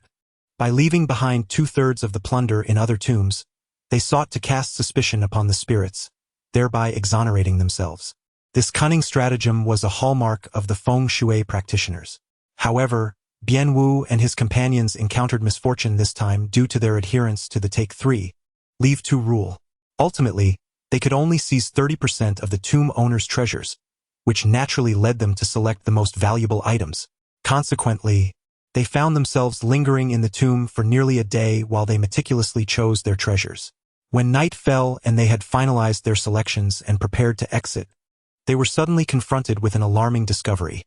The stone door of the tomb had closed, and the escape route had been sealed. Xiao Pengzi frowned and exclaimed, "Could it be the work of spirits?" Bian Wu shook his head, saying no, it was a human act. I inquired, "Were you set up by someone?" The term set up is a piece of jargon from the antique trade. There are generally 2 methods of deception. One is to set up a living pot, defrauding the living of their money. The other is to set up a dead pot, seizing the wealth of the deceased. Setting up a living pot involves creating a grand tomb at a certain location, filling it with counterfeit treasures, and presenting it as difficult to sell, specifically enticing wealthy individuals from prosperous regions to buy everything within the tomb, ultimately leading them to financial ruin before the perpetrator vanishes. Mr. Ma once recounted an example easily found online. Setting up a dead pot, on the other hand, refers to observing others as they engage in tomb raiding. The perpetrator waits until the raiders have completed their excavation and triggered all the traps, having acquired the treasures, and just as they are about to exit, the perpetrator seals the tomb, effectively suffocating the raiders inside. Subsequently, the perpetrator descends into the tomb and seizes the treasures from the deceased raiders. Even if the tomb is discovered later, all blame is cast upon the dead raiders, leaving no trace of the crime. Although both methods are ultimately aimed at financial gain, the act of setting up a dead pot is not only a means of acquiring wealth but also leads to the loss of life. A truly inhumane act. I felt a shiver run down my spine. This is the world of antiques. It is not merely about relics, but rather about humanity. Xiao Fatty furrowed his brow and asked, "So how did you manage to escape?" I noticed Bian Wu was covered in blood, and a sense of dread filled my heart. Bian Wu possesses the skill of bone shrinking, allowing him to excavate small holes with minimal effort and noise, thus evading detection by the outside perpetrators. This indicated that his recent escape had taken a severe toll on his body. After I emerged, there were 20 or 30 individuals outside guarding with knives. I waited patiently for quite some time until one of them had to relieve himself, providing me with a slender opportunity to slip through. The oxygen below can sustain us only until dawn. I am the sole hope for my 3 brothers. If I do not intervene, they shall perish. Bian Wu's eyes reddened, his body trembling violently. I inquired, "Did you see the appearance of the one who set the trap?" Fat Zhao's face contorted. "Should we report it to the authorities?" Bian Wu, in a state of panic, exclaimed, "We cannot report it. I waved my hand dismissively, reporting it would undoubtedly be futile. If it were an option, Bien Wu would have gone to report it himself, rather than seeking my assistance. Bien Wu and his companions had previously committed numerous offenses, and serving a decade or two in prison was a minor concern. They might even face gunfire. What was more critical was that the person daring enough to set such a deadly trap must have been watching them for quite some time. The trapper, besides being well-versed in the tomb raiding techniques of the Zuoma Yin-Yang sect, must have thoroughly scrutinized Bien Wu and his family. Reporting the trapper could lead to their arrest, and if the external forces were enraged, the safety of their families would be compromised. After pondering for a moment, I coldly asked, Bien Wu, did the information about this Jinyui tomb originate from your own Zuoma, or was it divulged to you by someone else? Upon hearing this, Bien Wu's eyes widened in shock. Brother, what do you mean? Fat Xiao hastily interjected. What Suzy implies is, if you emerged from the Zuoma on your own, how could the trapper have been so precise in predicting when you would enter the tomb? If someone else intentionally leaked the information to you, could it be that the trapper deliberately allowed you to descend first, using you as a pawn to seize the treasure? At this, Bien Wu appeared as though struck by lightning, visibly swaying. After a long pause, he trembled as he uttered, Jinling Huangmen Tong. Chapter 56. A desperate gamble. Is it truly the Tong family? I inquired. The reason for my question lay in the unique prominence of the Sun, Zong Tong, and Zeng families within the antique realm. When an old hand in the trade acquires an antique, there are typically two types of inquiries made. The more generalized question pertains to the nature of the item. Is it a human artifact, a ghostly relic, or a divine treasure? This has been previously elucidated. A more specific query seeks to ascertain the source of the acquisition. Is it something inherited from the common folk, known as a Sun family acquisition, symbolizing the continuity of descendants? Or is it derived from auction houses or flea markets, referred to as a Zong family acquisition, implying the item was procured from collectors? If the artifact was unearthed from a burial site, it is termed a Tong family acquisition, as the pronunciation of Tong echoes that of cave. Unless there exists a fixed supply chain, the term mentioned by Bien Wu regarding the Jinling Huangmen Tong refers to a lineage in Jinling known for their tomb raiding exploits. For instance, Bien Wu himself may be referred to as Bienmen Tong, with an added descriptor, the Bienmen Tong of the shadowy path. Bien Wu nodded. The Jinling Huangmen have engaged in tomb raiding since ancestral times and were recognized as one of the 8 major factions in Jiangnan during the Republic of China era. Although their influence has waned in recent years, the Jinling Huangmen continue to dominate the tomb raiding schools across several neighboring provinces, conducting substantial business. As newcomers from Gan province, we initially sought to align ourselves with the Jinling Huangmen at their docks, but they refused our affiliation. In our quest for sustenance, we undertook several clandestine jobs. However, despite our secrecy, we were eventually discovered. During a transaction after completing our work, we had rented a small tea house, which unexpectedly caught fire, nearly claiming our lives. Subsequently, we speculated that the Huangmen of Jinling must be behind this. Due to this incident, we have recently refrained from disturbing the ground. To speak candidly, we cannot swallow this grievance. If we were to disregard the rules of the martial world, that would be one thing. However, as the people of the world share the pot and divide the meat, it is truly outrageous that they manipulate us in such a manner while we adhere to these codes. Recently, we gathered intelligence revealing that the Huangmen of Jinling had surveyed a Ming tomb, which reportedly contains the precious dragon's gallbladder pearl of the Imperial Jinui. They are preparing to take action soon. Upon hearing this, Fat Xiao exclaimed, the dragon's gallbladder pearl. The 3 essential items of the Ming dynasty Jinui. The token, the embroidered spring knife, and the flying fish uniform. Yet, unbeknownst to many, the first batch of Jinui was bestowed with the dragon's gallbladder pearl by Zhu Yuanzhang himself. A fiery red agate, intricately carved with a dragon, symbolizing the courage of the Jinui representing the emperor, granting them the authority to arrest and interrogate anyone. However, as the Jinui conducted their investigations, the presence of the dragon's gallbladder pearl proved cumbersome, and thus this tradition faded. In terms of mere agate, its value is commonplace. Yet due to its origin from Zhu Yuanzhang, the dragon's gallbladder pearl worn by the inaugural Jinui is worth a fortune. I urged, please, continue. Bien Wu then elaborated.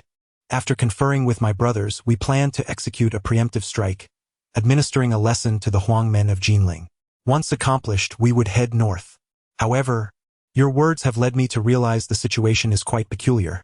It is highly probable that they have deliberately leaked this information to us, lying in wait to ensnare us in a trap. The Huangmen of Jinling are merciless in their tactics, sending chills down one's spine. I held the counterfeit Yuan Dai 2 in my hand, my mind racing. The authorities cannot be informed. I had thought of Ma Ping. Should she speak up, Ma Ping would likely acquiesce. However, organizing such a vast contingent at this late hour to assault the Jinling Huangmen potbearers in Jiangning is fraught with uncontrollable variables before, during, and after the event. My thoughts drifted to Lu Tsanin, whose subordinates were primarily the Red Flower Stick Gang, a stark contrast to the formidable Jinling Huangmen, who were known for their lethal capabilities.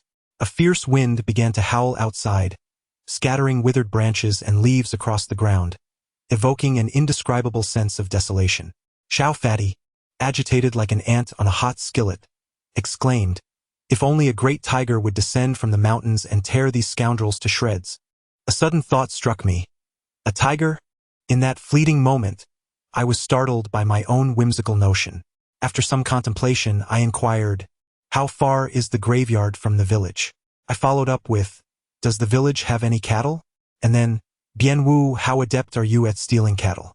Glancing at the clock, I noted that dawn was merely 6 or 7 hours away. I declared, "There's no time to lose. We must depart swiftly."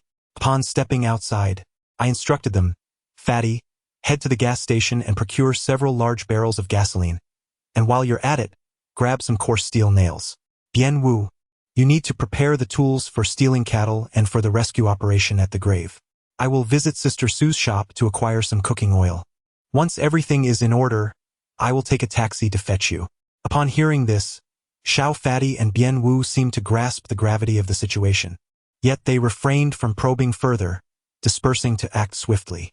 Arriving at Su Xiaoshu's restaurant, I found Su Qing and Xiao Jing, weary from a long day's labor, already asleep.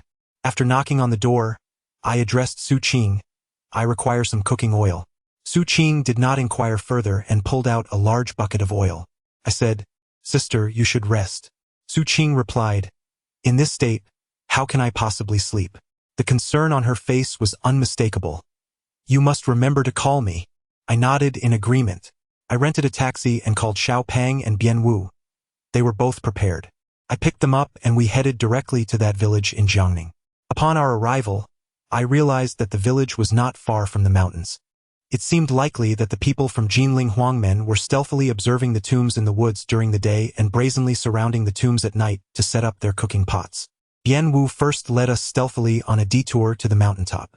The tomb of the Jinui lay about 100 meters below our position, on a gentle slope, with conditions highly favorable.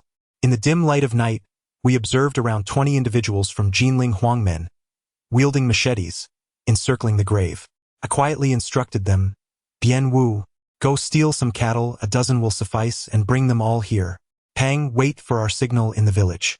Once you receive it, immediately set fire to the cattle pen, making the villagers believe it is ablaze, causing the cattle to flee to the mountains, bringing the villagers here to search for them. But be careful not to set fire to any houses or harm anyone. Understood?"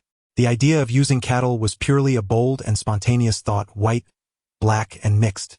In light of the impossibility of the first two options, we were left with no choice but the mixed approach. At that moment, I gazed out at the leaves swirling in the wind, contemplating Bien Wu's near brush with death at the hands of Jinling Huangmen, while also reflecting on Xiao Pang's mention of tigers, pondering the idea of returning their tactics against them. After they departed, I quietly poured a barrel of rapeseed oil evenly over the slope. After completing this task, I leaned back against the trench to smoke. Using a firecracker to ignite the oil, I incited a wildfire that attracted the villagers. The cooking scene was thrown into complete chaos, muddled and shattered, until only large bubbles emerged from the pot. It was then that we could seize the opportunity amidst the turmoil to rescue those in peril. Whether this endeavor would succeed, I harbored no absolute certainty. Yet, it was a gamble of utmost stakes. Without taking the risk, there remained no glimmer of hope. Chapter 57. The galloping warhorses, the cooks from Jinling, dedicated to their craft, remained steadfastly stationed around the tomb of the Jinui, whether standing or sitting. The night was tranquil, occasionally interrupted by the sound of their conversations.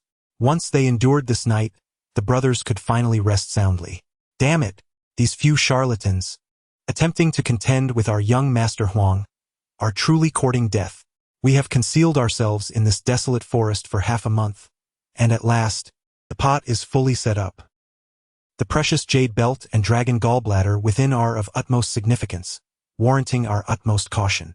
Everyone steeled themselves, determined to hold on a little longer. 40 to 50 minutes later, Bien Wu arrived, leading a dozen cattle. Under Bien Wu's gentle guidance, the cattle appeared remarkably docile, not uttering a single sound.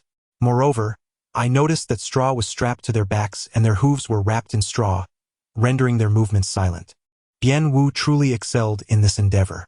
We gradually soaked the straw on the cattle's backs with gasoline. Bien Wu whispered, "When do we strike?" I feared the brothers below might not hold out much longer. We must wait until around 4 or 5 in the morning. When a person is most fatigued, their defenses are at their weakest, and their cognitive responses are significantly dulled in times of crisis. I must afford Bien Wu ample time to excavate the grave and effect a rescue. Furthermore, I have devised contingencies. Should any unforeseen circumstances arise that jeopardize our plan, it is imperative that we report to the authorities and allow sufficient time for them to respond. The cattle remain silent, save for the occasional faint rustling when they relieve themselves. A sense of unease envelopes me, more profound than the anxiety I felt while igniting the rockets at the dock. Firstly, the situation has unfolded with alarming abruptness, and our strategy feels hastily constructed, leaving me uncertain of its viability. Secondly, a single misstep could result in the loss of 3 lives within the grave, and I, along with Bien Wu and Xiao Pengzi, would be irrevocably doomed. This is a perilous gamble.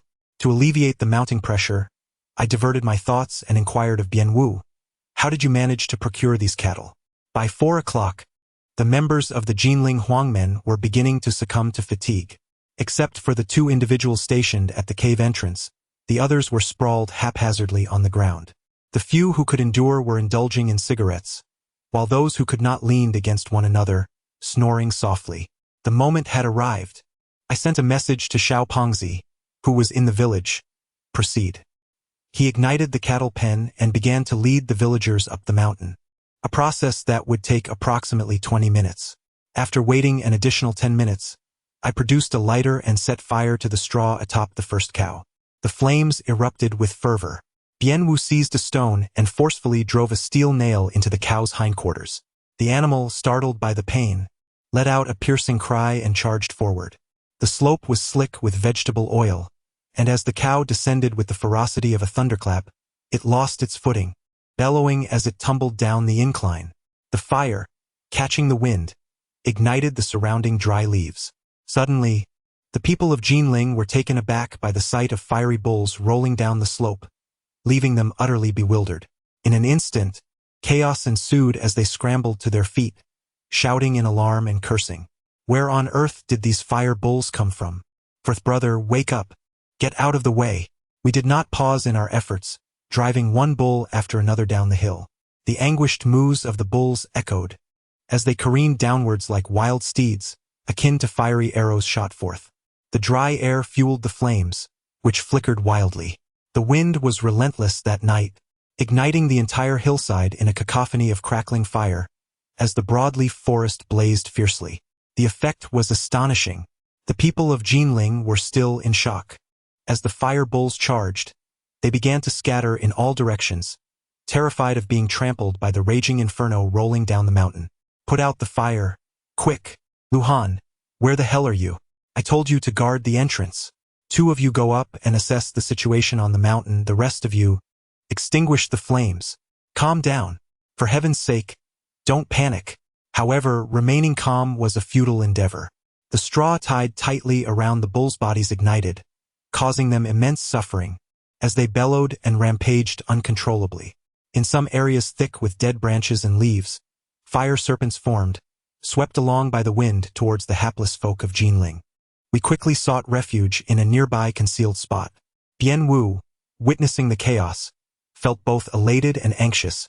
immediately wanting to rush down to the tomb to rescue those trapped. I seized him by the arm and said, "Wait for the villagers to come up."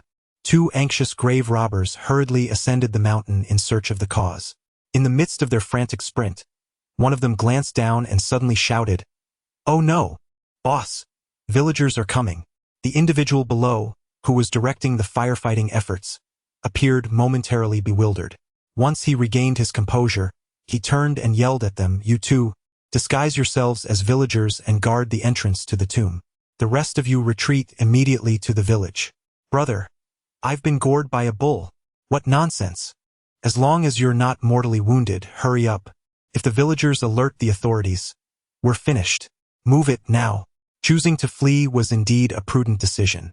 Should any grave robbers perish within the tomb of the Jinling Wei, their actions would inevitably come to light. If they lingered here with weapons in hand, when the authorities investigated, they would inquire which villagers were present, leading them to uncover the truth, and the Jinling officials would face dire consequences. Utilizing the cover of the forest, they made a swift and thorough retreat. Many villagers were already rushing towards the scene, including elderly men and women, their faces etched with urgency. They shouted in distress and cursed the reckless individual responsible for neglecting the fire during such a windy night, which had set the cattle shed ablaze. Though the flames had spread in various directions, they did not yet pose a significant threat to life. Cattle represented a vital asset for the villagers, and they disregarded the fire in their frantic search for the lost bulls. The scene was chaotic. I signaled to Bien Wu, and amidst the turmoil, the two of us quickly reached the edge of the tomb. The Jinling officials had left two men behind, who were currently pretending to be villagers frantically searching for their lost cattle. Yet the two individuals remained steadfastly near the grave of the Jinling Wei. I gestured for Bien Wu to crouch in the trench and remain still. I approached them alone and said, Who, is not your cattle over there?" "Right there." I pointed ahead. They both turned to follow with my hand poised like a blade, I swiftly struck, rendering them unconscious upon the ground. The villagers nearby were entirely engrossed in evading the raging wildfire while searching for their own cattle, utterly oblivious to my actions. Bien Wu quickly scrambled up from the ditch, clutching a small medical pouch, scurrying into the thief's hole like a mouse. At that moment, the corpulent Xiao had arrived, drenched in sweat. I anxiously inquired, "Did the villagers notice you?" Together, Xiao and I hastily moved the two unconscious men from Jinling to the edge of the trench. I heard a muffled explosion emanating from the grave. Bien Wu had resorted to the most straightforward and brutal method, detonating a stone. The sound of the explosion sent the surrounding villagers into a panic, shrieking in terror. Chapter 58. The road of Jianghu. We had no time to concern ourselves with the villagers. As smoke billowed fiercely from the cave's entrance, we descended rapidly. Upon entering the cave, I witnessed Bien Wu shouldering one individual, followed closely by two pallid-faced men. Xiao and I each supported one, hastily dragging them out of the thief's hole. Quick-witted villagers had already realized the situation. "There are tomb raiders. Call the police. We mustn't let them escape." Several sturdy villagers charged up the hillside. This was precisely what we desired, to draw the villagers' attention. Amidst the chaos, the villagers were unlikely to discern our identities. With our skills, the villagers were unable to capture us. The primary reason lies in the fact that we deliberately left two dazed members of the Jinling Huangmen by the side of the trench. The Jinling Huangmen utilized cunning tactics to turn the tables on their adversaries. We also ensured they were slightly incapacitated. After the villagers reported the incident, those two dazed individuals would find themselves apprehended by the authorities, and we could only observe how they would explain the events of the night. However, before departing, Bien Wu cast a murderous glance at the two Jinling Huangmen, his eyes brimming with intent, as he drew his blade, exclaiming, "I shall eliminate them." Just as he was about to strike, I sternly interjected, "A gentleman seeks vengeance. Patience is a virtue." Upon hearing this, Bien Wu begrudgingly relented, gritting his teeth. Each of us supported one another as we navigated through the dense forest. After a relentless 15 minutes, we successfully evaded the pursuing villagers. Breathless, we sprinted for half an hour, reaching a large pond by the mountain's edge.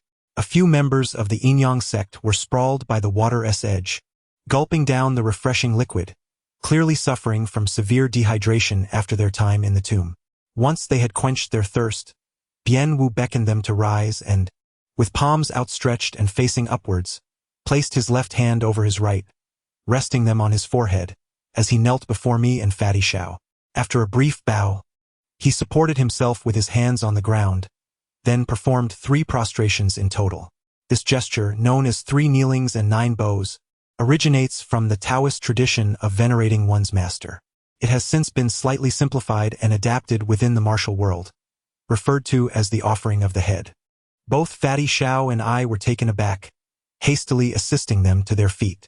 With reddened eyes and a solemn expression, Bian Wu declared, "Brothers, from this day forth, we shall face the trials of life and death together.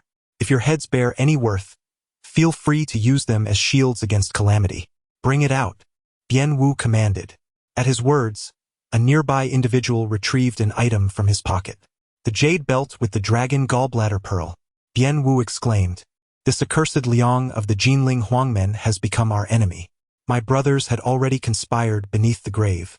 Should we meet our demise, we will ensure the jade belt with the dragon gallbladder pearl is destroyed, denying the Jinling Huangmen its possession. Now that we have miraculously survived, you must take this item. Otherwise, it would mean disavowing our fallen brothers from the realm of yin and yang." The others echoed in unison, "You must accept it." I exchanged a glance with Xiao Pengzi, and we took the jade belt with the dragon gallbladder pearl from Bian Wu's hands. Bian Wu and his companions clasped their fists in salute and declared, "The mountains remain unchanged, the rivers stretch far. We shall meet again." With that, they swiftly turned and vanished into the vast night. Xiao Pengzi and I dared not linger any longer. We took a longer route, navigating around a mountain pass until we arrived at another town. We checked into an inn, took a bath and rested. After a night filled with tension, it was only upon relaxing that I realized my muscles were sore. Not from fatigue, but from the strain of anxiety. It had been a harrowing night. Once I lay down, I slept soundly until the following afternoon. Upon awakening, I discovered 4 or 5 missed calls on my phone, the vast majority from Su Qing. To my surprise, 3 of them were from Lu Tsanin. When I answered Su Qing's call, she burst into tears. "Where on earth have you been?" I felt a pang of guilt, realizing that since our departure, Su Qing had likely not slept and had little inclination to conduct her business during the day. I said, "Sister, we are doing well." Su Qing was still weeping. Xiao Fatty, grinning from the side, remarked, "Sister Su, if you continue to cry, you might just bring us to our demise." Upon hearing this, Su Qing finally ceased her tears and retorted, "What a foul mouth! You speak nonsense." Su Qing possesses a remarkable quality. She never inquires about our undertakings, regardless of her worries. After ending the call, Xiao Fatty burst into laughter beside me, while I pondered silently.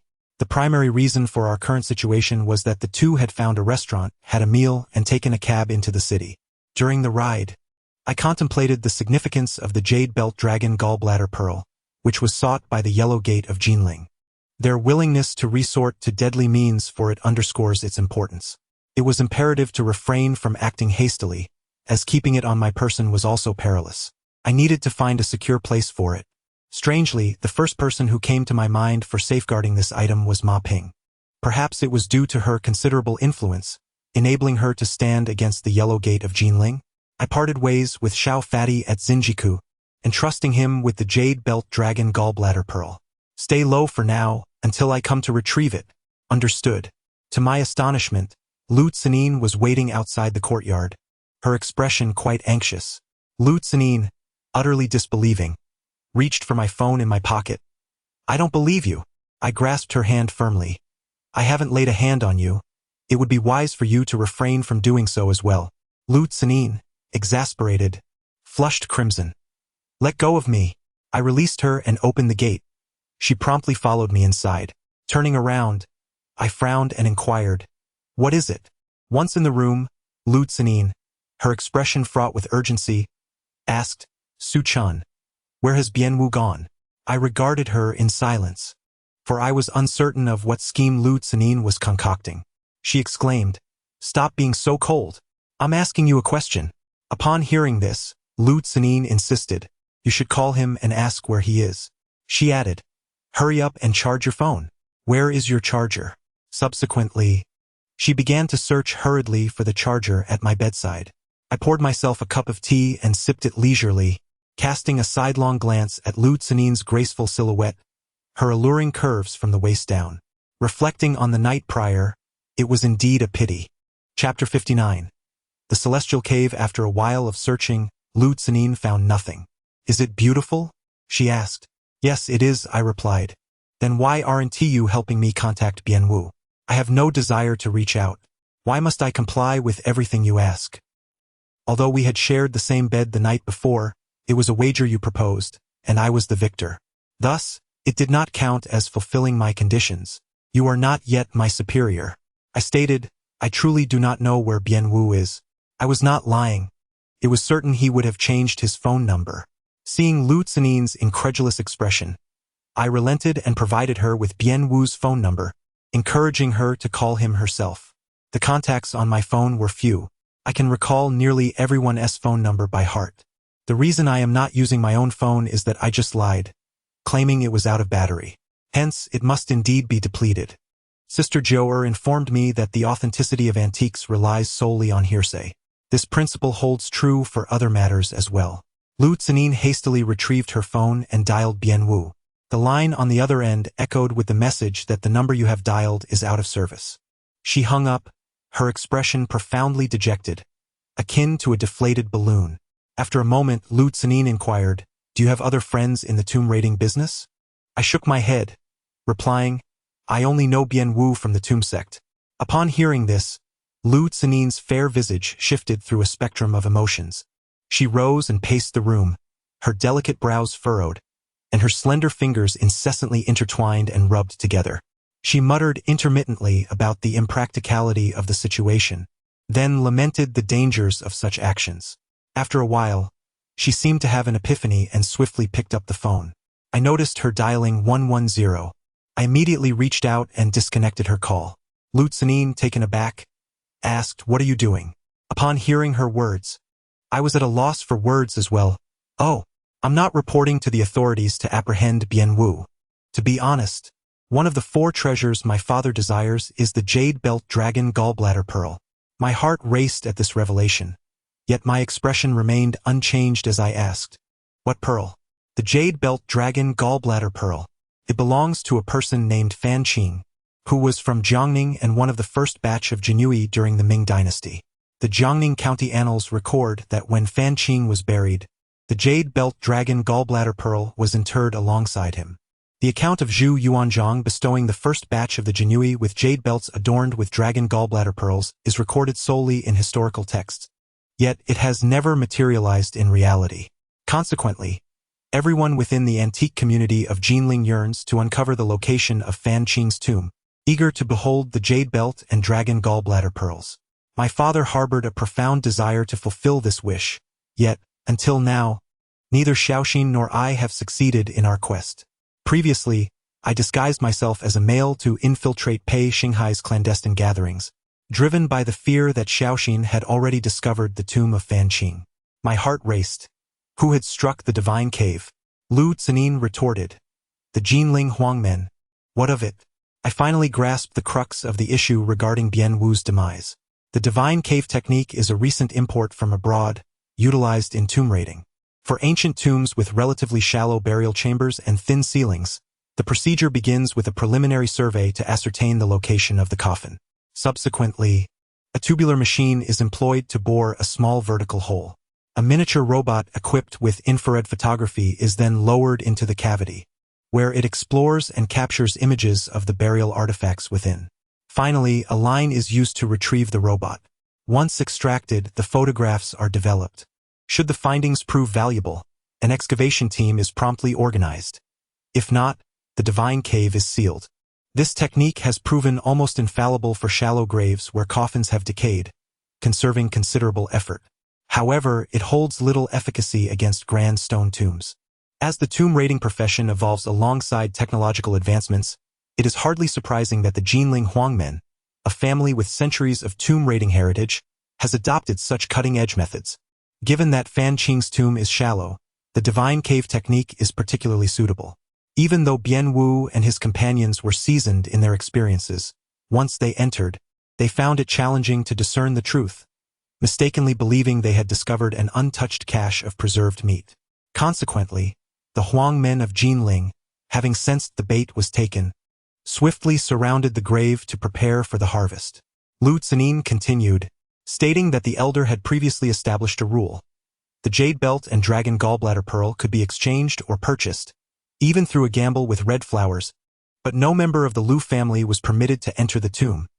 Even if we were to locate Fan Qing's mausoleum, both Xiaoxin and I discreetly learned of this news and subsequently sought to engage with Huang Muhua, the young master of the Huang men in Jinling, hoping to secure the jade belt and dragon gallbladder pearl in advance.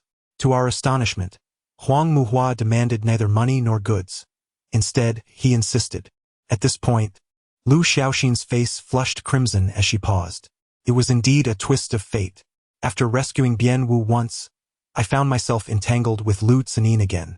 Was it the smallness of Jinling or the whims of fate that led us to cross paths in such chaotic times? I was curious about Huang Muhua's demands and inquired, "What does he want?" Lu Tsanin, infuriated, exclaimed, "That scoundrel dares to say that whoever among Xiaoxin and I is willing to become his concubine, he would grant them the excavated jade belt and dragon gallbladder pearl for free." Xiaoxin, with her obstinate nature and ambition to control the Lu family, is willing to do anything and has already acquiesced. Yesterday, I visited Huang Muhua, intending to establish a cordial relationship and negotiate seriously once more. I wished to prevent Xiaoxin from plunging into a perilous situation and to safeguard the jade belt and dragon gallbladder pearl. If Xiaoxin were to align herself with him, it would not merely entail acquiring a jade belt and dragon gallbladder pearl. It would spell utter ruin for the Lu family's enterprises. I wonder if you comprehend my meaning? I certainly do. For Lu Tsanin, who is eager to protect the Lu family's interests and care for her younger sister, the situation presents an almost insurmountable deadlock. The Lu family is utterly incapable of contending with the formidable Jinling Huangmen, whose influence spans several provinces. Once Lu Xiaoxin aligns herself with Huang Muhua, it is foreseeable that, given Lu Xiaoxin's disposition, Sifang's will inevitably fall under Huang Muhua's dominion in the near future. Subsequently, Jinling Huangmen will consume Yingqing Pavilion and ultimately engulf the entire Lu family, thereby establishing a comprehensive chain of illicit enterprises. This, indeed, is Huang Muhua's true intention. Lu Tsanin bears an immense burden of pressure. Thus, she sought solace in intoxication the previous night. I inquired nonchalantly, "Are you seeking Bian Wu today to assist you in accessing the Fanqing tomb and to retrieve the Yudai Longdanzhu in advance?" Chapter 60. Doubt your calculations upon hearing my words. Lu Tsanin shook her head in disbelief. That is impossible. The tomb that Huang Muhua has set his sights on is not something anyone from Jinling or the surrounding provinces can dare to tamper with. I learned during my negotiations with Huang Muhua yesterday that he had dispatched individuals to guard the Fanqing tomb a fortnight ago. Huang Muhua's audacity knows no bounds. He even invited both Xiaoxin and me to accompany him today for the tomb opening ceremony. Had it not been for the sudden turn of events last night, with the demise of several brothers from Zuma Yinyang, today would have marked Huang Muhua's retrieval of treasures from the Fanqing tomb. From Lu Tsanin's perspective, reporting to the authorities appears to be the only viable course of action. Once the public intervenes, Huang Muhua's chances of acquiring the Yudai Longdanzhu will surely be thwarted. Without the Yudai Longdanzhu, Lu Xiaoxin would not become Huang Muhua's pawn. At the very least, the Lu family's interests would be preserved for the time being. I must commend Lu Tsanin's response. Regrettably, I have already secured the Yudai Longdanzhu in advance. Regardless of whether it is the Lu family or the Jinling Huangmen, they are all in a state of confusion now. Why are you laughing? Do not hinder me from making a call. Time is of the essence. Lu Tsanin exclaimed anxiously. I responded, the reason Huang Muhua dares to be so arrogant and announces the excavation today is that he is confident the Lu family will not oppose him. If you report this to the authorities, he will undoubtedly know it was you, and do you still wish to live a peaceful life thereafter? Lu Tsanin asked. What should we do then? Is there no better solution available now? I stood up, gazed at the sky, and calculated with my fingers. Subsequently, I turned to Lu Tsanin and said, I have just concluded that today is not a suitable day for excavation. Huang Muhua is certainly not going. Upon hearing my words, Lu Zinin shot me a disapproving glance. You are being so cryptic. Give me back my phone. Huang Muhua's influence is too formidable. I cannot disclose what transpired last night. Otherwise, it would be tantamount to inviting disaster. As for the jade belt and dragon gallbladder pearl, I must wait for the appropriate moment to act. Before taking action, I must ensure all traces are meticulously covered. Thus, I am compelled to adopt this enigmatic approach to prevent Lu Zinin from reporting to the authorities. I returned her phone, saying, "If you do not believe me, you may inquire from those in the know. If it is indeed as I say, then refrain from reporting." Seeing the gravity in my demeanor, Lu Zinin scrutinized me for a moment before dialing a number on her phone. "What is the situation?" she inquired.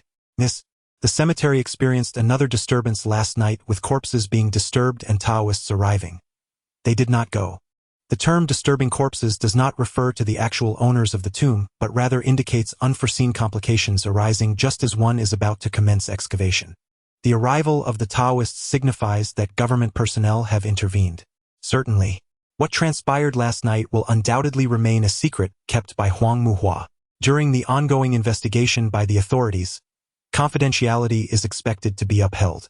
The individuals dispatched by Lu Zinin are likely oblivious to the intricate details. At best, they might have gleaned some remarks from the villagers. I can easily envision the snippets of information they have captured. Last night, a sudden fire broke out in the cattle shed of the village at the foot of the mountain, causing the cattle to panic and flee uphill. Villagers ascended the mountain to retrieve the cattle, only to discover the presence of tomb raiders lurking in the rear hills. After reporting to the police, officials arrived for an investigation. Once the call ended, Lu Zinin was left in a state of astonishment. However, this young lady is astute. She gazed at me with evident doubt, the corners of her mouth slightly lifted. "Mr. Su, you must be concealing something from me." Lu Zinin scoffed lightly. "I simply do not believe you possess such abilities," I remarked. "You have a lovely mole 3 inches from your right collarbone to your scapula." This was a detail I had inadvertently discovered that evening. Lu Zinin's face flushed. "That is not divination. It is merely you," she trailed off, feeling too bashful to continue. I remained silent. Suddenly, Lu Zinin revealed a sweet smile, crouching before me. "Mr. Su, please tell me everything you know, will you?" She was indeed being playful, her charming demeanor quite endearing. Yet I was not swayed by such tactics. The Huang family of Jinling has been a notorious family of thieves for centuries.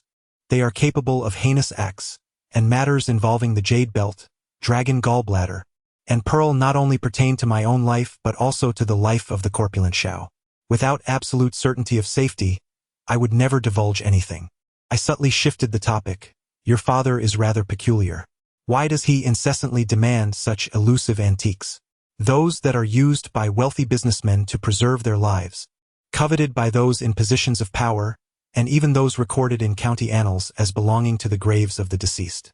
And what of the last item? What extraordinary treasure are you intent on seizing?"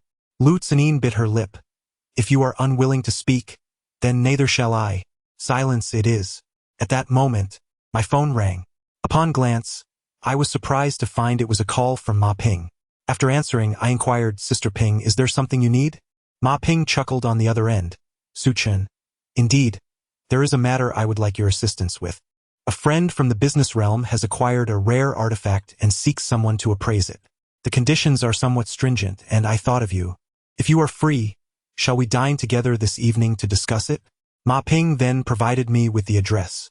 After hanging up, I noticed Lu Zinin looked rather upset, questioning, "Didn't you say your phone was out of battery?" Hearing this, Lu Zinin shot me a glare. "You would do well to limit your interactions with Ma Sanyang. Don't say I didn't warn you." With that, she grabbed her bag and departed. I found it impossible to avoid her now. Ever since the incident at the Jiangning Fanqing Cemetery, I sensed a looming crisis. I would extend a favor to Ma Sanyang now, and when the time came, I would call upon her in return. Time was of the essence. I locked the door and hailed a cab, heading to the restaurant Ma Ping had reserved, the Jinling Grand Hotel. This establishment is quite upscale, requiring a reservation for entry. Just as I was about to call Ma Ping, 2 men who resembled bodyguards swiftly approached from the entrance, greeting me with respect. Mr. Su, please come inside. Ma Ping had arranged for someone to await my arrival. Upon entering the private dining room, Ma Ping has yet to arrive. The bodyguard remarked, Mr. Su, please take a seat. Our boss Ma will be here shortly. Alone and feeling rather bored, I sat in the private room sipping tea. After a while, I excused myself to the restroom. However, I was suddenly drawn to a conversation emanating from the adjacent room. Ordinarily, the soundproofing at the Jinling Hotel is commendable, but given the proximity of the restroom to the next room and my keen hearing, I discerned a vague yet intriguing exchange. Young Master Huang, let us speak plainly. I am indeed eager to move this batch of goods. Sister Ma, you may proceed. But can the person you are bringing be trusted?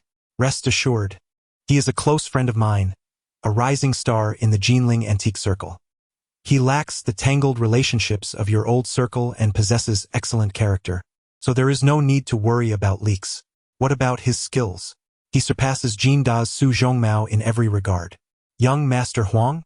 My mind was flooded with questions. How many young Masters Huang could there possibly be in Jinling? Chapter 61. The blind man touches the elephant after finishing in the restroom. I returned to my seat in the private room, continuing to sip my tea. Shortly thereafter, the bodyguard opened the door, and Ma Ping entered first. Upon seeing me, her face lit up with a smile as she extended her hand. Brother Su, thank you for your patience. Following Ma Ping were two individuals. One was a few years my senior, adorned in designer labels, sporting a meticulously styled haircut, and holding a folding fan, embodying the air of a young master from the Republican era. The other had a dark complexion, his face etched with deep wrinkles, and his gaze was remarkably piercing. I noted the peculiarities of this man's hands. His left hand bore dark skin, while the fingers of his right hand were unnaturally curled inward. A slight tremor of unease coursed through me. This man possessed the demeanor of a cunning schemer. In the realm of antiques, the term egg-laying hen specifically refers to adept forgers. This metaphor suggests that such individuals, akin to a hen that lays eggs, produce items that are strikingly similar in appearance. The left hand of this particular forger is marked with blackened skin, a common trait among those who specialize in the delicate tasks of handling porcelain, applying paint, and preparing glazes, resulting in significant wear on their palms. Conversely, his right hand, with fingers drawn inward, indicates a specialization in crafting celadone and green copper, as well as pearls and agates, a habit formed through the years of intricate carving with a knife held in a specific inward motion. Upon a mere glance, I chose not to look at him any longer. Ma Ping introduced me, saying, Brother Su, this is Mr. Huang Muhua from Jinling, and this is teacher Hao from the Huang family. At these words, I found myself momentarily bewildered. It was no surprise that Ma Ping knew Huang Muhua. The antique circle in Jinling is neither vast nor minuscule. Both Huang and Ma Ping traverse the same unconventional paths, and it is entirely normal for them to engage in some business dealings. However, the purpose of Ma Ping's call today was to enlist my assistance in authenticating a treasure. She had explicitly informed me that this treasure belonged to a friend within the business community. Unlike the transient figures such as the Yin-Yang Masters, the Jinling Antiquities Circle, known for its Huang clan, is comprised of families who have been involved in tomb raiding for centuries. They surely possess a plethora of appraisers to evaluate the artifacts unearthed from the depths. Is it conceivable that items from the Jinling Huang clan would require external authentication? Could the events surrounding the Jiangning Jinui tomb have been leaked? This seems improbable. Both Xiao Fati and the likes of Bian Wu are sworn brothers, and there lies no possibility of error. That night, amidst the chaos of darkness, neither the villagers nor the two members of the Jinling Huang clan, whom I had rendered unconscious, could possibly recognize my visage. This I held with utmost confidence. My face remained impassive as I slightly nodded and said, I have long admired you. Huang Muhua scrutinized me with an air of dissatisfaction at Ma Ping's introduction, before responding curtly, please, take a seat. Ma Ping guided me to the main table, and I felt no need for formality. Upon witnessing this, Huang Muhua's expression betrayed a hint of discomfort. However, given his position as the head of the Jinling Huang clan, he refrained from showing any overt signs of discontent. The servers began to present the dishes, and after a few had been served, Ma Ping got straight to the point. Yet this time, Young Master Huang proposed an unusual condition. He would allow me to take this batch of goods, but only if I could find someone to authenticate a particular treasure for him. This individual had to meet 3 specific criteria. They must not belong to the inner circle, possess keen discernment, and maintain a trustworthy demeanor. While Ma Ping and I were both intrigued by this unusual request, she adhered to the unspoken rules of our dealings and refrained from probing further. After much contemplation, I thought of Brother Su, which is why I had specifically invited him today to assist with this task. Brother Su was indeed one of our esteemed guests, and I hoped young Master Huang would have no objections to this arrangement. Thus, the term trustee referred to those who engage in the clandestine transportation and smuggling of antiques, a highly lucrative endeavor that requires formidable connections and influence both upstream and downstream. This batch of goods belonged to the Huang clan, a lineage notorious for tomb raiding. Thus, they could not personally handle the transactions and had to rely on trustees for these dealings. There are many in the south who engage in such work, and while Ma Ping sought to move this batch, she understood that she must adhere to the long-standing rules set forth by the Huang clan. True to her seasoned nature, Ma Ping deftly navigated the conversation, allowing me to save face while leaving young Master Huang with little room for further discussion. Upon hearing this, Huang Muhua leaned back in his chair, lightly waving his folding fan, and spoke without reservation.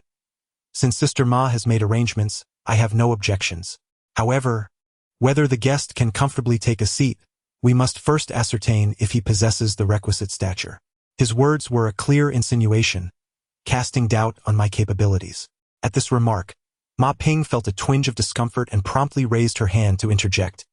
Young Master Huang, there is no need for veiled insinuations. Since I, Ma Ping, have agreed to the conditions set by Huang men, the individuals I invite shall undoubtedly be worthy adversaries comparable to Lord Guan in skill. Should you harbor doubts about my guests, you are welcome to assess them by the methods of Huang men. Be it the spear at the gate or the chase of the snow-white deer, if Brother Su is willing, can be arranged. While I am indeed eager to secure this consignment, I will not jeopardize my friendship with Brother Su for profit. I kindly ask you to speak courteously. With a swift motion, Huang Muhua snapped his fan shut. I have been anticipating Sister Ma's words. Prior to the appraisal, I wish to propose 3 challenges to test Mr. Su's discerning eye. What say you, Sister Ma? Thereafter, Ma Ping turned to me earnestly and said, Brother, I tend to speak rather bluntly, so please do not take offense. Regardless of your willingness to assist, our friendship shall remain steadfast. Had the interlocutor been anyone else, I would have certainly responded to Ma Ping with frankness, stating that I was not in the mood today. However, facing Huang Muhua, I felt quite the opposite. Indeed, I was rather eager to discover what treasures he wished me to appraise.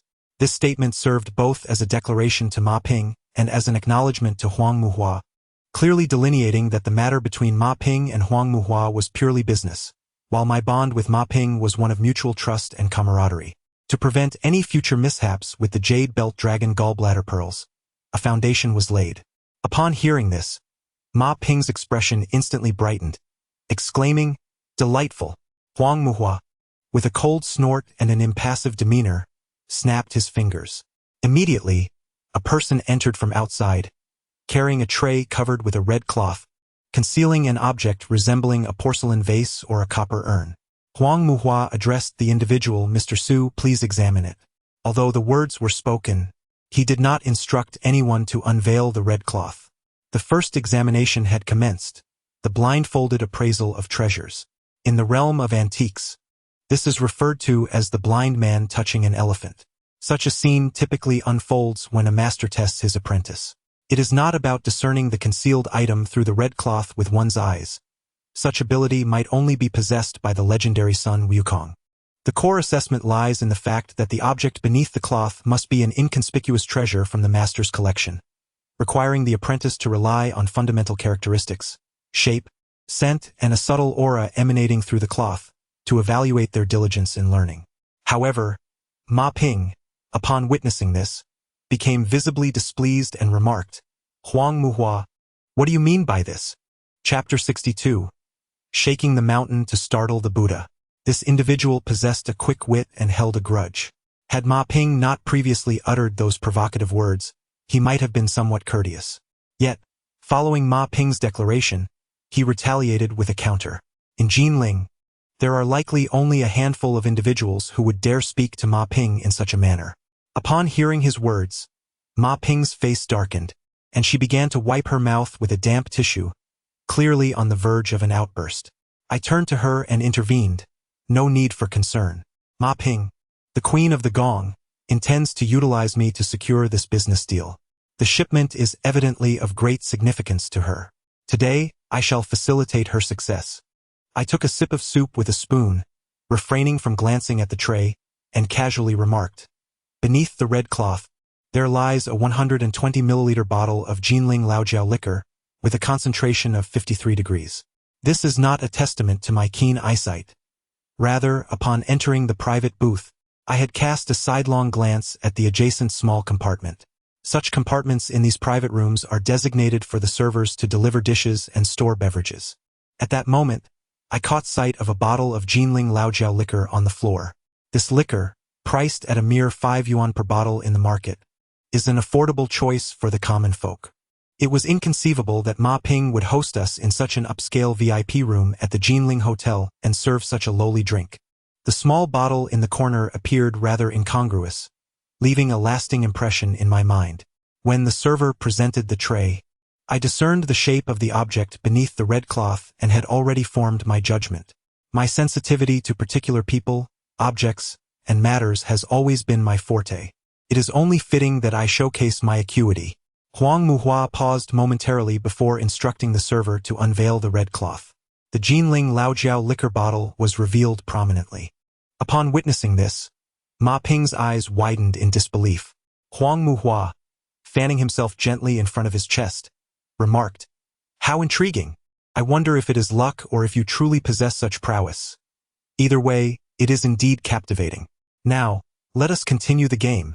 After making this statement, Huang Muhua exchanged glances with Mr. Hao, who, receiving the cue, turned and retrieved a sandalwood box from his bag. The sandalwood box was opened.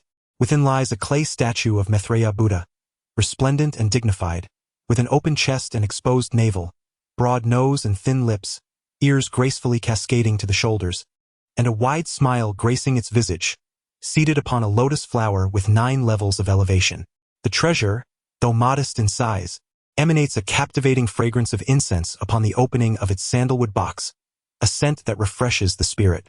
Mr. Hao placed the sandalwood box upon the revolving table, and in a voice strikingly reminiscent of a duck's quack, he remarked, "Mr. Su, please take a look."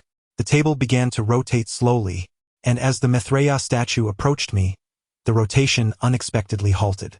The box settled perfectly before me, with the face of the Maitreya Buddha directly aligned with my gaze. I was momentarily taken aback. It appeared that this cunning fellow had decided to reveal a trick after witnessing my earlier blind attempt at discernment. The revolving table is notoriously difficult to control. Yet, with a mere flick of the hand, it managed to stop accurately before me, a feat of dexterity that was nothing short of astonishing. With such skill, Mr. Hao could easily astound passers-by on the streets with a game of chance. This Maitreya Buddha bore no distinctive traits, save for an inscription in elegant small seal script upon the 9-tiered lotus seat. When the wind stirs, the body arrives. With an open heart, the spirit flourishes. The appraisal of Buddhist statues has long been a challenging endeavor within the realm of antiques, as it necessitates a profound understanding of faith, culture, and the intricacies of craftsmanship. For instance, should an expert wish to authenticate this Maitreya statue, they would typically approach the task from 3 angles: form, inscription, and material quality. Regarding form, the representation of the rotund Maitreya is not documented in Buddhist scriptures, but is widely believed to have been sculpted in the likeness conceived by a monk from Fenghua, Zhejiang, during the later Liang period of the 5 dynasties. The monk, portly in stature, with an exposed chest and navel, roams about with a cloth bag in tow, known among the people as the cloth bag monk. To assert that this figure belongs to the era preceding the later Liang would be a grave error. However, the timeline from the later Liang to the present spans an extensive duration, rendering precise dating a formidable challenge. Identification and classification of ceramics began in the Midshang dynasty, evolving into a more refined technique of celadone production by the Eastern Han dynasty, with porcelain gradually supplanted pottery. Over the course of 16 to 17 centuries, a plethora of retro pottery and porcelain emerged, making it nearly impossible to discern origins without distinct characteristics on the surface. This Maitreya statue, devoid of any defining features, presents a near-impossible task for dating and lineage tracing. Yet this is merely a perspective of others. My contemplation lies in understanding why it possesses such a lack of features, and furthermore why it conceals itself so impeccably. Antiques are lifeless entities, akin to the deceased, incapable of hiding their nature. Even with indistinct traces, they invariably possess a provenance or flaw that facilitates identification. Much like a police investigation where the evidence presented by a corpse is far more authentic and reliable than the words of the living, only the living can master the art of concealment. How Danji, a living being, could effortlessly craft a Maitreya statue devoid of features using ancient pottery clay. For How Danji, the smiling Maitreya represents an exquisite piece of craftsmanship that lacks any discernible traits. However, for the connoisseur of antiques, it serves as a mockery and provocation. Can I handle it? I inquired. Huang Muhua, with legs crossed and an air of nonchalance, gently waved his fan while sipping tea, his expression one of disdain. I grasped the smiling Maitreya and pinched it a few times atop the lotus pedestal. Subsequently, the turntable, under pressure, spun with astonishing speed, fast enough that nearly everyone struggled to discern the dishes laid out upon the table. After a considerable number of rotations, the statue of Maitreya Buddha came to a steady halt directly in front of How Danji, its eyes almost able to meet his gaze. The dining table was adorned with dishes and soup, untouched and unspilled. Huang Muhua and Mr. Hao were left utterly bewildered. My prowess clearly surpassed that of How Danji's earlier maneuver by a significant margin. Yet what astonished them even further lay ahead. I gently flicked the turntable with my finger, producing a faint, crisp sound. Suddenly, the connection between the smiling Maitreya Buddha before How Danji and the nine-tiered lotus pedestal below fractured. The Maitreya statue could no longer maintain its balance and toppled to the ground, shattering into pieces. Clay fragments scattered everywhere.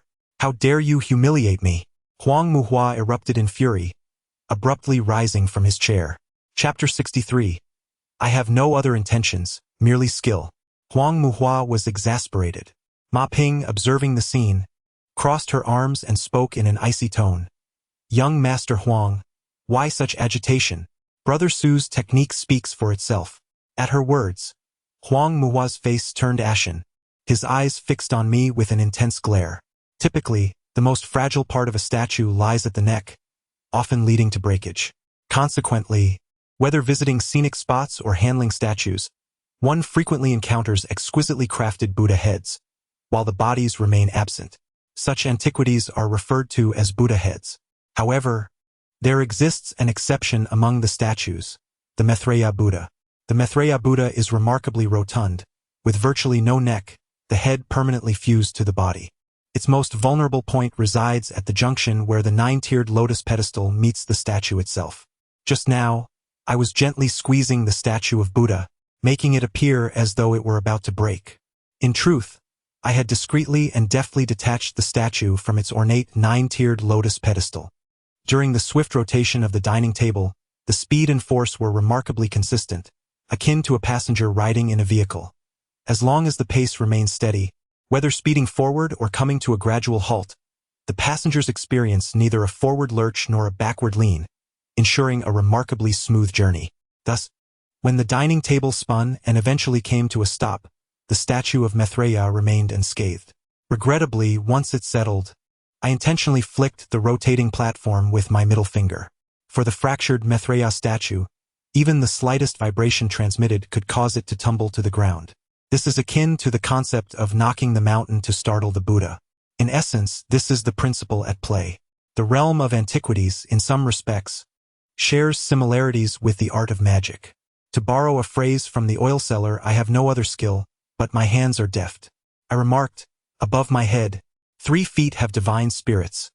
With my hands, I destroy false Buddhas, but my heart reveres the true Buddha. I trust both of you can comprehend my actions just now.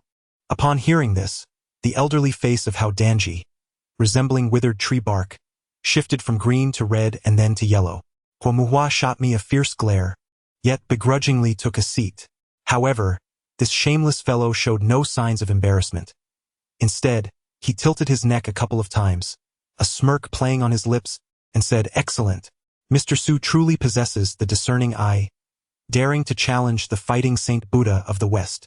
Although Ma Ping was aware that I had made an appraisal, her knowledge of the antiquities trade was limited. She did not fully grasp how I had executed the technique of knocking the mountain to startle the Buddha or the implications behind my words. However, she, being the leader, confidently inquired, "Young Master Huang, what other questions do you have?" Upon hearing this, Huang Muhua snapped his folding fan shut and replied, "Let us dine first. I am quite famished." His decision to pause the examination in favor of a meal left Ma Ping momentarily bewildered. I too found it perplexing. Yet, deep down, we understood that Huang Muhua would inevitably present his third question at a time of his choosing. It mattered little, we would face whatever came our way. The waiter continued to serve the dishes, and at the table of four, silence enveloped us, creating an oddly tense atmosphere. Halfway through the meal, Huang Muhua suddenly spoke up, "Mr. Su, since you are the Buddha of battle, do you know the origin of the pot used for this exquisite Buddha jumps over the wall dish?" Buddha jumps over the wall is a renowned delicacy from Fujian province, typically featuring rare ingredients such as abalone, sea cucumber, fish maw, and beef tendon, simmered slowly with aged liquor and rich broth, filling the air with an enticing aroma. Thus, the dish got its name from the idea that even a Buddha would leap over a wall to savor it. Upon hearing this, Ma Ping slammed her chopsticks onto the table, exclaiming, "Isn't this beyond the realm of antique appraisal? Logically speaking, this indeed transcends the scope of antique evaluation, which primarily emphasizes antiquity. Only aged items hold value and warrant authentication. A modern workshop's cooking pot bears no significance for appraisal. There are countless manufacturers in China producing such ceramic bowls and pots." Huang Muhua's insistence on having me identify the origin of the pot used for this Buddha jumps over the wall dish was merely a frivolous challenge born of boredom. Upon hearing this, Huang Muhua raised his hand to stop Ma Ping, saying, "Sister Ma, I have my reasons for setting the examination questions. Let him speak first. As for whether it falls within the realm of antique appraisal, I shall provide an explanation myself." I set down the soup spoon and inquired, "Is it truly so?" Huang Muhua snorted coldly, "Of course it is." Suddenly, he burst into laughter, reminiscent of an individual experiencing a fit. He laughed for quite some time, only to be interrupted by a fit of coughs, intense and vigorous, while he held a handkerchief to his mouth. I noticed faint traces of blood upon the handkerchief, a testament to his frail condition, which was beyond imagination. In that moment, the typically arrogant Huang Muhua appeared to forget the purpose of his visit, to seek a distinguished individual for the appraisal of the Huangmen treasure. After 5 or 6 minutes, Huang Muhua finally ceased his coughing. His throat sounded as if obstructed by phlegm, and he gasped for breath, chuckling as he spoke. "Is it that the elixirs from the furnace of the Supreme Elder are all mere fakes, or that the genuine fire of the three mysteries is produced by a gas stove? How could such a discerning eye be forged? Let me tell you. The Huang family is a shareholder of the Jinling Grand Hotel, which boasts 10 distinguished private dining rooms. The dishes, stew pots, and soup spoons used therein are all imbued with an antique charm, exquisite in elegance. Do you know why? To create a luxurious atmosphere in the private dining rooms. These utensils were specially sourced by the Huang family from antique dealers in the porcelain capital, procured from a Republic-era kiln. This old kiln became a collective commune warehouse in the 60s. And when it was demolished, a trove of unopened exquisite Republic-era tableware was discovered. Pray tell, Sister Ma, does this Republic-era treasure not qualify as an antique? Ha ha ha. The porcelain tableware produced in the old kilns of the porcelain capital is, while not vastly different from modern craftsmanship, undoubtedly classified as antiques in the strictest sense. This examination question poses no theoretical issues whatsoever. Ma Ping appeared exceedingly uncomfortable, as if she were suppressing a pent-up frustration. I coldly reiterated, "It is produced by the Zhongtianyuan Ceramics Factory." Huang Muhua remarked, "It seems you are determined not to give up until you reach the Yellow River. Bring in the manager of the dining department." In less than a minute, a middle-aged man in a suit hurried into the private room. Upon entering, he bowed deeply to everyone present. Subsequently, he inquired, "Young Master Huang, esteemed guests, is there any dish or service that is lacking?" Huang Muhua replied, "This has nothing to do with those matters. Manager Zhu, I ask you, where did these tableware pieces come from?" Manager Zhu seized the opportunity to flatter Huang Muhua. The latter, once again, erupted into uncontrollable laughter. Manager Zhu, perplexed by the situation, was left somewhat bewildered. I turned to him and said, "Manager Zhu, please enlighten us about the origin of this Buddha jumps over the wall stew pot." Young Master Huang is quite eager to know. Upon hearing this, Manager Zhu's face contorted into one of utter dismay, akin to someone who had just ingested something unpleasant. His expression confirmed that the address I had previously provided was indeed correct. Should Manager Zhu reveal the source, it would create a classic scene of Huang Muhua's arrogance being thoroughly humbled. The entire room held its breath, all awaiting Manager Zhu's response. Chapter 64. A fortuitous encounter. What are you daydreaming about? Seeing Manager Zhu standing silently beside him, Huang Muhua slammed the table with his fan. Manager Zhu was startled, trembling all over. "I apologize, young Master Huang. The set of Republic of China tableware in this VIP room was accidentally damaged when the server carelessly stacked everything in one cabinet, causing it to topple.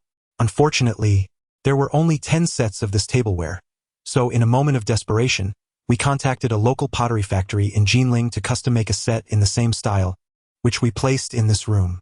We had inspected it previously and found no discernible difference, yet it seems we could not escape your discerning eye, young Master Huang. The server has already been dismissed, and I regret that we did not have the opportunity to report this to you sooner. However, rest assured, you may claim compensation for the loss, and the hotel will cover it." Huang Muhua was taken aback, while Mr. Hao's expression was inscrutable, filled with astonishment. I ignored them and continued to inquire of Manager Zhu, which pottery factory in Jinling was responsible for this.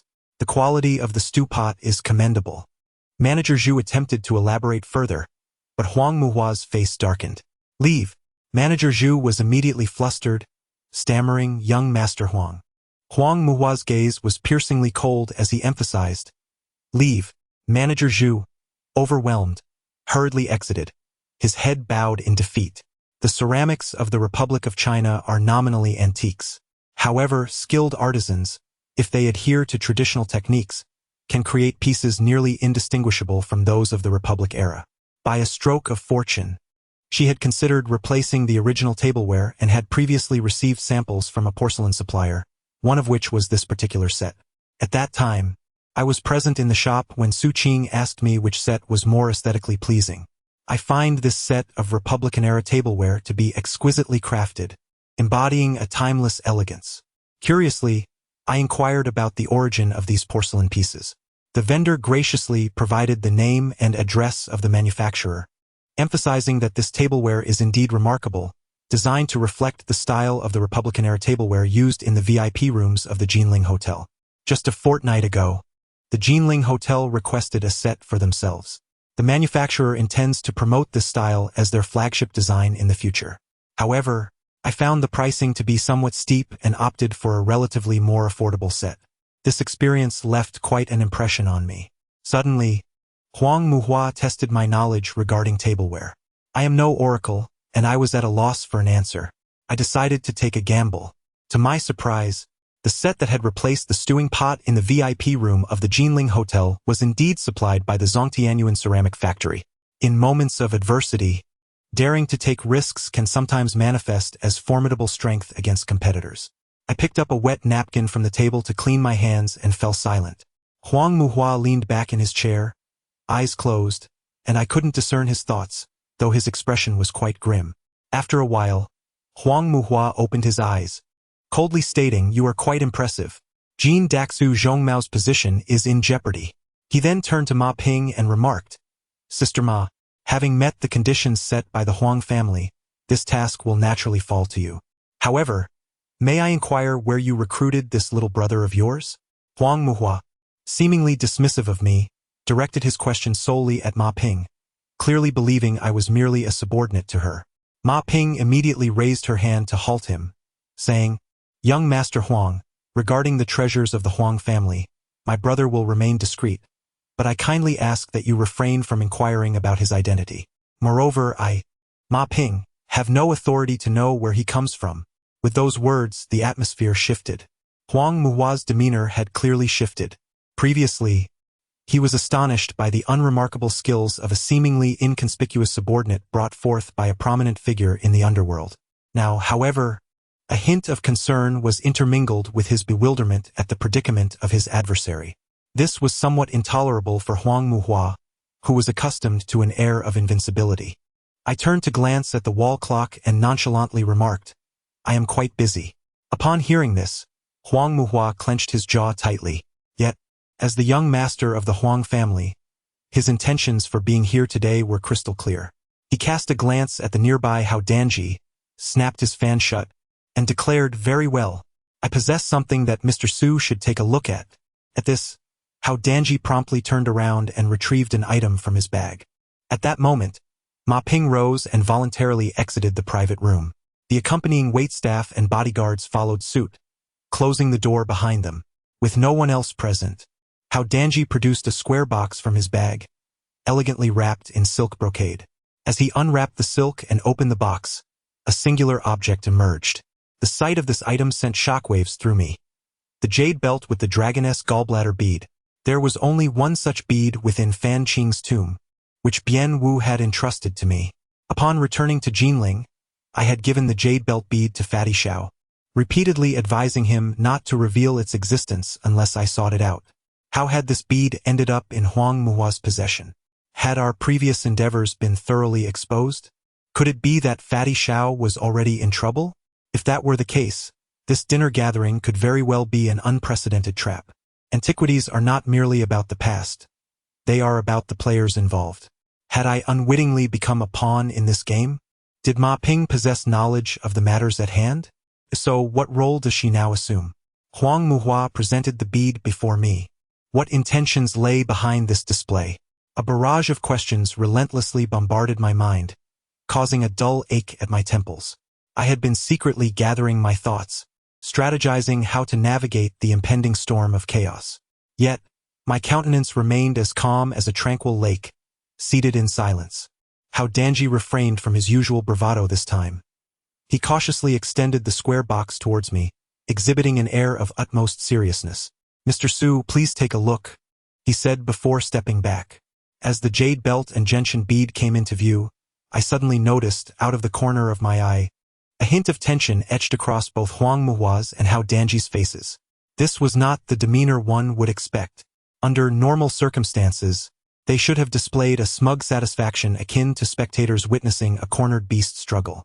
I was at a loss regarding their true intentions, but it is a cardinal sin in warfare to lose one's composure before the adversary strikes.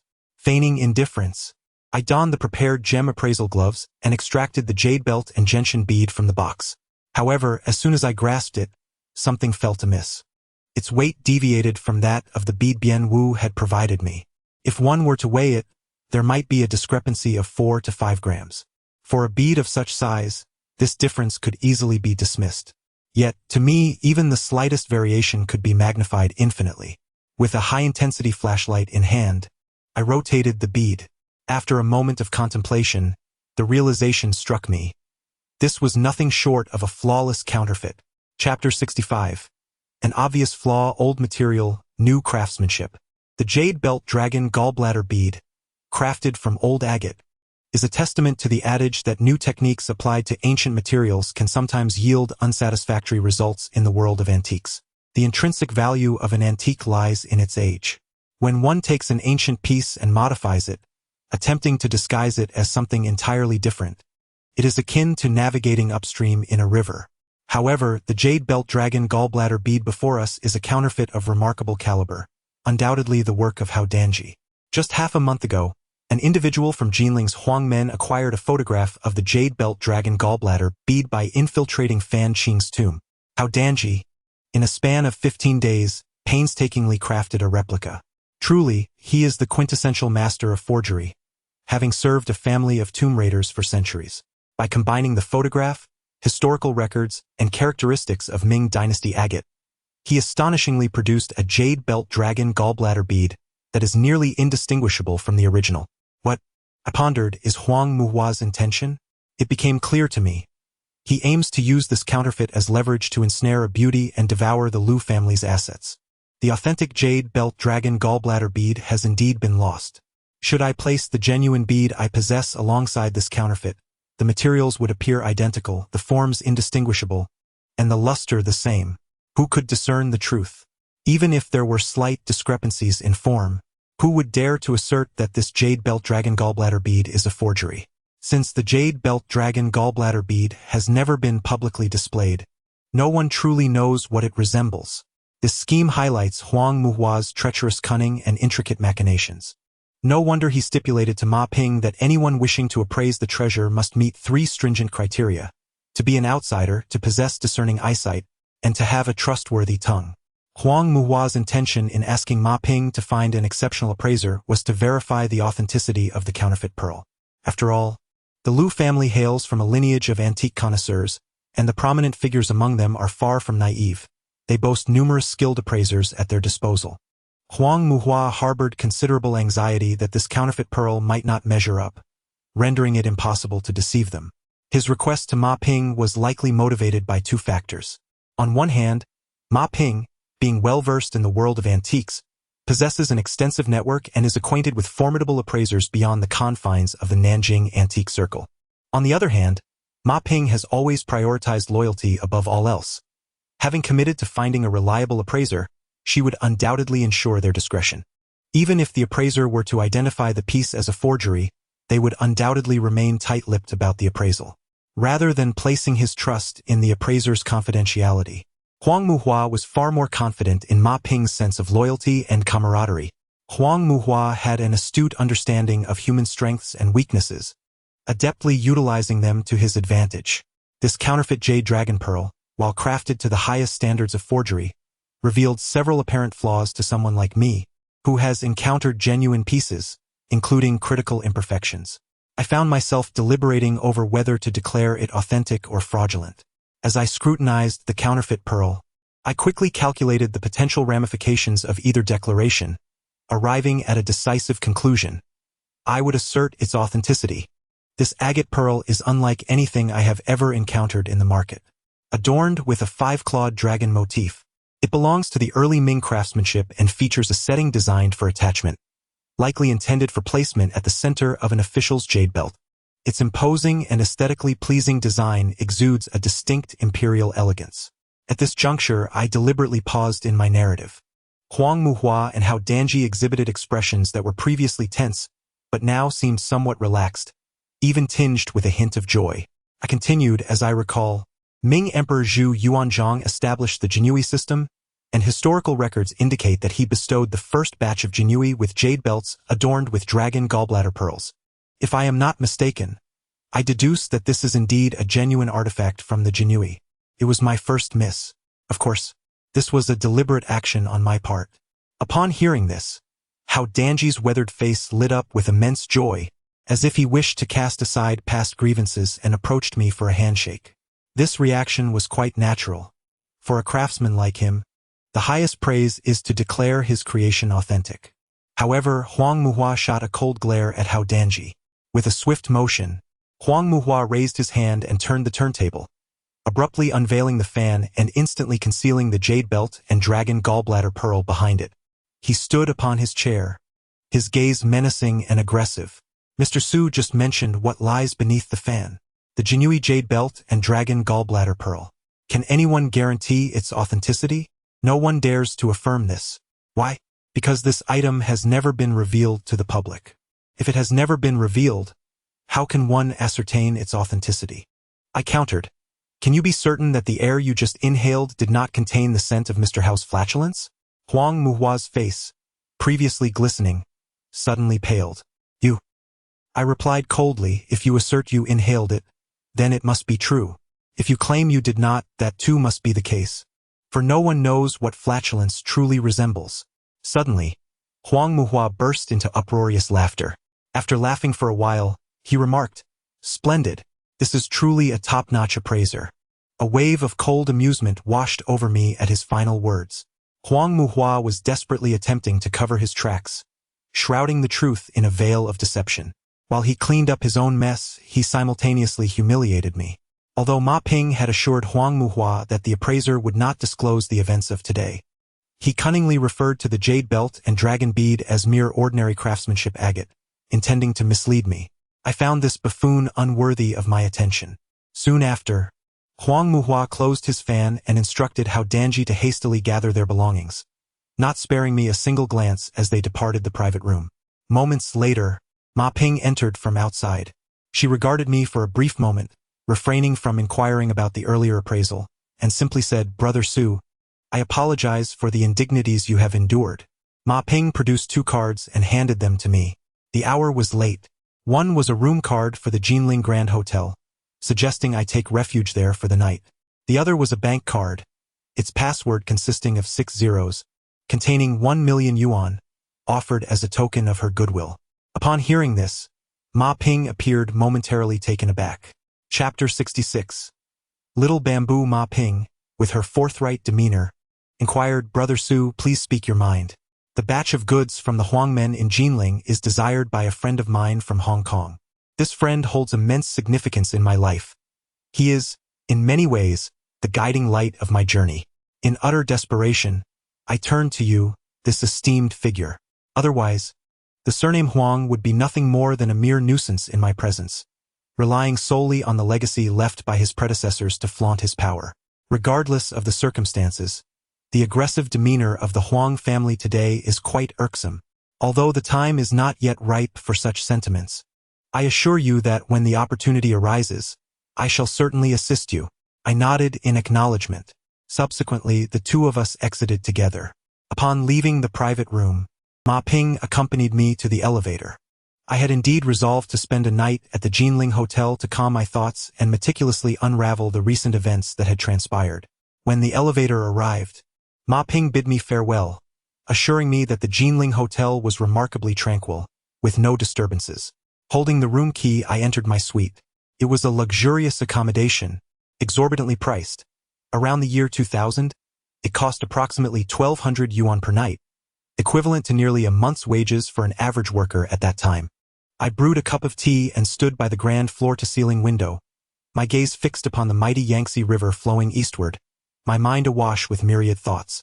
I found myself contemplating Sister Jewel. She remains an eternal enigma in my heart. Where did she come from? Why did she take me under her wing? And where has she gone now? All these questions linger unanswered.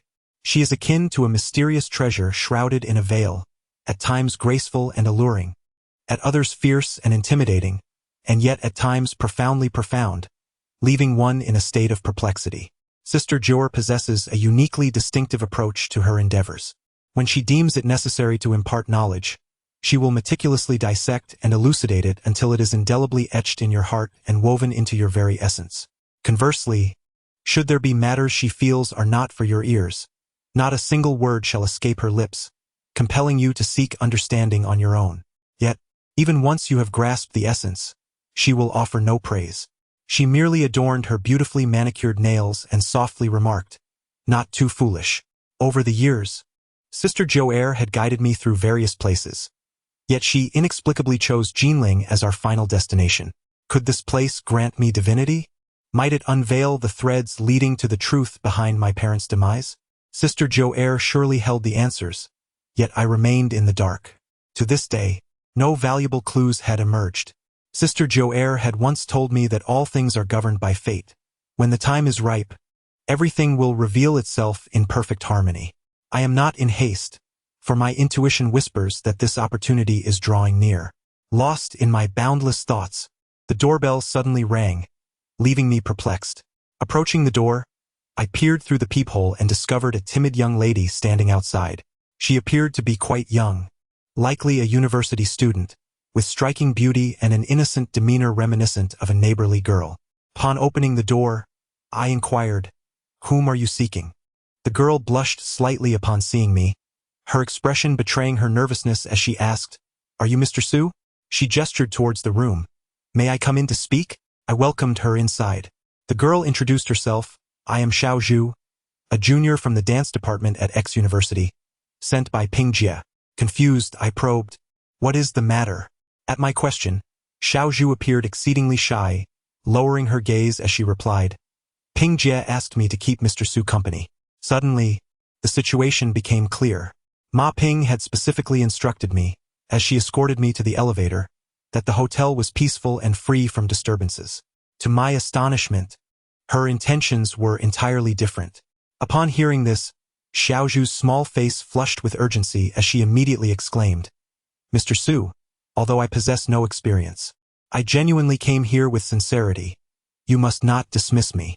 No experience? I furrowed my brow and inquired, Are you afraid of Ma Ping? Xiao Zhu shook her head vigorously, akin to a rattling drum, insisting, No, Sister Ping is exceedingly kind. I am not frightened of her. I am here willingly, so please do not misunderstand. I nodded and retrieved my wallet, asking, How much did she offer you? Seeing my gesture, Xiao Zhu hastily waved her hand, saying, It is not a matter of money. I do not want Mr. Su's money. Intrigued, I probed further, If you are not afraid of her and do not desire money, why are you here instead of focusing on your studies? At this juncture, Xiao Zhu's eyes glistened with unshed tears, portraying a pitiable demeanor. As a dancer, she possessed an exceptional physique and beauty, devoid of any concerns regarding her appearance. However, I was not particularly fond of such directness in having my thoughts spoon-fed to me. I inquired, May I call Ma Ping? Upon hearing this, Xiao Zhu grew anxious, exclaiming, No, otherwise Sister Ping will think I am incapable. Xiao Zhu's expression froze at my words. After a moment, her large, sparkling eyes gazed at me as she asked, Mr. Su, do you truly not want my company? I nodded in response. Subsequently, she left a note on the table before exiting. I watched her retreating figure, observing her steps with a hint of surprise. After Xiao Zhu departed, my phone buzzed with a message. In the middle of the night, I was abruptly awakened by the sound of rustling outside my door. I swiftly arose and approached the door. Peering through the peephole, I beheld two individuals adorned with flat caps, leaning against the railing in the corridor, seemingly engaged in smoking. Their caps were pulled down so low that their faces were obscured. Moments later, they gradually made their way to the side of my door and began exhaling smoke through the crevice. Finally, they had arrived. I quickly retreated a couple of steps, darting into the bathroom to grab a damp towel, which I promptly used to cover my mouth and nose. Just as I was preparing to open the door and confront these ruffians, a low yet chilling voice resonated from outside. You two had better keep your distance from Mr. Su, or else do not blame me for being ungracious. It was Xiao Zhu's voice. Chapter 67.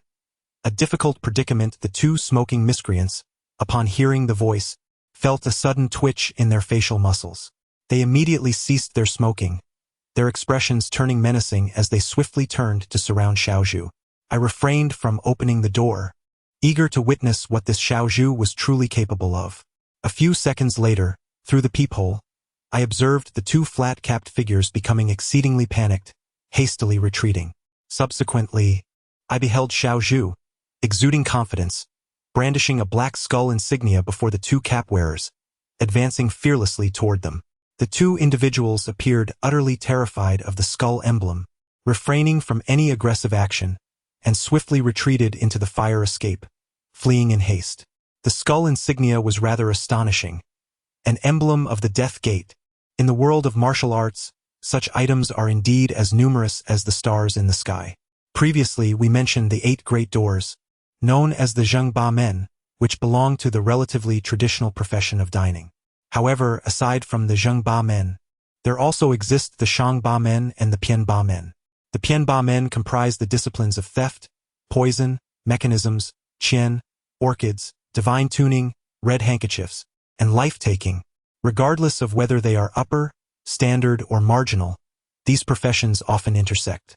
Yet, these are merely colloquial terms within the martial world, and one need not become overly entangled in their distinctions. After all, among the myriad trades, the categorization has never been definitively established. Nevertheless, regardless of the door one belongs to, the life-taking door remains an exceptionally singular existence. The founder of the life-taking sect is Zhuanzhu, with the most renowned disciple being Jingku. Some perceive the life-taking door as a guild of assassins motivated solely by wealth, which is a misguided interpretation. The cultural roots of the life-taking door can be traced back to the tradition of nurturing scholars during the spring and autumn and warring states periods. A scholar may be nurtured for 1,000 days, only to be called upon for a single moment. Whether it is Zhuanzhu, who concealed a sword in the belly of a fish to assassinate King Liao of Wu, or Jingku, who revealed his dagger to strike down King Qin, they each embodied the valiant spirit of a hero who ventures forth, never to return, showcasing an indomitable resolve. They are the assassins and heroes who die for their true friends. Possessing exceptional skills, they dedicate their lives and loyalty to their masters. This encapsulates the true essence of the traditional life-taking door in the old martial world.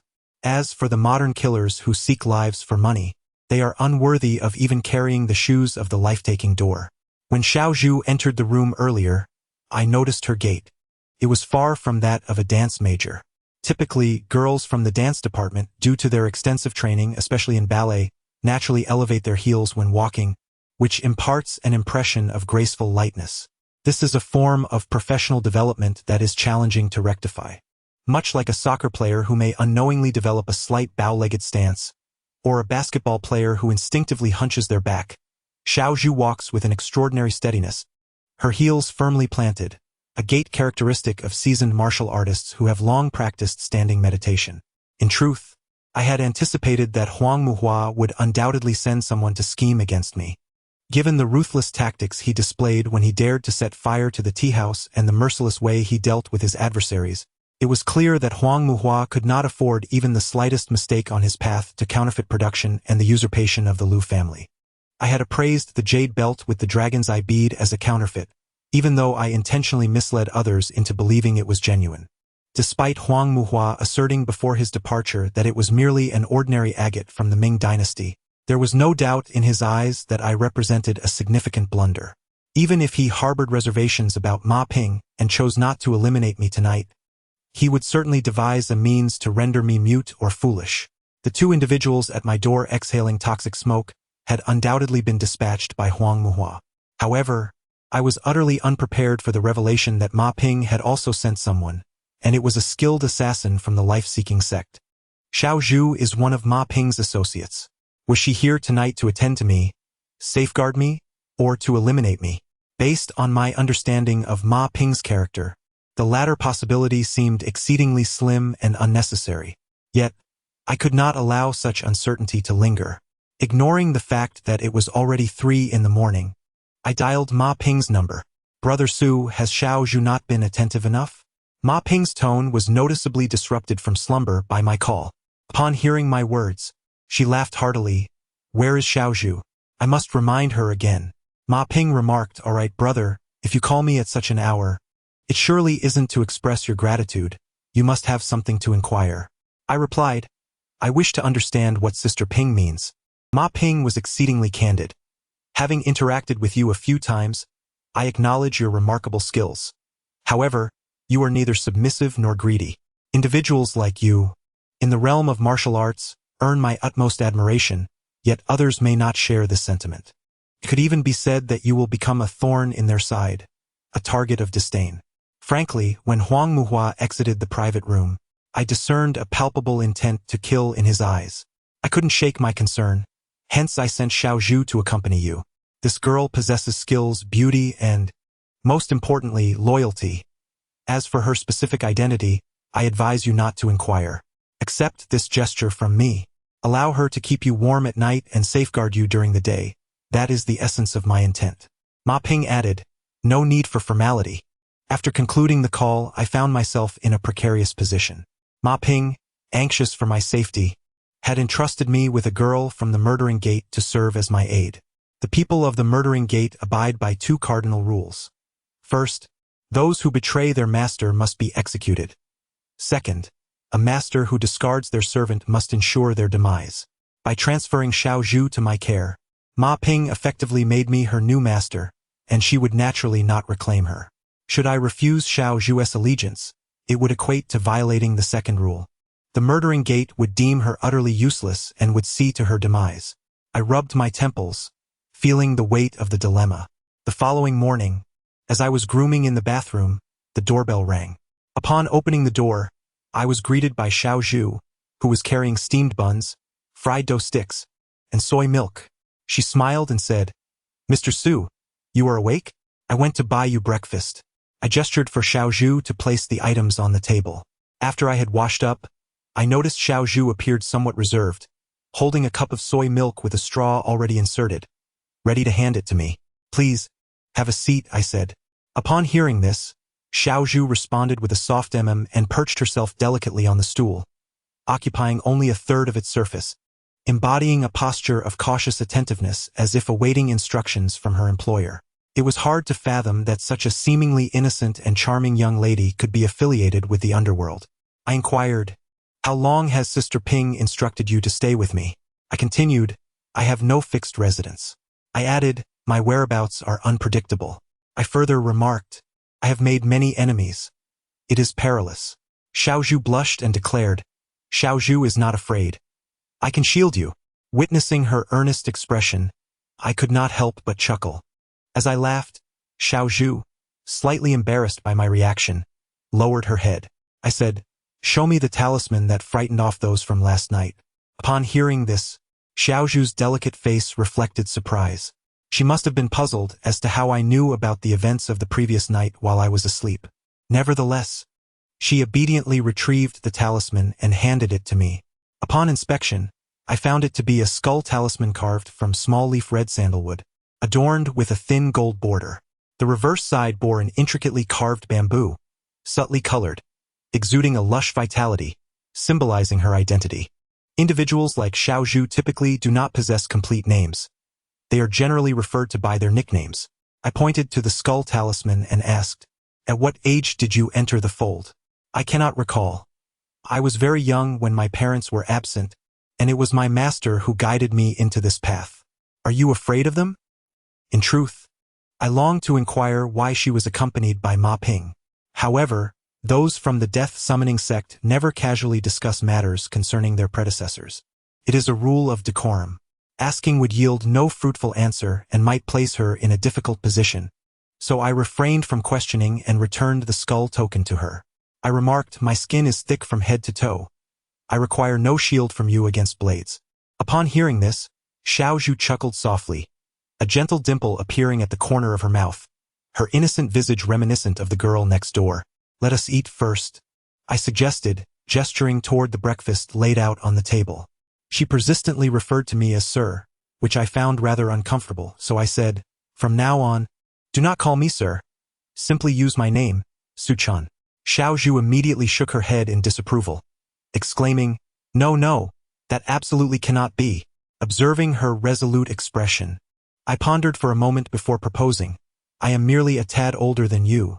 You may address me as brother." Upon hearing this, Xiaozhu appeared contemplative, murmuring, "Brother." After a brief pause, her face lit up with delight as she exclaimed, "Very well, sir. All right, brother." After we finished breakfast, Xiaozhu and I descended the stairs together and checked out of our room. Just before we exited, she tugged at the corner of my garment and shyly whispered, "Brother, I wish to hold your hand." I inquired, "Why?" Gradually, the realization dawned upon me. I nodded in understanding. The individuals observing her were certainly not affiliated with Ma Ping, but from the death-summoning sect. Xiaozhu, witnessing my acknowledgement, beamed with joy and immediately intertwined her arm with mine. A most peculiar sensation. As one embarks upon the initiation of a mountain pilgrimage, one might either pledge an oath of blood, sever a lock of hair in tribute, or present a token of allegiance. However, the ceremony with Xiaozhu was remarkably tender, as she gently entwined her arm with mine. As we strolled out, we resembled a couple emerging from a romantic rendezvous. Xiaozhu's large eyes sparkled with curiosity, tinged with a hint of nervousness about the forthcoming chapter of her life. Once outside, I intended to hail a taxi, only to discover a striking red sports car parked at the entrance of the Jinling Grand Hotel. It was Lu Cinin's vehicle. What brought her here? I was uncertain if she was inside, but the situation was undeniably awkward. I wished to pass by quickly, yet the window slid down, revealing the enchanting young lady in the driver's seat. She cast a discontented glance our way before turning her gaze forward, ignoring us thereafter. Xiaozhu, puzzled, inquired, "Brother, what is the matter?"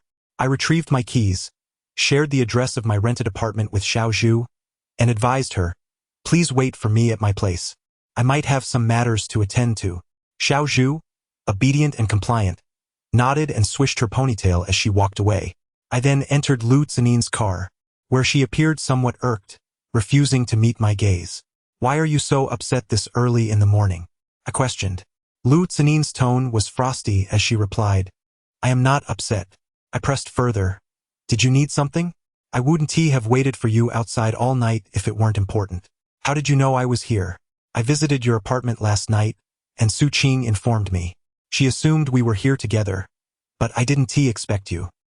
"What about me?" "You are exceedingly tedious." "Miss Lu, that is my newly adopted younger sister, not the sort of relationship you might be envisioning. Furthermore, even if it were such a relationship, we are not related by blood. There seems to be no need for you to question me in this manner. If there is a matter to discuss, let us address it. Otherwise, I shall take my leave." She was rendered speechless by my retort. I opened the car door directly. Lu Zinin remarked, "I surely have a matter. Why do you persist in treating me this way?" Pondered, considering that I had not been harsh towards her. Lu Zinin took a moment to compose herself, her tone shifting to one of earnestness. "Would you accompany me to Huangmen?" I furrowed my brow and inquired, "To Huangmen?" Lu Zinin nodded affirmatively. "Indeed, I heard that something transpired at Fan Qing's tomb, and the authorities have intervened. They indeed apprehended 2 individuals from Huangmen at the site, yet they adamantly claim that they intended to sneak into the tomb on their own accord, with no relation to Huangmen. Furthermore, just as they approached the grave, a herd of cattle from the village ran amok. I was uncertain how this could have transpired, suspecting deception at play. Therefore, I seek your assistance, to serve as an appraiser for the Ingqing Pavilion just this once, to ascertain the authenticity of the jade belt and dragon gallbladder in Huang Muhua's possession. This truly concerns the life and death of the Lu family. Su Chen, as a friend through thick and thin, would you accompany me on this journey?" Lu Zinin was momentarily stunned. Asking why, she continued, "If you assist me, should anyone wish for your demise, I shall shield you from harm." Once again, the notion of shielding me from danger. What is it with these women? Lu Zinin gazed at me, lost in thought. After a prolonged silence, she remarked, "This is not like you." Upon hearing this, Lu Zinin's delicate face was clouded with disappointment, as if her very soul had been siphoned away, leaving her somewhat at a loss. She remained silent for a considerable time, her obsidian-like eyes gazing vacantly at the windshield of the car. Eventually, she let out a soft sigh and remarked, "I understand. Yet, I still thank you." Chapter 69. A non-gentleman cannot nurture scholars. Lu Zinin is exceptionally astute. She harbors profound suspicions regarding Huang Muhua's retrieval of the jade belt with the dragon gallbladder pearl from Fan Qing's tomb. However, I truly cannot accompany her to the Huang Gate. It is not out of fear of Huang Muhua. Rather, Ma Ping had previously made a promise to Huang Muhua that I would remain tight-lipped regarding the appraisal matter, and I cannot betray that trust. If I were to go to the Huang Gate for an appraisal, it would be tantamount to slapping Ma Ping in the face, an act of treachery I shall not commit. Yet that scoundrel Huang Muhua, last night, sent someone to plot against me. Such a grievance shall not go unavenged. This time, I shall ensure he tastes the bitter fruits of his own misdeeds, unaware of the origin of his troubles. While I may choose not to disclose the appraisal matters, it does not preclude me from informing Lu Zinin of the flaws in that counterfeit jade belt with the dragon gallbladder pearl. This does not violate my promise to Ma Ping. Moreover, a single appraiser possesses 2 eyes, while multiple appraisers hold a panoramic vision. In Huang Muhua's estimation, although the counterfeit jade belt with the dragon gallbladder pearl has undergone my scrutiny, an assessment he deems impeccable, until he successfully deceives the Lu family's leading lady, a sliver of uncertainty remains, a mere 0.01%. In the antiquities trade, any schemer preparing to slaughter the proverbial pig would hesitate to draw their blade until the pig is utterly incapacitated, lest they prematurely proclaim their intention to feast on its flesh. Lu Zinin inquired, "What does it mean? Regardless of the opinions of those appraisers you brought along, do not express any thoughts of your own. At the critical moment, go out alone and inform everyone that it is a counterfeit pearl." Lu Zinin was astonished. "Counterfeit?" I nodded. "Indeed, As for why it is a counterfeit, remember 3 points for now. After hearing this, Lu Tsanin appeared utterly dazed. For her, this was truly inconceivable. Noticing her stupor, I asked, "Have you remembered clearly?" Lu Tsanin regained her senses. "I have remembered, but how do you?" I interjected, "No buts. Do not inquire about the reasons. I shall not disclose them. Furthermore, what transpired between us today is known only to you and me. No third party must be aware." Lu Tsanin remained in a daze. I paid her no further heed and swiftly opened the car door. She called out, "Hey." Lu Tsanin then asked, "That girl from earlier, she knows we met?" I replied, "She is of no concern." After a moment of contemplation, Lu Tsanin resolutely asked, "Is she truly your sworn sister?" I chuckled, leaning down to inquire, "Are you feeling jealous?" Upon hearing this, Lu Tsanin's face flushed deeply, and she turned away in silence. Arriving at the rented room, I discovered that Xiao Zhu had arranged everything with remarkable tidiness. The clothes were washed and hung on the windowsill. A pot of fresh flowers adorned the room, wildflowers in an old jar from the yard. Yet, under Xiao Zhu's care, the flowers radiated vitality. Previously, my room was tidied by Su Qing. Now, with the addition of this young girl, it felt all the more vibrant. Xiao Zhu was diligently wiping the windows, beads of perspiration adorning her forehead, with a few strands of hair clinging to her cheeks, her face flushed with a rosy hue.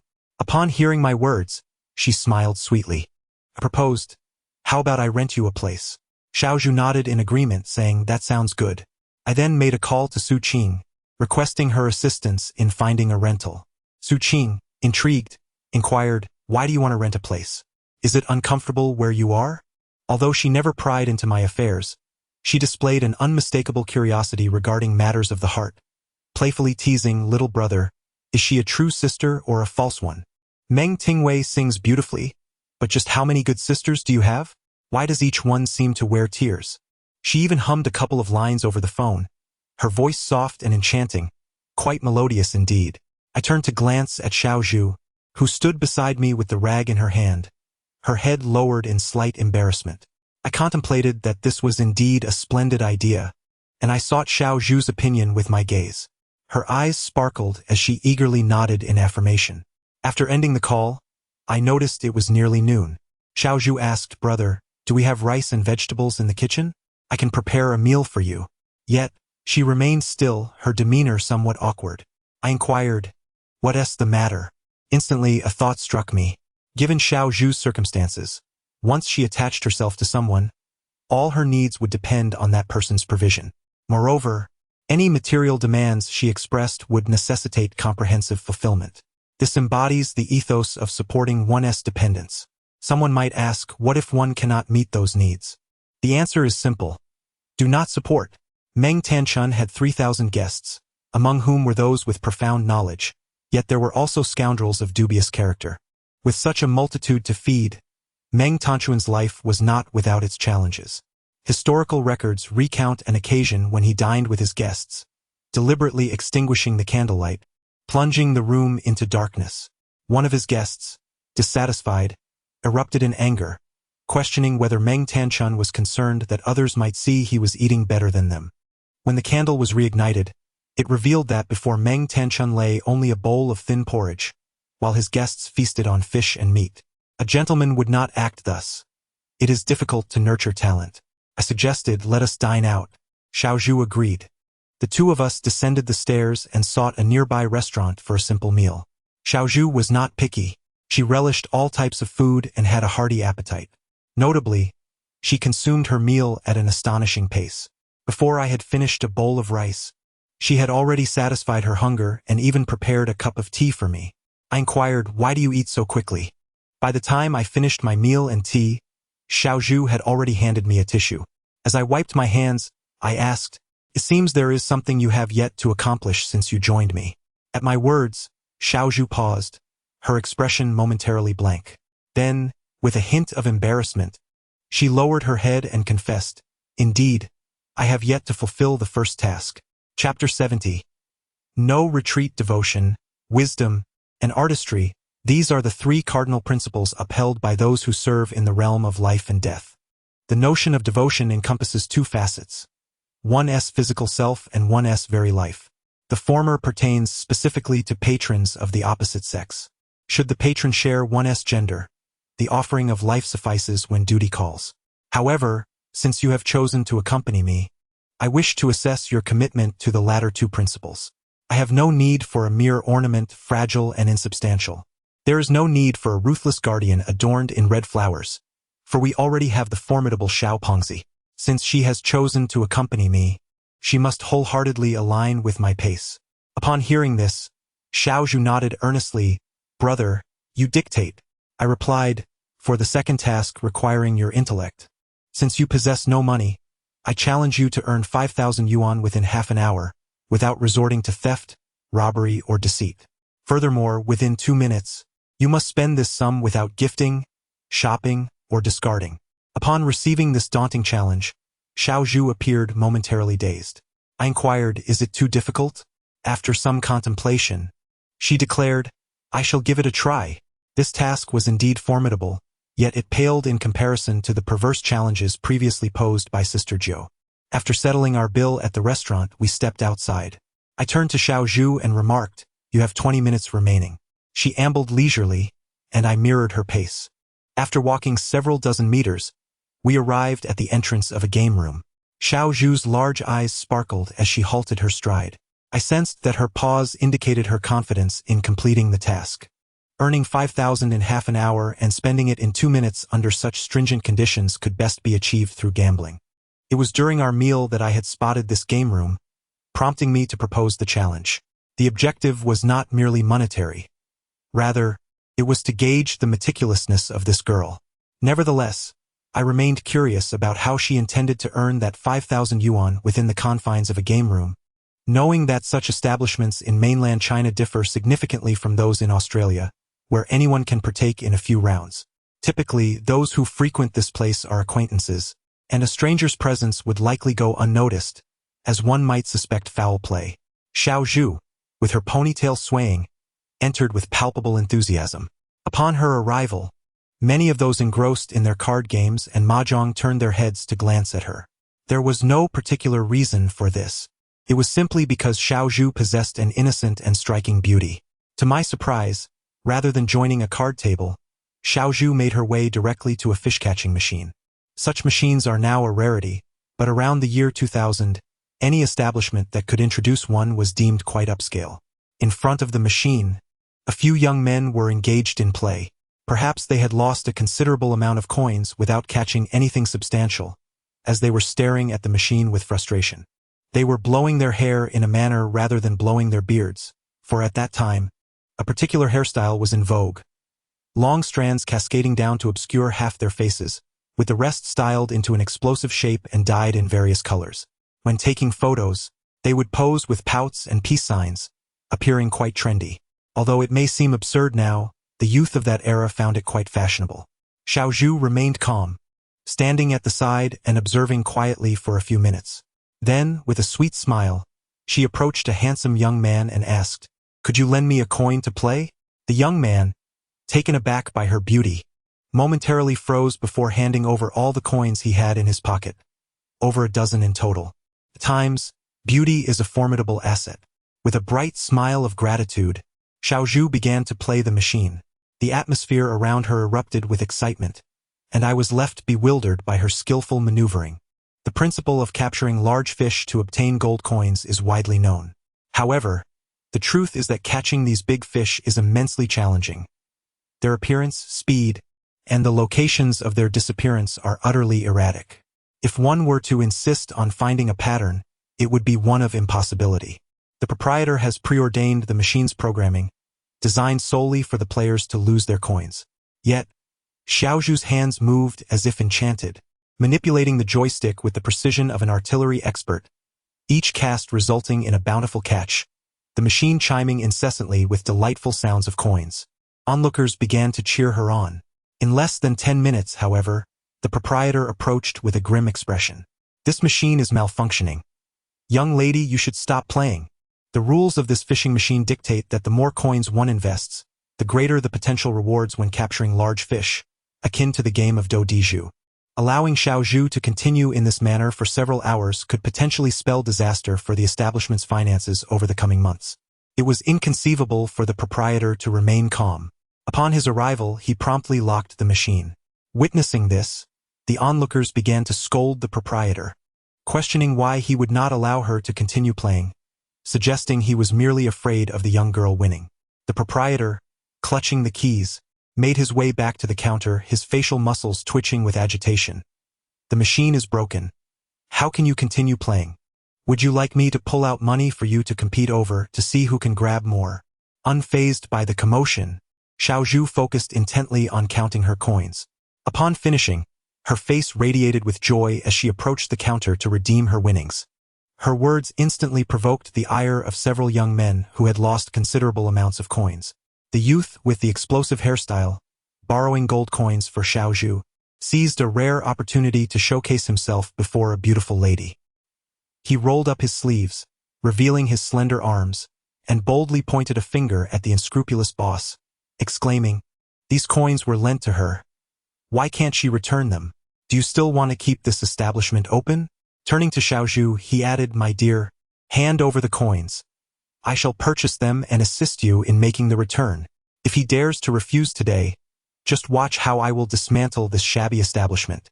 Xiao Zhu, upon hearing this, was about to hand him the coins when the unscrupulous boss sneered, "Without purchasing the coins, you cannot return them. If they were not won by you, they cannot be returned. Mark my words. Today they simply cannot be returned." This was clearly an act of deceit. The explosive-haired youth, infuriated, immediately reached out to grab the boss by his collar. However, several burly bodyguards appeared suddenly, their arms adorned with dragon tattoos, standing like iron towers in front of the unscrupulous boss, glaring menacingly at him. It was evident that a person who could operate a gaming establishment in a bustling area and dare to act so brazenly must possess considerable influence. Seeing this, the youth immediately deflated, his expression akin to one who had just tasted excrement, wanting to speak but refraining from doing so. I glanced at the time. Only a minute remained before the half-hour was up. Chapter 71. This is true art. The unscrupulous boss, resolute in his refusal to return the money, appeared determined to further complicate matters today. All of Xiao Zhu's prior efforts had been in vain, and most crucially, her time was running out.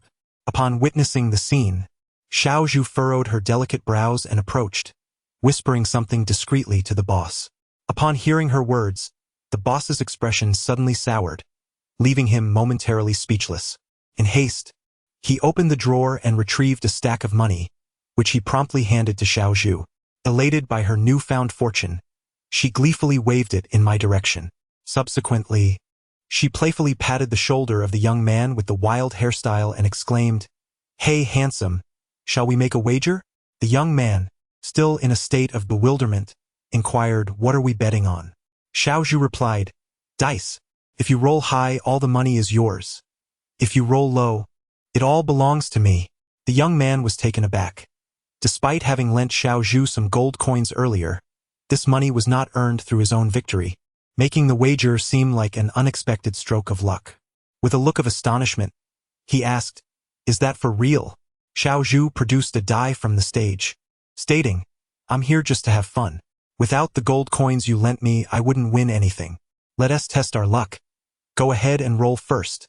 Although the young man appeared utterly perplexed, he hesitated before shaking the die in its cup, encouraged by Xiao Zhu's earnest demeanor. To his dismay, his luck proved to be abysmal as he rolled a 2. Observing the outcome, Xiao Zhu's brows knitted together in discontent. However, she composed herself and began shaking the die fervently. After a tense 10 seconds, she unveiled the cup, a 1. Xiao Zhu's face lit up with joy, and in a flurry of excitement, she hurriedly stuffed the money into the young man's arms, exclaiming, "You won. Go spend it." Amidst the gazes of bewilderment from the crowd, she grasped my hand and swiftly exited the premises. Upon stepping outside, a light sheen of perspiration graced her forehead as she took a deep breath and inquired, "Brother, have I fulfilled my task?" I nodded in affirmation. "Indeed, you have." Hearing this, Xiao Zhu patted her chest, her voice tinged with lingering trepidation as she remarked, "That fellow's luck is truly abysmal. He rolled 2 points. With such skill, he dares to enter a gaming room. It's utterly baffling.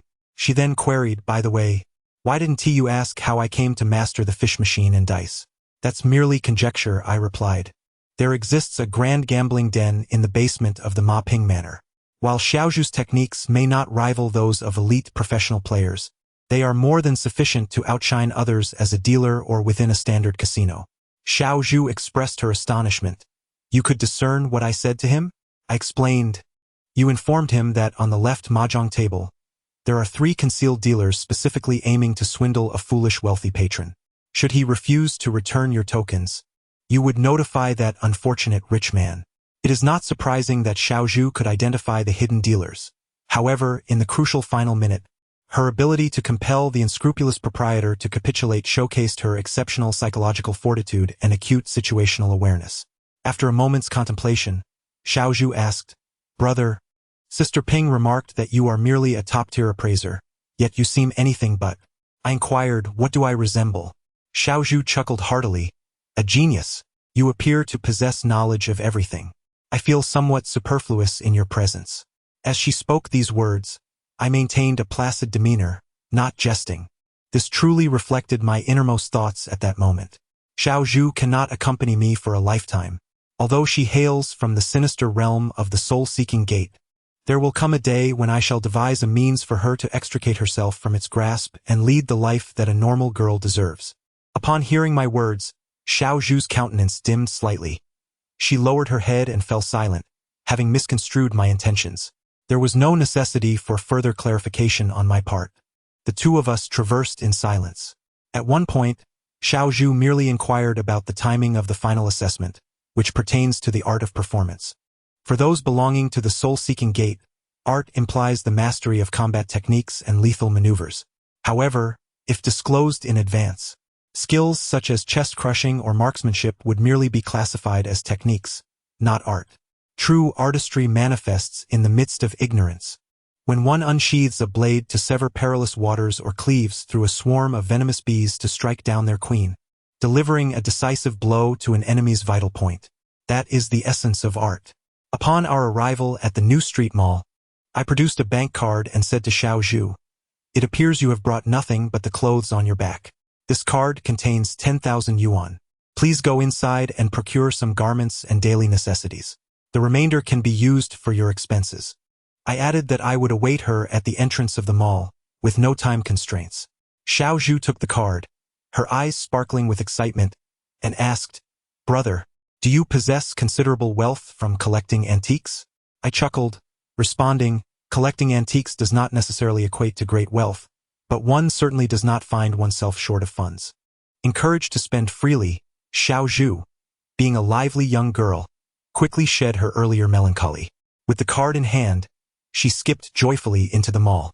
I walked a few paces forward, paused by the roadside, smoked a cigarette, and disposed of the butt before continuing on. I turned and approached a van, swiftly opening the passenger door and taking a seat inside. There were 3 individuals present, all adorned in blue work uniforms and donning sun hats emblazoned with the name of a certain loading company. I addressed them, Let us go. This sudden declaration left the 3 who had been tailing us utterly astounded. They exchanged bewildered glances. The driver, a man with bulging eyes, clearly the leader among them, twitched his facial muscles and cursed, What the hell? This is utterly insulting. No sooner had he spoken than he lunged for a knife, intent on drawing blood. My hand moved with remarkable swiftness. He didn't even perceive my strike. With a clang, the knife clattered to the floor while my left hand firmly gripped his throat. The 2 in the back seat, witnessing the unfolding chaos, were instantly struck with terror and drew their machetes, aiming to strike me down. They were swift, but I was swifter. With my right hand, I seized one of the backseat passenger's hair and violently drove his head into that of the other. A resounding thud echoed as their heads collided, eliciting a pained cry from them, blood gushing from their foreheads, leaving them dazed. In one fluid motion, I executed 2 swift strikes, rendering them unconscious in their seats. The entire encounter transpired in the blink of an eye.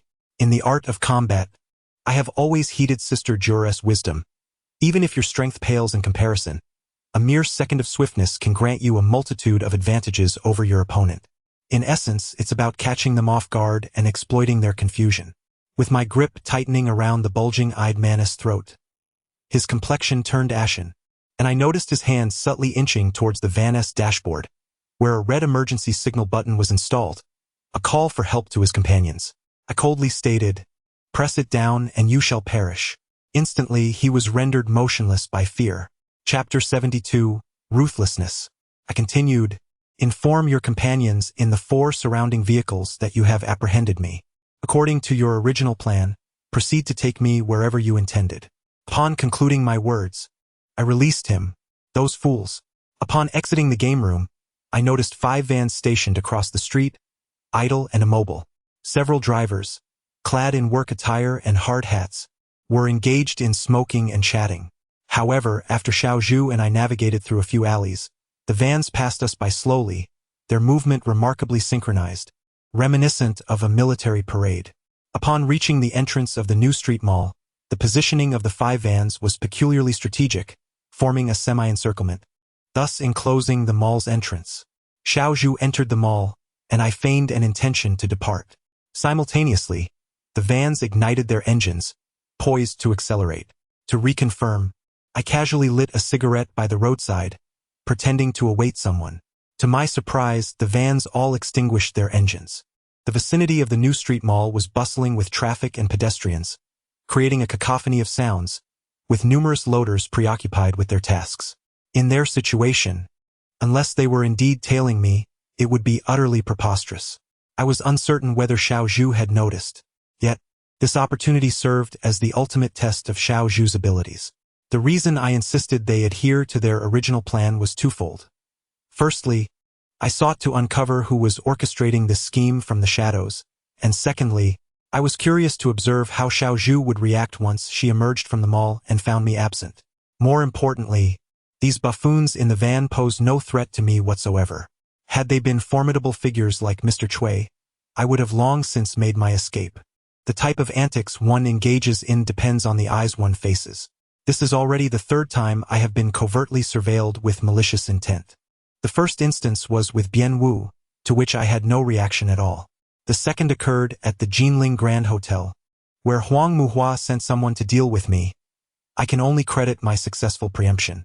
This time, however, it is entirely due to my own keen awareness. The level of tracking has been diminishing with each attempt. Upon hearing me say to proceed as planned, the expression on the buffoon's face turned both bewildered and panicked. The walkie-talkie crackled with several astonished voices. "No way! How did you catch him, Brother Yen? This kid just finished smoking and vanished in the blink of an eye. And yet you caught him. Didn't we hear he was quite skilled? How could he be so incompetent?" "That depends on whom you compare him to. After all, who is Brother Yen?" Ha ha ha! I signaled the buffoon to turn off the walkie-talkie and urged him to drive the vehicle forward. Trembling, he started the engine, perhaps due to his heightened anxiety. As he drove, he nearly collided with several cyclists multiple times, prompting them to shout at us for being lunatics driving such a ridiculous vehicle. Through the rearview mirror, I noticed 4 other vans trailing us. Observing the peace charm inscribed with the characters for Sifangshai hanging in the vehicle, I inquired, "Did Lu Xiaoxin send you?" I pondered that this was essentially the same situation. Pei Xinghai is an underling of Lu Xiaoxin, and whatever he does ultimately reflects Lu Xiaoxin's decisions. I inquired once more, "What are we going to do?" "I do not know. I truly do not know. We are merely following orders." "Where to?" "To the Western Cargo Yard." Around the year 2000, the express delivery industry was not as advanced as it is today. There were no home deliveries or pickups for shipping. If goods were arriving or one wished to transport something, it was necessary to go to a centralized cargo yard to process the transactions, collect items with a receipt, or find a shared transport vehicle to a particular destination, paying for the delivery service. The Jinling Western Cargo Yard served precisely this purpose. Due to its nature, the yard was a veritable melting pot, bustling with transport drivers from afar, local workers on tricycles assisting with deliveries, vendors engaged in small businesses, and even those involved in lowly pursuits of vice and deception, all mingling within the yard. The atmosphere was quite chaotic. I nodded, producing a cigarette. "Brother Yen, would you care for a smoke?" A faint smile tugged at my lips as I asked, "So, shall I heed your advice?" The western cargo yard lay on the outskirts of the city and was some distance away. By the time we arrived, night had fallen. The two individuals in the back seat had awakened, yet the three of them remained silent and still in the vehicle. The ambience was exceedingly strange. They understood all too well that any misstep on their part would reveal their demise at my hands in an instant. The western cargo yard was vast. Despite the hour, many were still busy loading and unloading goods. The van meandered through the yard. After several laps, I noticed that the 4 vans following us had dispersed. I asked, "Is Pei Xinghai waiting for me in the warehouse?" Upon hearing this, the occupants of the vehicle fell silent. I inquired, "Speak. To where is it being transported?" The response was, "We truly do not know." "Is it being transported by a broker?" Indeed, that tactic is quite ruthless. It had been previously mentioned that the term broker in the antique trade specifically refers to individuals of considerable influence engaged in the smuggling of antiquities. The items transported under such brokerage are invariably illicit. The entire transportation process is clandestinely executed. This practice is colloquially referred to within the industry as hanging frost. The duration of the hanging frost is indeterminate, ranging from a few months to several years. Once the period concludes, the unboxing and retrieval of goods is termed sun drying. One might wonder, if the goods are not inspected, do the recipients not fear that the broker might swap them en route, resulting in a mismatch? Such occurrences are rather uncommon. When the upstream merchant packs the goods into containers, they will apply unique and intricate markings in various corners of the container. The specific locations of these markings hold distinct meanings, which the broker remains unaware of. Upon arrival at the destination, the recipient will provide the broker with a temporary contact number. The broker then relays this temporary contact to the upstream merchant, who subsequently sends the detailed marking information to the provided contact. Once the recipient reviews this information, they will meticulously verify each marking on the container. If all markings correspond, it indicates that the batch has not been tampered with or opened, thereby commencing the hanging frost process. Thus, a transaction is completed. Throughout this entire procedure, neither the upstream merchant nor the recipient knows the identity of the other. They rely entirely on the broker for communication. It is the broker's responsibility to ensure that the upstream merchant does not supply counterfeit goods, to guarantee that the transportation proceeds without incident, and to supervise the recipient's timely payment. The concept of profit sharing in labor refers to the arrangement where one can secure half of the profits by facilitating the transport of a batch of goods, while the upstream and downstream parties are left to divide the remaining profits equally. Only a formidable figure, akin to the legendary Guan Yu, is capable of orchestrating such operations. For instance, during the recent attempt by Huang Men to dispatch a shipment, only a person of Ma Sanyang's caliber in Jinling could accomplish this task. Naturally, individuals with formidable connections and resources from other regions could also undertake such endeavors. The options available to upstream merchants would be relatively broader. Placing my corpse in a container for the laborer to transport alongside the goods indeed represents the most effective method of eliminating evidence. It implies that, unbeknownst to anyone, my remains would have already been sent to a distant location. By the time the downstream receiver opens the container months or even years later, my soul would have already been reincarnated. This thought sent chills down my spine and ignited a surge of murderous intent within me. Chapter 73. Burial Code. The anxious and bulging-eyed warrior trembled as he inquired, "Boss Su, what are we to do now? Where did Pei Xinghai acquire these goods?" "Well, we truly have no authority to know, but it is certain that he did not acquire the goods himself. He merely acts as the representative of the upstream merchant to label the containers. Take me to the secret warehouse." Upon hearing this, the individuals present were left in stunned silence. I coldly commanded, "Do as instructed. Do not provoke my displeasure." They fell silent thereafter. The task of labeling containers for the upstream merchant must be carried out by a single individual to prevent any leaks. This means that, eventually, only Pei Xinghai and I would remain in the secret warehouse. I am determined to utterly ruin this scoundrel. What perplexes me is, Pei Xinghai serves as an underling to Lu Xiaoxin, and it appears that Sifangshai has now commenced operations as an upstream supplier. Lu Xiaoxin's ambitions seem rather audacious. A van arrived at the entrance of a large warehouse. Out of the corner of my eye, I caught sight of a few restaurants, gaming rooms, and small shops across the street, where approximately 20 individuals had gathered in small clusters. As the van pulled in, they all turned their heads simultaneously to scrutinize the vehicle's license plate. Undoubtedly, they were all protection personnel arranged by Pei Xinghai. Such clandestine operations would never deploy a group to directly guard a secret warehouse entrance. Doing so would only attract undue attention. Instead, the protection personnel typically disperse in the vicinity, feigning nonchalance while engaging in leisure activities, creating the illusion that this is merely an ordinary storage facility. After a fleeting glance at the license plate, they resumed their activities, adhering to the principle of recognizing the vehicle rather than its occupants. As long as the vehicle and its plate were accurate, they remained indifferent to who was inside the van or its purpose for entering the warehouse. Naturally, they were oblivious to the nature of the goods within. Their primary role in the surrounding area was to mitigate the risk of any complications during the transfer of goods. I had already positioned a machete against the driver's abdomen. Do not utter a sound, do not question my capabilities, and certainly do not allow this van to become your shared coffin. The bulging-eyed man handed the key to the secret warehouse to someone in the back seat, stammering, "Go unlock the door and follow Mr. Su's instructions." The individual in the back seat, upon receiving the key, exited the vehicle to open the secret warehouse door. He appeared exceedingly anxious, nearly stumbling as he stepped out. Once he managed to unlock the warehouse door, the man with bulging eyes slowly drove the vehicle into the warehouse. Subsequently, the person who opened the warehouse door closed it again. The warehouse was vast, measuring around 600 to 700 square feet, yet contained only a handful of boxes. Naturally, in such underground dealings, among those few boxes, only one or two were likely to contain actual goods. The rest were presumably filled with decoys. "Remove your clothes," I commanded, wielding a machete and pointing it at the man with bulging eyes. He hastily stripped off the work uniform he had been wearing outside, and we exchanged outfits. I inquired, "Which box were you planning to conceal my corpse in?" Trembling, the driver pointed to a nearby box, S444. Pei Xinghai had indeed shown some thought, selecting such an auspicious burial code for me. Raising my hand, I struck the man on the carotid artery, rendering him unconscious. As I had anticipated, his two subordinates immediately turned to flee.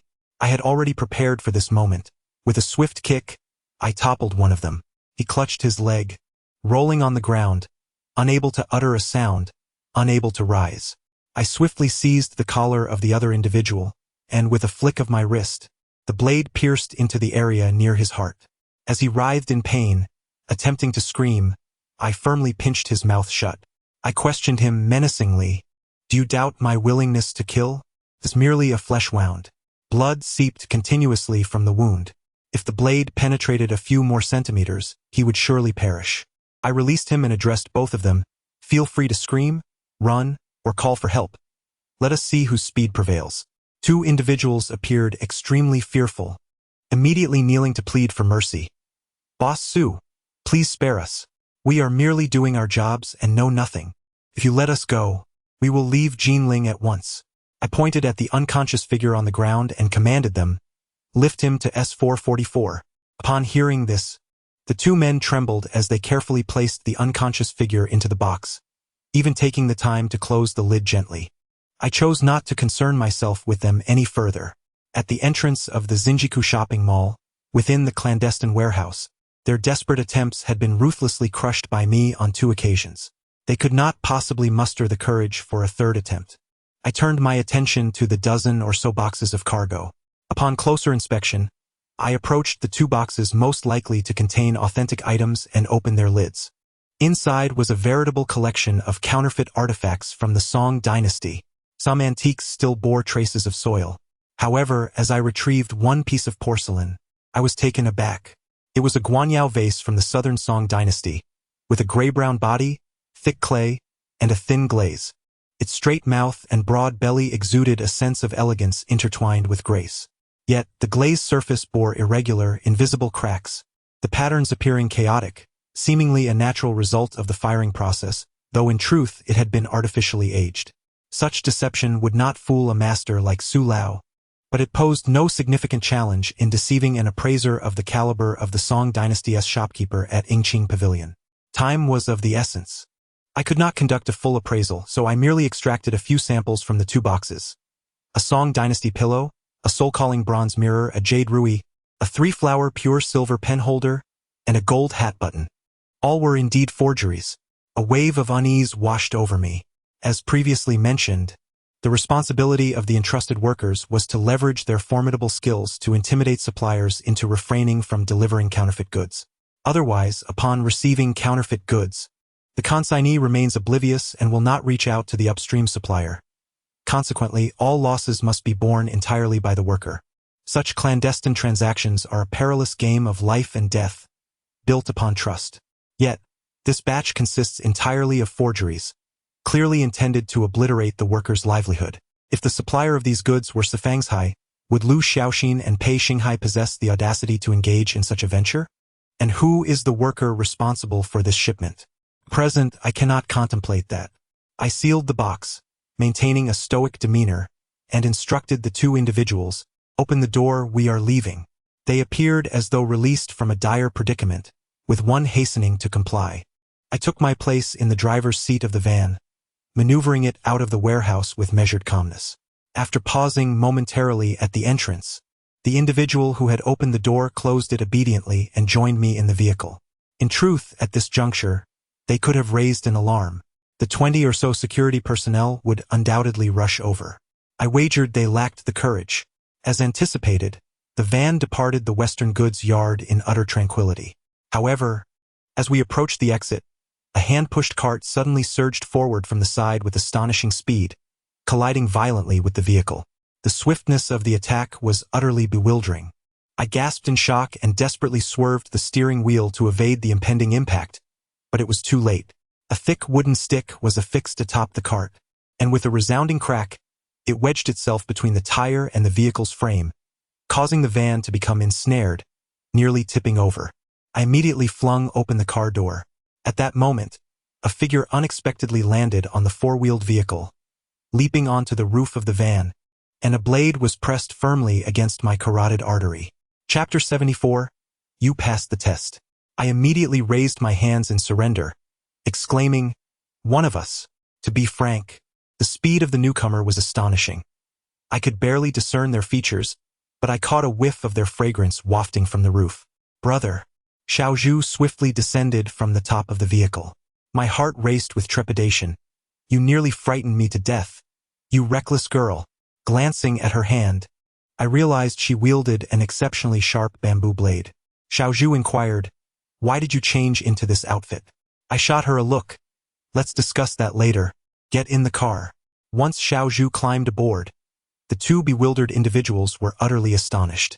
Xiaozhu's earlier maneuver had been nothing short of spectacular, steady, precise, and fierce. In a flash, the bamboo blade had been poised against my throat, showcasing Xiaozhu's extraordinary skills as a life-taker.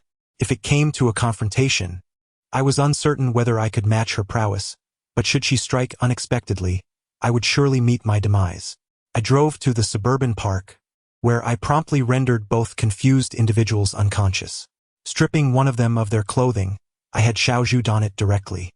I then retrieved some nylon rope from the vehicle and securely bound them. Under the cover of night, we transported them into a nearby public restroom, fastening the stall door with coarse iron wire from the van and labeling it with 3 words: "Under maintenance." Upon returning to the vehicle, I asked, "Weren't you supposed to go buy clothes? How did you end up here?" Upon hearing this, Xiaozhu curled her lips. "Are you attempting to deceive me?" I too have noticed that these several vans seem rather suspicious. After entering the mall, I didn't wander far. Through the reflection of the mall's glass, I witnessed you deliberately opening the door of a van and, from the front windshield, saw you engaging with them. After exiting the mall, I hastily hailed a cab and followed you. Upon reaching the entrance of the warehouse at the Western Goods Market, I observed the vehicle driving inside. After a while, it emerged once more, but the night was too dark for me to discern how many individuals were inside or whether you were among them. However, I surmised that one person was certainly missing from the van. I inquired, "Why?" I asked, "And then what?" I stated, "You have passed the final assessment." Hearing this, Xiaozhu's eyes widened in astonishment. "Really?" I solemnly nodded. "Indeed." Xiao Zhu radiated joy. Thank you, brother. How could one possibly fail? Just moments ago, she had nearly taken my life. I briefly explained the matter concerning Pei Xinghai to her. Upon hearing it, Xiao Zhu became infuriated, her small face alight with murderous intent. Brother, when the time comes, do not intervene. I shall take care of him. We parked the vehicle about 70 or 80 meters from the secret warehouse, in a corner that afforded an excellent vantage point. We could clearly observe those approaching the secret warehouse, while the guards nearby remained unaware of our presence. I lit a cigarette, and Xiao Zhu and I sat in the car waiting. Xiao Zhu glanced down at her work uniform and remarked, "This outfit is simply too ugly." I turned my head to take a look. Xiao Zhu, petite in stature, donned a work uniform over her own attire, which appeared somewhat oversized. However, I found no fault in her appearance. The loose-fitting outfit, when paired with her striking features, exuded a hint of international hip-hop flair. With her large, sparkling eyes, Xiao Zhu inquired, "Brother, what are you laughing at? Am I truly unattractive?" I replied, "While others might appear unappealing in such attire, you wear it well. It actually suits you." Xiao Zhu, slightly embarrassed, retorted, "You're lying." Just as we were conversing, a luxury vehicle approached from a distance, coming to a halt before the secret warehouse. A figure emerged from the car, Pei Xinghai, his face marred with scars. He carried a package, presumably containing items for marking the boxes. Pei Xinghai's demeanor remained pretentious. A cigar dangled from his mouth, and he donned a long coat that, combined with his short stature and unattractive visage, gave him the comical appearance of a toad attempting to star in a melodrama. After surveying the surroundings, likely to ensure that the security personnel were still at their posts, he retrieved a key from his person and unlocked the warehouse door, subsequently shutting it behind him. I tossed the warehouse key to Xiao Zhu, declaring, "It's time to get to work." The van approached the warehouse entrance at a leisurely pace, halting opposite Pei Xinghai's BMW. As we maneuvered the van forward, the security personnel looked on in astonishment. Their surprise was entirely understandable. According to their prior intel, only Pei Xinghai was supposed to be present at the warehouse. Yet, they recognized the vehicle but not its occupants. Despite their confusion, they dared not inquire, nor would they. I fully capitalized on this advantage. With a loud clang, the warehouse door swung open, only to be hastily shut again.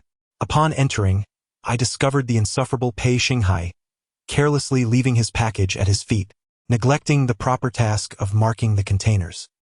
He sat idly by the S444 box, a cigar clenched in his hand, his gaze fixated on the grotesquely bulging-eyed driver within, wearing an expression akin to one who had just consumed excrement.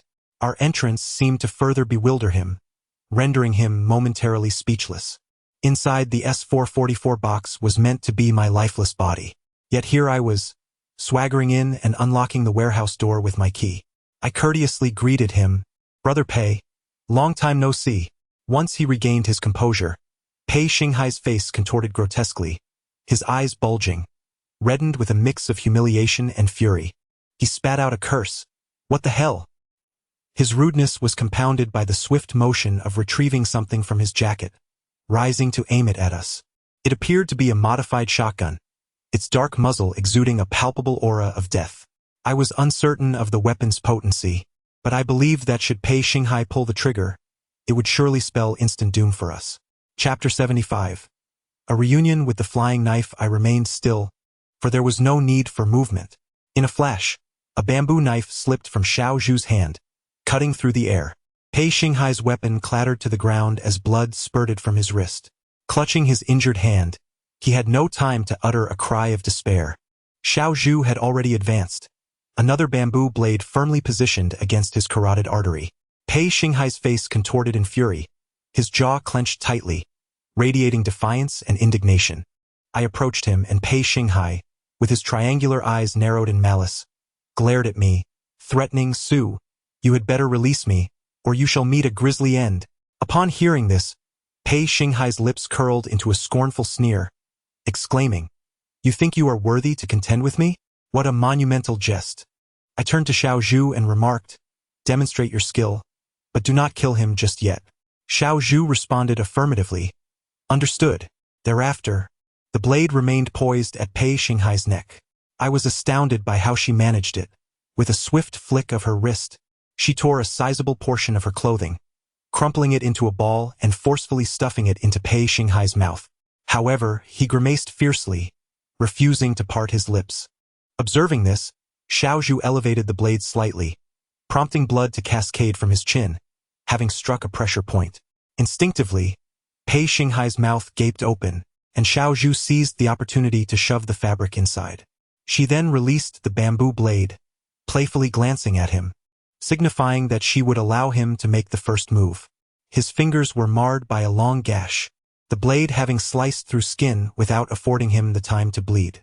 Pei Xinghai's expression was one of excruciating pain, yet the cloth muffled his cries.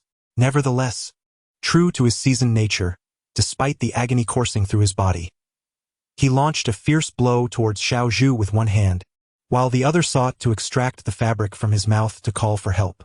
This is a method of sacrificing one's hand to save one's life. Yet, Xiaozhu deviated entirely from convention, launching a direct kick. Upon witnessing this, she erupted into a melodious laugh, akin to silver bells. Let you run 5 meters, and then I'll make my move.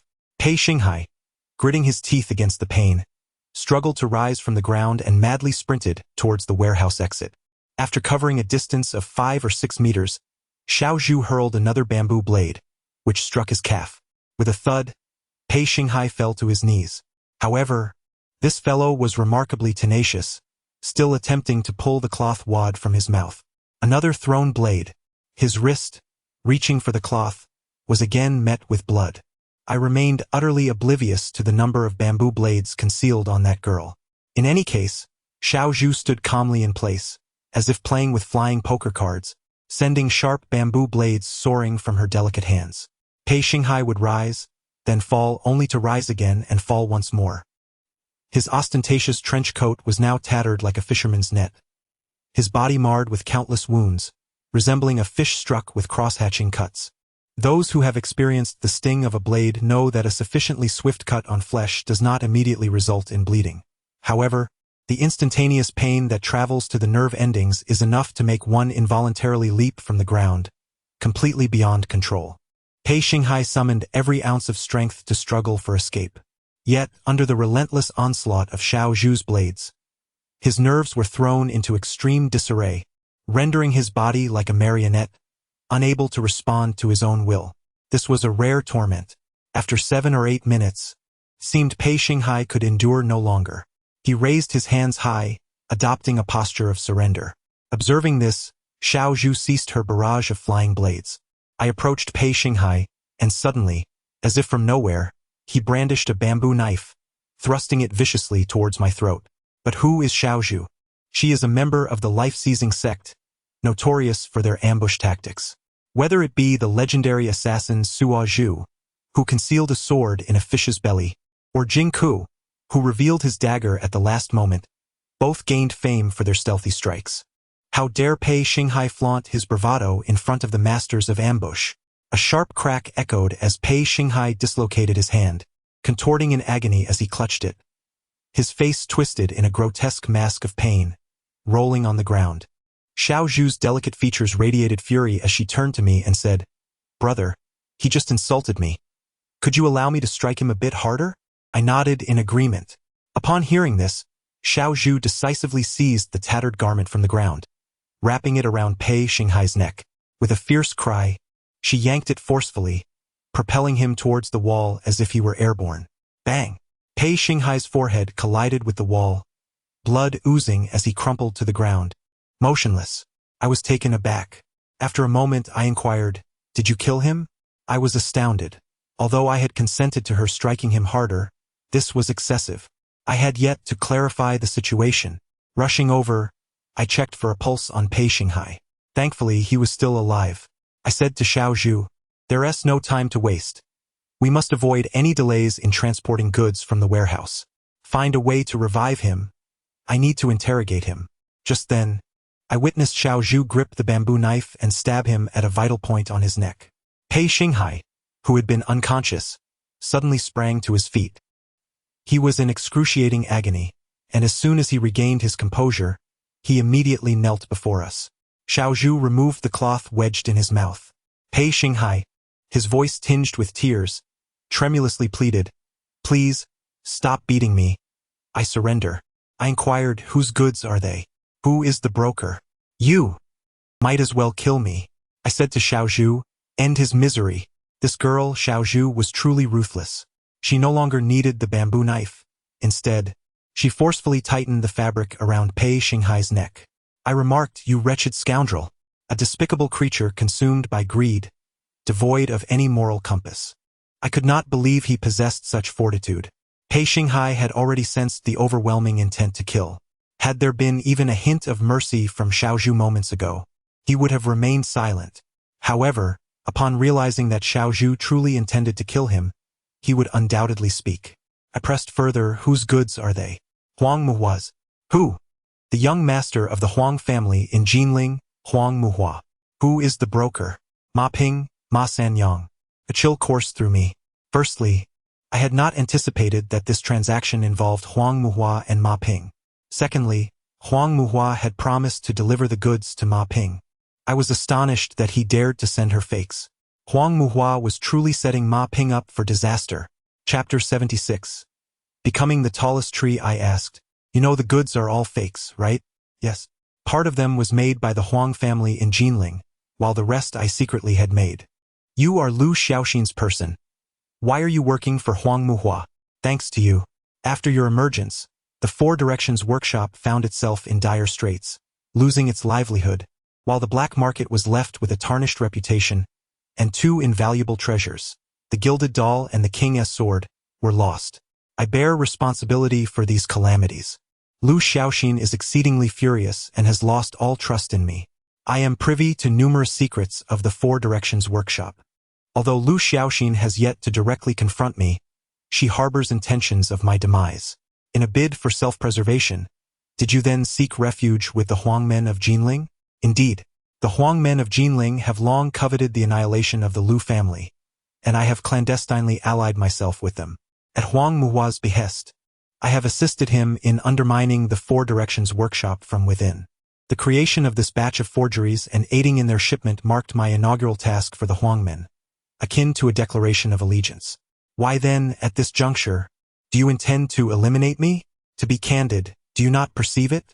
I have contemplated your demise for quite some time, yet your enigmatic identity, particularly your connection with Ma Ping, has deterred me. However, this time, Huang Muhua intends to orchestrate the downfall of Ma Ping. Thus I have resolved to exploit this scheme and eliminate you, shipping your remains alongside the goods. You presume that, with Huang Muhua as your backing, you need no longer fear Ma Ping, do you not? That is indeed a primary factor. Why does Huang Muhua wish to bring about Ma Ping's end? He aspires to become the most formidable force in Jinling. At that moment, enlightenment dawned upon me. Huang Muhua harbors immense ambition. He is entirely unwilling to remain merely the scion of a family of tomb raiders spanning several centuries. To establish himself as the most significant entity in Jinling, he requires a seamless integration of theft, sale, and transportation. The Lu family stands as the greatest impediment to his aspirations in the antique trade. Ma Ping represents the most formidable obstacle in the transportation labor industry. It is intolerable for others to slumber beside the bed of a powerful adversary. These two thorns in my side must be entirely uprooted by Huang Muhua. I inquired whether Huang Muhua was aware of your plot to have me eliminated. I expressed my astonishment at the incompetence of the surveillance. The individuals dispatched by Pei Xinghai should not be lacking in intelligence. This implies that, up until now, Ma Ping remains blissfully unaware of the machinations against her. Huang Muhua blatantly disregards his shipping commitments, ruthlessly undermining Ma Ping. This has transcended mere business. It has evolved into a struggle for survival. Given these circumstances, Ma Ping need not extend any courtesy to Huang Muhua, and I am no longer bound by my previous promise to Ma Ping to remain silent about the appraisal matter. Not only does Huang Muhua aim to eliminate the Lu and Ma families, but he also harbored intentions to dispose of me in the Jinling Grand Hotel. The current situation has led to a rather peculiar alliance among Lu Zinin, Ma Ping, and myself. It is quite exhilarating. I have come to realize that the genuine jade belt dragon gallbladder bead in Xiao Fatty's possession is now ready to be revealed. I declared, let us get to work. Upon hearing this, Pei Xinghai appeared utterly bewildered. Did he not comprehend? I furrowed my brow and asked. With a cold chuckle, I remarked, when you sought to eliminate the Xiao family, why did you not spare them a chance? Just minutes ago, when you dispatched your men to terminate me, why did you not allow me an escape? I reiterated, let us get to work. Hearing this, Pei Xinghai, carrying his package, began to limply mark the containers. Prior to today's incident, I had already excluded Pei Xinghai from my list of adversaries because he simply did not measure up. However, after aligning himself with Huang Muhua, he audaciously dared to attempt my assassination. Individuals of such nature, releasing them is akin to allowing a rabid dog to return to the wild.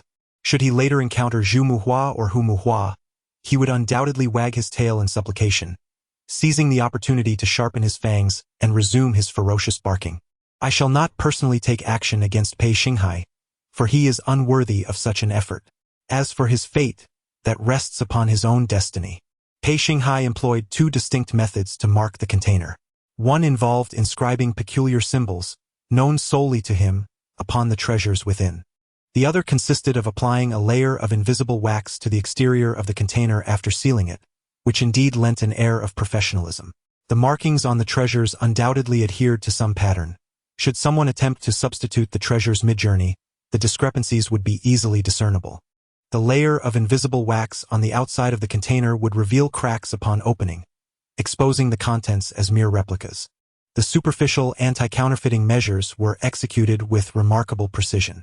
During Pei Xinghai's work, Xiao Zhu diligently collected all the bamboo knife shards from the ground, meticulously cleaning any bloodstains to restore the battlefield to an appearance as if nothing had transpired.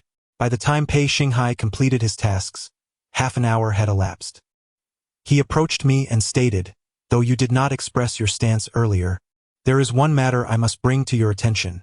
To act against me is to act against the entirety of the Jinling Huangmen. With a thud, he collapsed to the ground, motionless. A dog cannot change its nature. How dare he threaten me? Xiao Zhu inquired, brother, why not simply eliminate him?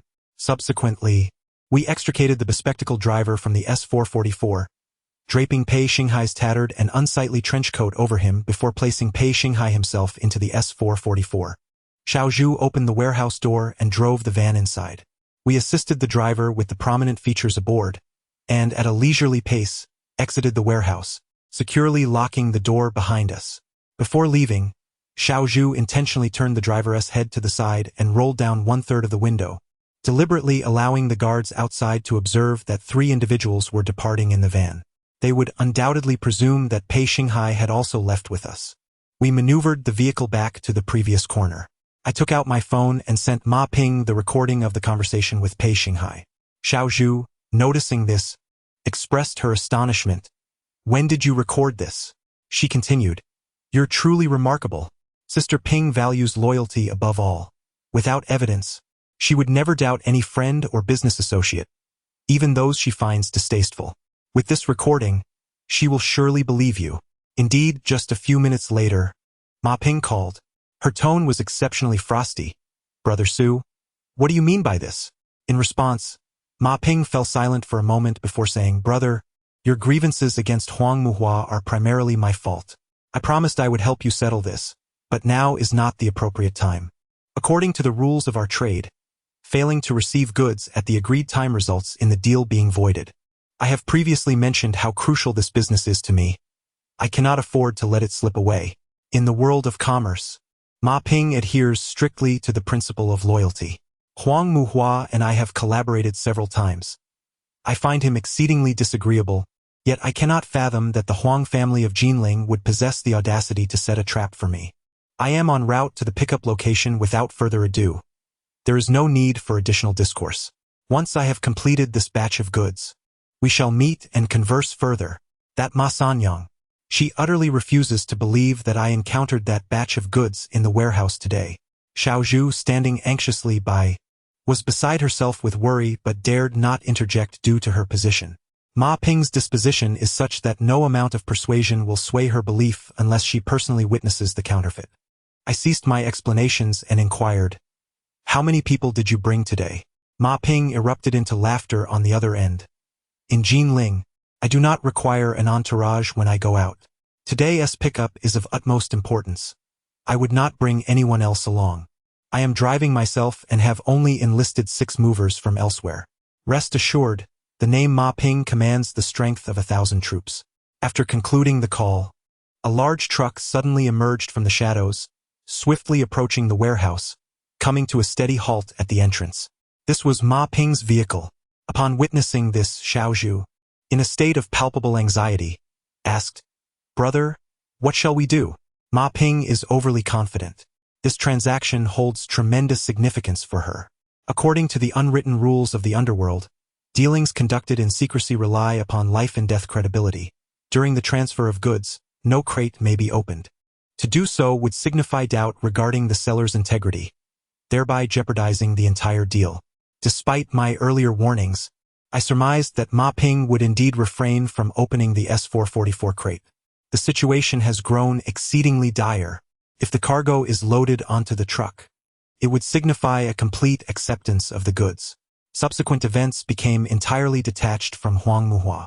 I inquired, "At what distance does your bamboo blade possess lethality?"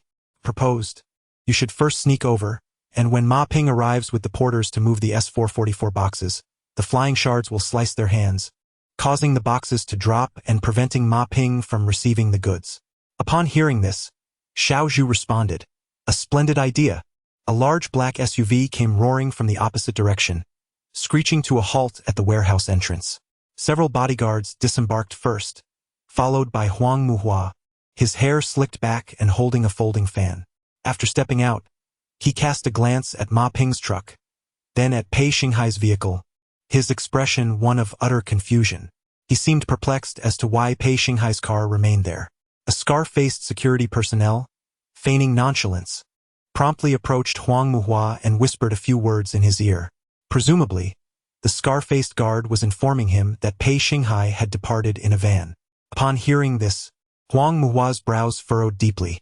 He then retrieved his phone and began dialing. Naturally, Pei Xinghai's phone would be unreachable, as I had previously removed his SIM card while at the warehouse. Xiaozhu shed her outer work uniform, blending into the night like a cunning little cat. Her petite frame and nimble movements allowed her to evade the streetlights with ease. The group of security personnel remained intensely focused on the cargo transfer, unaware that Xiaozhu had already concealed herself in a corner less than 10 meters from the truck. Huang Muhua, having failed to reach anyone by phone, wore a displeased expression. Nevertheless, he did not relent. Waving his fan, he approached the truck. Ma Ping opened the truck's door and leaped down from it. The two exchanged a courteous handshake. The night was tranquil. Though a distance apart, I could still intermittently hear snippets of their conversation. The goods were ready, wishing Sister Ma a safe journey and success. Young Master Huang was polite, hoping for more opportunities to collaborate. Huang Muhua nodded, a smile barely reaching his eyes, signaling a man to pull a large black dog down from the truck and lead it into a nearby restaurant. In a short while, the man emerged from the restaurant carrying a large bowl of dog's blood, half of which splattered onto the windshield of Ma Ping's truck, and the other half onto the warehouse door. This was a simple ritual from the old underworld, with the black dog paving the way. Whether it was labor outsourcing or upstream merchants, all engaged in risky endeavors. Those in the underworld believed that a black dog could ward off evil, attract wealth, and ensure safety. Before the goods were dispatched, such an arrangement was made for psychological comfort. Huang Muhua personally unlocked the warehouse door, gesturing with a fan to invite her in. Upon seeing this, Ma Ping waved towards the truck. Several workers descended from the truck and entered the warehouse to begin unloading. They worked in pairs, moving with remarkable speed, transporting boxes one after another. 2 workers stood atop the truck's bed to receive the goods. It was not until a dozen boxes were loaded onto the truck that the 2 workers finally brought out the S444 from the warehouse. As they handled this particular box, their expressions clearly reflected greater exertion. Ma Ping observed this, her expression shifting subtly. Meanwhile, the small bamboo beside her had already grasped a bamboo knife. Suddenly, Ma Ping exclaimed, "Wait a moment!" Upon hearing the words, Huang Muhua was momentarily taken aback. However, This individual possessed a profound cunning, maintaining an impassive facade as he inquired, "Sister Ma, what is this?" Ma Ping fixed her gaze intensely on the S444 box for a considerable duration. Subsequently, she shut her eyes. A few moments later, with a determined bite of her teeth, Ma Ping gestured to the two laborers, commanding, "Lift it up." Ma Sanyang chose to place her trust not in Huang Muhua, but rather in her own formidable strength. The two laborers began to exert themselves in lifting the S444 onto the truck's bed. Just as the laborers stationed themselves on the bed, ready to take hold of the box, a swift shadow darted in like the wind. "Oh no!" One of the laborers suddenly cried out in despair, unable to prevent his grip from loosening. The S444 crashed to the ground and the portly, bespectacled Pei Xinghai tumbled out of the box. He appeared dazed and motionless, his state a pitiful sight, with numerous small cuts crisscrossing his body. Although the wounds from the small blades did not bleed excessively, they resembled a gruesome web of blood, evoking a more chilling response. Chapter 78. The accounting of life and death. As Pei Xinghai rolled out of the container, the entire assembly was left in utter shock. In that fleeting moment, no one even considered why the laborer had suddenly dropped the box. Observing this, Ma Ping's expression changed drastically. She staggered back 2 steps and turned to Huang Xiaoye with a stern demand. "I implore you for an explanation." The scarred-faced guard beside him appeared utterly petrified, his complexion ashen, and his voice trembling. "Young master, I truly do not know. We saw Brother Pei leaving the warehouse in a van with 2 individuals.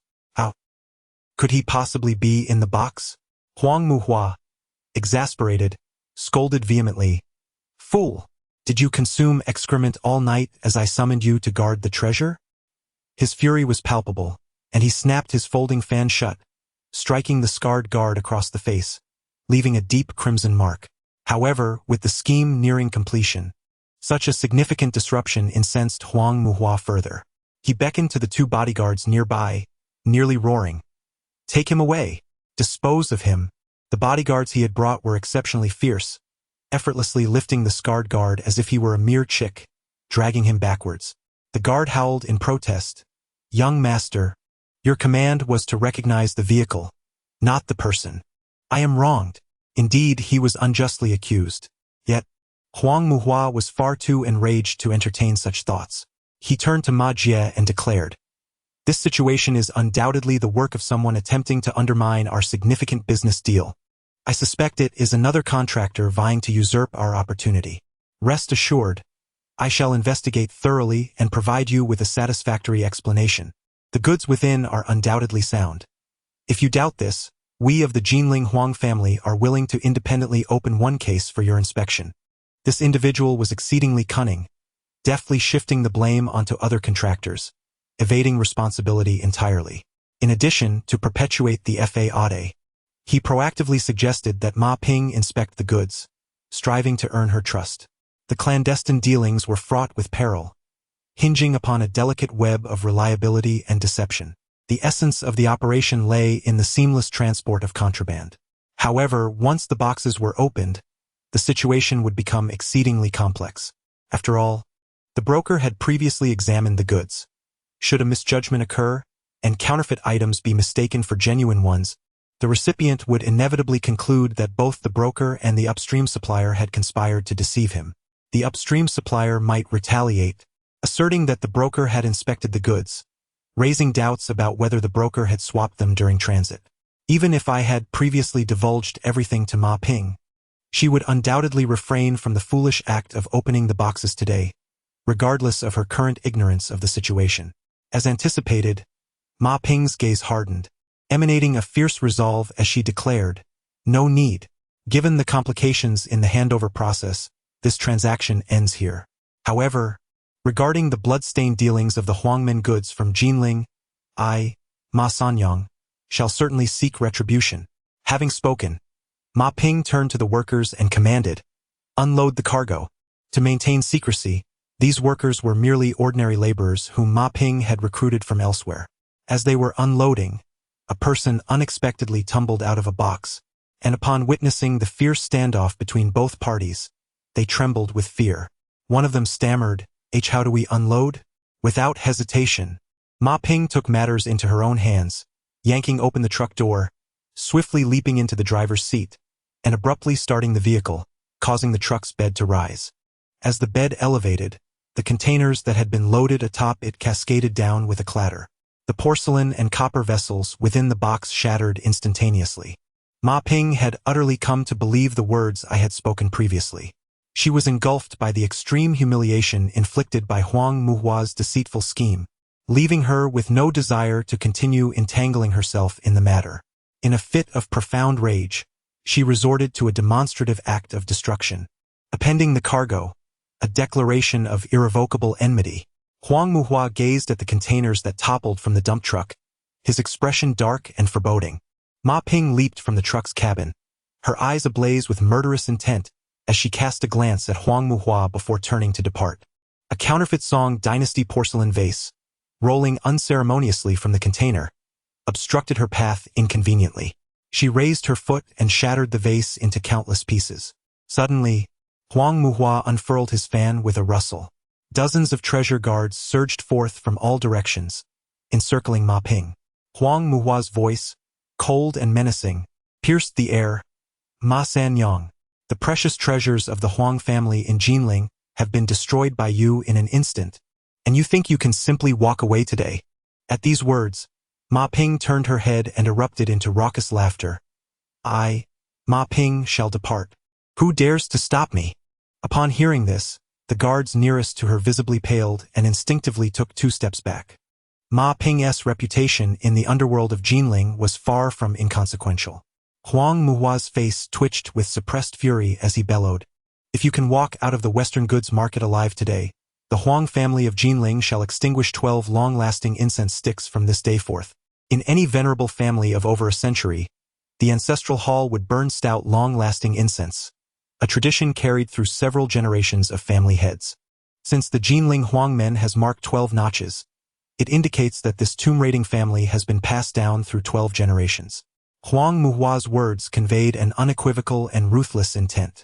If Ma Ping were to leave the West goods market, it would either be with her lifeless body being carried away, or she would depart treading upon the corpses of more than 20 treasure protectors. Given the current state of affairs, there are 2 factors I had entirely not anticipated. Upon hearing this, Ma Ping erupted into laughter once more. Before her laughter could fade, she swiftly produced a long steel spike from her person, striking with the swiftness of a lightning bolt and directly impaling one of the treasure protectors. The unfortunate protector was caught completely off guard, unable to emit even a scream before collapsing, blood gushing from his wounds as he writhed in agony. Ma Ping's expression turned chillingly cold. Wielding the still bloodied steel spike, she advanced towards Huang Muhua with steady steps. The surrounding treasure protectors, their faces filled with terror, retreated step by step, fixated on Ma Ping. Unfazed, Huang Muhua continued to fan himself with his folding fan, coldly declaring, "Today, either she dies and you receive the bounty, or you perish and your families claim the coffins." Upon hearing this, the treasure protectors' expressions shifted drastically. One among them shouted, "Kill Ma Ping! Claim the bounty!" In a fervent uproar, the group surged towards Ma Ping.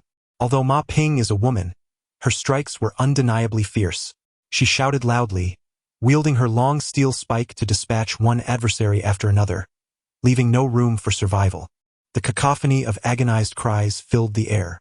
The Jinling Huangmen's treasure protectors were no mere pushovers. They retaliated with blades and clubs, launching a ferocious assault on Ma Ping.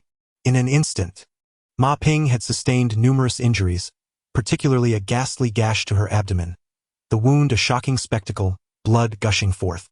I had pressed the accelerator of the van to its utmost limit. The vehicle charged down the hill like a ferocious tiger, roaring forward with reckless abandon. To capture the thief, one must apprehend the king. Only by seizing Huang Muhua could I hope to save Ma Ping.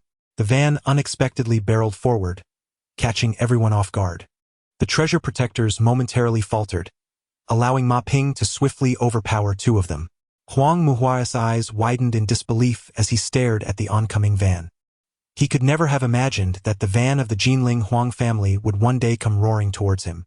Huang Muhua attempted to flee, but it was too late. Just as I believed I would incapacitate him, a bald man beside him reacted with remarkable speed, abruptly yanking the pallid Huang Muhua to safety as they rolled aside. A loud crash echoed as the van collided with a large stone pillar, the bumper crumpling and plastic fragments scattering. I cursed vehemently. Then, I swiftly shifted into reverse, turning the steering wheel with fervor, once again charging towards Huang Muhua. The bald man's expression changed drastically. His agility was impressive as he kicked Huang Muhua aside, positioning himself to fiercely swing a machete at the van's windshield. In that critical moment, I had no choice but to slam the brakes and swerve to evade the blow.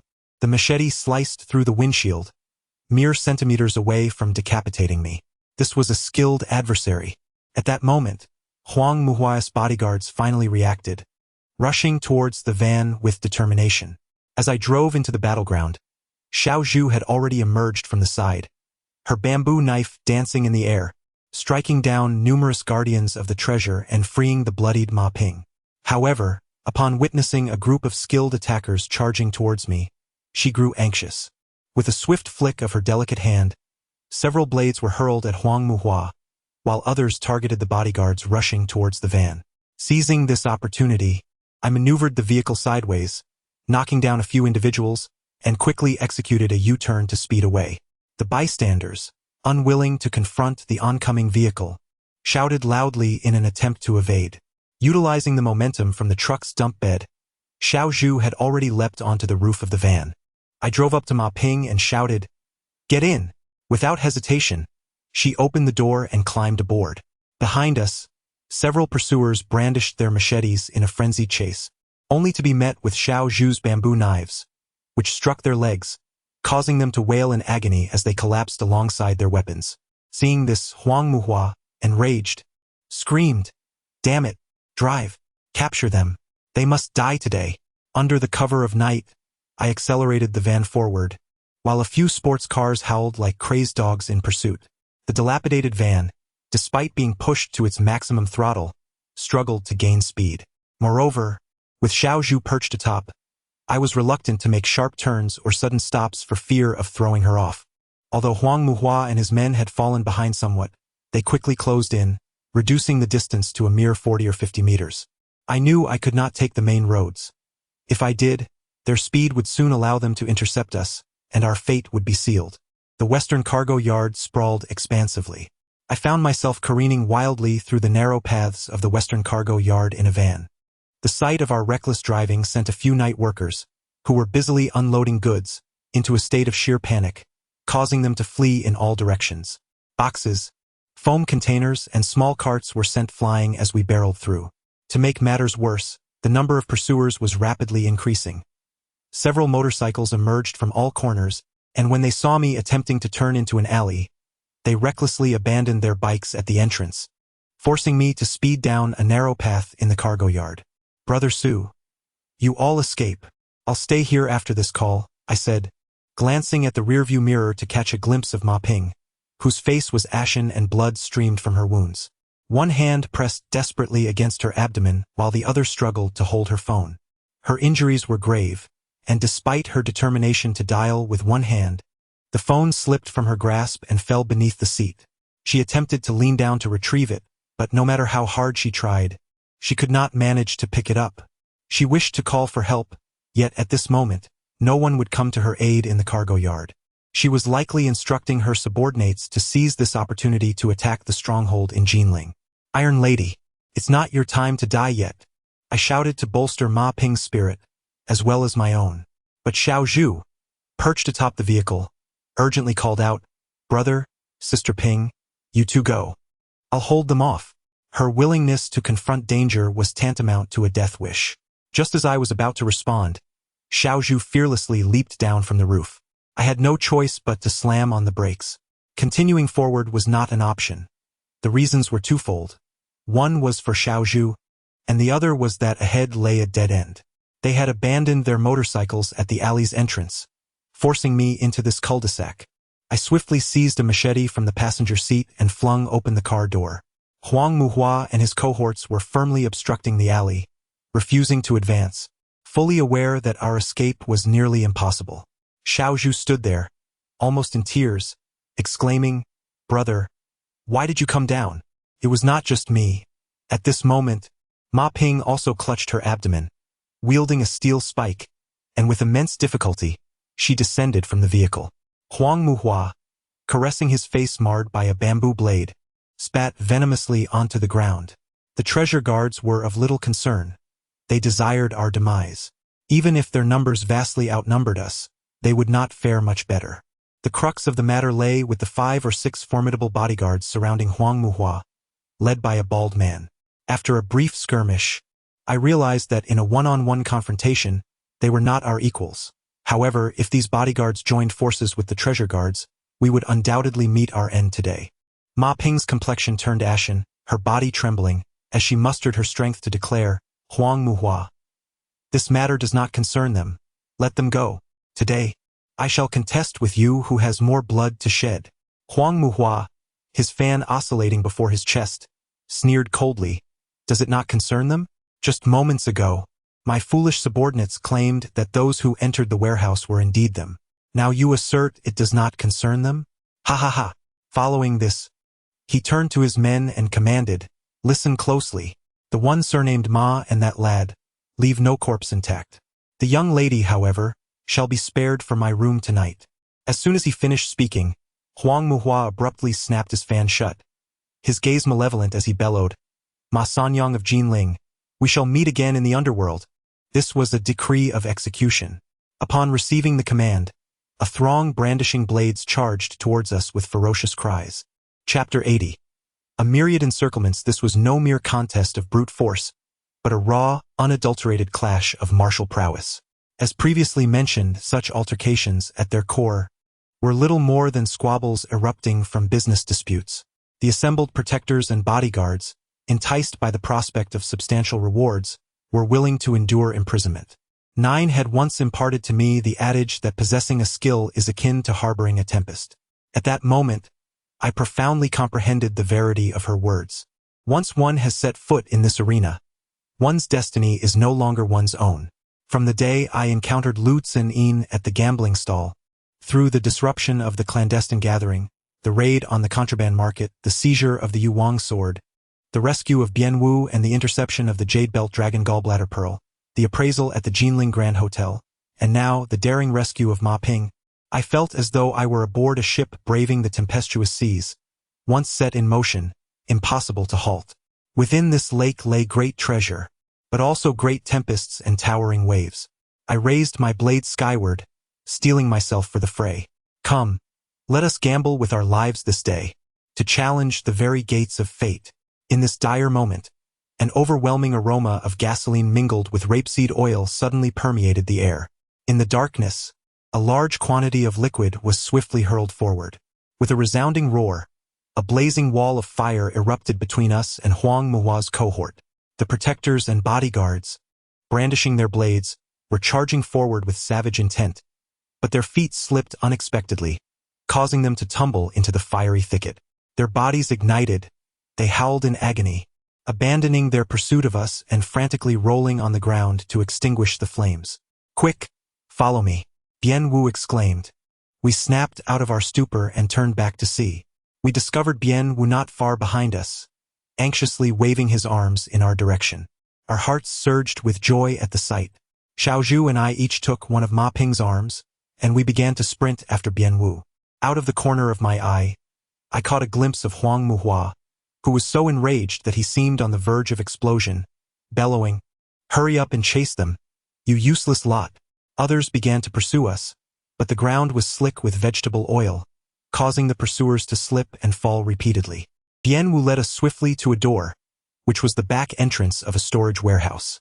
It was secured with a primitive lock, which had inexplicably been opened. With a powerful kick, Bien Wu forced the door open, and we quickly rushed inside. Inside the warehouse, several women were working the night shift, and upon our sudden entrance like a whirlwind, they crouched down in fear, covering their heads and screaming. We dashed out of the warehouse, and Bien Wu had somehow prepared a dilapidated Santana in front of the door, urging us to get in quickly. He took the driver's seat, pressed the accelerator, and sped away. Behind us, security personnel and bodyguards had begun their pursuit, but they could only watch in despair as we drove off. Ma Ping, in the back seat, was extremely pale, blood pouring from her abdomen, and she continued to vomit blood. Xiao Zhu tore off a piece of clothing and hastily bandaged her wound. But Ma Ping's injuries were too severe, and the bleeding would not cease. Xiao Zhu, in a panic, exclaimed, "Brother, what should we do?" Bian Wu replied, "There is a Chinese medicine hospital nearby." Bian Wugong was about to head towards the traditional Chinese medicine hospital when Ma Ping, in a state of utter distress, weakly exclaimed, "No, we must go to Renji Hospital." As soon as she uttered these words, she completely lost consciousness. Bian Wugong urgently inquired, "Where should we go?" Upon hearing her insistence, he frowned and replied, "How can we go to Renji? It's too far. Can she withstand it?" I immediately raised my hand to halt him, reiterating firmly, Renji Hospital." Indeed, the distance to Renji was considerable, and Bian Wugong's concerns were entirely justified.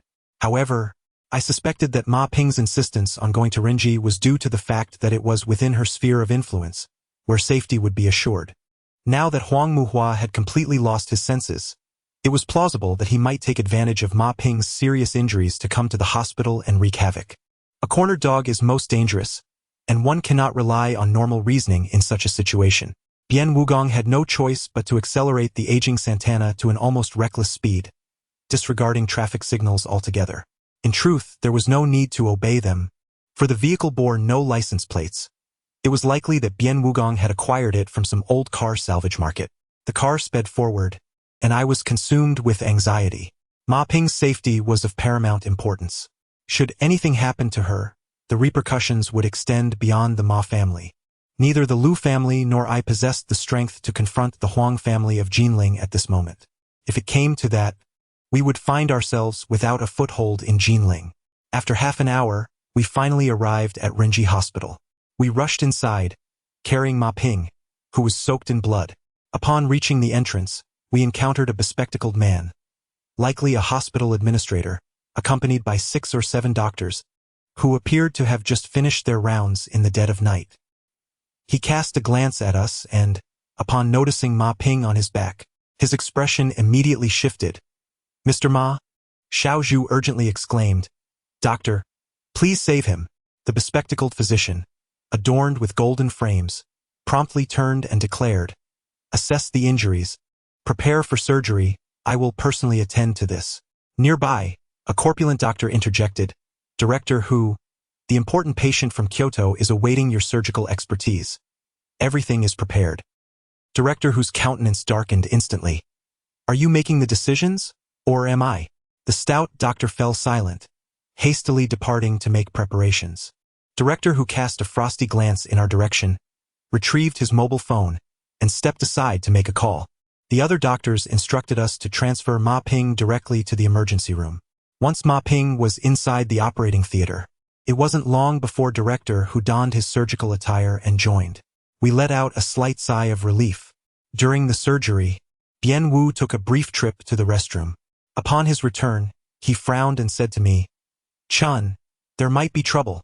He was several years my senior, yet ever since the incident at the Qingmu tomb in Jiangning, he began addressing me as Chen. I inquired, "What is it?" Bian Wu whispered, "Just now, when I was in the restroom, I could see outside the hospital through the window. There are 30 to 40 motorcycles surrounding the hospital, all engines off, with their riders leaning against the bikes, smoking. Our earlier suspicions were indeed correct. Huang Muhua had truly sent someone here." Bian Wu asked, "Should we leave early? I have a way to help you escape them." Bian Wu then inquired curiously, "Why?" I remarked, "Director Hu will not allow us to leave. You may as well go and take a look at the main entrance of the surgical room on the first floor." Upon hearing this, Bian Wu rose and descended to investigate. Upon his return, Bian Wu's face was etched with indignation. "What does this mean? An iron gate secured with an electronic lock. We are here to save lives, yet we find ourselves trapped," he exclaimed. "Such trivial tactics cannot deter me." Bian Wu. Chapter 81. A change of masters. The electronic lock on the iron gate posed no challenge for him.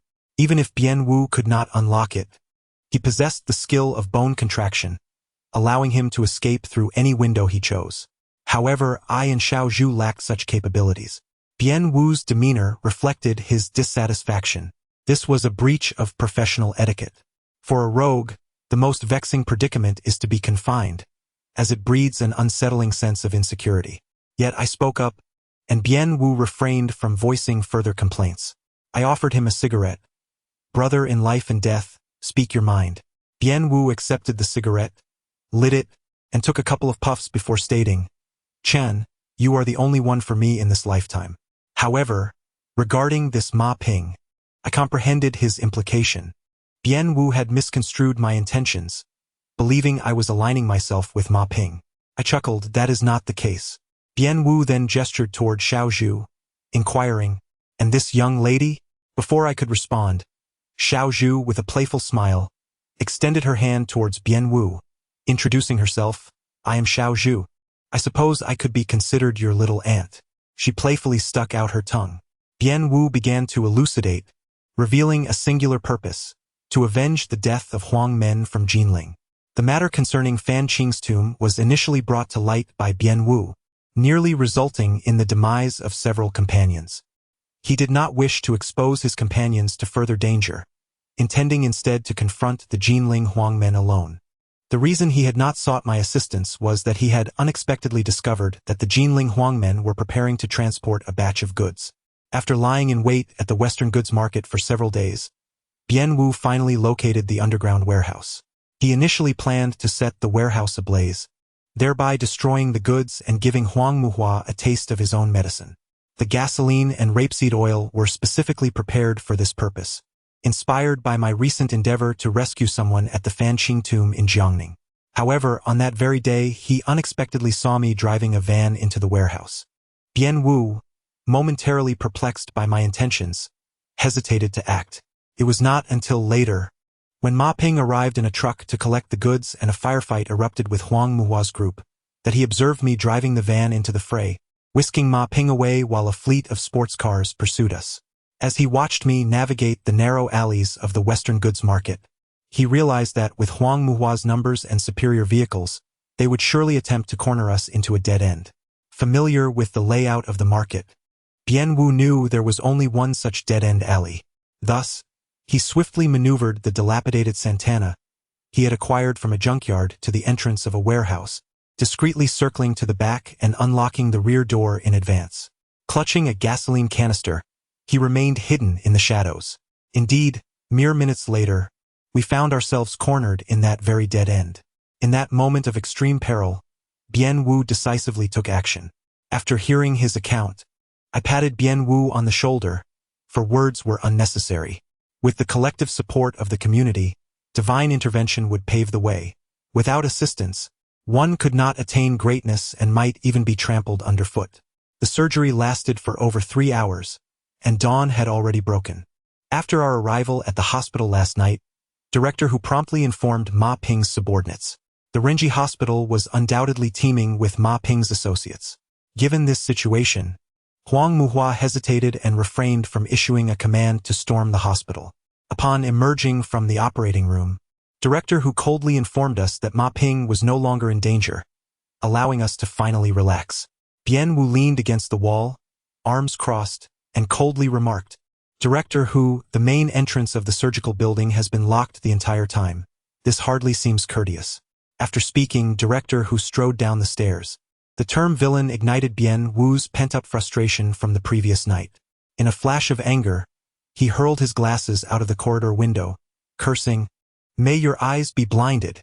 Suddenly, a cry of dismay escaped from Director Hu as he lost his glasses, misstepped, and tumbled down the stairs, crashing to the ground below. Immediately, the sound of hurried footsteps echoed from downstairs. A dozen individuals clad in Zhongshan suits surged up from the first floor, encircling us completely. Observing this, Xiao Zhu instinctively positioned herself in front of us. A middle-aged man with a chiseled face, prominent temples, and piercing eyes spoke in a deep voice, Bind them all.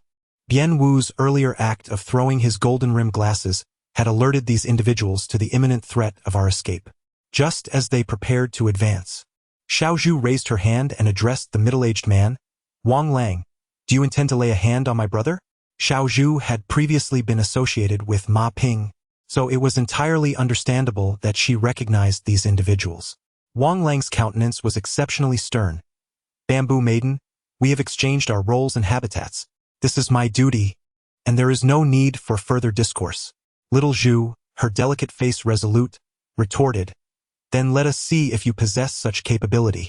No sooner had she spoken, than Wang Lang struck with a palm, fierce as the wind, aimed directly at Little Zhu's face. Yongchun, this individual is no less formidable than Mr. Cui. With a fierce cry, Little Zhu's petite form darted like a dragon, swiftly positioning herself behind Wang Lang, her bamboo blade thrusting toward him with great ferocity. Yet, the force of her strike was overwhelming, causing her to retreat several steps in haste. Both their expressions shifted subtly. While it appeared that Little Zhu was in a precarious retreat, a fine gash had appeared on Wang Lang's neck, with blood beginning to seep forth. This exchange, in truth, had not yielded a clear victor. At that moment, the sound of a cough resonated from the infirmary. Wang Lang instructed his subordinates, "Remain where you are." The group clad in Zhongshan suits immediately encircled us once more, sealing our escape. Wang Lang then entered the infirmary. 1 minute later, he emerged, offering a slight bow towards me, his demeanor neither servile nor arrogant, stating, "Mr. Su, Sister Ma requests your presence." Chapter 82. May I borrow a few men? Upon entering the infirmary, I beheld Ma Ping lying on the hospital bed, her complexion exceedingly pale and her body remarkably frail, with an infusion stand and medical apparatus nearby. The centipede, even when injured, shows no sign of yielding. Despite her physical condition, the fierceness in Ma Ping's eyes had not diminished in the slightest. Upon seeing me, she remarked, "Brother Su." Regarding last night's events, I promptly interjected, "Sister Ping, there is no need for elaboration." Ma Ping was evidently concerned that Huang Muhua might seek retribution against me. The rental properties, the hotel, and their locations were all situated in the Eastern District. I resolutely declined, stating that I would not act like a timid turtle. I said, "Sister Ping, if you trust me, please lend me a group of people." Upon hearing this, Ma Ping's expression turned one of astonishment, and she coughed violently a few times. Afterward, she inquired, "What do you intend to do?" There was no way for Huang Muhua to evade this matter. Until this individual was dealt with, my stay in Jinling would be untenable. Rather than passively coping, it was far better to take the initiative. Huang Muhua would soon investigate me thoroughly. I sensed a profound crisis looming ahead. Of course, my concern was not for my own safety, but rather for Su Qing and that little shop. When I uttered the words "exterminate the incense," I caught a glimpse of alarm in Ma Ping's eyes. This flicker of trepidation had never manifested before, not even when she bravely faced Huang Muhua and the relentless treasure guards. After a moment of silence, Ma Ping remarked, "Su Chun, you are destined to be no ordinary dragon. This river in Jinling will inevitably belong to you. Tell me, how many people do you require?" Ma Ping nodded solemnly. "All right. I will await your call." I bid farewell to Ma Ping, and as I stepped outside, Wang Lang maintained a respectful demeanor, bowing slightly as he watched us depart. Once in the car, I turned to Xiao Zhu and said, "I have a task for you." Xiao Zhu's eyes sparkled with curiosity. "Brother, what is it?" I replied, "In the coming days I will be occupied with matters outside, so please don't follow me. Instead, specifically keep an eye on a sister named Su Qing, all right?" Upon hearing this, Xiao Zhu's charming face fell slightly, her lips pouting as she said, "Actually, I heard what you discussed with Sister Ping. You want Wang Lang to accompany you, but not me." Wang Lang is indeed one of the foremost experts under Ping Jie's command. "Do you think I lost during our earlier encounter at the hospital?" "In truth," I interjected, "you managed to land a blow on his neck, resulting in a draw. Did you not?" Bian Wu chimed in, "Little Zhu, Chen Xiong refrains from allowing you to participate because you are one of us. He feels more at ease with you handling this matter." Little Zhu, upon hearing this, looked at her brother with a puzzled expression. "Is that so, brother?" I shot her a glance. "What do you think?" Little Zhu smiled, her grin radiant, reminiscent of a child receiving immense praise and encouragement from their parents. The journey continued in silence until we arrived at the entrance of Su Xiao Su's restaurant. Thanks to her culinary skills, Su Qing had garnered quite a reputation for the establishment on this street. It was noon, and she and Xiao Jing were busily working. Upon seeing us, Su Qing was overjoyed, quickly setting down her dishes to grasp little Zhu's hand, beaming with delight as she looked at her from side to side, causing little Zhu to blush profusely. "Sister Su," little Zhu exclaimed shyly. "No, no, no, sister. I am from the north," she quickly added. Su Qing widened her eyes in astonishment. "A northern girl? That cannot be. Your mother is from the south, isn't she?" Su Qing chuckled heartily. "That doesn't matter. Since you are with my little brother, you are now a southern girl." Nearby, a customer shouted, "Madam, hurry up with the dishes. At this rate, we might as well wait for supper." Little Zhu noticed an apron hanging nearby and promptly tied it around herself, declaring, "Sister, I'll help you." Upon hearing this, Su Qing appeared momentarily taken aback, before responding, "All right then, come and lend me a hand in the kitchen." After Ban Wu and I settled down, Xiao Jing hurried over to serve us tea and snacks. I urged her not to fuss over us and to attend to her other tasks. We indulged in our tea and delicacies. Around 1:30 in the afternoon, the last of the customers finally departed. Xiao Jing was busy tallying accounts at the counter, while Su Qing and Xiao Zhu were tidying up the kitchen. Once Xiao Jing completed the calculations, she suddenly shouted towards the kitchen, "Sister, hurry up and come out." Su Qing, thinking something might be amiss, quickly wiped her hands and rushed out, inquiring about the matter. With great excitement, Xiao Jing announced, "Boss, sister, our establishment has been open for a month, and after deducting rent, utilities, and raw material costs, we have a net profit of 48,620. Upon hearing this, not only was Su Qing stunned, but I too was taken aback. In the year 2000, even in today's context, a small eatery generating nearly 50,000 in monthly revenue would be deemed exceedingly lucrative.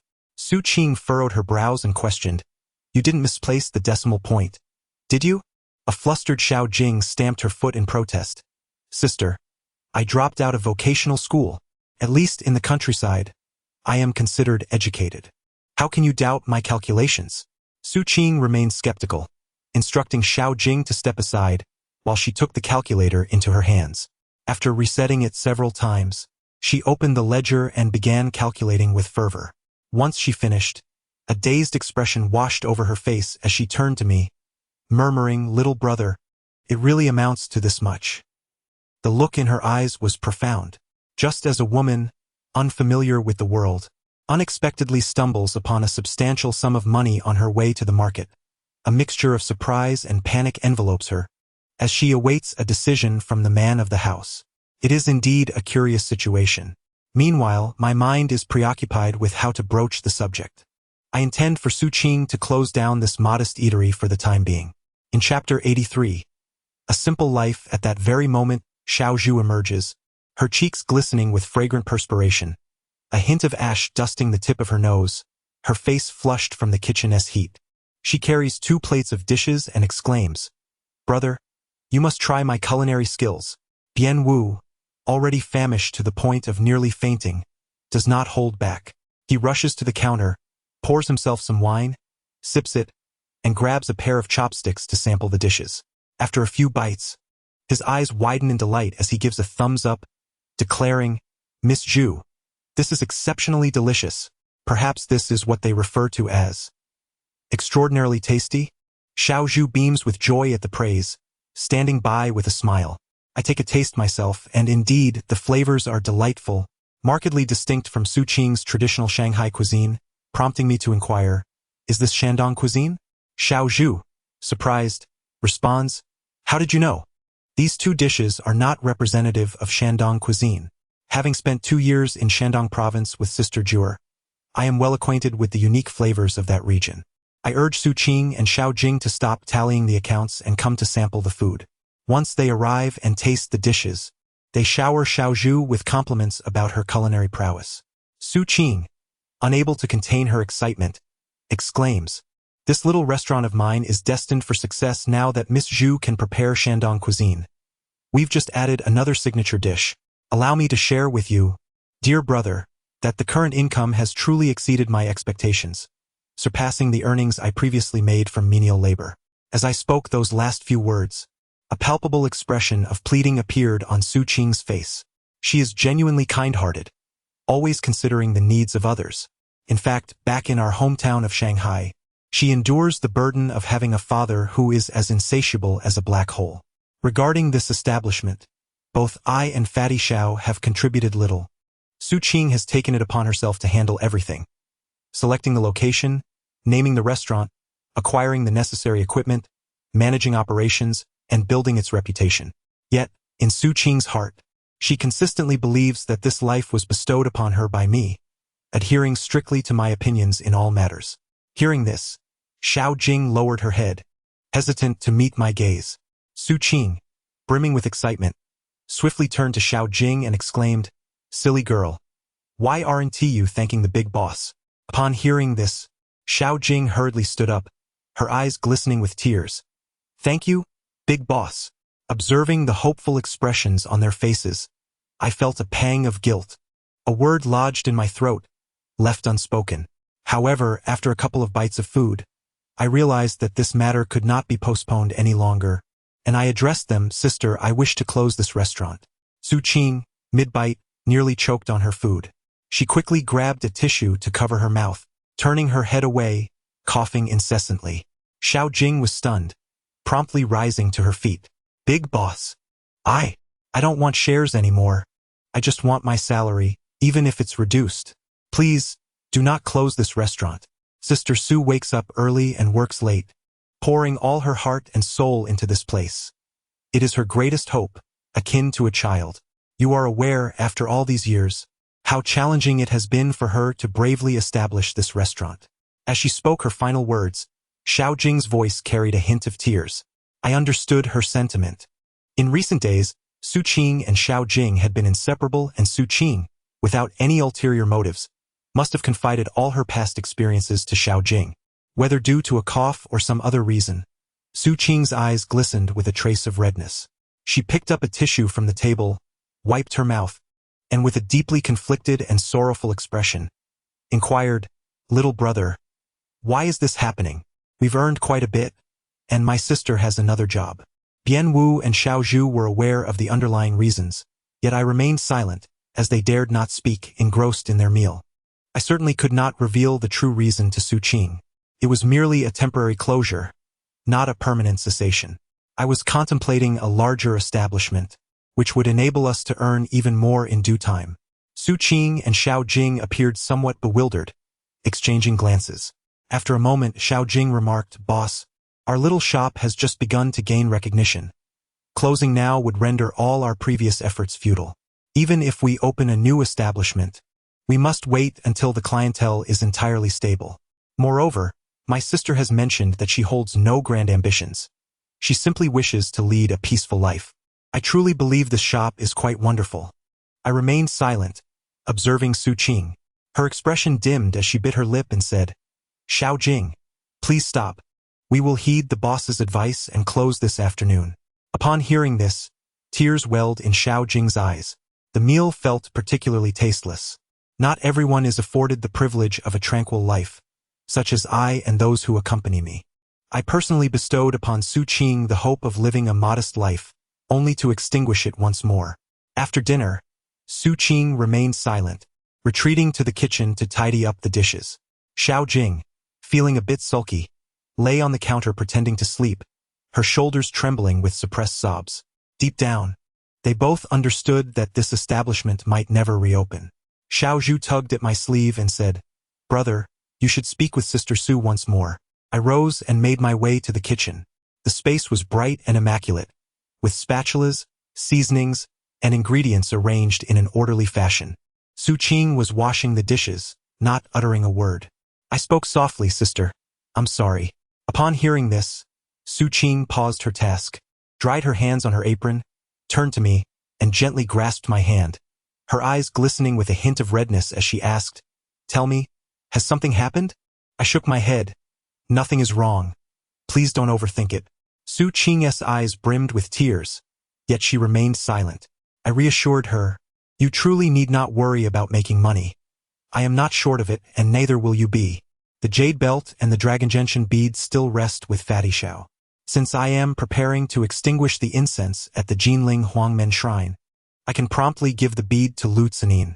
Even without setting a price, the amount she offers will surely not be less than that of the gilded doll. Su Qing let out a soft sigh, tenderly stroking my palm. Sister is not worried about making money. Then, she imparted words that I would remember for a lifetime. Chapter 84. Whose life is not a life? A warm current surged within me.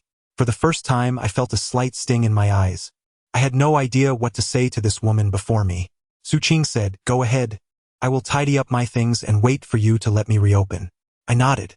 After stepping outside, Xiao Zhu remained in the store. This sixth sense, forged from prolonged anxiety, was almost unfailingly accurate. Unable to quell my concern, I sent Xiao Zhu a message. Tell Su Qing not to tidy up and to close the shop immediately. Clearly, having Xiao Zhu accompany Su Qing was a wise decision. Firstly, the young girl is quite astute. Secondly, she is affiliated with the soul-seeking sect. In critical moments, she can wield that skull token, which, when revealed, will compel any street thug with a modicum of discernment to retreat. Such was the case during our previous encounter at the Jinling Grand Hotel. I had subsequently warned her that when she is with me, she must rely solely on her own skills and refrain from utilizing the skull token at all times.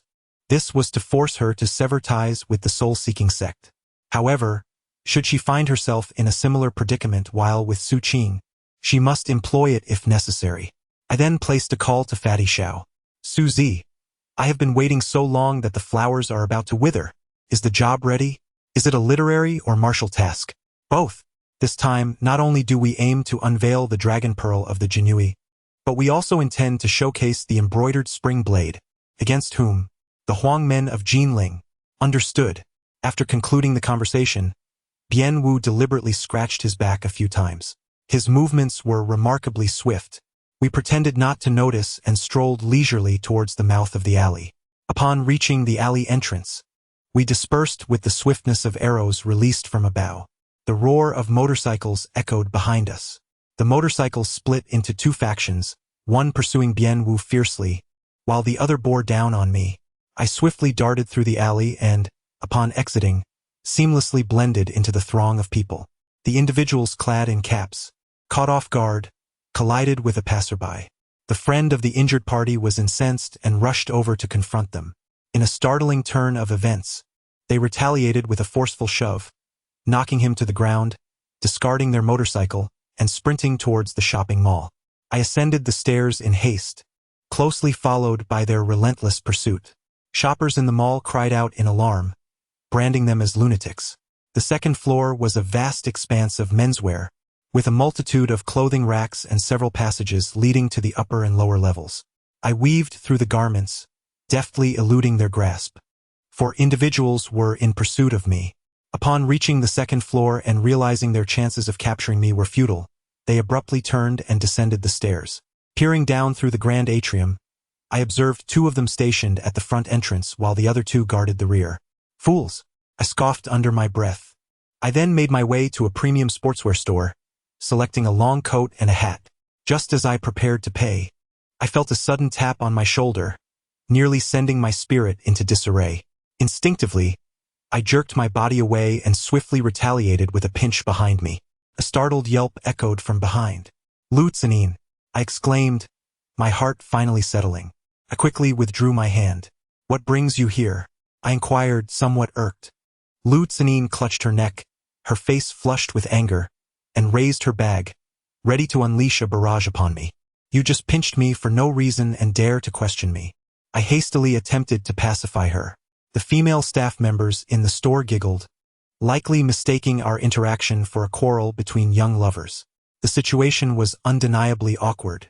She could certainly come here, however, I had mistaken her for one of those suitors pursuing me earlier. Frustrated by her inability to reach me, she set her bag down and stood still, her chest heaving with anger, silver teeth biting her lip, and her beautiful eyes fixed intently on me. I said, "I misunderstood and I apologize." Lu Tsanin remained silent. I gestured towards the lower floor, and without further inquiry, she nodded. All right. I changed into the new clothes I had just purchased, discarding the old ones carelessly in the fitting room, and together with Lu Tsanin, we made our way downstairs. At that moment, Uncle Wang was waiting for her in the parking lot behind the mall. As we descended in the elevator, I said to Lu Tsenin, "Link arms with me." Without a hint of shyness, she immediately intertwined her arm with mine. To enhance the illusion, I grasped her hand, our fingers interlocking. The moment I did so, Lu Tsenin's delicate face flushed a deep crimson. I found it rather amusing and remarked, having shared a bed together, "Why must you be so reserved?" Flushed with both embarrassment and irritation, Lu Tsenin retorted, "Be quiet." Upon reaching the first floor, she quietly inquired, "Shall we teach them a lesson?"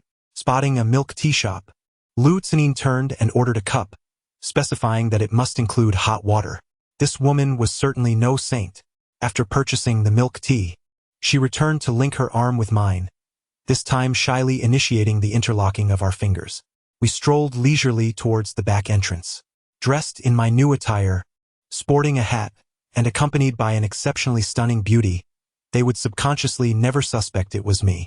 After all, fleeing alone into the shopping mall, yet emerging with a woman in an utterly audacious manner, this scene typically belongs to the realm of espionage dramas. As we were about to exit, the two guards at the back door exhibited no reaction whatsoever. "Hey, handsome, could you please grab my bubble tea?" Lu Tsenin chimed in with a radiant smile. Chapter 85. The restaurant, the house was smashed. Feigning the need to tie her shoelaces, Lu Tsenin could have effortlessly handed me the bubble tea. Yet, the fellow on the left, utterly befuddled, clumsily reached for the scalding hot beverage. A true do-gooder. At the very moment he extended his hand, Lu Tsenin had already removed the lid, and the near-boiling tea splashed directly onto his face. He emitted a wail reminiscent of a slaughtered pig. The man on the right stood there, utterly stunned. Seizing the opportunity, I grasped his hair and forcefully slammed his head against the door. He crumpled to the ground in an instant. The swiftness of our actions left them almost oblivious to our identities. We exited and swiftly entered the car. Uncle Wang, upon seeing Lu Tsenin emerge from the mall with me, her fingers intertwined with mine, expressed his astonishment. "Uncle Wang, let us head to the tea house," Lu Tsenin instructed. I glanced back. The two men guarding the front entrance had sprinted to the back door, frantically searching the vicinity. After a futile search, one of them, in a fit of rage, kicked the door violently, while the other let out a humiliating roar skyward. The parking lot at the back was teeming with vehicles, leaving them utterly clueless as to which car was ours. In the car, Lu Tsenin inquired, "Who are these people tailing you?" Upon hearing this, her complexion paled slightly, and she exclaimed, "Huang Muhua. I heard that last night, Ma Sanyang and Huang Muhua had a fierce confrontation at the West Goods Market. Ma Sanyang charged in alone, nearly meeting her demise at their hands. Ultimately, someone managed to rescue her from the chaos. Could it have been you?" I nodded slightly. Lu Tsenin was momentarily taken aback. Uncle Scarface remained silent but turned the vehicle towards Sanshan Street. We arrived at the entrance of Su Xiaoshu's restaurant, which had been utterly devastated. The sign was broken and fallen, the glass shattered, and the interior was in disarray, resembling the aftermath of a disaster film. On the wall, a menacing character was scrawled in red paint. "Death." Lu Tsenin, her cherry lips slightly parted, inquired, "Has Su Qing encountered any trouble?" Uncle Wang asked, "Should we stop?" At that moment, I half closed my eyes, my mind echoing with the words of Sister Jiur. The martial world is not a delicate fairy tale, devoid of kindness and humility. I must confront Huang Muhua. Along the way, Xiao Pang called, nearly shouting, "Our house has been smashed." Was it that scoundrel with the surname Huang? With the restaurant in ruins, our residents would surely follow suit. This was Huang Muhua's blatant display of aggression. Unable to subdue Ma Ping, he was eager to sacrifice me as a means to advance his agenda. It was evident that he intended to end my life in the shortest time possible, using my blood to pave the way for Ma Ping's passage to the underworld. I instructed Xiao Pang to disregard the house and hasten to the tea house. Upon arrival, we returned to the same private room. Bian Wu was already engrossed in brewing tea for himself. There was a guard at the tea house entrance, and waitstaff moved about the corridor, yet none seemed to notice him. Minutes later, an infuriated Xiao Pang stormed in, his face flushed with anger. The 5 individuals from the last gathering reunited once more. Upon the entrance of the rotund Xiao, His eyes widened in inquiry. I motioned for him to hold his tongue and turned to Lu Tsanin, inquiring about the outcome of the last occasion when Huang Muhua had requested her and Lu Xiaoxin to appraise the jade belt with the dragon's gallbladder pearl. However, I had firmly assessed the situation at the time, which led to a flicker of doubt in Xiaoxin's mind. This Na'vi girl had been prepared to align herself with Huang Muhua in pursuit of the pearl, though she had yet to acquiesce. Now, with the unforeseen incident at the Western goods market, Huang Muhua had been preoccupied and unable to entangle Xiaoxin, providing a brief respite for our Lu family. I nodded thoughtfully and succinctly recounted the developments surrounding the Western goods market. When I revealed that Pei Xinghai had indeed defected to Huang Muhua, serving as an insider to undermine the Lu family, Lu Tsanin's teeth clenched in indignation as she exclaimed, "Xiaoxin has truly raised a fine hound. That foolish girl, in her pursuit of power over the Lu family, remains oblivious to the true intentions of Huang Muhua." Uncle Wang, his scarred visage twitching, declared, "I have long harbored disdain for that wretch. Pei Xinghai, young miss, give me the word and I shall deal with him." I waved him off, no need for that. Following the incident at the Western goods market, Pei Xinghai has become obsolete. Huang Muhua will not permit a useless dog who knows its master's secrets to live. Zhao's eyes blazed crimson as he implored, "Suzy, just tell us what we should do now." I replied coldly, "As long as I am in Jinling, Huang Muhua will not prevail. To extinguish the Huang family's influence in Jinling, I require the assistance of the Lu family." At my words, Lu Tsanin's brows knit tightly. Upon witnessing the unfolding situation, Xiao Pengzi felt irked and mockingly remarked, "Miss Lu, Su Zizi has gone to great lengths to save you, risking the precious golden doll and the sword of dominion, all to ensure that the Lu family does not become the laughingstock of the Huang men. Is there anything he has not done without hesitation, even offering his life for your sake? The Huang men harbor animosity not only towards us but also towards Ma Ping, and they share a deep-seated enmity with your Lu family. What nonsensical thoughts are you indulging in?" Uncle Wang, observing Xiao Pengzi's disrespectful tone towards Lu Tsanin, shot him a fierce glare, clearly signaling that should he utter another word, he would face dire consequences. Fueled by his pent-up frustration over the destruction of the restaurant and his residence, Xiao Pengzi abruptly stood up, exclaiming, scarred face, "I have long found you displeasing. If you keep pestering me, I shall strip you of your skin." Uncle Wang, infuriated, stepped forward, and the two were on the brink of confrontation. I shouted at Xiao Pengzi, "Sit down." With a face full of indignation, Xiao Pengzi slammed his hand on the table and begrudgingly took his seat. Lu Tsanin's contemplation was entirely reasonable. She was not one of us. While we could afford to feast without concern for our families, engaging in reckless ventures, she had the Shadowqing Pavilion and the century-old legacy of the Lu family to consider. Indeed, if the Lu family wished to avoid being uprooted by the Huang men of Jinling, they would inevitably find themselves in opposition to Huang Muhua. The matters occupying her thoughts should be twofold. First, whether the time was ripe to sever ties with the Huang men and openly confront them. Second, whether my strength was sufficient to achieve a decisive victory. Yet, my plans were reliant upon Lu Tsanin. I awaited her response with eager anticipation. Chapter 86. The Scheme to Tame the Dog. After a considerable pause, Lu Tsanin sat down, resting her chin on her hand, her obsidian-like eyes fixed upon me as she asked with a gentle smile, "Su Chun, how do you think I will choose?" I took a sip of tea and replied, "You will undoubtedly agree." Lu Tsanin inquired further, "Why?" Upon hearing this, she chuckled lightly. "Why are you always so confident?" She shot me a playful glare and remarked, "Congratulations, you are correct. However, since I haven't heard your specific plan, I have been contemplating how you would proceed. After all, once a decision to act is made, one must strike decisively. Prolonged hesitation could lead to dire consequences. Moreover, I truly lack certainty regarding whether this is the right moment to act. This girl, though seemingly gentle, possesses a resolute spirit. She is indeed formidable." I replied, "There are no inappropriate moments, only unsuitable individuals. I have a plan, or else I would not have come today." Lu Tsanin urged, "Then speak quickly." I glanced at Uncle Wang, the scarred-faced man. Understanding my intent, he promptly exited to clear the tea house. I heard a commotion outside as some guests protested, claiming such practices were improper. Uncle Wang explained that today was the landlady's birthday and the venue was reserved, offering each guest a month's exemption from charges. The guests departed in delight. I turned to Fatty Xiao and instructed him to bring out the items. Fatty Xiao retrieved a sandalwood box from his person and opened it. The jade belt dragon gallbladder pearl was prominently displayed. Upon seeing it, Lu Cinin's expression shifted dramatically, her eyes wide with astonishment. This is the jade belt dragon gallbladder pearl from the Ming Dynasty's Jinui tomb. I nodded, prompting Fatty Xiao to recount its provenance. Xiao Pengzi recounted how Huang Muhua had disastrously entangled Bian Wu and others in a web of misfortune, embellishing the tale with vivid strokes that highlighted my valor, intelligence, and decisiveness.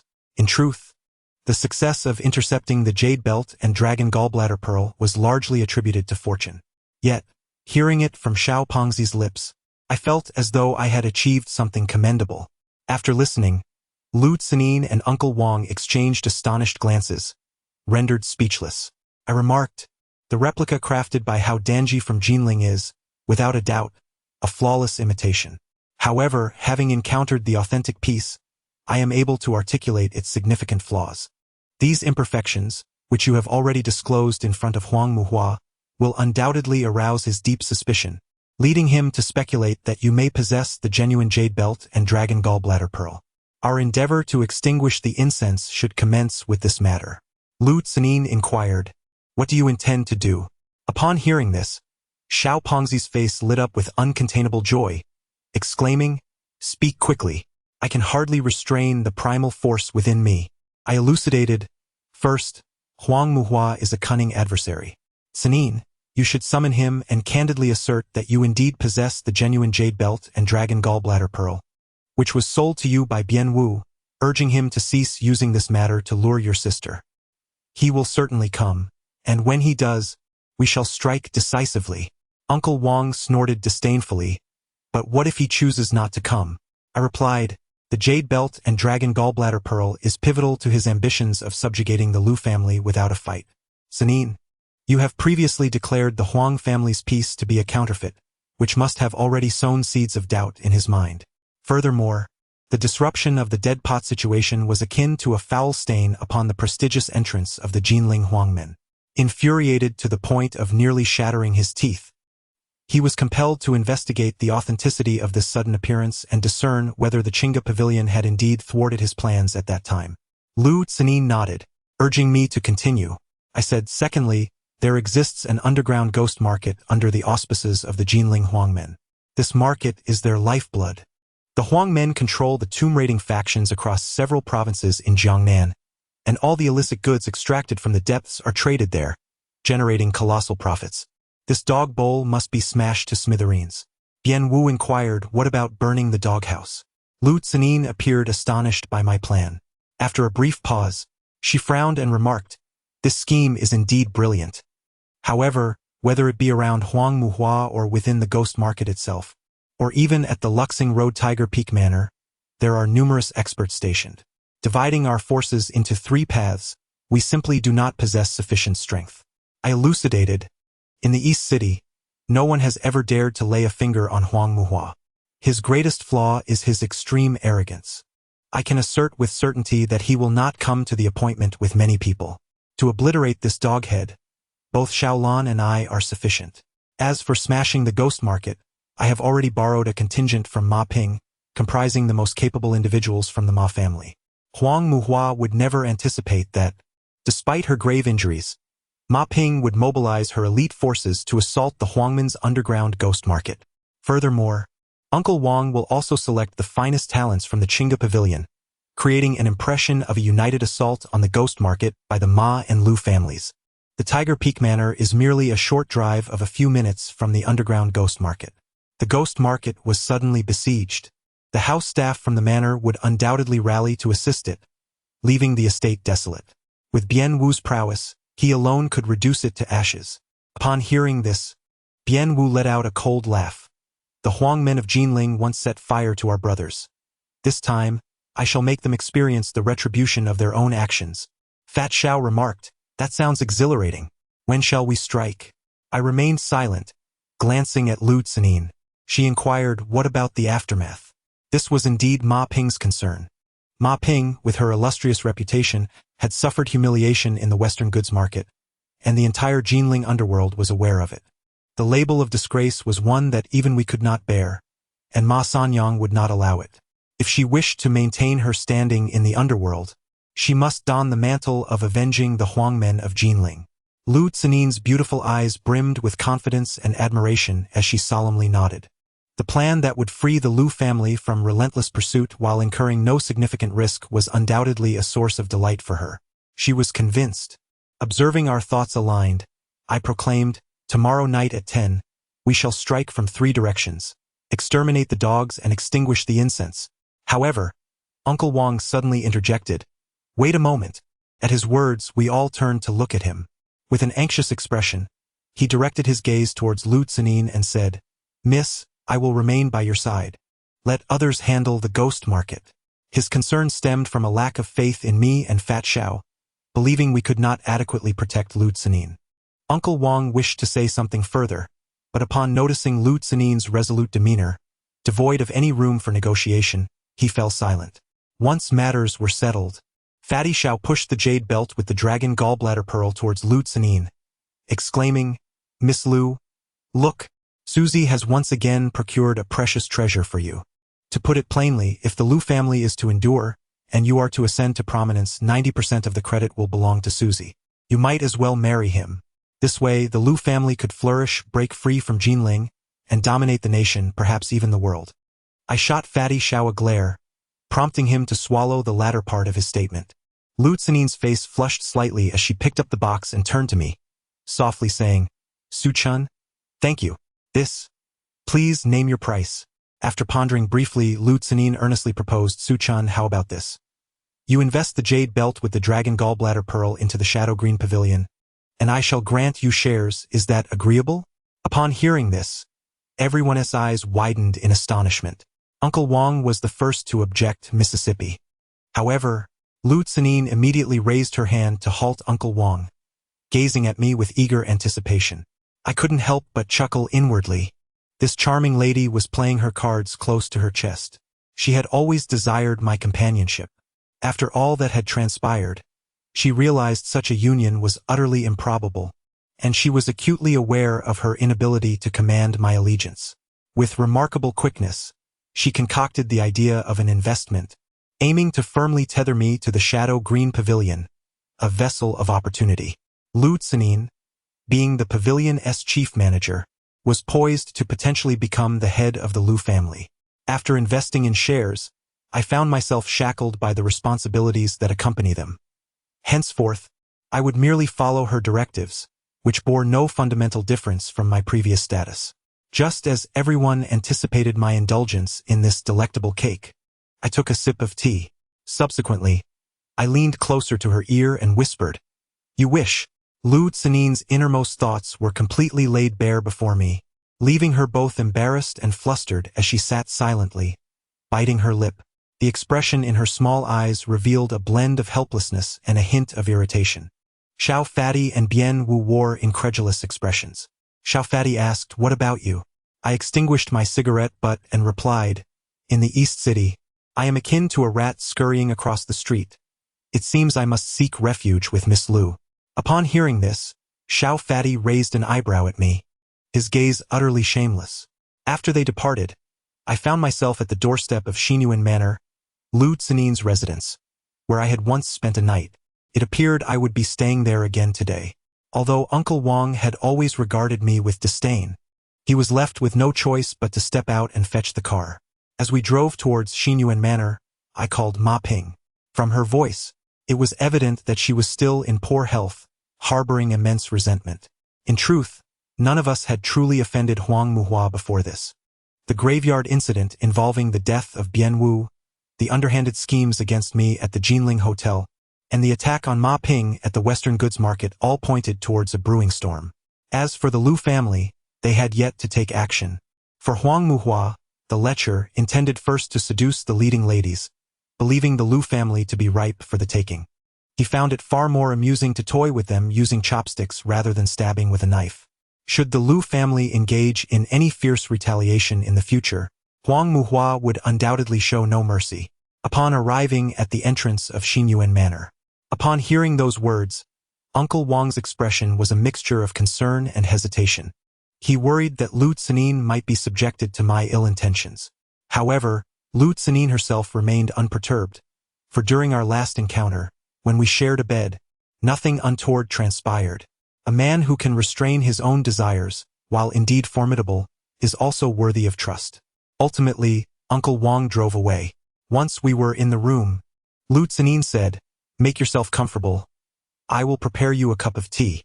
I refrained from sitting and instead stood, admiring the calligraphy and paintings adorning the walls as well as the antiques displayed on the shelves. All the antiques were genuine, spanning various eras. Among them was a Tang Dynasty Lu mountain kiln flower-glazed porcelain figure, a special edition crafted for the Famen Temple, which could fetch nearly 10 million at an auction. Yet, she displayed it nonchalantly, without any protective measures nearby. Although I had encountered far more valuable antiquities, a sense of trepidation still gripped me, prompting me to take a couple of steps back to maintain distance. I turned to appreciate a piece of calligraphy and painting by Zheng Banqiao hanging prominently in the center, flanked by several replicas. It is noteworthy that the replicas were so exquisitely crafted that they could easily be mistaken for the originals. I would assert that replicating calligraphy in paintings is far more challenging than imitating bronze or porcelain vessels, as the essence, elusive and intangible, plays a crucial role. It is akin to one's own signature. No matter how closely others may mimic it, a discerning eye will readily identify the authentic one. Yet, regarding the replicas of Zheng Banqiao on the wall, I can confidently say that in the antiquities market of Jinling, 99% of experts might falter. Moments later, the tea was ready, Qing brick tea from Hubei province. This tea lacks the coarse bitterness of green tea, the mustiness of pu'er, the flamboyance of de Hong Pao, and the vulgarity of Longjing. The absence of any distinctive traits is, in fact, the most remarkable characteristic of Qingzhuan tea. The utterly pure tea broth offers a uniquely intriguing flavor. What do you think? Lu Tsenin inquired with a gentle smile. Upon hearing this, she laughed heartily. Am I like that? I candidly replied, very much so. With her chin resting on her hand, Lu Tsenin regarded me with a twinkling gaze, revealing two faint dimples at the corners of her mouth. After a moment, she asked, "Do you like this kind of personality?" I hesitated. Lu Tsenin raised an eyebrow playfully. "Haven't you always wanted me to accompany you for an entire night? The beautiful scenery and the charming beauty are here. A perfect opportunity. Why not bring it up?" Chapter 88. A bit excessive, she, having experienced the previous incident, now appeared emboldened. I inquired, "Would you agree?" I chose to ignore her provocative jest. There will come a day when she will not resist with the same pitiful demeanor as before, nor will she tease me with the same playful defiance as now. She will eventually submit willingly, akin to a delicate violet that shyly begs for gentle touches. Lu Tsenin, ethereal in beauty, composed like a general, grand as a phoenix, and sprightly like a clever rabbit, evokes a profound sense of conquest in men. She cannot evade this fate. I asked, where did those Zheng Banqiao imitations by the wall come from? This time I was the one taken aback. Noticing my astonishment, she sipped her tea and remarked, "I am the chief manager of the Ingqing Pavilion, not merely a decorative vase." Lu Tsenin rose from her seat, retrieving ink, brush, and paper from the study. With her enchanting eyes gently closed and her focus sharpened upon the tip of her brush, she gracefully inscribed a few characters, the strokes resembling dancing dragons and soaring phoenixes. The 4 characters came to life upon the paper. The line aptly depicts Zheng Banqiao. In popular culture, Zheng Banqiao's paintings are more renowned than his calligraphy. The phrase is particularly famous, becoming a household expression. As I observed Lu Tsenin replicate these characters, I was utterly astonished. Were it not for witnessing her craft them with my own eyes, I would have believed them to be genuine artifacts. Lu Tsenin put away her brush and ink, declaring, "This piece is a gift for you, no charge." I inquired, "Did you previously charge for your imitations?" Upon hearing my question, she cast a sidelong glance at me. My fees were quite substantial. Numerous art institutions across several provinces, both public and private, house authentic works by Zheng Banqiao, Yet these originals are seldom displayed and are discreetly preserved. They have invited me to replicate his works, which have adorned their galleries for years without anyone discerning their flaws. Skeptically, I asked, is that truly the case? She demonstrated her prowess on the spot, and I found myself convinced. I then queried, what is the reason for gifting me these characters? Lu Xinin's beautiful eyes sparkled playfully. Can you guess? I took the brush from her hand and inscribed my own commentary in the margin. Intelligence is difficult, ignorance is difficult. Transitioning from intelligence to ignorance is even more challenging. To let go and take a step back brings peace of mind, not for the sake of future rewards. Upon seeing my writing, Lu Xinin's elegant face momentarily froze in astonishment. After a brief pause, she remained silent. She spoke softly. The calligraphy of Ban Jiao exudes an air of elegance and grace, infused with a playful charm, embodying a delightful sense of self-indulgence in the art of living. Yet, why must you resort to the ostentatious and sharp-edged style of the Shoujin script by Emperor Huizong for your inscriptions? Throughout history, esteemed calligraphers, greatly influenced by the teachings of Confucius and Mencius, have upheld a reverence for subtlety, with the aesthetics of calligraphy predominantly favoring the concealment of one's prowess. Even those with particularly distinctive styles emphasize a balance of softness and strength in their strokes. The sole exception to this is the Shoujin script of Song Huizong. As a ruler of a fallen dynasty, he faced both internal strife and external threats during his reign, ultimately being captured by the Jurchens. The Shoujin script represents a beauty that teeters on the edge of calligraphic aesthetics, a beauty that captivates, shatters hearts, and instills fear. Lu Xinin evidently discerned the underlying message within the characters. She sat down, sipped her tea with her cherry-red lips, and sighed lightly, Su-chan. My intention in gifting you this piece is to convey that you need not exert yourself so forcefully. Sometimes, taking a step back may yield better results. Lu Xinin inquired. Why? I gestured towards the wall, because even a wall adorned with a single piece of calligraphy has failed to leave a mark in this world. May I inquire about your family background? Of course. Why are you always alone? What about your uncle and aunt? When I was 8, my father was blinded, and my mother was brutally nailed to the ground.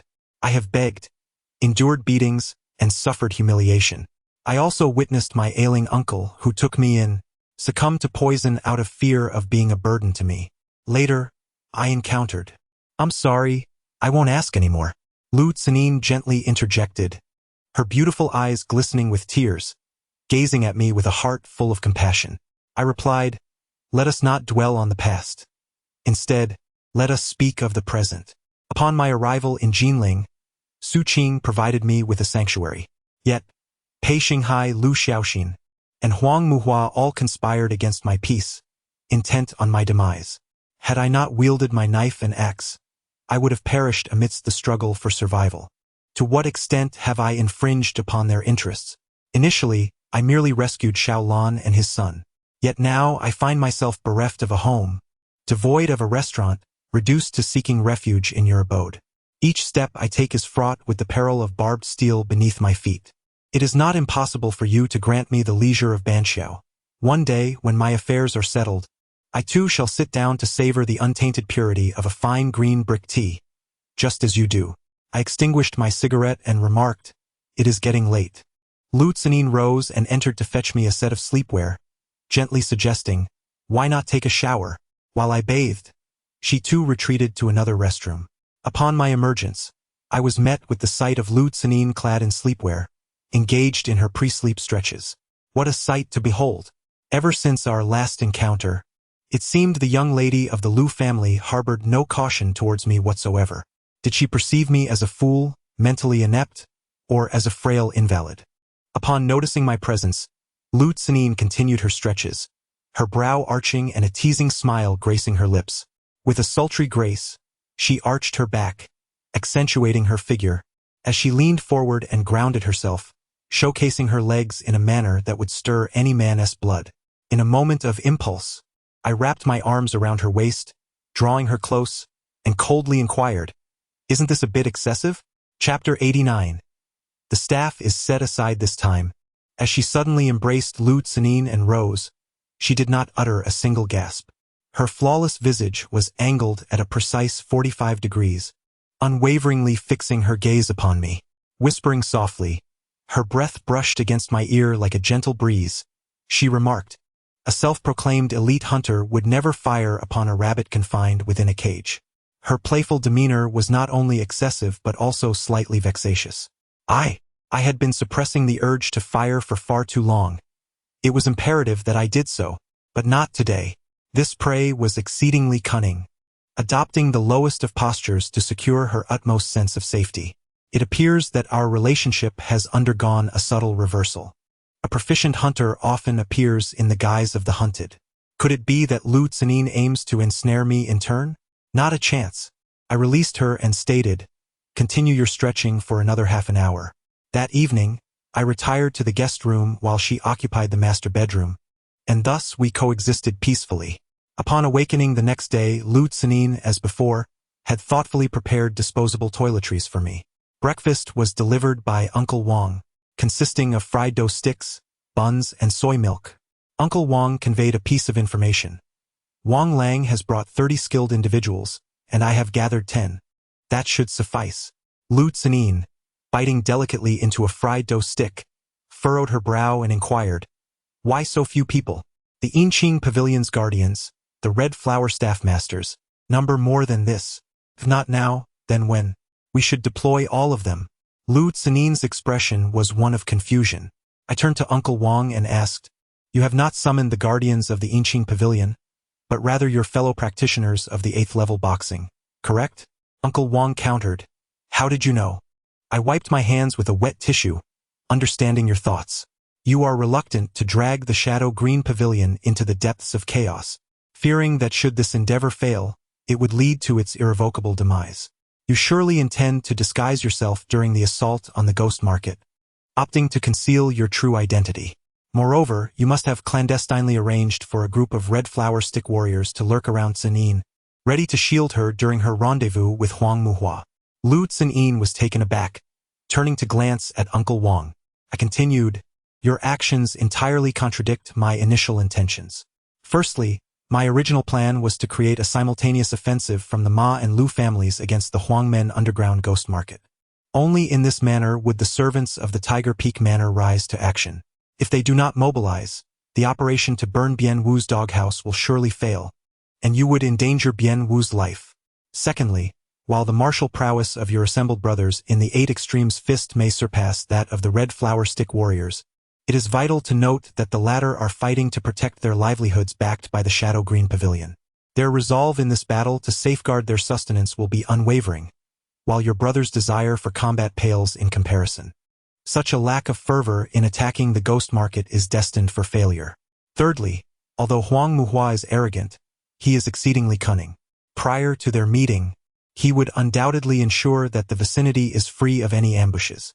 If he discovers your multitude of red flower stick warriors lying in wait, he will surely flee post-haste. Your unilateral decisions, transforming a coordinated 3-pronged assault into 3 futile arrows, will undoubtedly plunge the Lu family into the abyss." Upon hearing this, Uncle Wang coldly retorted, "On what grounds can you assert that your plan is infallible?" "I firmly believe that my plan is entirely feasible, safeguarding the young lady while aligning with the current operation." How obstinate and self-willed. Feeling a surge of irritation, I rose to my feet and coldly addressed Uncle Wang, stating, "It has been explained quite clearly beforehand. I shall reiterate, execute according to my plan." Lu Tsenin, incensed, turned and exclaimed, "Uncle Wang, I recognize your sincerity, but this is a matter of life and death, not an act of fealty." Her words carried significant weight. From my observations thus far, although their relationship was one of master and servant, Lu Tsenin held a profound respect for Uncle Wang. During disagreements, she typically chose her words with care, merely calling out to him to restrain himself.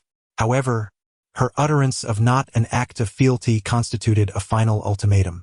Upon hearing this, Uncle Wang stepped back 2 paces and bowed deeply to Lu Tsenin. "Nonetheless, must we invariably adhere to the master's command? The red flower stick-bearer has always adhered to the principle of acting according to circumstances. Tonight's affair is pivotal for the survival of the Lu family and the safety of the young lady. Throughout his life, Wang Tianfang has never resorted to exercising this principle of expediency, yet today he dares to utilize it. to compel me to consent to wager your life on the fates of two unrelated individuals, it is imperative that the young lady immediately withdraw her stick and lacquer. The act of withdrawing the stick and lacquer essentially symbolizes a dismissal. In the antiquated world of the Jianghu, should one no longer wish to retain a red flower stick bearer, they would reclaim his stick, remove the red lacquer, and return to him a plain white stick, allowing him to seek his own path, thus severing all ties between master and servant. Just now, Uncle Wang spoke of expediency, and indeed, during the process of the red flower stick master protecting treasures and their master, such principles do exist. Antique dealers, when traversing the world with precious items, encounter dangers such as mountain bandits, unscrupulous establishments and traps. Yet they possess limited experience in handling such situations. If they were to heed their master's every word, they might easily fall into peril. Upon detecting an evident misalignment, the red flower stick master must decisively alter the itinerary, disguise themselves, and devise strategies to evade robbery. This is what we refer to as expediency. The protector's duty does not solely lie with the master. Once the red flower stick master exercises this authority, the master must either comply or face the consequences. This embodies professional integrity. Indeed, Uncle Wang's recent discourse resonates with the unyielding spirit of the red flower stick master. Lu Tsenin, upon hearing this, urgently implored, "Uncle Wang, you." But Uncle Wang remained silent, unwavering in his stance. Lu Tsenin closed her beautiful eyes for a moment, her anxiety palpable as she inquired, "Uncle Wang, what must I do for you to trust Su Chen?" She was certain he would not be dismissed. Such a devoted and valiant red flower stick master. If I were in her shoes, I too would not withdraw my support. Lu Tsenin's heart softened, and under Uncle Wang's firm insistence, she began to waver. However, this plan must not yield. Any compromise would lead to total failure. I turned to Lu Tsenin and coldly declared, "Let Wang Tianfang withdraw his support." Chapter 90. The life and death stick. Upon hearing this, Uncle Wang's eyes sparkled with intensity as he fixed his gaze upon me for a moment. After a brief pause, he grasped the red short stick at his waist, raised it with both hands, and presented it before Lu Tsenin. Upon witnessing this, Lu Tsenin's expression turned rather grim, her face a portrait of conflict as she turned to me, pleadingly uttering, "Su Chen." It was evident that she was beseeching me to devise an alternative solution, one that would ensure the success of our plan while simultaneously retaining Uncle Wang. It was imperative that Uncle Wang remained, and he must adhere strictly to the plan. However, as the commander of this mission to extinguish the incense, I needed to demonstrate my authority to this seasoned veteran of the Red Flower Staff, compelling him to submit entirely. Only then would Uncle Wang heed my commands, charging forth with valor, undeterred by the prospect of peril. My demeanor remained as tranquil as a still pond as I resolutely reiterated, "Let Wang Tianfang lower his staff." Lu Tsenin stood frozen, at a loss for what to do. She was astute enough to grasp that should Uncle Wang deviate from the plan, the Lu family would inevitably plunge into despair. Yet she was also gentle-hearted. The thought of dismissing the loyal Uncle Wang was beyond her capacity. Upon hearing my words, her face flushed, her chest rising and falling with trepidation. The fate of the Lu family outweighed that of Uncle Wang. She raised her hand, slowly moving towards the red staff in Uncle Wang's grasp. Even the manner in which she tugged at her hair was exquisite. However, I had no time to admire her grace. I rose from my seat and declared, "Farewell." With that, I promptly turned to leave. "Wait," Uncle Wang's voice rang out behind me. Gritting his teeth, he begrudgingly conceded, "I will follow your plan, but only on the condition that you must best me in a contest for this red staff." Everything unfolded as I had anticipated. Uncle Wang was no fool.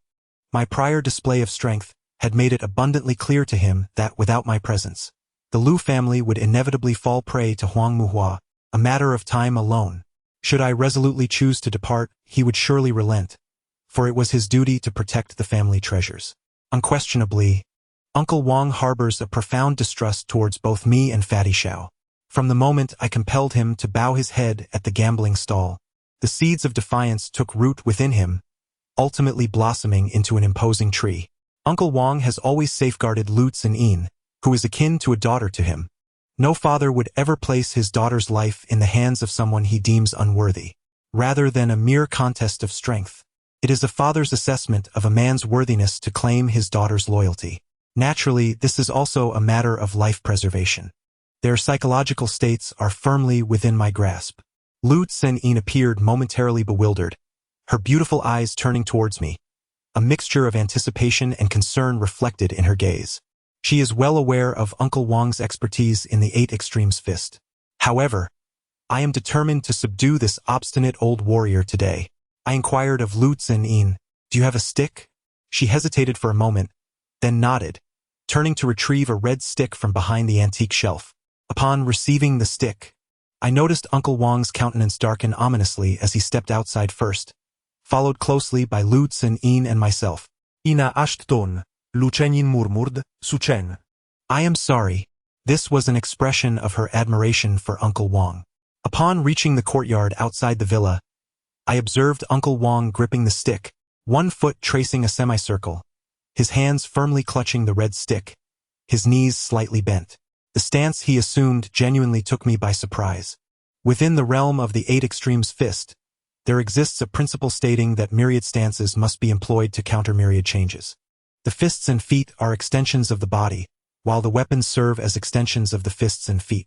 Regardless of whether one employs fists, feet, or weapons, to vanquish an adversary, one must first maintain a stable stance. Stability begets adaptability, and adaptability enables one to confront the myriad transformations of the opponent. Uncle Wang's imposing demeanor reflects the mastery honed over decades. My training with Sister Jo in the arts of grappling and combat is, in truth, rather eclectic. We have not specialized in any particular discipline but possess a rudimentary understanding of various techniques, albeit lacking in profound expertise. However, Sister Jo imparted to me a profound truth. A fleeting advantage, even if one's opponent is 100-fold stronger, can lead to their demise multiple times over. Her most stringent demand of me was to maintain the Hunyuan Zhuang stance. At times, she would compel me to endure this position for an entire day, withholding food and water. Initially, it was excruciating, rendering me desperate for relief. Yet, as time progressed, I found myself capable of dozing while standing. If one could call it sleep, it was more akin to a state of transcendence. Prolonged practice of this stance yields 2 monumental benefits. First, it cultivates an unyielding stability, making one resilient against blows. Second, it fosters a tranquil mind, enhancing acuity and swiftness in response. In a direct confrontation with Uncle Wang's staff techniques, I would undoubtedly falter. Yet, in a brawl, today would mark his defeat. Suddenly, Uncle Wang unleashed a fierce shout. Aya! Grasping the crimson staff, he charged at me with the ferocity of a mountain tiger, the weapon slicing through the air with a menacing howl, delivering powerful strikes with relentless precision. I discerned within Uncle Wang's eyes a fierce will to fight to the death, embodying the lethal intent befitting a seasoned warrior wielding a red staff. There is a saying, the young fear the old, and the staff fears the seasoned wolf. At this moment, Uncle Wang resembled a frenzied elder wolf. I had no time to gauge Lu Tsen-yin's expression. She must surely be anxiously distressed. From the perspective of the unfolding scene, I appeared utterly outmatched by Uncle Wang, a sight she likely found disheartening. Some may question, if you are swift, why wait for your opponent to strike? The essence of speed does not necessarily equate to being a mere flash in the pan. Before your opponent strikes, you take the initiative, delivering a decisive blow. A testament to speed, indeed, but this tactic is effective only against adversaries of lesser prowess. When faced with an opponent of equal strength, such swiftness can easily reveal vulnerabilities, leading to one's downfall. There exists an idiom, the latecomer surpasses the early. This too is a form of speed. When your opponent has you pinned down, mercilessly beating you as if you were a lifeless dog, all you need to do is shield yourself from fatal wounds. Once they grow exhausted, complacent, believing you incapable of resistance, you can swiftly turn the tables, delivering a lethal strike that sends them to the underworld to play mahjong with the king of hell. This is equally rapid. I endure, I wait. I bear the pain, biding my time for a critical opportunity. Uncle Wang's prowess in staff techniques overwhelms me, yet he is astonished by my resilience. He has become frenzied with bloodlust. Suddenly, 2 crimson staffs cross in a dramatic clash. Uncle Wang's staff bears down upon mine, a grave error in the art of wielding. He employs a living staff technique, while I am rooted in a dead technique. Elated, Uncle Wong's scarred visage twists as he bellows, the red staff crashing towards my chest. My moment has arrived. Chapter 91. Submissive. I hear Lu Tsingyi's startled exclamation. Gritting my teeth, I swiftly release the staff. Simultaneously, I endure the peril of my palm being crushed by Uncle Wong's force, thrusting my palm forward, the back of my hand shielding my chest against the impending blow. Uncle Wong never anticipated that I would relinquish my staff in such a dire moment, nor that I would dare to use my palm as a shield. In the midst of combat, having one's hand crushed and the staff relinquished is tantamount to death. No one would sever their own means of survival at such a critical juncture. Yet I shall. This is my gamble for a fleeting second. A searing pain radiates through my palm. The hand remained intact, yet a sharp crack echoed as my wrist was dislocated. In that critical moment, my other hand delivered a fierce punch to Uncle Wong's face, while my leg executed a powerful kick with unyielding force. Caught off guard, Uncle Wong was propelled several meters away, blood streaming down his face as his stick clattered to the ground, rendering him immobile. The aftermath of the altercation lingered in the air. The pain from my dislocated wrist surged through my veins, igniting my fury. I advanced swiftly, preparing to strike Uncle Wong's nape with a decisive blow. Chen, Lu Tsingyin cried out in alarm. Upon hearing her voice, I halted. This strike was intentionally aimed to be witnessed by Lu Tsingyin, a display of the prowess of the Jinling family's century-old red flower stick legacy, where life and death rested within my grasp. Uncle Wong struggled to rise but remained on the ground. Groaning in pain, he uttered, "I concede. I accept defeat." Such was the mark of a true man. Lu Tsingyin rushed over, her anxiety palpable as she supported Uncle Wong, exclaiming, "Uncle Wong, how are you?" After exchanging words, I turned and entered the house, sitting down with a cup of tea. Lu Tsingyin, meanwhile, assisted the bloodied and limping Uncle Wong towards the vehicle. Bound for the hospital. Uncle Wong leaned against the door frame, gasping heavily, and said to me, "First explain. Then we'll go to the hospital. You are commendable. I will heed your every word." Uncle Wong was aware that whether he went to the hospital or not, his life was not in immediate peril.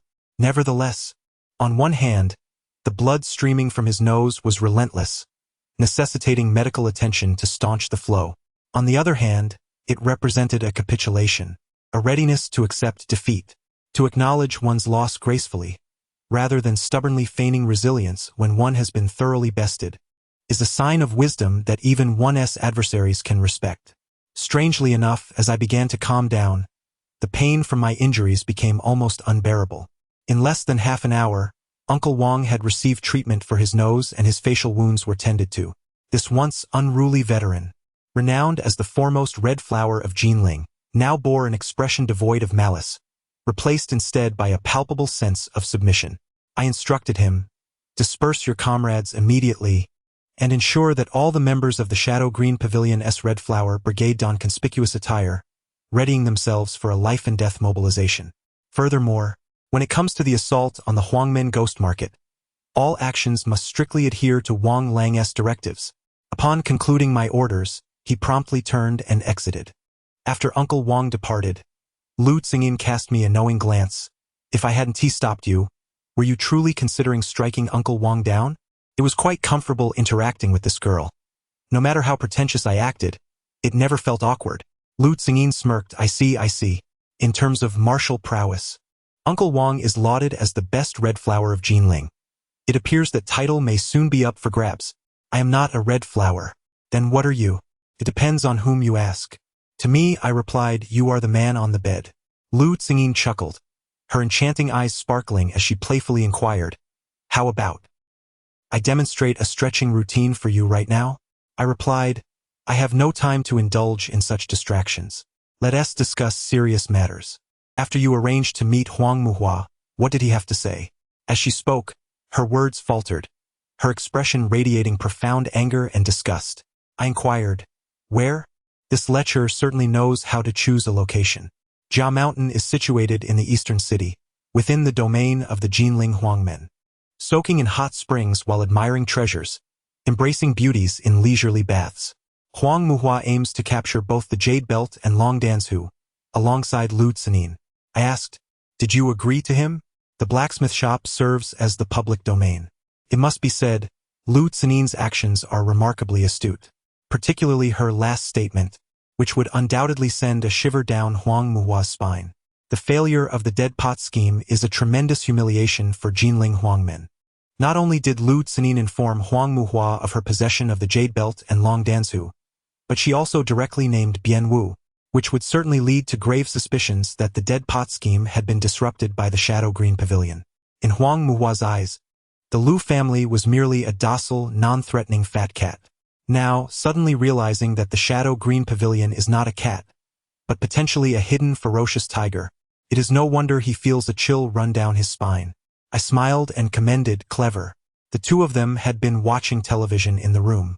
As night approached, around 7 o'clock, Huang Muhua had still not made any contact. Lu Tsenin was beginning to feel restless, pacing in the living room.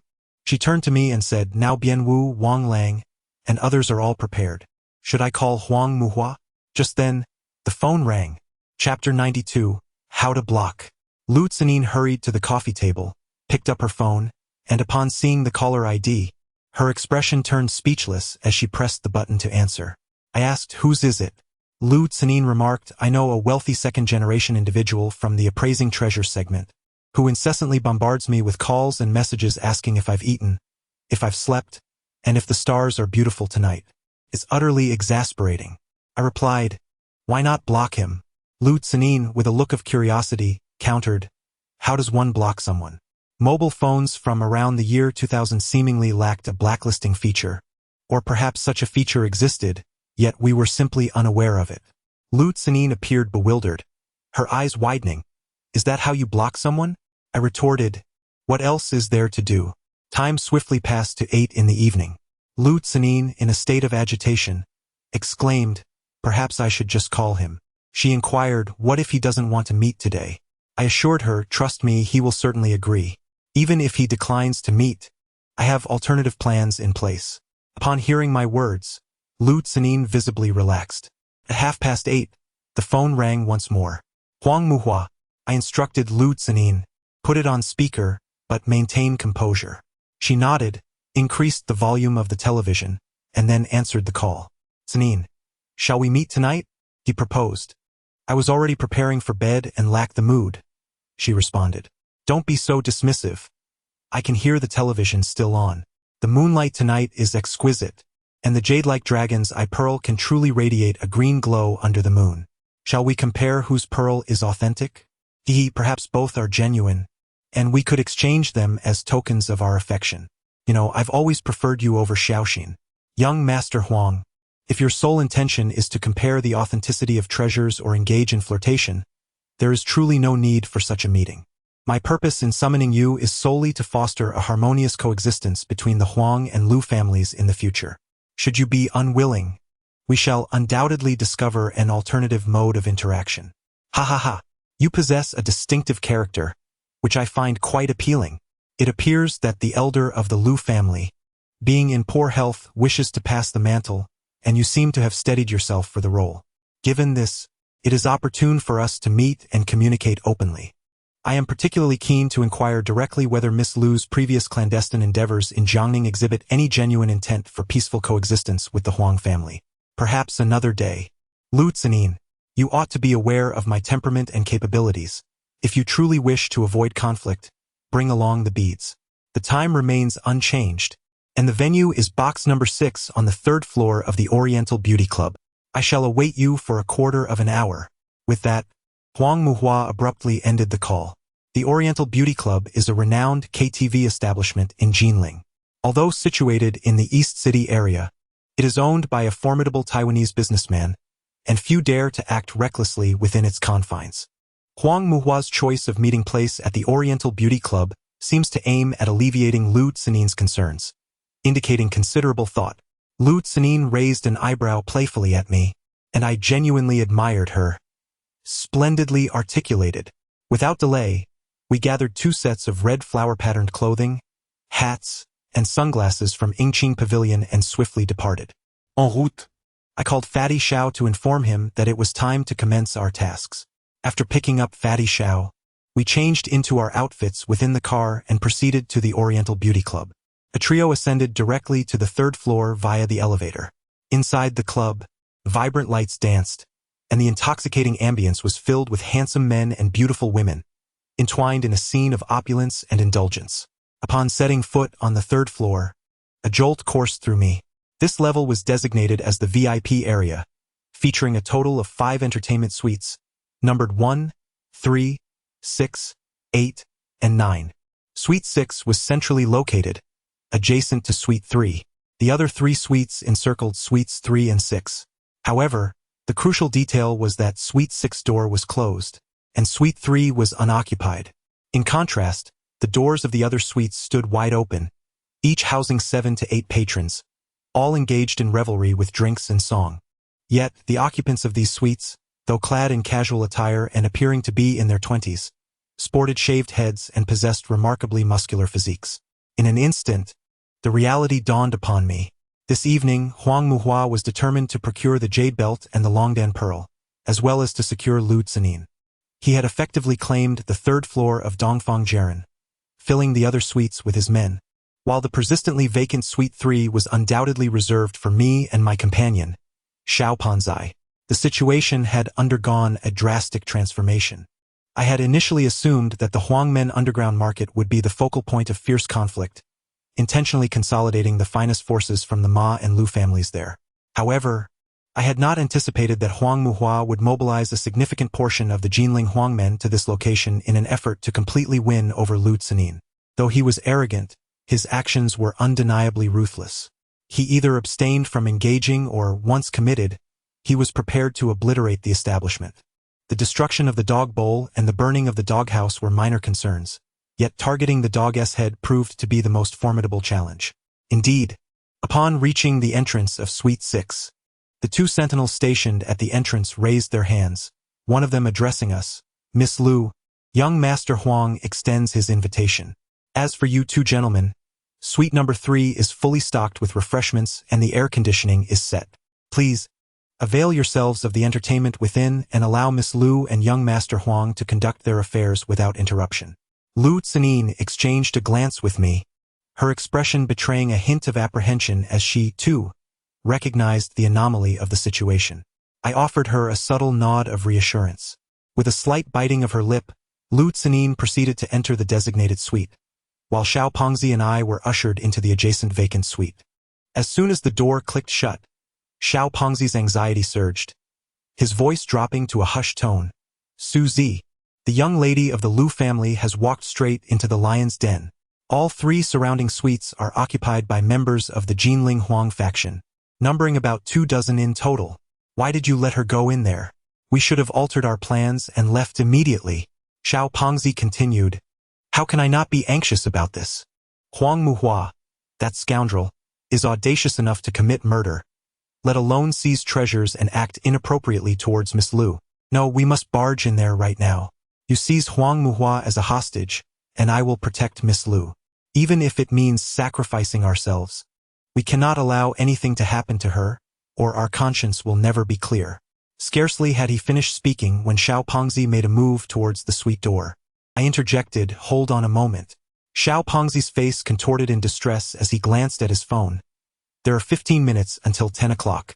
Once the ghost market makes its move and Huang Muhua receives the report, we will have no chance left. Tonight will be a complete waste.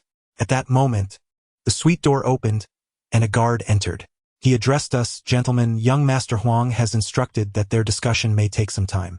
Should you require anything, do not hesitate to call. I shall be waiting at the door. I furrowed my brow and inquired, so, is it true that anything is permissible? Rising from my seat, I leaned in and whispered in his ear, brother. Since we have the rare opportunity to be in such a prestigious establishment, are there any ladies available? Chapter 93, Happy Birthday. The doorman's expression momentarily faltered upon hearing my words. Then, with a beaming smile, he replied, Understood. How many would you gentlemen like? Rest assured, please wait a moment. After he stepped out, Fatty Xiao wore a look akin to having tasted something unpleasant. What mischief are you concocting now? He asked, furrowing his brow. Perhaps I should stay behind. It is quite perilous for you to remain. The ensuing matters will rely entirely on you. After saying this, I stood and surveyed the layout of the private room. Just then, a line of provocatively dressed ladies entered. Good evening, esteemed guests. I am number 1, Xiaoya, standing at 168 centimeters, with measurements of XX, XX, XX. I look forward to serving you. I am number 2. The 2 stationed bodyguards at the door regarded us with an expression of bemusement, their lips curling into a smirk. I promptly interrupted, All right, no need to continue. I am not blind and can discern the measurements. How about this? You and her stay and the others may leave. 2 ladies remained while the rest exited. We then proceeded to close the door of the private room. In the year 2000, establishments such as KTVs, foot massage parlors, and spas had yet to adopt the regulation of incorporating a square hole in the middle of the room doors for public inspection. Once the door was closed, provided us with an excellent space for conversation. Xiao Fatty deliberately adjusted the music to a deafening DJ mix. The 2 young ladies were quite uninhibited, their garish fragrances overwhelming, and with flirtatious smiles, they approached us eagerly. 2 gentlemen, if we perform well, you ought to reward us. The more generous the reward, the more lively our time will be, they giggled. I promptly produced 1,000 yuan in cash. Upon seeing the money, their eyes sparkled with excitement. The DJ's noise was deafening, and I was unconcerned about being overheard, so I said to them, let us save the revelry for later. First, I need you to assist me with a small task. In the adjacent room 6, a friend of ours was celebrating his birthday at 9:55 p.m., and we wished to surprise him. One of you should promptly go to the 3rd floor and pull the circuit breaker, standing guard over it. The other should procure a large cake and summon 10 of your companions to line up in the corridor, holding the cake and singing the birthday song. Only after the song is completed can the circuit breaker be reset. It's as simple as that. This 1,000 yuan is for your singing companions, and upon completion, I will reward each of you with 500. Just do not inform me that there is no cake available at the KTV.